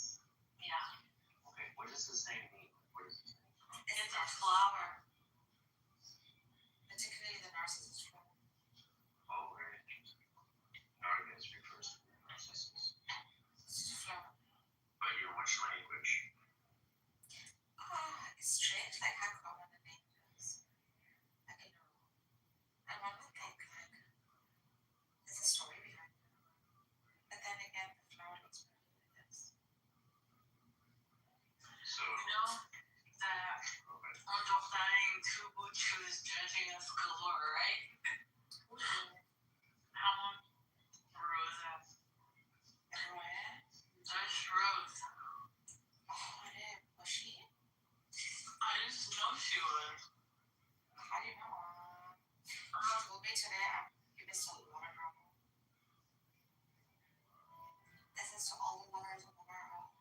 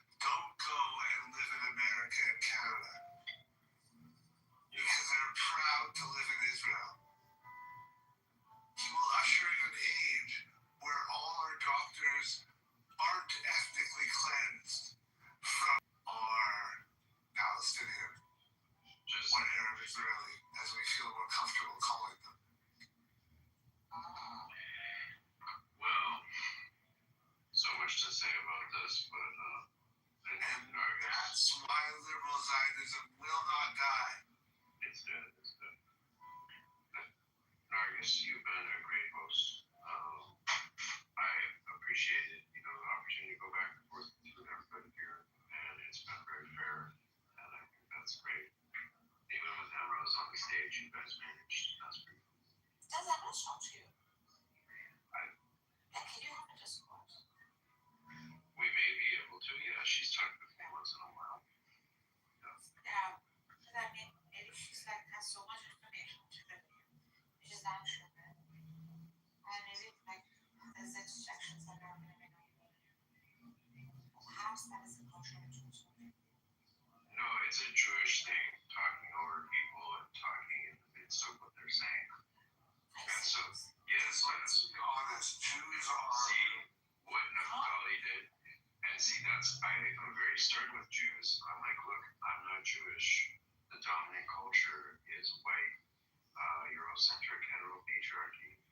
And my culture has got to rule here, and eventually they do get it, and I've been able to have conversations with them after setting. Dude, Arabs do it also. Well, that's of course a problem as well. But it's the white man's burden, right? Like, No, you Persians break do it. the shit like a bit. Well, Persians are great. I love Persians. Get fucking lost. That's the last one. No matter how important this is. Yeah, a boss says, "What the heck? You're literally white." Yes, I'm literally white. I'm literally a white man. He's a racialist boss. I'm literally a white man. He's a white supremacist who can know that already. He's a groiper. He's a freaking groiper. Not a grocer, I don't believe in that. So, Naftali, you know what up? You said you call them Israeli Arabs or Arab Israelis? Yeah. Why do you feel comfortable calling them something that they don't call themselves? Some of them call themselves Israeli Arabs. Pardon me? A lot of Palestinians are sorry. No, not a lot. Oh yeah, a lot. That suggests that this majority of the people. There are some people that may call themselves that, but the majority of them call themselves Palestinian. The Arab Israelis in Tel Aviv and Haifa are very well integrated. Let's just say that. Well, I feel comfortable calling you a European colonizer. Just call what we're comfortable with. As long as you're willing to call him Mr. European colonizer, Zionist. Yeah. Right, proof, that colonizers have done so much good all over the world. Hey, Brother H, I have a question for you. It's going to tell me a lot about you. What did you think of the Bad Bunny halftime show? I didn't watch the Bad Bunny halftime show. I don't watch sports. That's crazy. You didn't watch the Super Bowl? Yeah, I don't watch sports. What are you, God American? No, my friend. I don't even call it the brand circus. Why is a guy with an Israeli flag in his profile lecturing an African American on how to be a fucking? What is wrong with you? Oh, whose side are you on here, Jason? My black American brother's side. How you doing? Brother Habib, how are you? Long time. Lovely to see you again, sir. Yeah, you still looking the same, like a teenager. Not a teenager anymore. I mean, my street does think I have Peter Pan syndrome. You said who? Peter Pan syndrome. Yes. Peter Pan syndrome is when someone refuses to grow up. Yeah. You seriously believe? I said, what the? Bro! I was like, that's not violent. That's a different argument to have with these people. Hey, Darius. Yeah, honey. Let me ask you something, though. Yeah, ask. What do you think of the Bad Bunny halftime show? I don't see his name. You didn't watch the Bad Bunny halftime show? No.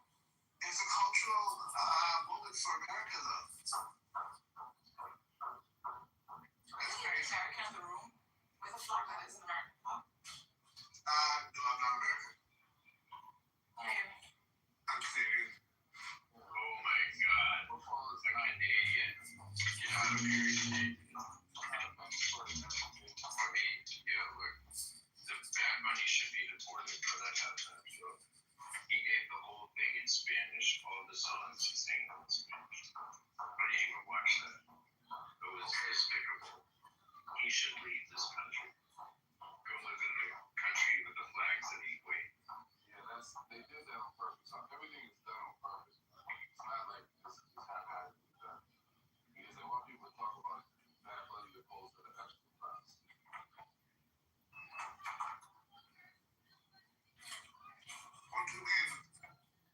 What do you mean they? Who is they?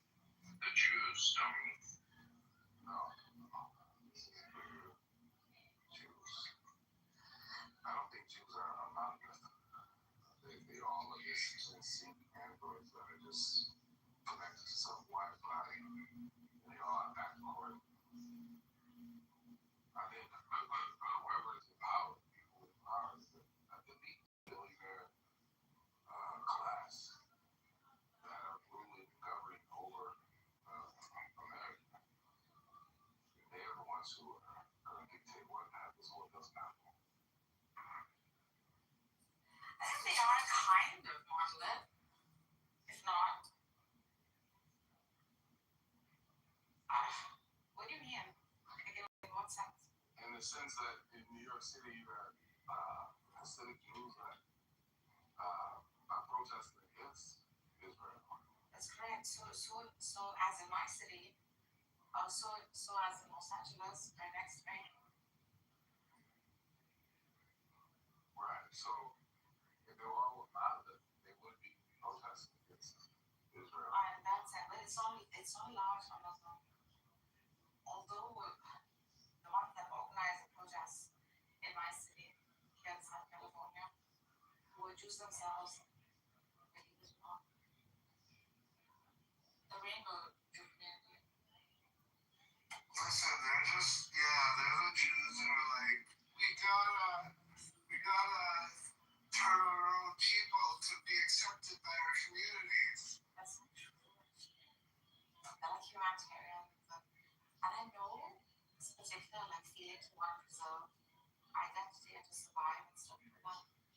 But it's bizarre in the sense that like when you're watching a weaker group being oppressed, I mean, how do you turn away? How does anyone turn away? It's Isn't that true. wrong? Right? Why are people ignoring the weakers? I agree. Yeah. If one is humanitarian or what? Including the protesters in Iran that is my country. Oh, you're Persian, yeah. Yeah.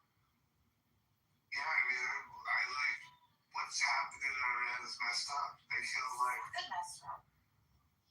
they killed so many protesters so fast. And they're like so slow to act. Like, so tell me, what if you wanted America to strike Iran?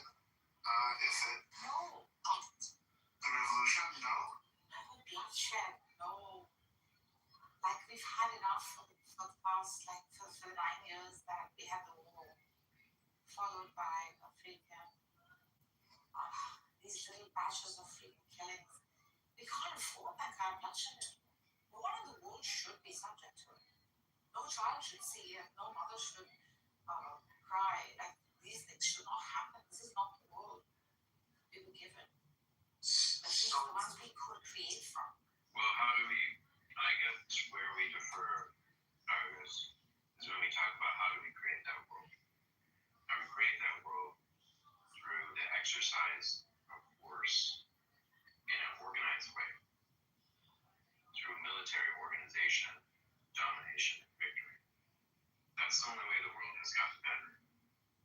And so you should support those who are able to deliver that victory, deliver that order. You're working from a premise that has been assumed to have worked. You're working from a presumption that this is the only way and there's no other way. Jesus. The last one I'm not doing. I'm not saying there's no other way. I'm saying it's a way that has worked. And other things that we tried don't work. And we should. It's only responsible to use something that we know will work.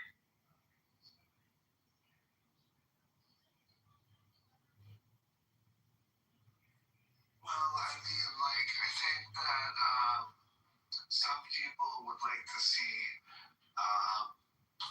an intervention by America with what's going on in Iran. But it's also understandable that you want to avoid more bloodshed. And ultimately, there would be more bloodshed at the hands of the IRGC if there was a missile attack. And like some major IRGC leaders or members were taken out. Yeah, I can understand that. But this would agents that they were killing whole families and stuff like that, do you mean? Or do you mean civilians no, on the ground? yeah, no, Whole families whole family, yeah, something like that. You should know. No, I mean like there were times that they were going after, I guess, a Hamas. Yeah, they would kill a Hamas operative and his family who had decided to stay rather than flee when the warning came.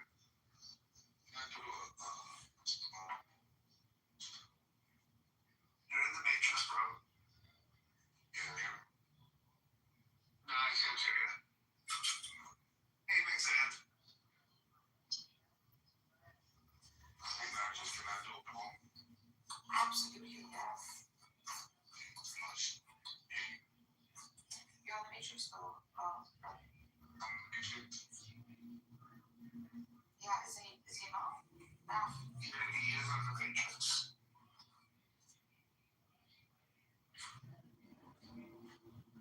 Oh, he's gone now.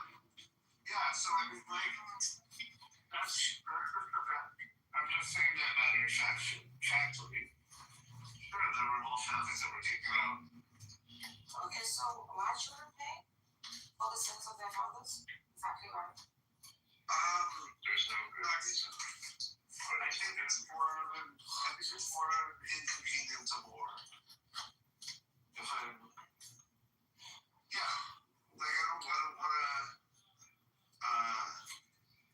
basically, so these Hamas families are honestly very ideologically similar to the combatants of the family. And there's this narrative that Hamas wants to create about more innocents being killed at the hands of Israel. So they stay for the war effort. And they become essentially what are called non-combatants.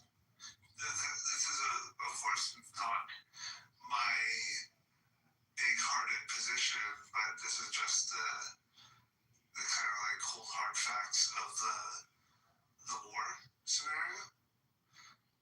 So when civilians stay in an evacuation zone and stay with combatants, rather than be classified as civilians, they become classified as non-combatants. Can you guys hear me? Look, quite often, civilians are kind of non-combatants. Okay, that's not an either-or situation.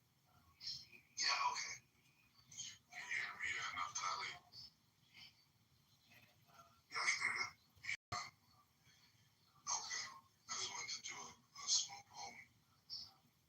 What's your poem about, Brother Heath? He's gonna do the poem, Naftali. Habib. It's Habib.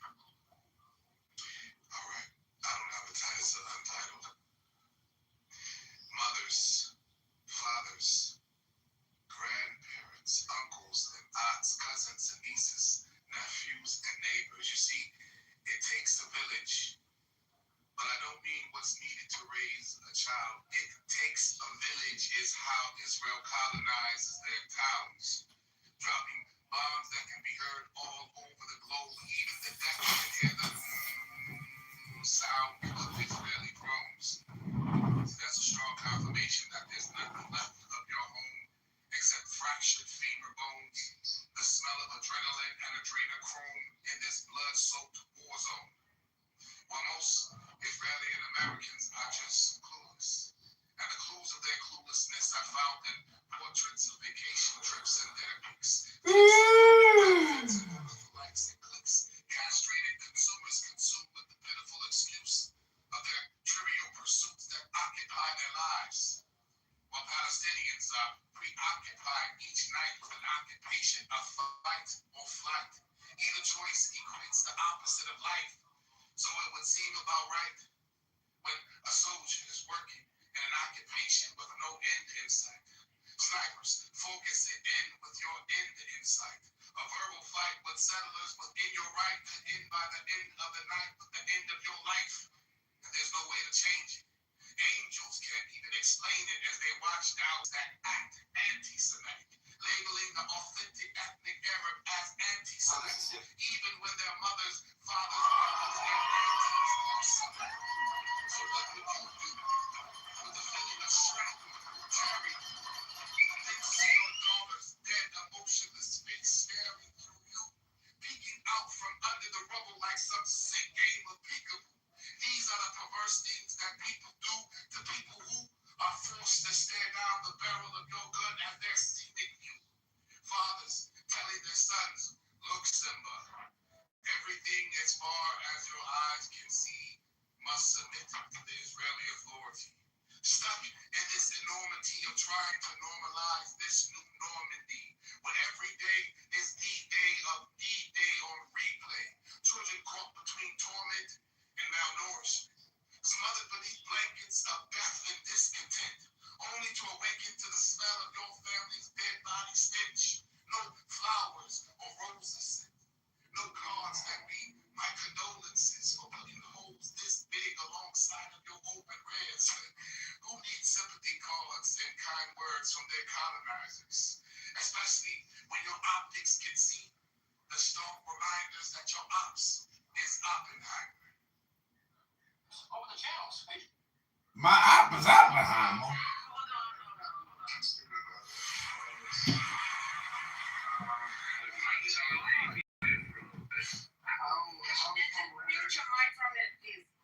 How poetic you made your trope. Natalie showed up for a second. God's sake.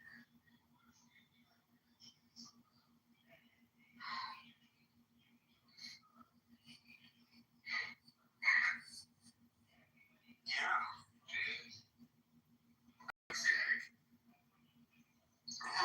I was in there earlier, so that girl Samir is a retard. Samir is the one that invited me up. I was just listening, and she was telling me to come out. So, Do you feel as like these guys talking about it? Really, like I get secondhand from listening to them. I mean, it's just like It's slop. It's fucking slop now, man. it is. It's like I get like yes, there are obviously people doing things. Like there's no smoking gun, and you get people like Bongino and uncovering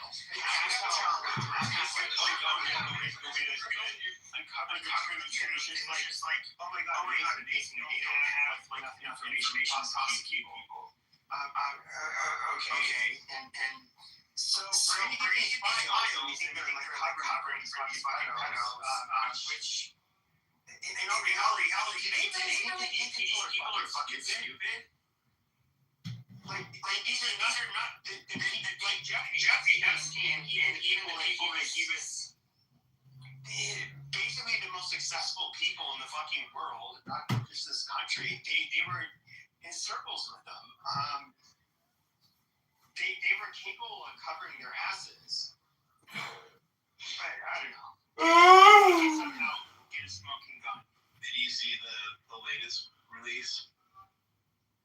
And I don't know, none of these names are already there, like a lot of them, but the last 2 hours they released more names. Wait, they're still releasing shit?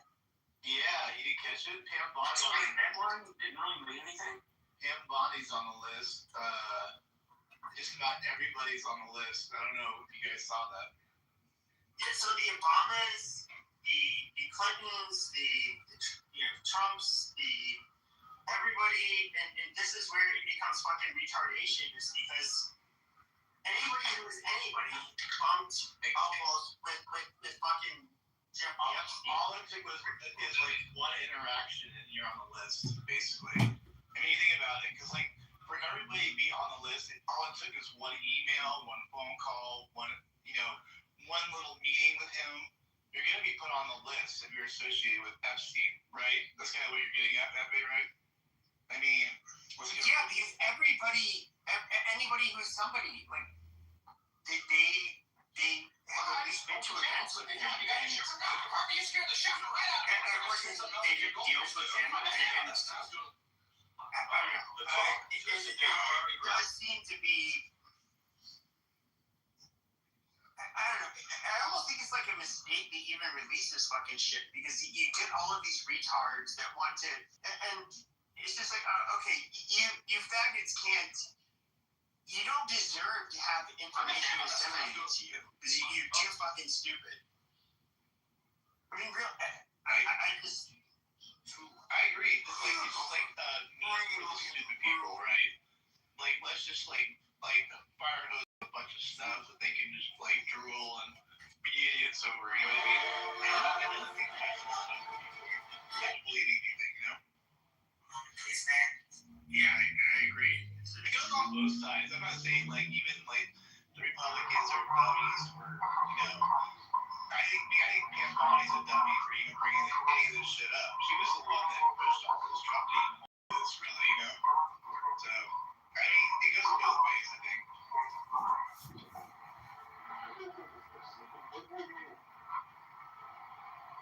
What do you make of it, Universe?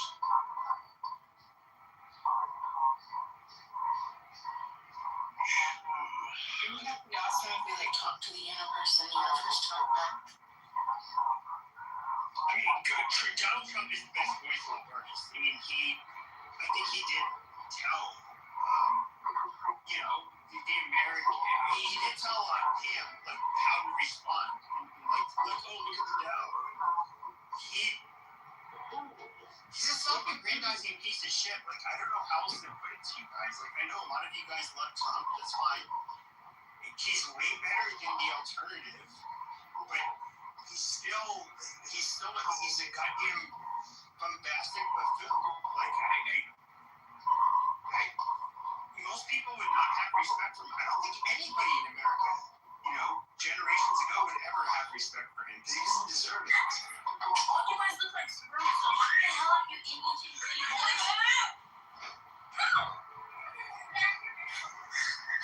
Who is Universe? I think remember on Epstein Island, Roman is. Oh my God, Epstein, bro, shut up. Is your dad Epstein? Are you rich? Look at this one. 12 years old? Like, literally, how old are you? Like, geez, you left. I want to know who Universe is and why they put in a photo of Buttercup and a PTR. What's the point? Rabboni Shalom, the smartest man on Clubhouse supports Donald Trump. Hello?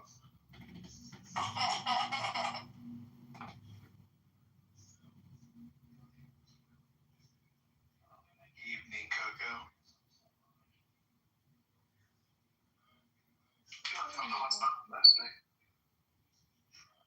What's that? You also heard Coco on something. And she was so much nicer than I was. I was being so rude. And because I just didn't have the patience. I'm hormonal. And I just did it. I couldn't do it last night. And Coco was like, why are you being rude? Stop, be a nice person. You're being so mean. I'm like, shut the fuck up. I'm sorry. Well, he was being an idiot, though, that guy. And he's like, I was telling Beaver, the only reason I have grace on him is because he's old. And, like, that's one of my values. Like, it's true. No problem.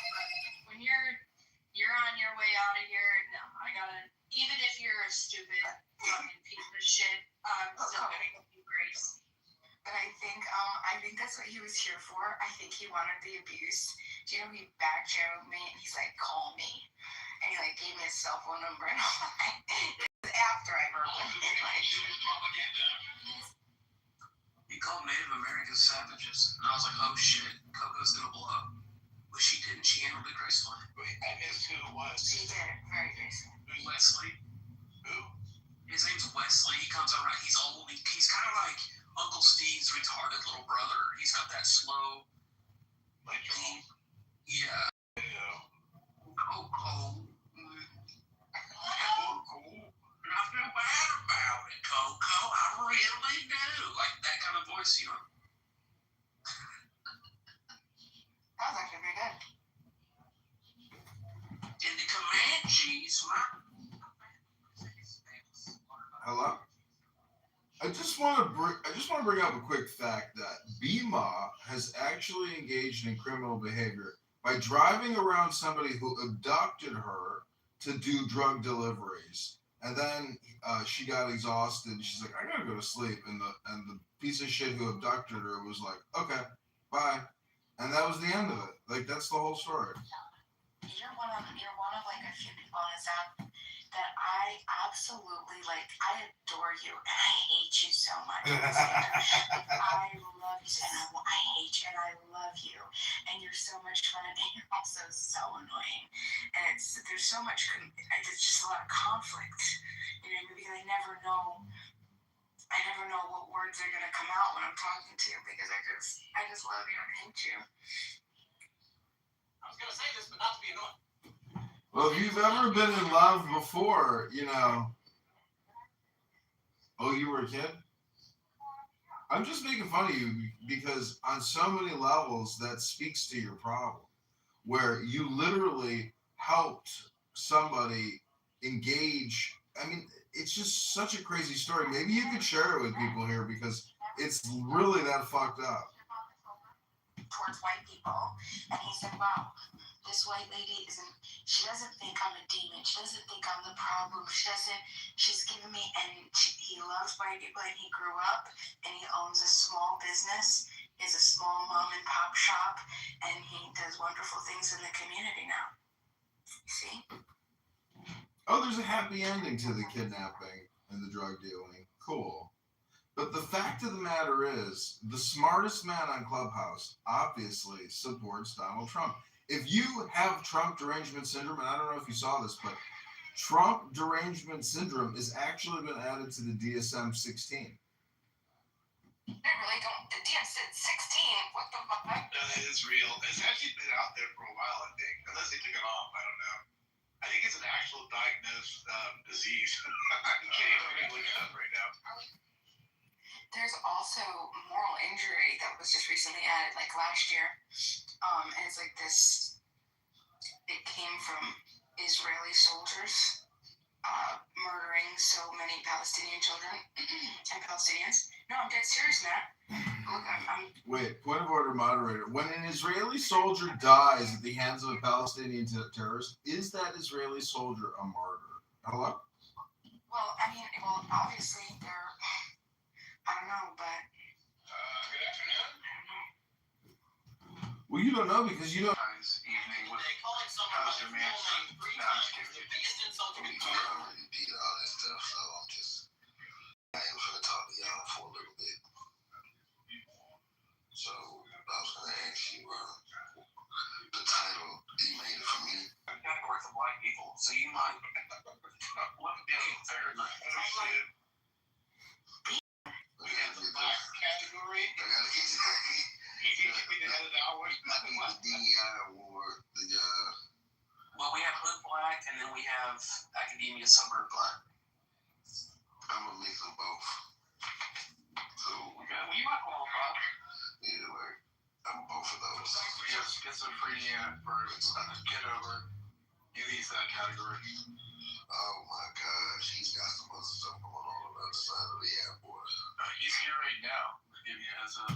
Oh man, where is he? Schizophrenia, man, that is an ad hominem. I've never been described as being schizophrenic, dog. But did you make this room title for me? Hello? Jewel pockets. Going out with pockets down, talking about schizophrenia. That bitch has got an opinion for every fucking goddamn thing on the motherfucking planet. Oh, okay. Talking about hyperverbalization. Bitch, learn how to meditate, read a book, and go to the gym. You goddamn schizophrenic. Welcome to the stage, Al. How are you? I'm trying to understand this title. Of course you are. It's confusing to a man of your low IQ. Do you have an equally low EQ to match your low IQ? Yeah, that's correct. Yeah. So can we, Free Palestine. Yeah. Free Palestine. Free Palestine. Yeah, wake it up for the Palestinians in the tents. Free Palestine. Fuck, Chuck. The question of the day is, do you think Donald Trump is a pedophile? Girl, what do you want? Why do you want to fuck Trump? China. You want to fuck the orange man? Definitely not, my nigga. Yo, white job in here. Yo, y'all see my profile picture? Yo, that nigga John was showing his butt and the bitches and clown on your Yo, look at my PTR. This nigga butt. This is my PTR. PTR change. That nigga living with the red too, boy.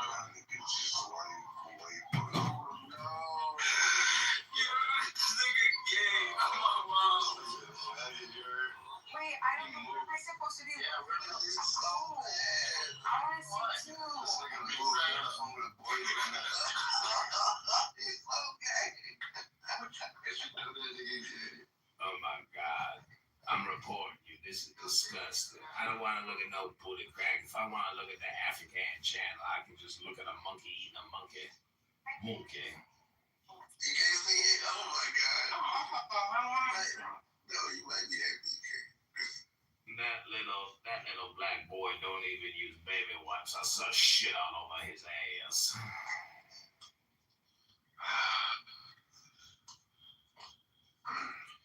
The point is the Epstein drop just goy slop, or is this what Alex Jones has been talking about? Because I'm beginning to think it is a global syndicate of devil-worshipping pedophiles.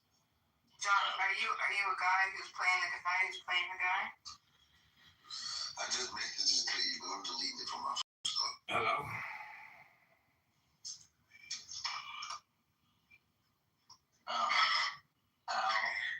You had a question? I think we lost a question in the sauce. You want to know the smartest mayonnaise on Clubhouse? No, because I know it's nobody in this room.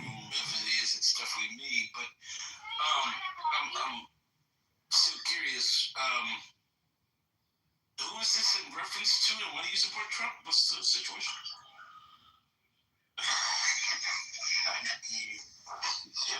If being on Clubhouse or in the world supported Trump, doesn't that go kind of far? I mean, that's pretty good, right? That's pretty good support, or no? And we invited the person too, by the way. Yeah. Oh wow. Not really.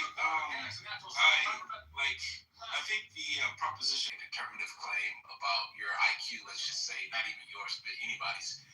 I still would need to see a list of accomplishments that would need that I respect before I would. Man, you just steel man and strong man.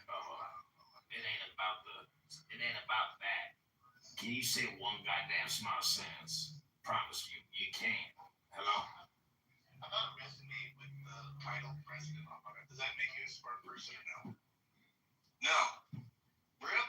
Nah, man. The presidency, there ain't no prestige in getting elected the president. That don't mean you smart, dog, just because it's on your resume. Hello? Smart. Like, our president, none of our presidents are smart, right? Well, I didn't say that. You said you're asking me whether or not it's conclusive that. So you wouldn't want that on your resume? President of the United States. I mean, for a lot of us, maybe us Neanderthals, that growing up as kids, like we were always told to be president, you know? So I don't know, maybe that mantra is now like lost, I suppose. Like, No. You're. This is okay. You gotta follow the tracking, right? So here's what I'm saying. If you want to be president, that's fine. I'm saying it's not conclusive because the person is president that they're smart. So if everybody wants to aspire to be president, that's fine. But I guess I would, even if what you just said, let's just follow the logic train of your thoughts. Is this hypothetical? Body wanted to be president. Does that mean everybody is smart, or only the ones that become? Hello? Hello? It's not. Right. Yeah. I mean, well, that's the thing. Like, not everybody can become president. We can agree on that, right? No. Everybody can try to become the president if they want to. It's in the Constitution. We know the rules to become president. Hello? Just schizophrenic, someone else found.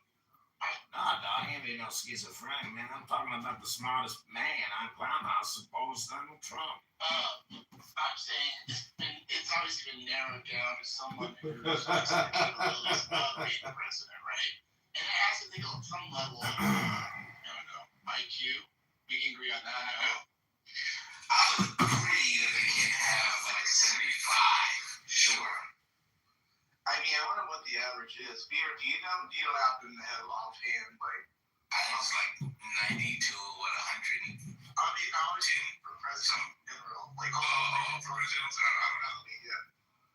I wonder what it is. It's probably an impossible statistical measure. Anyway, go ahead, my phone.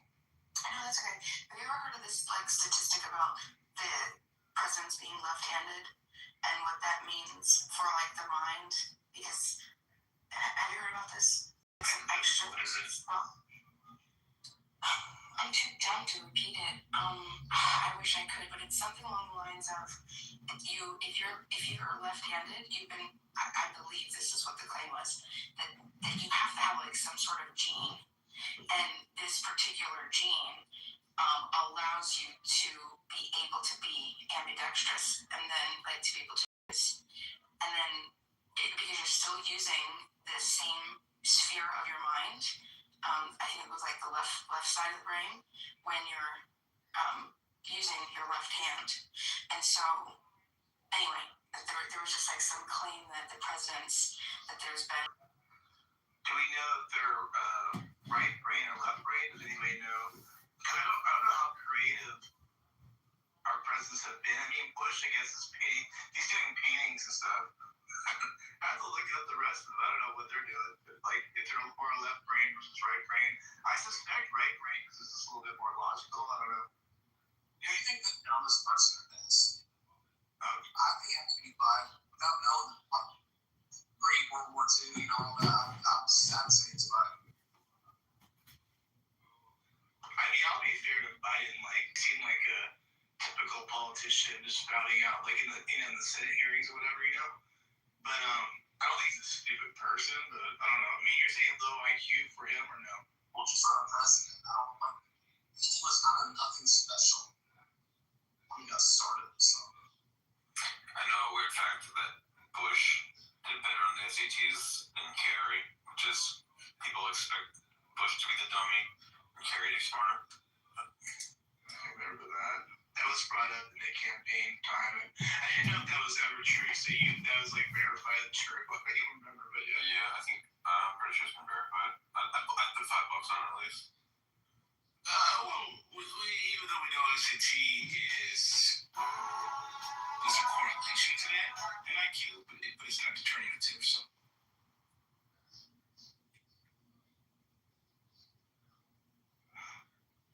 I mean, I guess that begs the question: what measurement would you use for our presidents for being smart? I mean, we have, in hindsight, they already have a lot of these things have already done what they've done.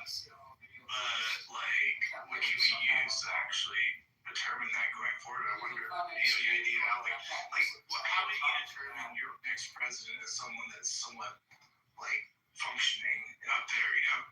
Like, well, believe it or not, even though I didn't vote for this guy, I think Mitt Romney probably displayed a high level of intellect, and I would measure that by his accomplishments as a governor, and as a businessman. I think, and also because I think family, being a good family man is also an important element to understand how to run a nation. He was a good fellowship man where he was supposed to get drafted, and I can't remember what he did specifically. At what point do you guys not think of the people that are on stage with the electorals are just like actors in the grand scheme of things, and the fact that they're like family men, it like would be politicized, like to gain some sort of voting, upper hand, whatever it is, whatever the case may be, but still you have to choose between these two idiots. And it's a circus. So you're saying they're putting on an act? Yes, and it's all a show.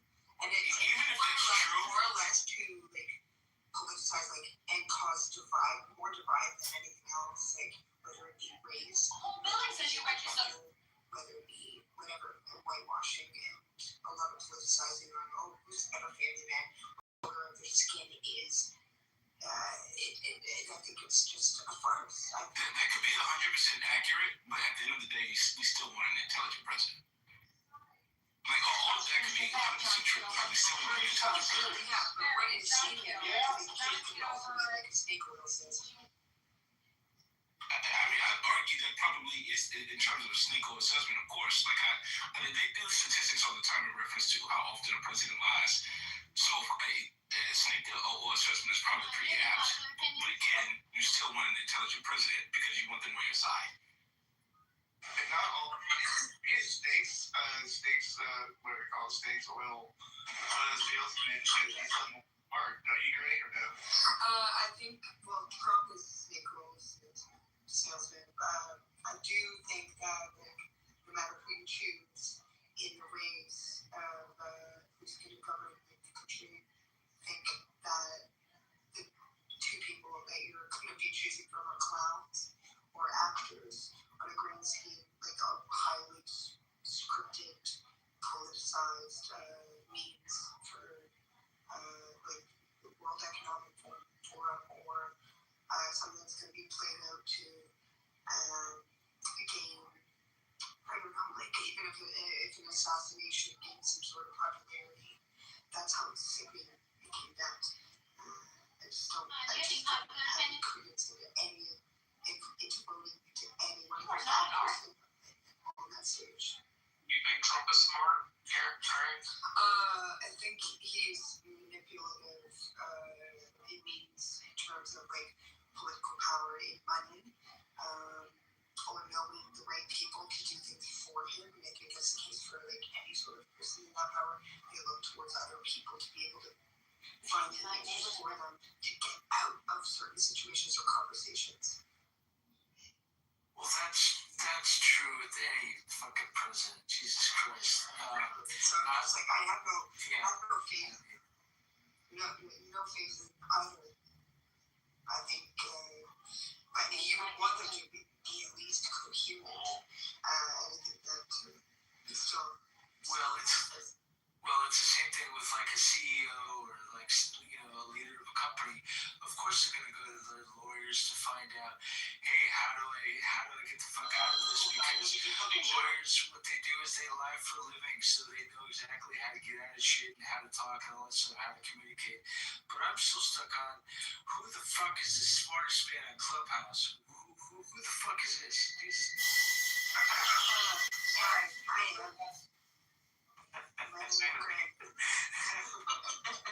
Handsome. We invited him. Hopefully he'll show up. Yeah. He has a PhD from Yale in theoretical physics. He's Asian, and he supports Trump. He's Asian. You had to put that in? Yeah, it gives more credence that he got accepted to Yale America. He put in a mask. I think skin color has nothing to do with their race. Has nothing to do with their credentials. You're a he?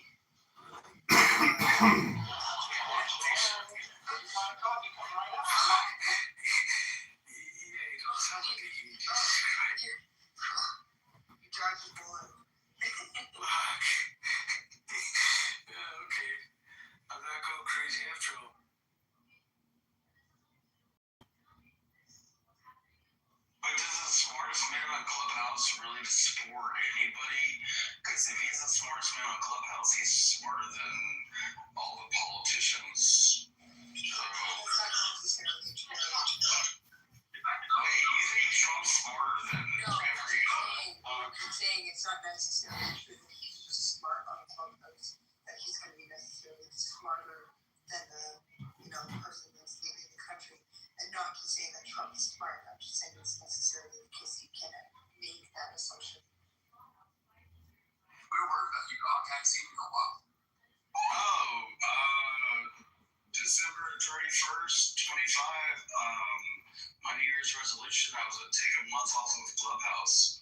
So I literally, all the month of January, I just deleted everything. Yeah, I'm good. I just need a month off to, reset, I guess.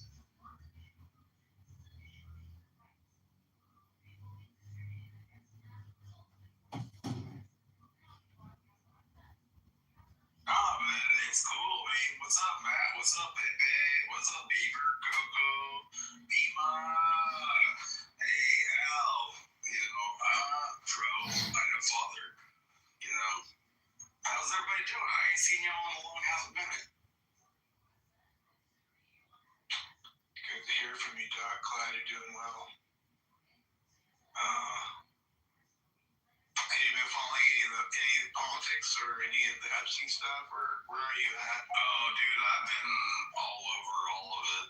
Yeah. I mean, because when you get off a Clubhouse, you do a lot more reading on your news feeds.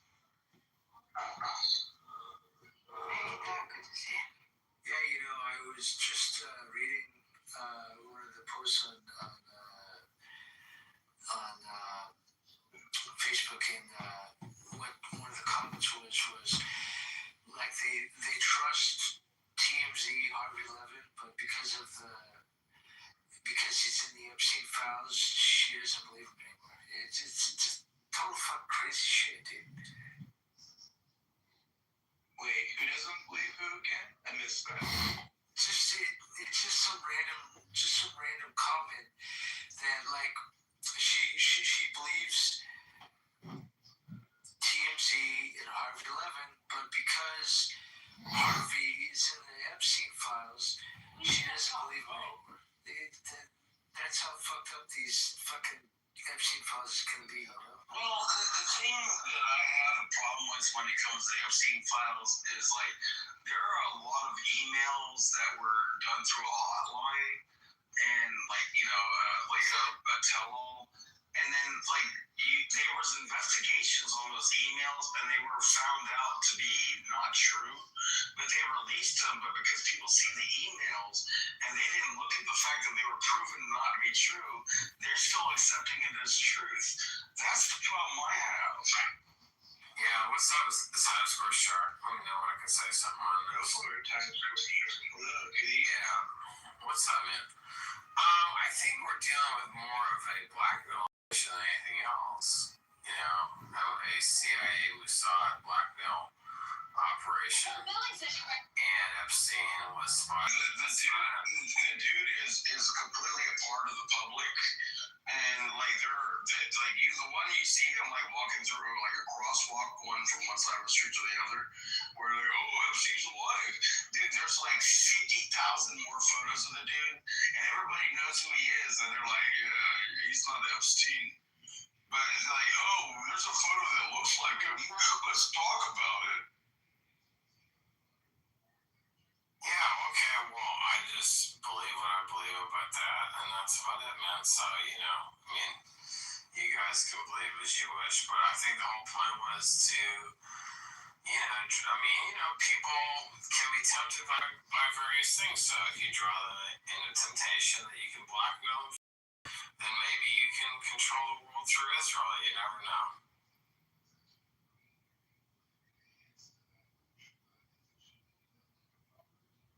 So would that be the smartest man in the room? I'm German, and French. So I'm not doing that. Well, you could be French and Corsican for all I give a fuck. Anyway. By the way, you can read all of the Jeffrey Epstein emails on gmail.world. I went to go check that out recently. I think they got overloaded with what do you call it? Not not spam. What is the other thing? The DDoS. No, like when they want service. it's spyware. Like if you're gonna do it now, like everybody's you can't like just open it up now. It's like all of your like virus protection is going off. Like no, don't do it. Like they're trying to But it's pretty simple to me, dude. These people like power, so they like things that involve power and control, and they do worship Satan, and they do rituals to incarnate beings in the fourth dimension to the third dimension to control power, and that's what they do, and they've been doing it a long time, and it's sick and it's disgusting, and that's about it. I don't know what else to say about it. I've known about it for several years now, and it's just kind of logical. And there's another faction of society which is kind of splitting off. It's called the timeline split, and they're splitting off into higher dimensional consciousness and higher vibrational consciousness. And if you know, you know. If you don't, you don't. And that's cool. That's about it. Do you believe the files are real, Times Square? Yeah, but I mean, again, it's if the guy was just like kind of some, like operative to draw people into sin and expose them and dox them, then he did the best of the best. That's all he did. And he probably was,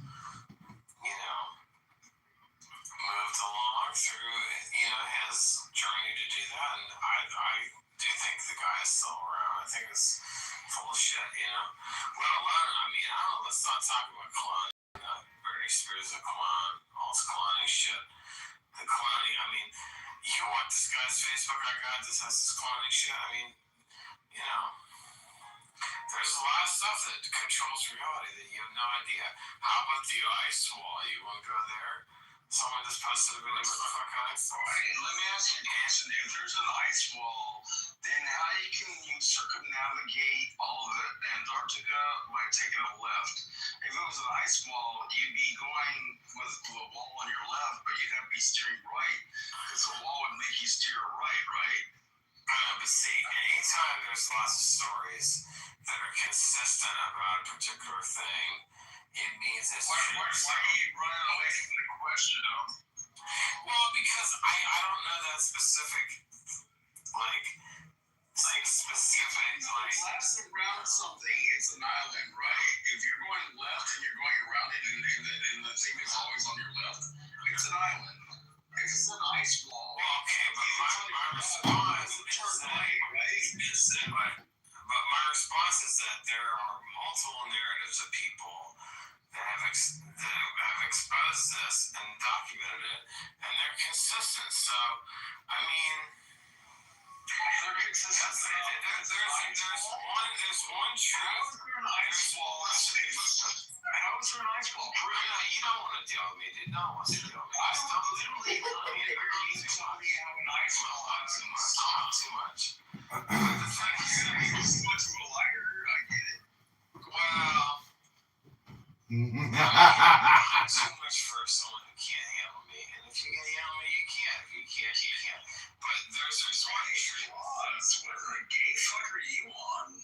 There's one truth, and there's multiple interpretations, right? And so, I'm a computer scientist. I'm a business person. Right now. You're a business. Yeah, so I'm a successful person. I have access to unlimited information. To hear your goddamn voice. Hey, L, I gave you L. That's Miss L. Who are you talking to like that? Don't get crazy. Anyways. Times Square, I'll fuck you up. Do you have a Valentine's Day date? I already had a Valentine's Day. What are you going to do about it? I have an ex-wife, I have a fiance, and I have a girlfriend. We all have that. Tell me. I have a lot of women all around me. so. I'm gonna tell you right now. Tomorrow, I'm gonna go down to Dollar General and I'm gonna say, hey, which is that the candy's like half off. That's exactly right. Anyway, so do you believe there's an ice wall? I don't. Okay.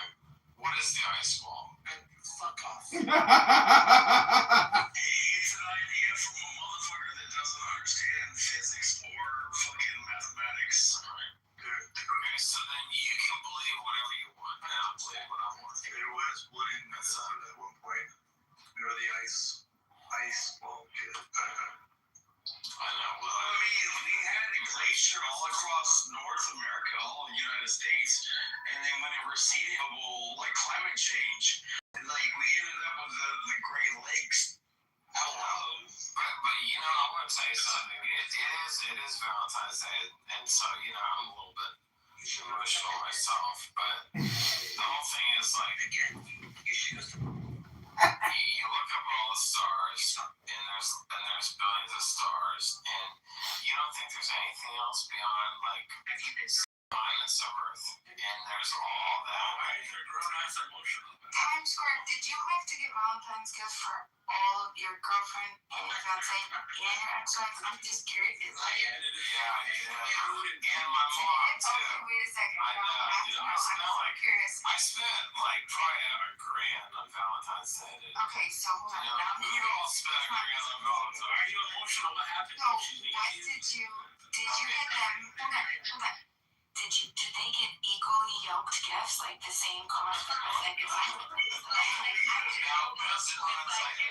This one wants to be one of my wives. You can be one of my wives. You will. No, This is wife number 5. Actually, we have wife you only said $1,000 though. That's not much. I just $1,000. $1,000? Wow. No, And flowers and chocolates and wait, give me gifts. $1,000 each or $1,000 total? Yeah, the sad thing is, I guarantee you that if I wanted to show you I love you, and I really meant it, it wouldn't cost me a dime. You guys That's what I'm saying. All God needs to do is you spent like handcraft me some metal ring or something. Dude, I'm gonna tell you right now. I'm watching TV, I'm crocheting. Like, I give me a ball of yarn, see what I do. Okay, alright, well, I crochet You guys didn't spend that kind of money. You don't have that kind of money to spend. Wait, do you have your look So how much did you spend on your partners at Valentine's Day? Well, I didn't spend shit on mine, but I got a lot of stuff from my niece and my sister and my So brother how much? and my mom. So how much? Flowers, just my mom's flowers. Her thing of roses was $99.99. My sister's was like $79.99. My brother's was the same because I got all them the same roses, right? And I got my sister a lamp. I got my sister the anglerfish lamp with an anglerfish card because she loved the anglerfish thing, and I would have thought about doing that.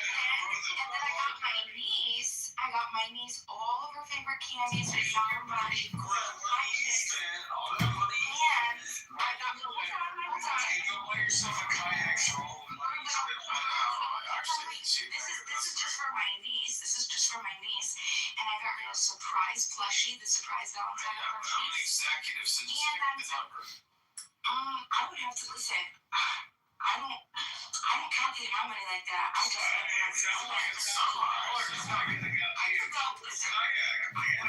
money. Listen, let me go add it up. I'll go add it up.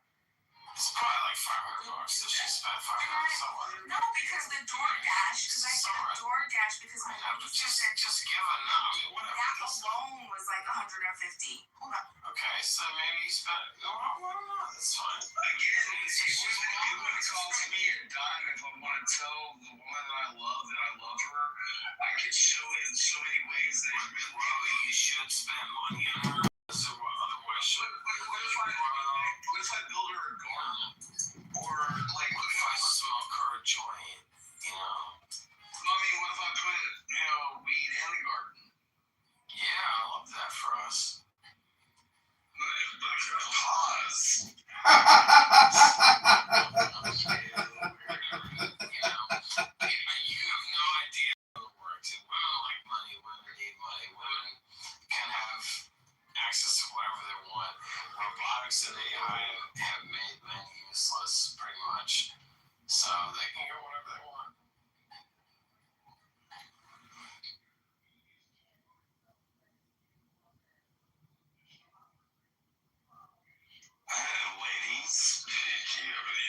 add to that.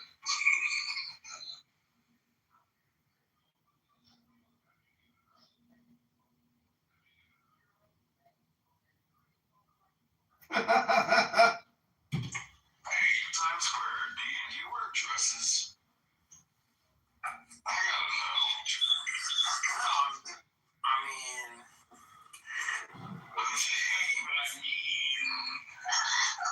so the thing is that if you want to know, the truth of me is that I'm a technology person. I have Frank Sinatra's birthday, so I have the gift of gab a bit. And I just, the thing with Sagittarius, we're half man, half centaur, and we're in the spotlight. And you can't take us out of the spotlight even if you want to, and that's cool. You don't need to. And so women understand that, and women, this is how I sound, this is how my picture is, how I look. And in reality, it's 100 times worse. But that's okay, man. It's like, Okay, you were right. It's fine. I'm sorry. It's all bad, man. It's like I'm like a young Mark Cuban or young Mr. Wonderful or something. So what? That's fine. I mean, can you answer the a question? rising tide is gonna lift all boats, man. Listen, we're all curious. Times Square. So tell us what you got your ex-wife. Oh my God! Wow. Because I mean, like the ex-wife, she had to have gotten the least bit. Oh wow. If I'm your fiance and you're spending, it's like how much how much money do I? I mean, this is kind of. If I'm the girlfriend and you spend more on your fiance than me, then there's a problem. So I mean, like, there's a problem for everybody. So I'm just curious how you manage that. I'm thinking the girlfriend got the most, the fiance got the middle amount, and then the ex-wife got the least amount. Is that about I mean, the thing is, like, the question has to be, how much did I spend, like, traveling the world with my ex-wife? That's gonna be the biggest amount, definitely. It's probably gonna be towards your 10 million number, and then I probably spent 5 million traveling with my fiance, and my girlfriend, I don't know, maybe a couple of thousand, I don't know. So, Fuck yourself right now. Go to that's a very jealous person. I'm gonna tell you right now, that if I wanted to like court you and you all pony horse, like ones that are only then I would build a little like stable and like sensitive with some wire, and like and I would give it to you for your and you know what? It didn't cost me a freaking thing. But people think that like monetary value is what matters. Like, but if I gave you a baby horse, then you'd be like, oh my God, it's so cute. It's so cute. You know what I'm saying? Elle is always 100%, man. Whatever she says, whatever she does, she's always 100%, man. Well, people who have money don't talk about what they're spending. Like, what the fuck is this going? What are you talking about? Exactly. But hold on. But do you see the hierarchy? Because he had to. If that's true, he had to really manage that. He's not true. He's right. fucking shit. I got that bullshit barometer. I could smell this shit a mile away. That was the bullshit. That was. Wait, who's the smartest man on Clubhouse? Well, girl, I got my own lift in my own shop, so I can definitely do the transmission, no problem. Thank you. Wait, hey, can y'all tell me who the smartest man on Clubhouse is? Nobody. Fucking no. Not you. I mean, that's the self-entitled smartest man on Clubhouse. I don't support Trump. Oh, that's like the tallest midget. Shut the fuck up, Kamala. The smallest midget. Oh my God. $10 to whoever can name one good thing Trump is doing. I can actually do that. Okay, wait. Can we go one at a time? I really want to hear what everybody has to say. Listen, I'm not a Trumpster, but I actually do think there's one good thing that I'm actually proud of. No, wait, no, listen. No, there's two things that I really like that he did, and it really just it's stuck in my heart, you know? The first thing is that he says that he gets rid of, at least, he made a promise to himself to get rid of 100 pieces of legislation for every one pieces of legislation that he passes, and he says that he's been sticking to that, and even more so. It's usually averaging more than 100. So that to me, like, I love that. That just, you got my attention. And the other thing is, all the money that we spend on, he decided to take for babies born from a certain time. I wish this was true, because like, if I'm going to spend billions of dollars for ICE shit, okay, this I would much more beat. Okay, this I'll just tell you. Inside of the big beautiful bill, he put $1,000 for every baby born, and he's investing that in an IRA. Do you know how? I mean, like, I think that is so amazing. There's a lot of companies matching that. You know that. Wait, but he's also matching account. He's also cutting the healthcare spending to help these babies. So it's kind of a trade-off. All right, but next, who's next? Yeah, but that's going to be in their accounts though, right, Cypher? Like, that's their Social Security.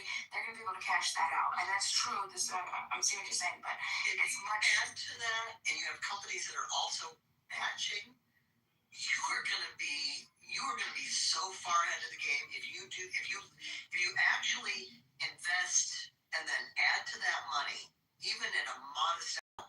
If you do the math, you're going to be that kid's going to be set for life. That's what I'm saying. They said the S&P, IRA, all this other stuff that they're managing. You're talking like 8 to 12% a year.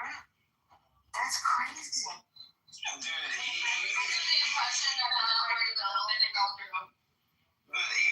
if you across time, because it's gonna go up and down.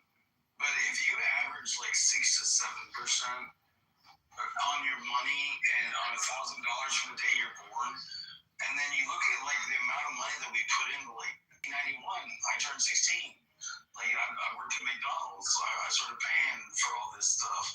Like, but I'm 50 years old, and then what is it now? 64, 65? I remember when it was 62. I think it might be 67 coming up.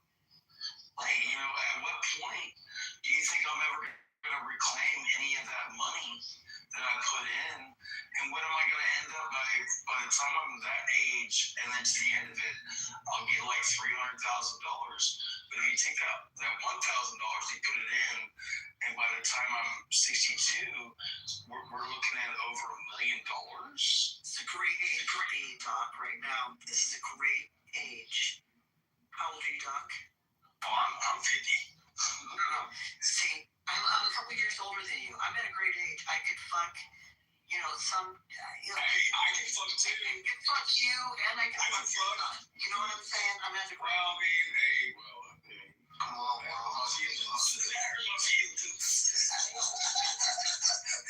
Coco, I just wanted to make sure, because I didn't want to. Sometimes I have a poor memory, but I did check. It is the one that passed. It is into law. So it did become law on July 5th of 2025. So it did pass. Okay, does anybody else have a good thing or no? I think it sounds like we can kind of understand it. Wait. I mean, she said my thing was good. Well, I'm waiting for everybody else's answers. I don't support, Jeff, you know I don't support black people. You can't name things that you support about Trump. I'm trying to get it. Can someone show me? Okay, well, do you remember the saying that you don't approve of the border being shut off? There's essentially no border crossings. Like, what are we talking about? Border being shut off. Is Yes or not? No. You'd like just people coming across. If a country without borders is not a country. Situation is nuanced, right? A lot of people are coming across. So I just want to be clear. We're not okay. We want people just willy-nilly coming across. Well, yeah, because a lot of people are escaping. Because what? Wait. What? A lot of...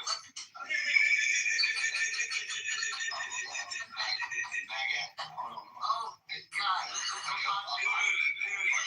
an anarchist? Why do we need? I want to know if he's an anarchist. Hey, not too much on anarchy. Because that's what an anarchist sounds like. You're supposed to win my heart. Well, dude, a country without borders is not a freaking country. I didn't say we shouldn't have borders. I stated that I don't support. You just want the border open. No, I want there to be. I want there to be still resources. Kind of porous, like a little porous. Like a refugee. A little porous. There's a lot of porous. He's just trying to be semi-permeable. To apply for asylum. We do have that in place. But an open border isn't what I'm seeking. Yeah, I don't believe that we should have an open border. You think that's exclusive to Trump? Honey, we've shut off. You think closing the border isn't what's Sweetheart, we've shut off the border. So now if you want to do this to troll the white people, cool, I'll go on mute. But I can name you things that Trump's taking. I don't know. If you just try to troll white people, I'll go on mute. What are you trying to do? both. Now give me one good thing. I give you several. The First Step Act, that was the thing. It was better than more than Obama even did in his administration in terms of. Do you even know what the First Step Act is, Zephyr? Do you know what that is? Yes. I don't know what it is. Well, wait, hold on, Zephyr. What is it? When they want to open border, we don't want to confuse. Okay. Well, she's.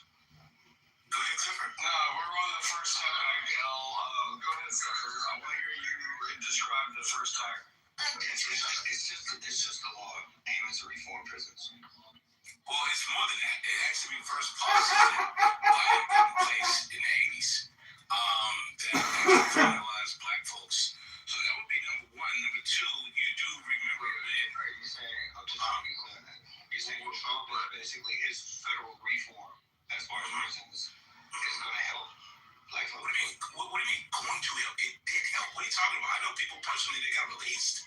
Okay, we can get into that. Wait, hold on. Do you acknowledge that the First Step Act was helpful for black people? Just yes or no? I'm agnostic. We can get to it. Well, you're just trolling it. It's true. I give it to him because he said he's aggressive, meaning he wants to get more information on it. He can't say he knows what it is and then don't know how it benefits black folks. Sure. So he's taking it, he just took in new information. You provided him. Okay, I'll just put it real simple. Okay. Hold on, Zephyr. Real simple. Van Jones even came out and talked about specifically how he's been fighting for this for several administrations, and it was Trump that got it done. But I'll give you a direct example of why this is beneficial for black people. Because crack, as we know, was sold by black people more than it was sold by white people, and so they put black people up at higher sentences because of crack. Trump got rid of that to where whatever drug it was, black people and white people went to jail for the same amount of time. That's what one of the things that First Step Act did. Are you saying it's not beneficial to black people?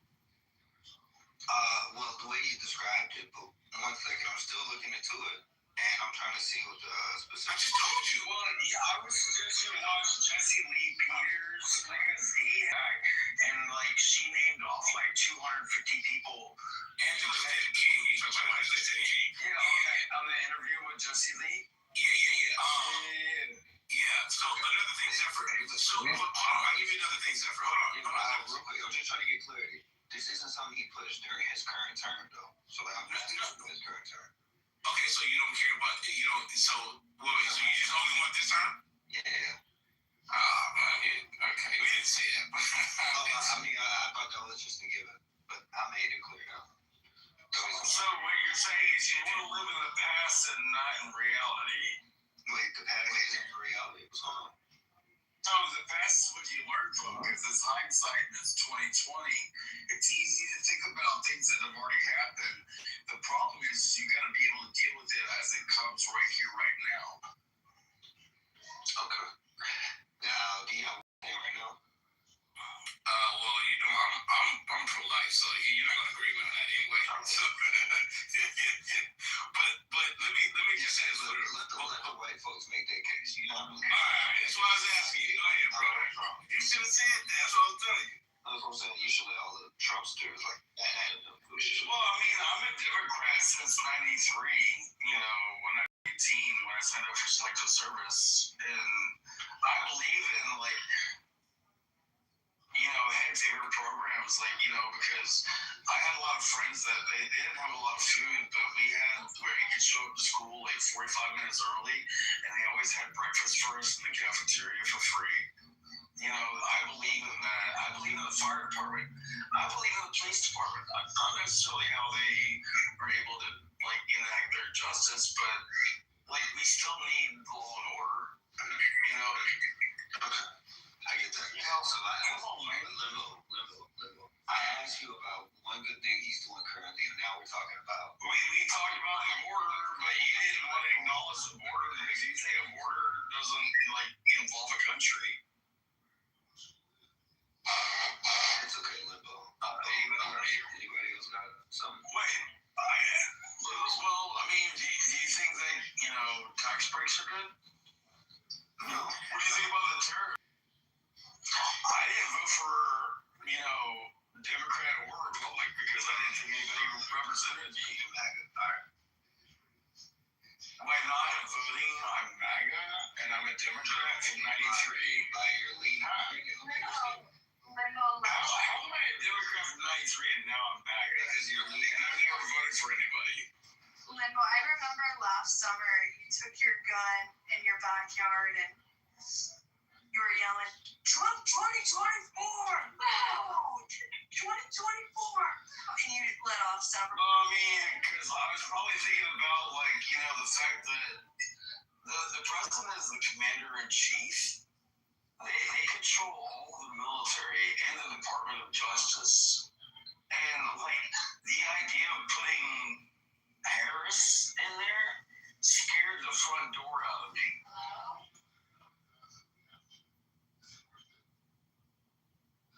So, are we satisfied Cypher's request or no?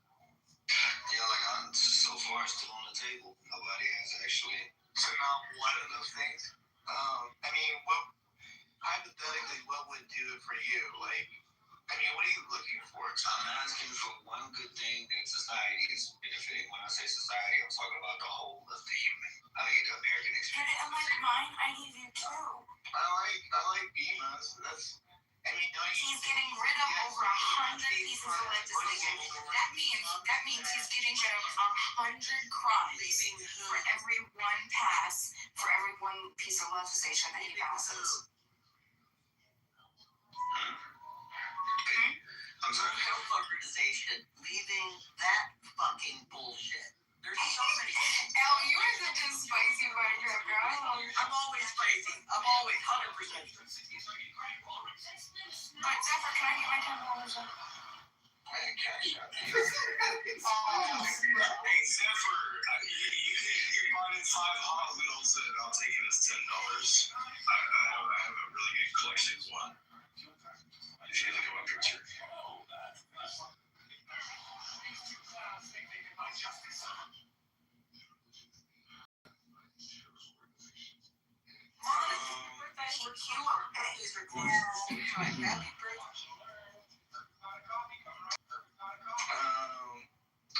So I guess Cypher, you're on a mission.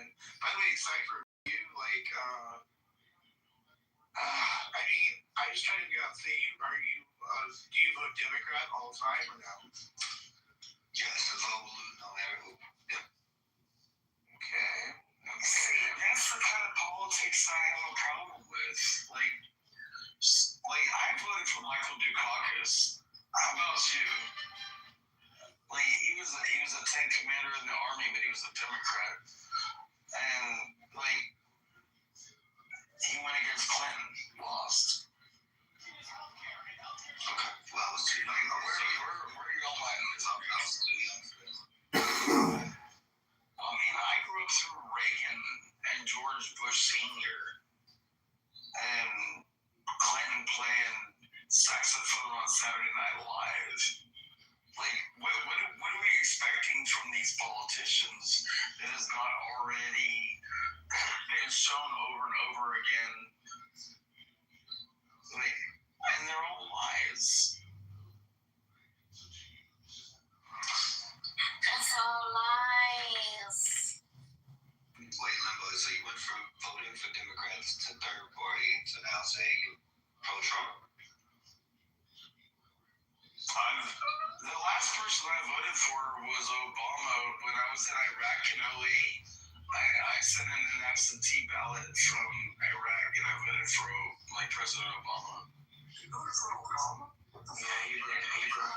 Well, I mean, I was in Iraq, and I thought George W. Bush, put me in a place where I shouldn't have been. So yeah, I wanted to change. So, Spicer, where do you think Kamala would be right now? Like, what would be her great achievement, do you think, right now? Since you think that everybody, there needs to be some great achievement by Kamala, or maybe not, I don't know. Where do you think she is? I think we would have more of an economic reform. I think that we would see workers having more power. So, you would increase worker environments, conditions right now that people are complaining about. You would actually get the layoffs. There are hundreds of thousands of people that wait certain prices right now. What do you think prevents layoffs? People being happy with their job? So there's just a few things as far as our economy, but also we would Wait. You just glossed over a whole lot, right? Okay. What do you think preserves or causes corporations to cut jobs? It's not worker happiness, I can tell you that. But go ahead.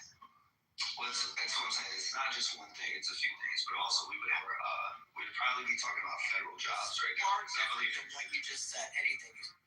Okay, no worries. It seems like I'm kind of inside. Hey, Zephyr, let me ask you a question. If you were a worker in my pencil factory, do you think you deserve part of my money from the pencil factory because you're a worker? You want part of my profits?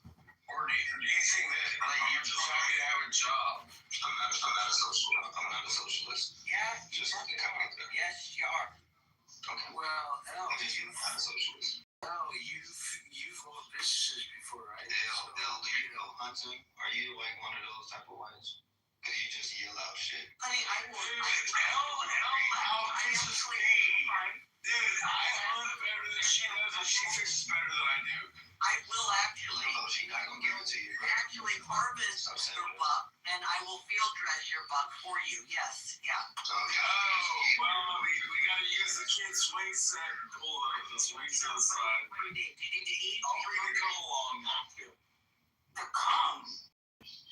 Come along and pull the butt off the ground, and then you put a tarp down, and then you skin it, and you gut it, and come on, if you don't know how to dress a buck, then, dude, hell fishes me. I guarantee you, you don't outshoot me. It's not gonna be good. I've been shooting since I could. So. Game on. Contest. Also, you need me to get it with a bow, because I can shoot it that way. Oh, see, now she's cheating. She's better at archery. Is Pepe awake? I want to hear what his favorite thing Trump has done. I think he might be. It's past his bedtime. We will catch him at 3 a.m. What do you guys think of the Canada? Wait, Canada? It's our neighbor. Who said that? 51st state, 100%.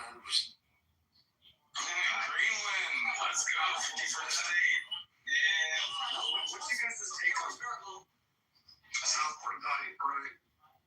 I mean, they're gonna probably be, one of our states soon. I don't know. Why? What do you ask?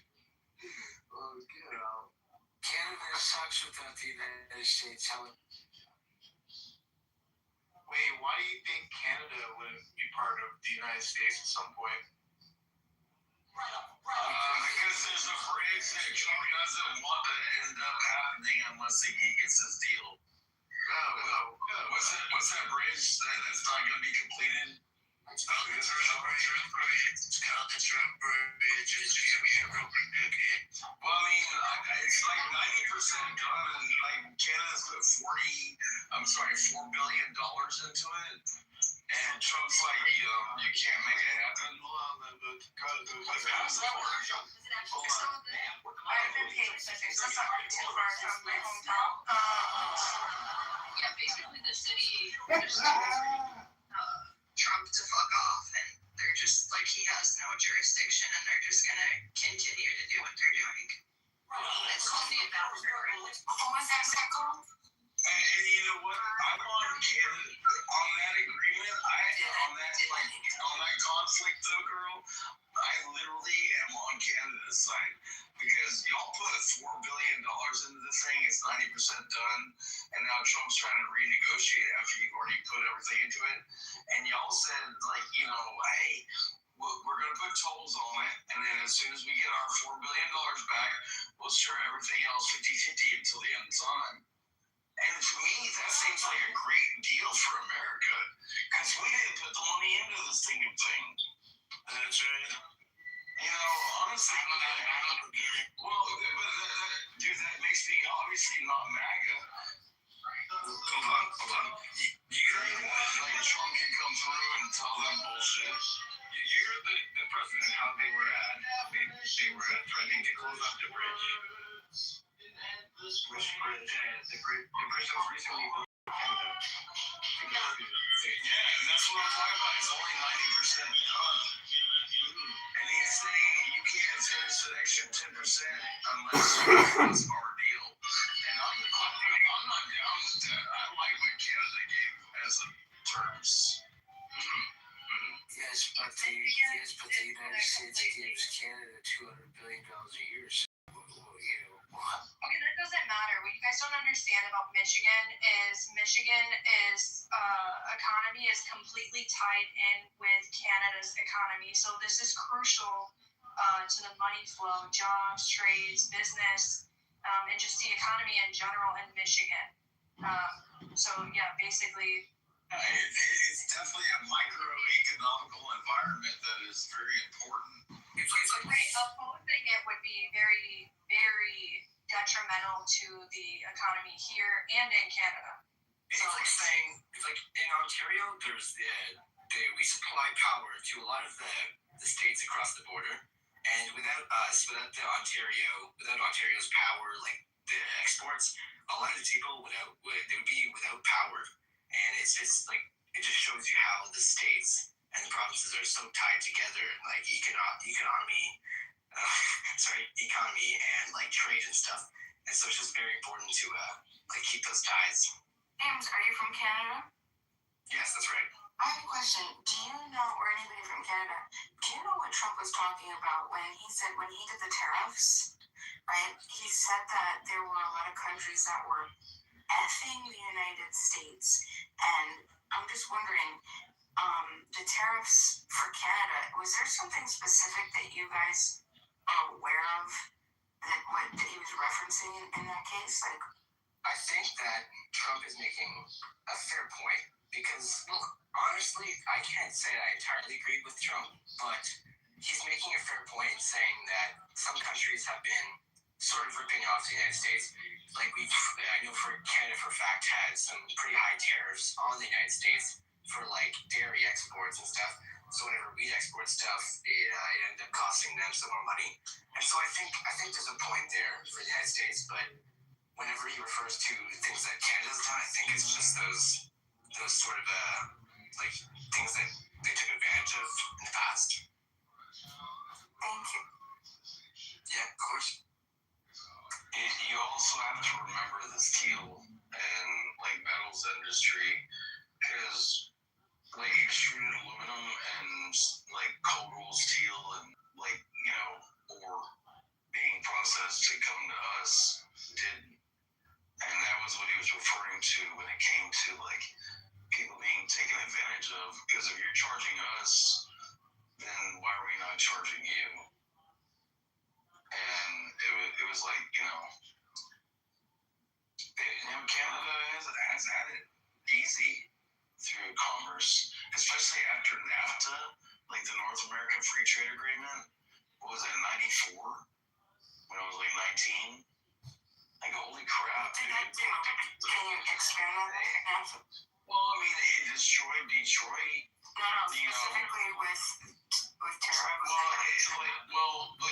Like the NAFTA, like literally gave the ability for companies to outsource outside the United States on a level that had never been done before, and that's why Japan, 40 years ago was a third world country, and then now they're so technologically advanced because they've been ripping us off through intellectual theft this whole damn time. Did that affect the Canadian U.S.? Yeah, that's why you end up with Wow, that's what I'm asking. Because you can put a plant to build a Ford car or a Chevy car in Canada, more easily. And when Canadian dollars are cheaper than American dollars, when I can get 2 employees in Canada for the same price I'm getting 1 employee in Detroit, they outsourced it all. Well, I don't know how bad is Canada hurting the U.S. Well, it's the same way that China, hurts the U.S. because you have a communist country that is using, essentially slave labor. I mean, I don't advocate for slavery. That's definitely not what I would ever do. Well, it depends on how you look at it, doesn't it? But if there are people that are freely, because our cultures and our economies and financial our money's, what the fuck is it called? Our what is it called? It's our money. What is it? Currency. Currencies are there's different exchange rates and whatever. If there are people that are willing to do an exchange or everything, that's not them doing harm to us. If we're contracting with someone freely, we're not holding a gun to anybody's head to say enter into this contract. Obviously, if we're freely going to people and we're saying, hey, look, this is what we want done, this is what we're willing to do it for, and they find a value in it, that's capitalism, right? Then there's a value exchange, and they say yes. So that's not. I don't think that's other countries hurting U.S. That's just nothing. I'd like to bring up another point from 1 minute ago. Who said we're sort of pro-slavery? I'd just like to elaborate on that. The economy is pro-slavery because, they look for the cheapest labor as possible. If you really cared about, the fact that you have a device in your hand, like a phone, or you're on your computer, or you're on a tablet, or whatever, it has cobalt in it. Cobalt, 98% of it comes from the Democratic Republic of the Congo. They're like, oh, we're not gonna do, artesian mining, which means sending kids get the mined out cobalt and then roll it into clay rolls that are gray, clay, silly putty or something. And then they end up they're soaking in radiation, and they're making themselves sterile. So we're saying they're literally hurting these kids by making them do this. Yeah, no, I understand. Some countries that the children are put into very bad working conditions. I'm sure you've all heard of sweatshops in China and whatnot. It's sad. It's sad that we have to do this to get certain things. Some people might not be aware of what's going on, and so it's important to think about it and try to understand the full scope of the situation and stuff. But I also think that it's not something that should be well, I mean, all you gotta do is go down to Mexico and you can see, people make, we talk about the United States making $20 an hour. Well, down in Mexico, they make $20, $30 a day. So, and then not only that, but then you have the major textile companies contracting their workers, and their workers might make 5-10 cents a piece when they make your Mickey Mouse and all those shirts and all that stuff. All that shit it's sweatshop, total sweatshop. Not only that, but your best bet for to get cheap labor is to go into Upwork.com, and you'll see tons of shit. I mean, you get a virtual assistant for like $4 or $5 an hour. So, it's just, it's absolutely critical.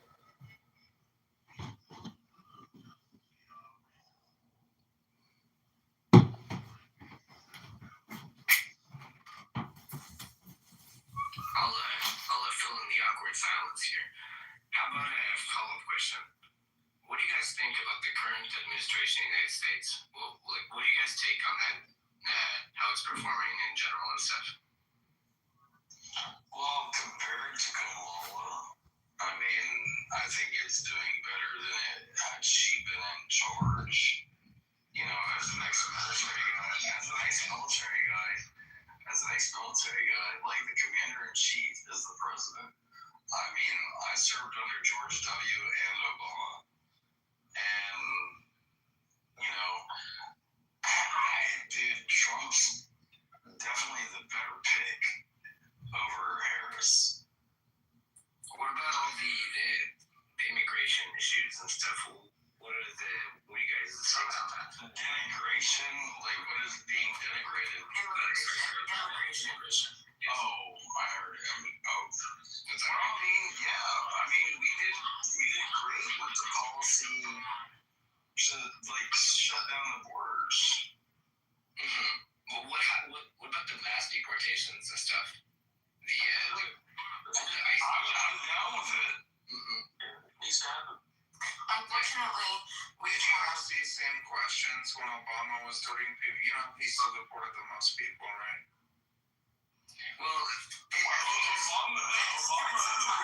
give it some time. We just increased the manpower for DHS the most it's ever been in the history of ICE. And by 120%. So yeah, we'll increase that number.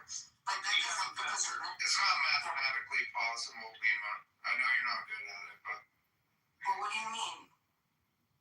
In order so you're saying what we have. That what did you hear me say? What he does, to tell you the truth. Tell us more. Well, tell me what you heard me say. Because you just responded. Okay, so you didn't hear. You're gonna admit that you didn't hear what I said. So you're responding just if you're just saying stuff. Okay, and you're being rude, which is interesting. Okay, well, just so we're clear.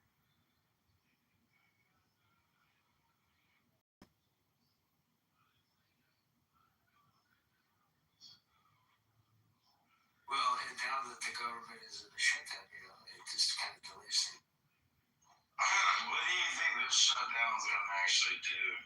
Because the NDAA is still already passed, so, our military forces already paid through the NDAA. Yeah, what was it? ICE? Well, I think Joe said it last night, and I can't exactly remember what he was saying, but the big beautiful bill was passed, and so you have the Border Patrol and ICE are funded. It's just now people aren't going to get their checks for in a couple weeks. I think that's probably what's the thing. To whom are you referring that will not get their checks? No, we have to be real clear about this, Father. But DHS is not funded. However, even though Border Patrol and ICE are part of Homeland Security, they were funded last year in the Big Beautiful Bill for the entire 4 years. Now, other parts of DHS, like FEMA, they are currently not funded.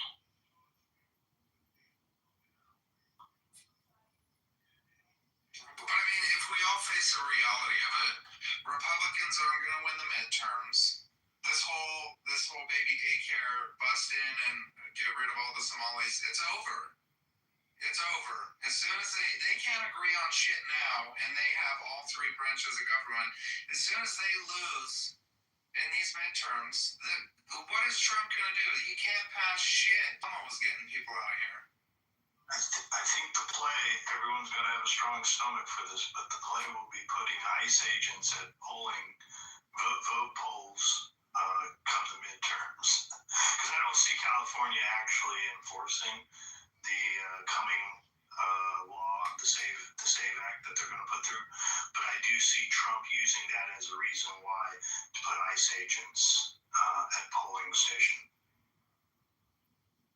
That's going to be true. All right, I have a few questions for you guys here to keep the conversation interesting. So, do you guys think that ICE raids are actually improving the public safety, or is it just like creating fear and stuff in communities? 100%. No, it's open. 100% improving. It's total improvement. Definitely. It's fear and community Improvement. Yeah, I think that it creates more fear in some communities and actually can make the environment dangerous in some communities. Since like counter-argue that, do you want to elaborate maybe some more?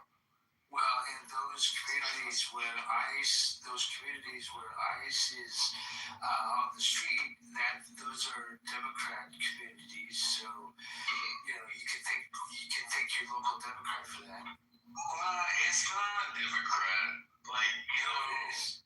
No, it isn't. Like, but the idea of what it is like, it's communities that need to be policed, that they're claiming, racism or xenophobia or whatever.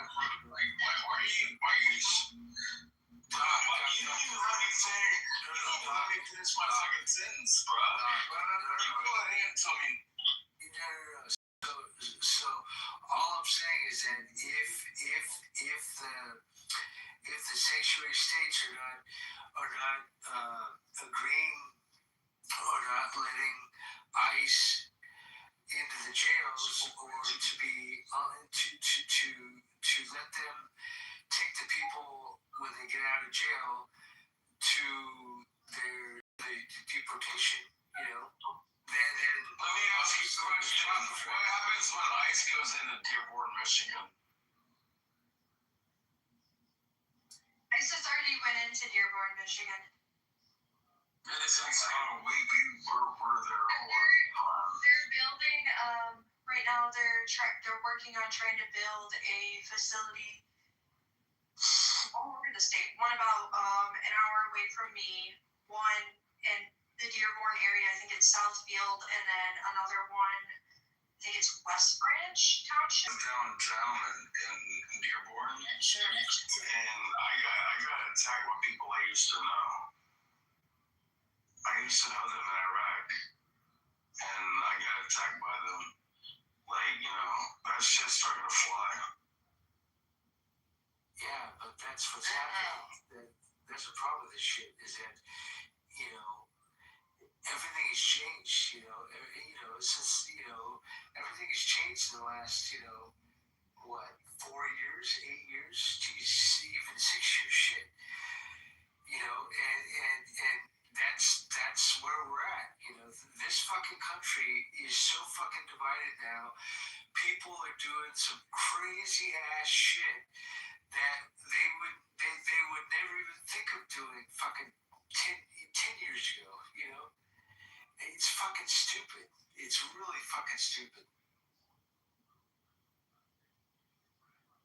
When they go into Dearborn, Michigan, they deport a ton of illegals. I love it. Dude, it was bad. I mean, like, last time I was there was 2016. But bro, like, dude, I couldn't even walk through there as a Christian. Okay, that's a lie. The majority of, Nikes. Okay, I grew up there. You went there once. That's fine. Majority of Dearborn is Christians. Just because they're brown doesn't mean they're a Muslim. Okay. So you're telling me that they're not trying to enact Sharia law within Dearborn?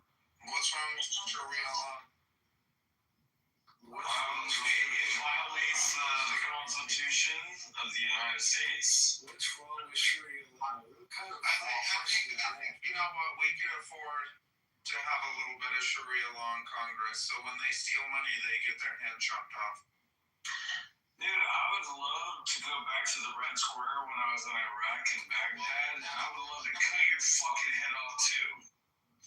Don't get crazy, my friend, okay? Threatening violence, not a good idea. Well, I mean, he wants to talk about Sharia law. That was literally what the Red Square was about. Okay, don't get. Hey, you got your imams telling people to like all shoot their heads, like Queen fucking whatever her name from UK. That is right. Don't get crazy. Well, it's the same thing going on in fucking Iran right now, too. Well, I think the uproar about Dearborn is that the mayor of Dearborn told an American that he wasn't welcome in their city any longer. I think that happened not too long ago. Yeah, that was about like, yeah, because I'm a Christian, you're not welcome. You know, that's the mayor being a xenophobe. This happens in Israel too. That's just crazy. Maybe you were in Israel and not. Well, what happened is that they changed one of the street names to the leader of Hamas, and it was the street was called Washington after George Washington. And they changed it to the leader of Hamas. So the local residents had an issue with that, and so they came and they wanted their voice heard, and yeah, the mayor just said, well, I'll give you some advice when you go down that street. Just close your eyes. And I cannot wait for the day that you move out of here. It was absolutely awful. You guys can look it up. It's not, you can see it. And I like his response. What's the name of this? Wallahi Avenue? Honestly, I can't even remember it, to be honest with you. But yeah, it's pretty awful. My attitude is a shway. I don't remember either. He said that he said, you guys have no idea how much Hamas has done for this community. And I was like, what?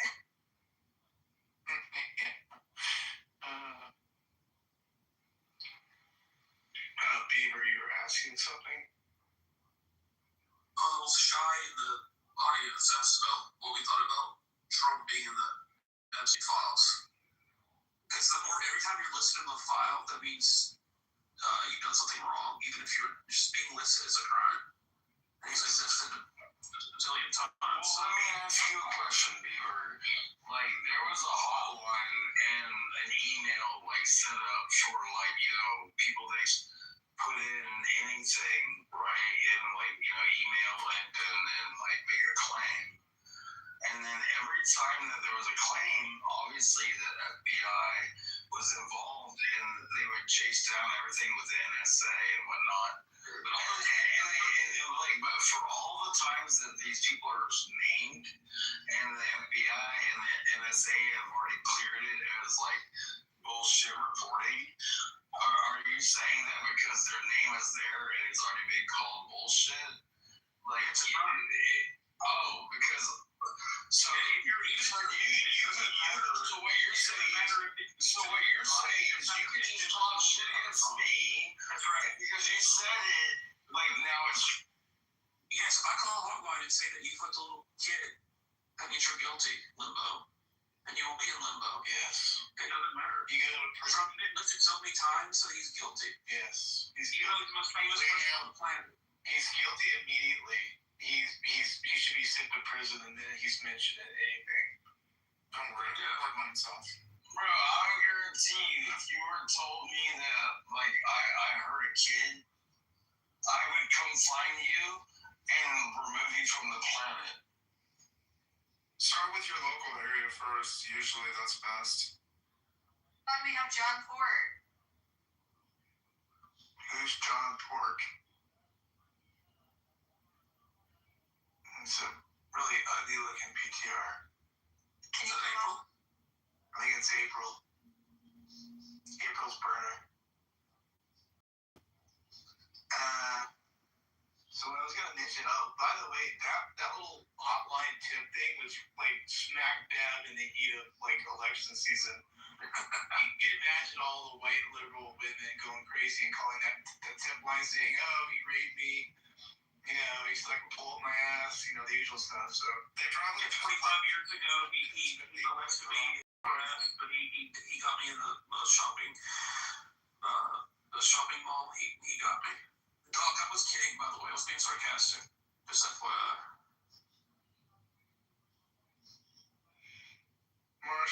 Marshall, good evening. Are you there, Marshall? Alright. Be careful where you wish for. You might be a couple of brewskis back. Yeah.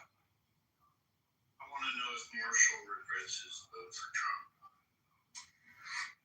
Do you guys think that Trump can actually go for 2028 despite the Constitution saying otherwise? No, he cannot. There's no way he can become president again. How would you violate the 27th Amendment? I don't know. He said he will, and I don't know. He seems like a guy who I don't know. You would need 38 states to be able to do that. Come on, man. This is fucking trolling y'all. Like, you guys always make out fucking put it under What time is it for you guys? I'm just from Canada. It's time for you to get a watch. That's right. Nah, it's 1 a.m. It's 1:20, and I have a Casio that I paid $5 for at a flea market. No, I got my phone here. I just want to know time it was for you guys. Just wondering where you're from. So we have Ace. We have Ace. I'm Eastern time. Trump is fucking little kids. I mean, does anybody on the other side want to just condemn their own people for being completely unhinged? I mean, well, I had to testify against a soldier one time because he shot a dude because the dude had a cell phone, and like I was like, why the fuck did you shoot that dude? He's like, he had a cell phone and he might have been able to try to activate a bomb. The problem is though, like, you know how hard it is to go against your own people like that. Guess what? Your case is a lot more secure. Who's off mic? Okay. Your case is a lot more secure because you probably have a lot of evidence for that cell phone and shooting. Because there's probably a lot of witnesses and a lot of, recordings or whatever. I don't even know. But it's a lot more than saying, oh, well, Trump was fucking little kid out. Like, literally one, bit of evidence. You probably agree with that, right? I mean, because I don't know. Is it just me or, like, that just seems so, like, sorry about that. Listen, but like pause. Okay, so much has come out, but this is 1%. You guys calm down. There's more to come. Don't run fast so soon. No, they honestly, they are taking the biggest L, and so they need Trump to to be in these files so badly, because they're so losers. They need it so badly. Who knows, dude? Like, you can't really do that. Yeah, Ed is right. What the fuck is it referencing, emails that have already been disproven? Well, because the name is there. Even though it's been disproven, it's still there. Like somehow that means a fucking thing. Yeah. Well, all I know is the smartest man on Clubhouse supports him still, so, I mean, we should have all bought that island together. If our people support him, then we must be onto something. What's that, Ian? I said we should. Oh, so you're talking about Joe Hero, who's the smartest person. I Clubhouse. We'll keep that a secret. James, I'm so glad you came back. I just wanted to add, I think you could tell how this room generally leans. We have a room full of, and I love them because, they're my family being human beings on the planet, right? Extended family. But there are a lot of us also actually, I don't think it's a good representation. There are a lot of us in the country that are upset with what's going on with the immigration situation and the violations of constitutional rights and the shit that's going on in the detention centers and the breach of the regular or what is allowed by CBP, like the ICE and get the cages. Well, and of course the cages, and specifically with the cages, the deaths that are happening inside of them because of medical neglect. We had 6 in the first 2 weeks of this year, and that's really sick. You know what I mean? And you have to understand that there's. Where was this at? Because it might have had worse. I know some of them occurred in Fort Bliss. I know 3 of them happened in. Fort Bliss in San Antonio. This is fun too. That doesn't count. Yeah. I was thinking that Fort Bliss. I'm not familiar. Okay. So some of them are Fort Bliss. I don't know where the other ones were, but they were focusing on some of those there. And so anyway, but this is also Congress. There's been a lot of congressional, So what you're saying is young Americans like me that are in the Army are making these people die? Well, I mean, when you say making these people die, if you're putting them in a particular circumstance where someone's sick and then they don't get the medical. Why do you think that I wouldn't give them medical treatment? I mean, I was. But Bima, did they put themselves in that position? I was a medical guy. I would think that we're a better country than that. And James is asking us about the fear, and yeah, that's true, right? And that is the truth. If people are, they for whatever reason, I mean, the worst part is that some of them were U.S. citizens. I was a U.S. citizen, which is crazy, and he was withdrawing from drugs, and they had detained him, and because they thought that he wasn't a U.S. citizen, and he told them that he was going through, he was doing drug rehabilitation, and he was withdrawing, and he needed, and they just completely ignored him, and he died. And that's like a big thing. Yeah, especially when you're trying to turn your life around or whatever else. But again, that was a U.S. citizen. So, I mean, but the point is James, is yes, there's plenty. It's going to be dependent on the type of demographics in your area. It's going to matter to more people, and certain people more than others. So, but it is a big concern, and we're split on it.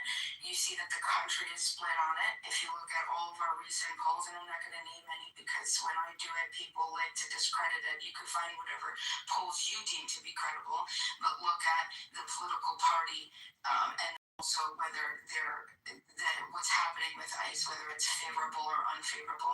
What I've seen is that there's been a large net negative in the news within at least the past 3 months. But you could do that research. But yeah, this is mostly what beaver? I don't know what he said, but that was just to prove that the political parties are split on this, right? That's what I guess I'm like to read. Right, but we can say that the majority of the country is completely fine with what's going on right now. We can't say that, or we can't say that. For sure, the polling definitely. I mean, America voted. And the polling still shows that a majority of Americans, it's like 60%, want illegals deported. Like, it's not even close. Yeah, I think though, when you're saying right, we're talking about the majority of the country, understanding the majority of the country, the dominant vote, are white Americans, right? So they're not largely, they're citizens. It is, because if you're Asian, if you're Lebanese like me, you're Italian, listen, literally everyone's checking the white box, people, even you. Well, no, right. That's what I'm saying. But my point is that they're not. No, but what is your point? Because who's what? I'm saying that it matters. It matters to say people who are white. People who are white. What are you talking about? We know that the majority of the country are white. Well, do you disagree with that? No, I don't know what white is. Do you know, a majority of black folk also want the illegals deported? Well, what about you familiar? Even the Hispanic population? Black men. They What about ethnic racial people? What do you guys, It's over 50% of American Hispanics. I got a question. They want them out too. I got a question. You guys all talk about deporting all the illegal immigrants and stuff, but to what extent is reasonable, you think? Because Across the board. they only have so many resources at their expense and stuff. I want $1 trillion spent on We are broke. yes, and ISIS. We're in debt. What about leaving the country? Do you think immigration? We'll answer. We're excited to answer, James. Look, one illegal in our country is one too many. All right. Yeah. Sounds good. No mulligans. You just want people to break the law. I mean, that is the inverse question. We kind of said that earlier. We asked that one guy who it was. We're like, you just want everybody to be like, welcome, like just allowed to come in, and like he's just like, I mean, that's the question, you know, like. You just want people to be able to walk over and stay over here, or what do you? What's Right. They've been violent until they commit a crime. I've heard of your name over 20 years ago, but I've been good since. So let's first forget about it. Let bygones be bygones. Exactly. This is the question that I think should be posed: is to what extent does the benefit outweigh the cost? Like, and you know what I mean? Because there's a point where you go to where everyone deported. People aren't being deported by their feet. They're being deported because it's the law change. No, I understand. Hold on. You gotta quantify this. What value do illegals bring to America? Well, I'm sure. Like, I'm not American, but from what I can tell is the illegal immigrants often offer like a cheaper workforce, which is it's one of them. They pick our schnozberries for slave labor. I got it. That's literally. That's literally what the Democrats say. It's like, who else was gonna pick our fruits? Like, bitch, you need Mexicans to pick your fruit. Doesn't that seem racist? No. I understand what you're saying. I'm just saying. My point is at what point does it just become about the core idea instead of just Wait, Joe, enforcing the law? I think that was a really good question that Joe asked here, James. What was the question, sorry? No, but you gotta qualify it. Like, what value do they bring? So, like, make a really strong argument. Yeah. I can't make an argument on that. Hold on, you have illegal and immigrants that have come to your country. In Canada? Yeah, I'm sure. Yeah. I'm sure. What do they bring to Canada? Well, it's not so much about what they bring. It's more about what our country is willing to do to stop it. And I think there's a point at which you have to let the bad in, but to an extent. You can't stop all bad. That's just something people are going to have to come to terms with. You can't always stop all the bad, no matter how much money you throw at it. But there's a point, there's a balance you have to strike. You know what I mean? We think the opposite here. We don't want any bad. The difference between Canada and the U.S. that really summarizes it. Yeah, until you try to establish that they have value in our society. For me to say that we need to have an even amount or like this fair balance of. It's not the amount I'm concerned about. It's the resources that we throw at it. It's the balance. The balance has to be the focus. When you have to focus on all the various other issues in the country too, you know, instead of all focusing on immigration, which can be the stem of a problem, but it's not. It's just one problem. But James, like at our border, there's human trafficking going on, and then there's drugs being brought into this country and killing many Americans, and there's so many missing children. So there's so many different factors. I mean, there was a woman that was set on fire on a bus. To me, there's so many different reasons of why we don't want that.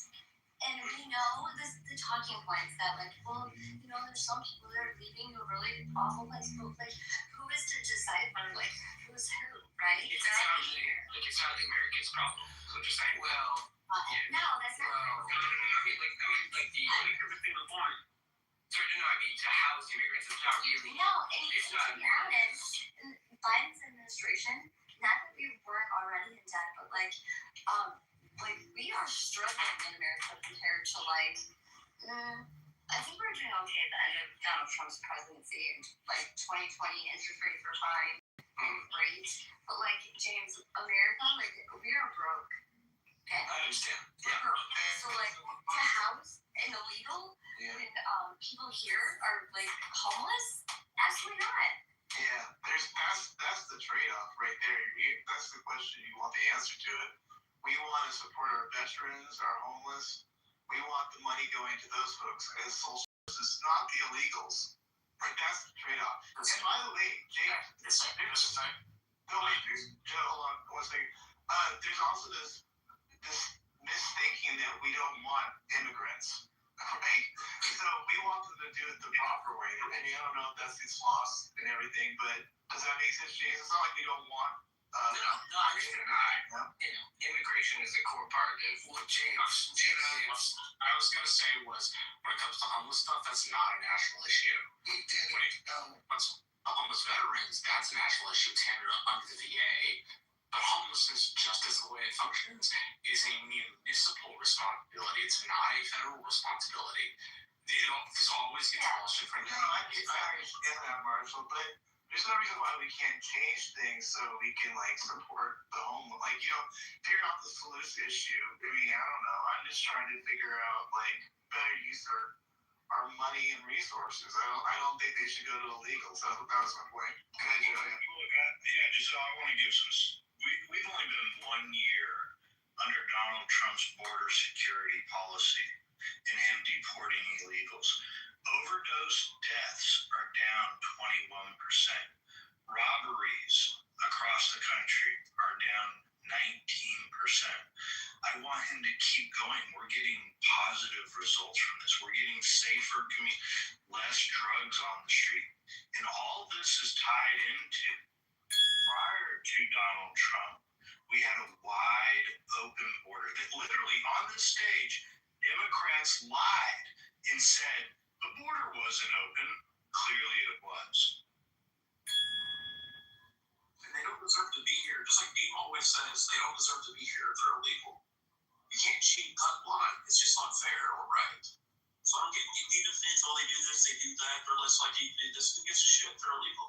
Something that I still understand. Well, and James, let me say something to you real quick. So, until your country has a 9/11 type attack, you'll realize what exactly the United States is going through right now. So, as far as immigration and everything, and your ideals will change as that's happening. So, I just want to make sure that you understand that.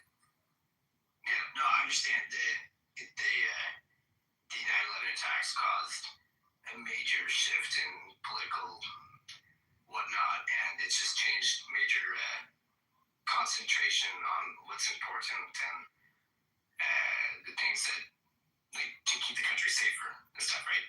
So you establish the Department of Homeland Security, different things like that. I understand, but something I still understand though regarding the immigration policy is to what extent are you guys willing to go?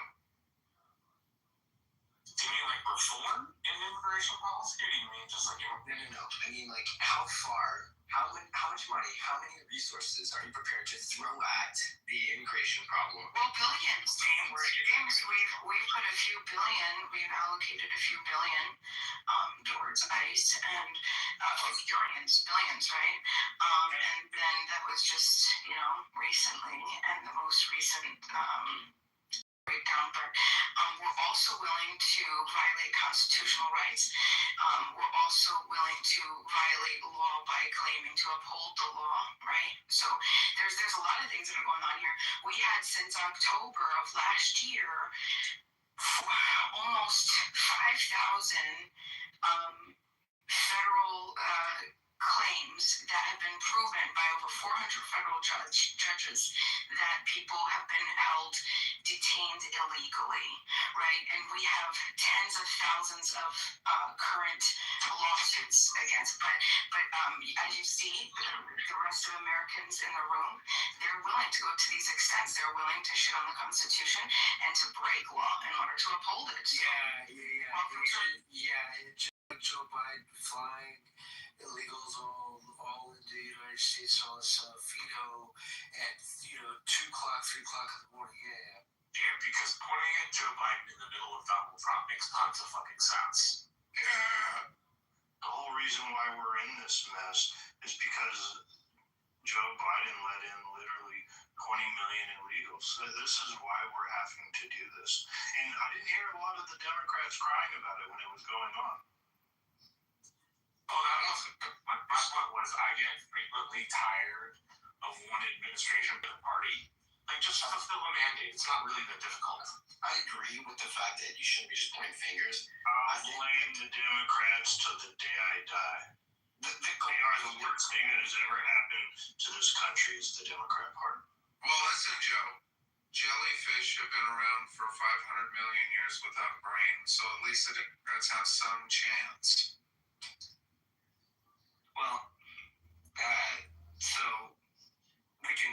I see a point of transition here. What if we talked about the two-party system, for example? Do you guys think that there should be just one party, or what's your stance on it? I think we should have more than one party, but in a federalist republic, you tend to only get two throughout history. You get two factions, not 20 factions. For example, parliamentary systems, which are based off coalition building, have lots of active parties because you have to put together a coalition of smaller parties to govern the parliament. In the United States, we don't have to do that. The United States party system builds a coalition of people of differing concerns, right? So you have people that are single issue voters, you have people that care about, the party platform, you have people that, care about pure enforcement of law, right? Like, a lot of those things are handled the way we do. It also is worth stating that we're not a system in which multi-parties like that prosper. And it's not because somehow we want to screw over people in the other parties. They don't have a large enough vote share. So they can compete, and there are some structural rules that need to be changed about third parties competing in the United States. But I bar that in a federal system, you're going to have two parties. Yeah, let me ask you. Hold on, James. You gotta let us have. We know I'm good about our country. So let's say if we did have a multi-party system in the presidential election, if we had 4 people running and 4 of them were to win electoral college seats, but however they were not able to reach over the 50% threshold, it would then be thrown to the House of Representatives to be decided and voted on. So we can't even have someone win the presidency without a majority of the awarded electoral college delegates. And those are distributed in 48 out of 50 states in popular Democratic elections. So each state has a popular election, and whoever meets 50 plus 1 gets all the delegates. And then that state puts its vote forward and says, okay, our state election said Trump was our guy. You'll have Wisconsin saying, okay, somebody's gotten to 50 plus 1, and it's former Vice President Harris. Okay, so we're awarding our delegates to her. Right? It's not a purely what the entire country thinks for president. It's what each state thinks about being president. And that's an important distinction in our system. Yeah, the way to think of the presidential election is like a game of Risk. It's winner take all per state. So they have to win the different territories, and each territory has a different value based upon how many House representatives plus 2 senators that each state have. It just doesn't work. The third party person, while the founders didn't see it being going to be just a 2-party system when they put it in, they literally believed that pretty much the majority of all presidential elections would always be decided by the House of Representatives, but it's never happened. Okay, yeah, I have a confidence for how things decided by the House. I don't know if they intended every election to be decided in the House, but they intended if you couldn't get the majority electoral college delegates for it to be decided in the House.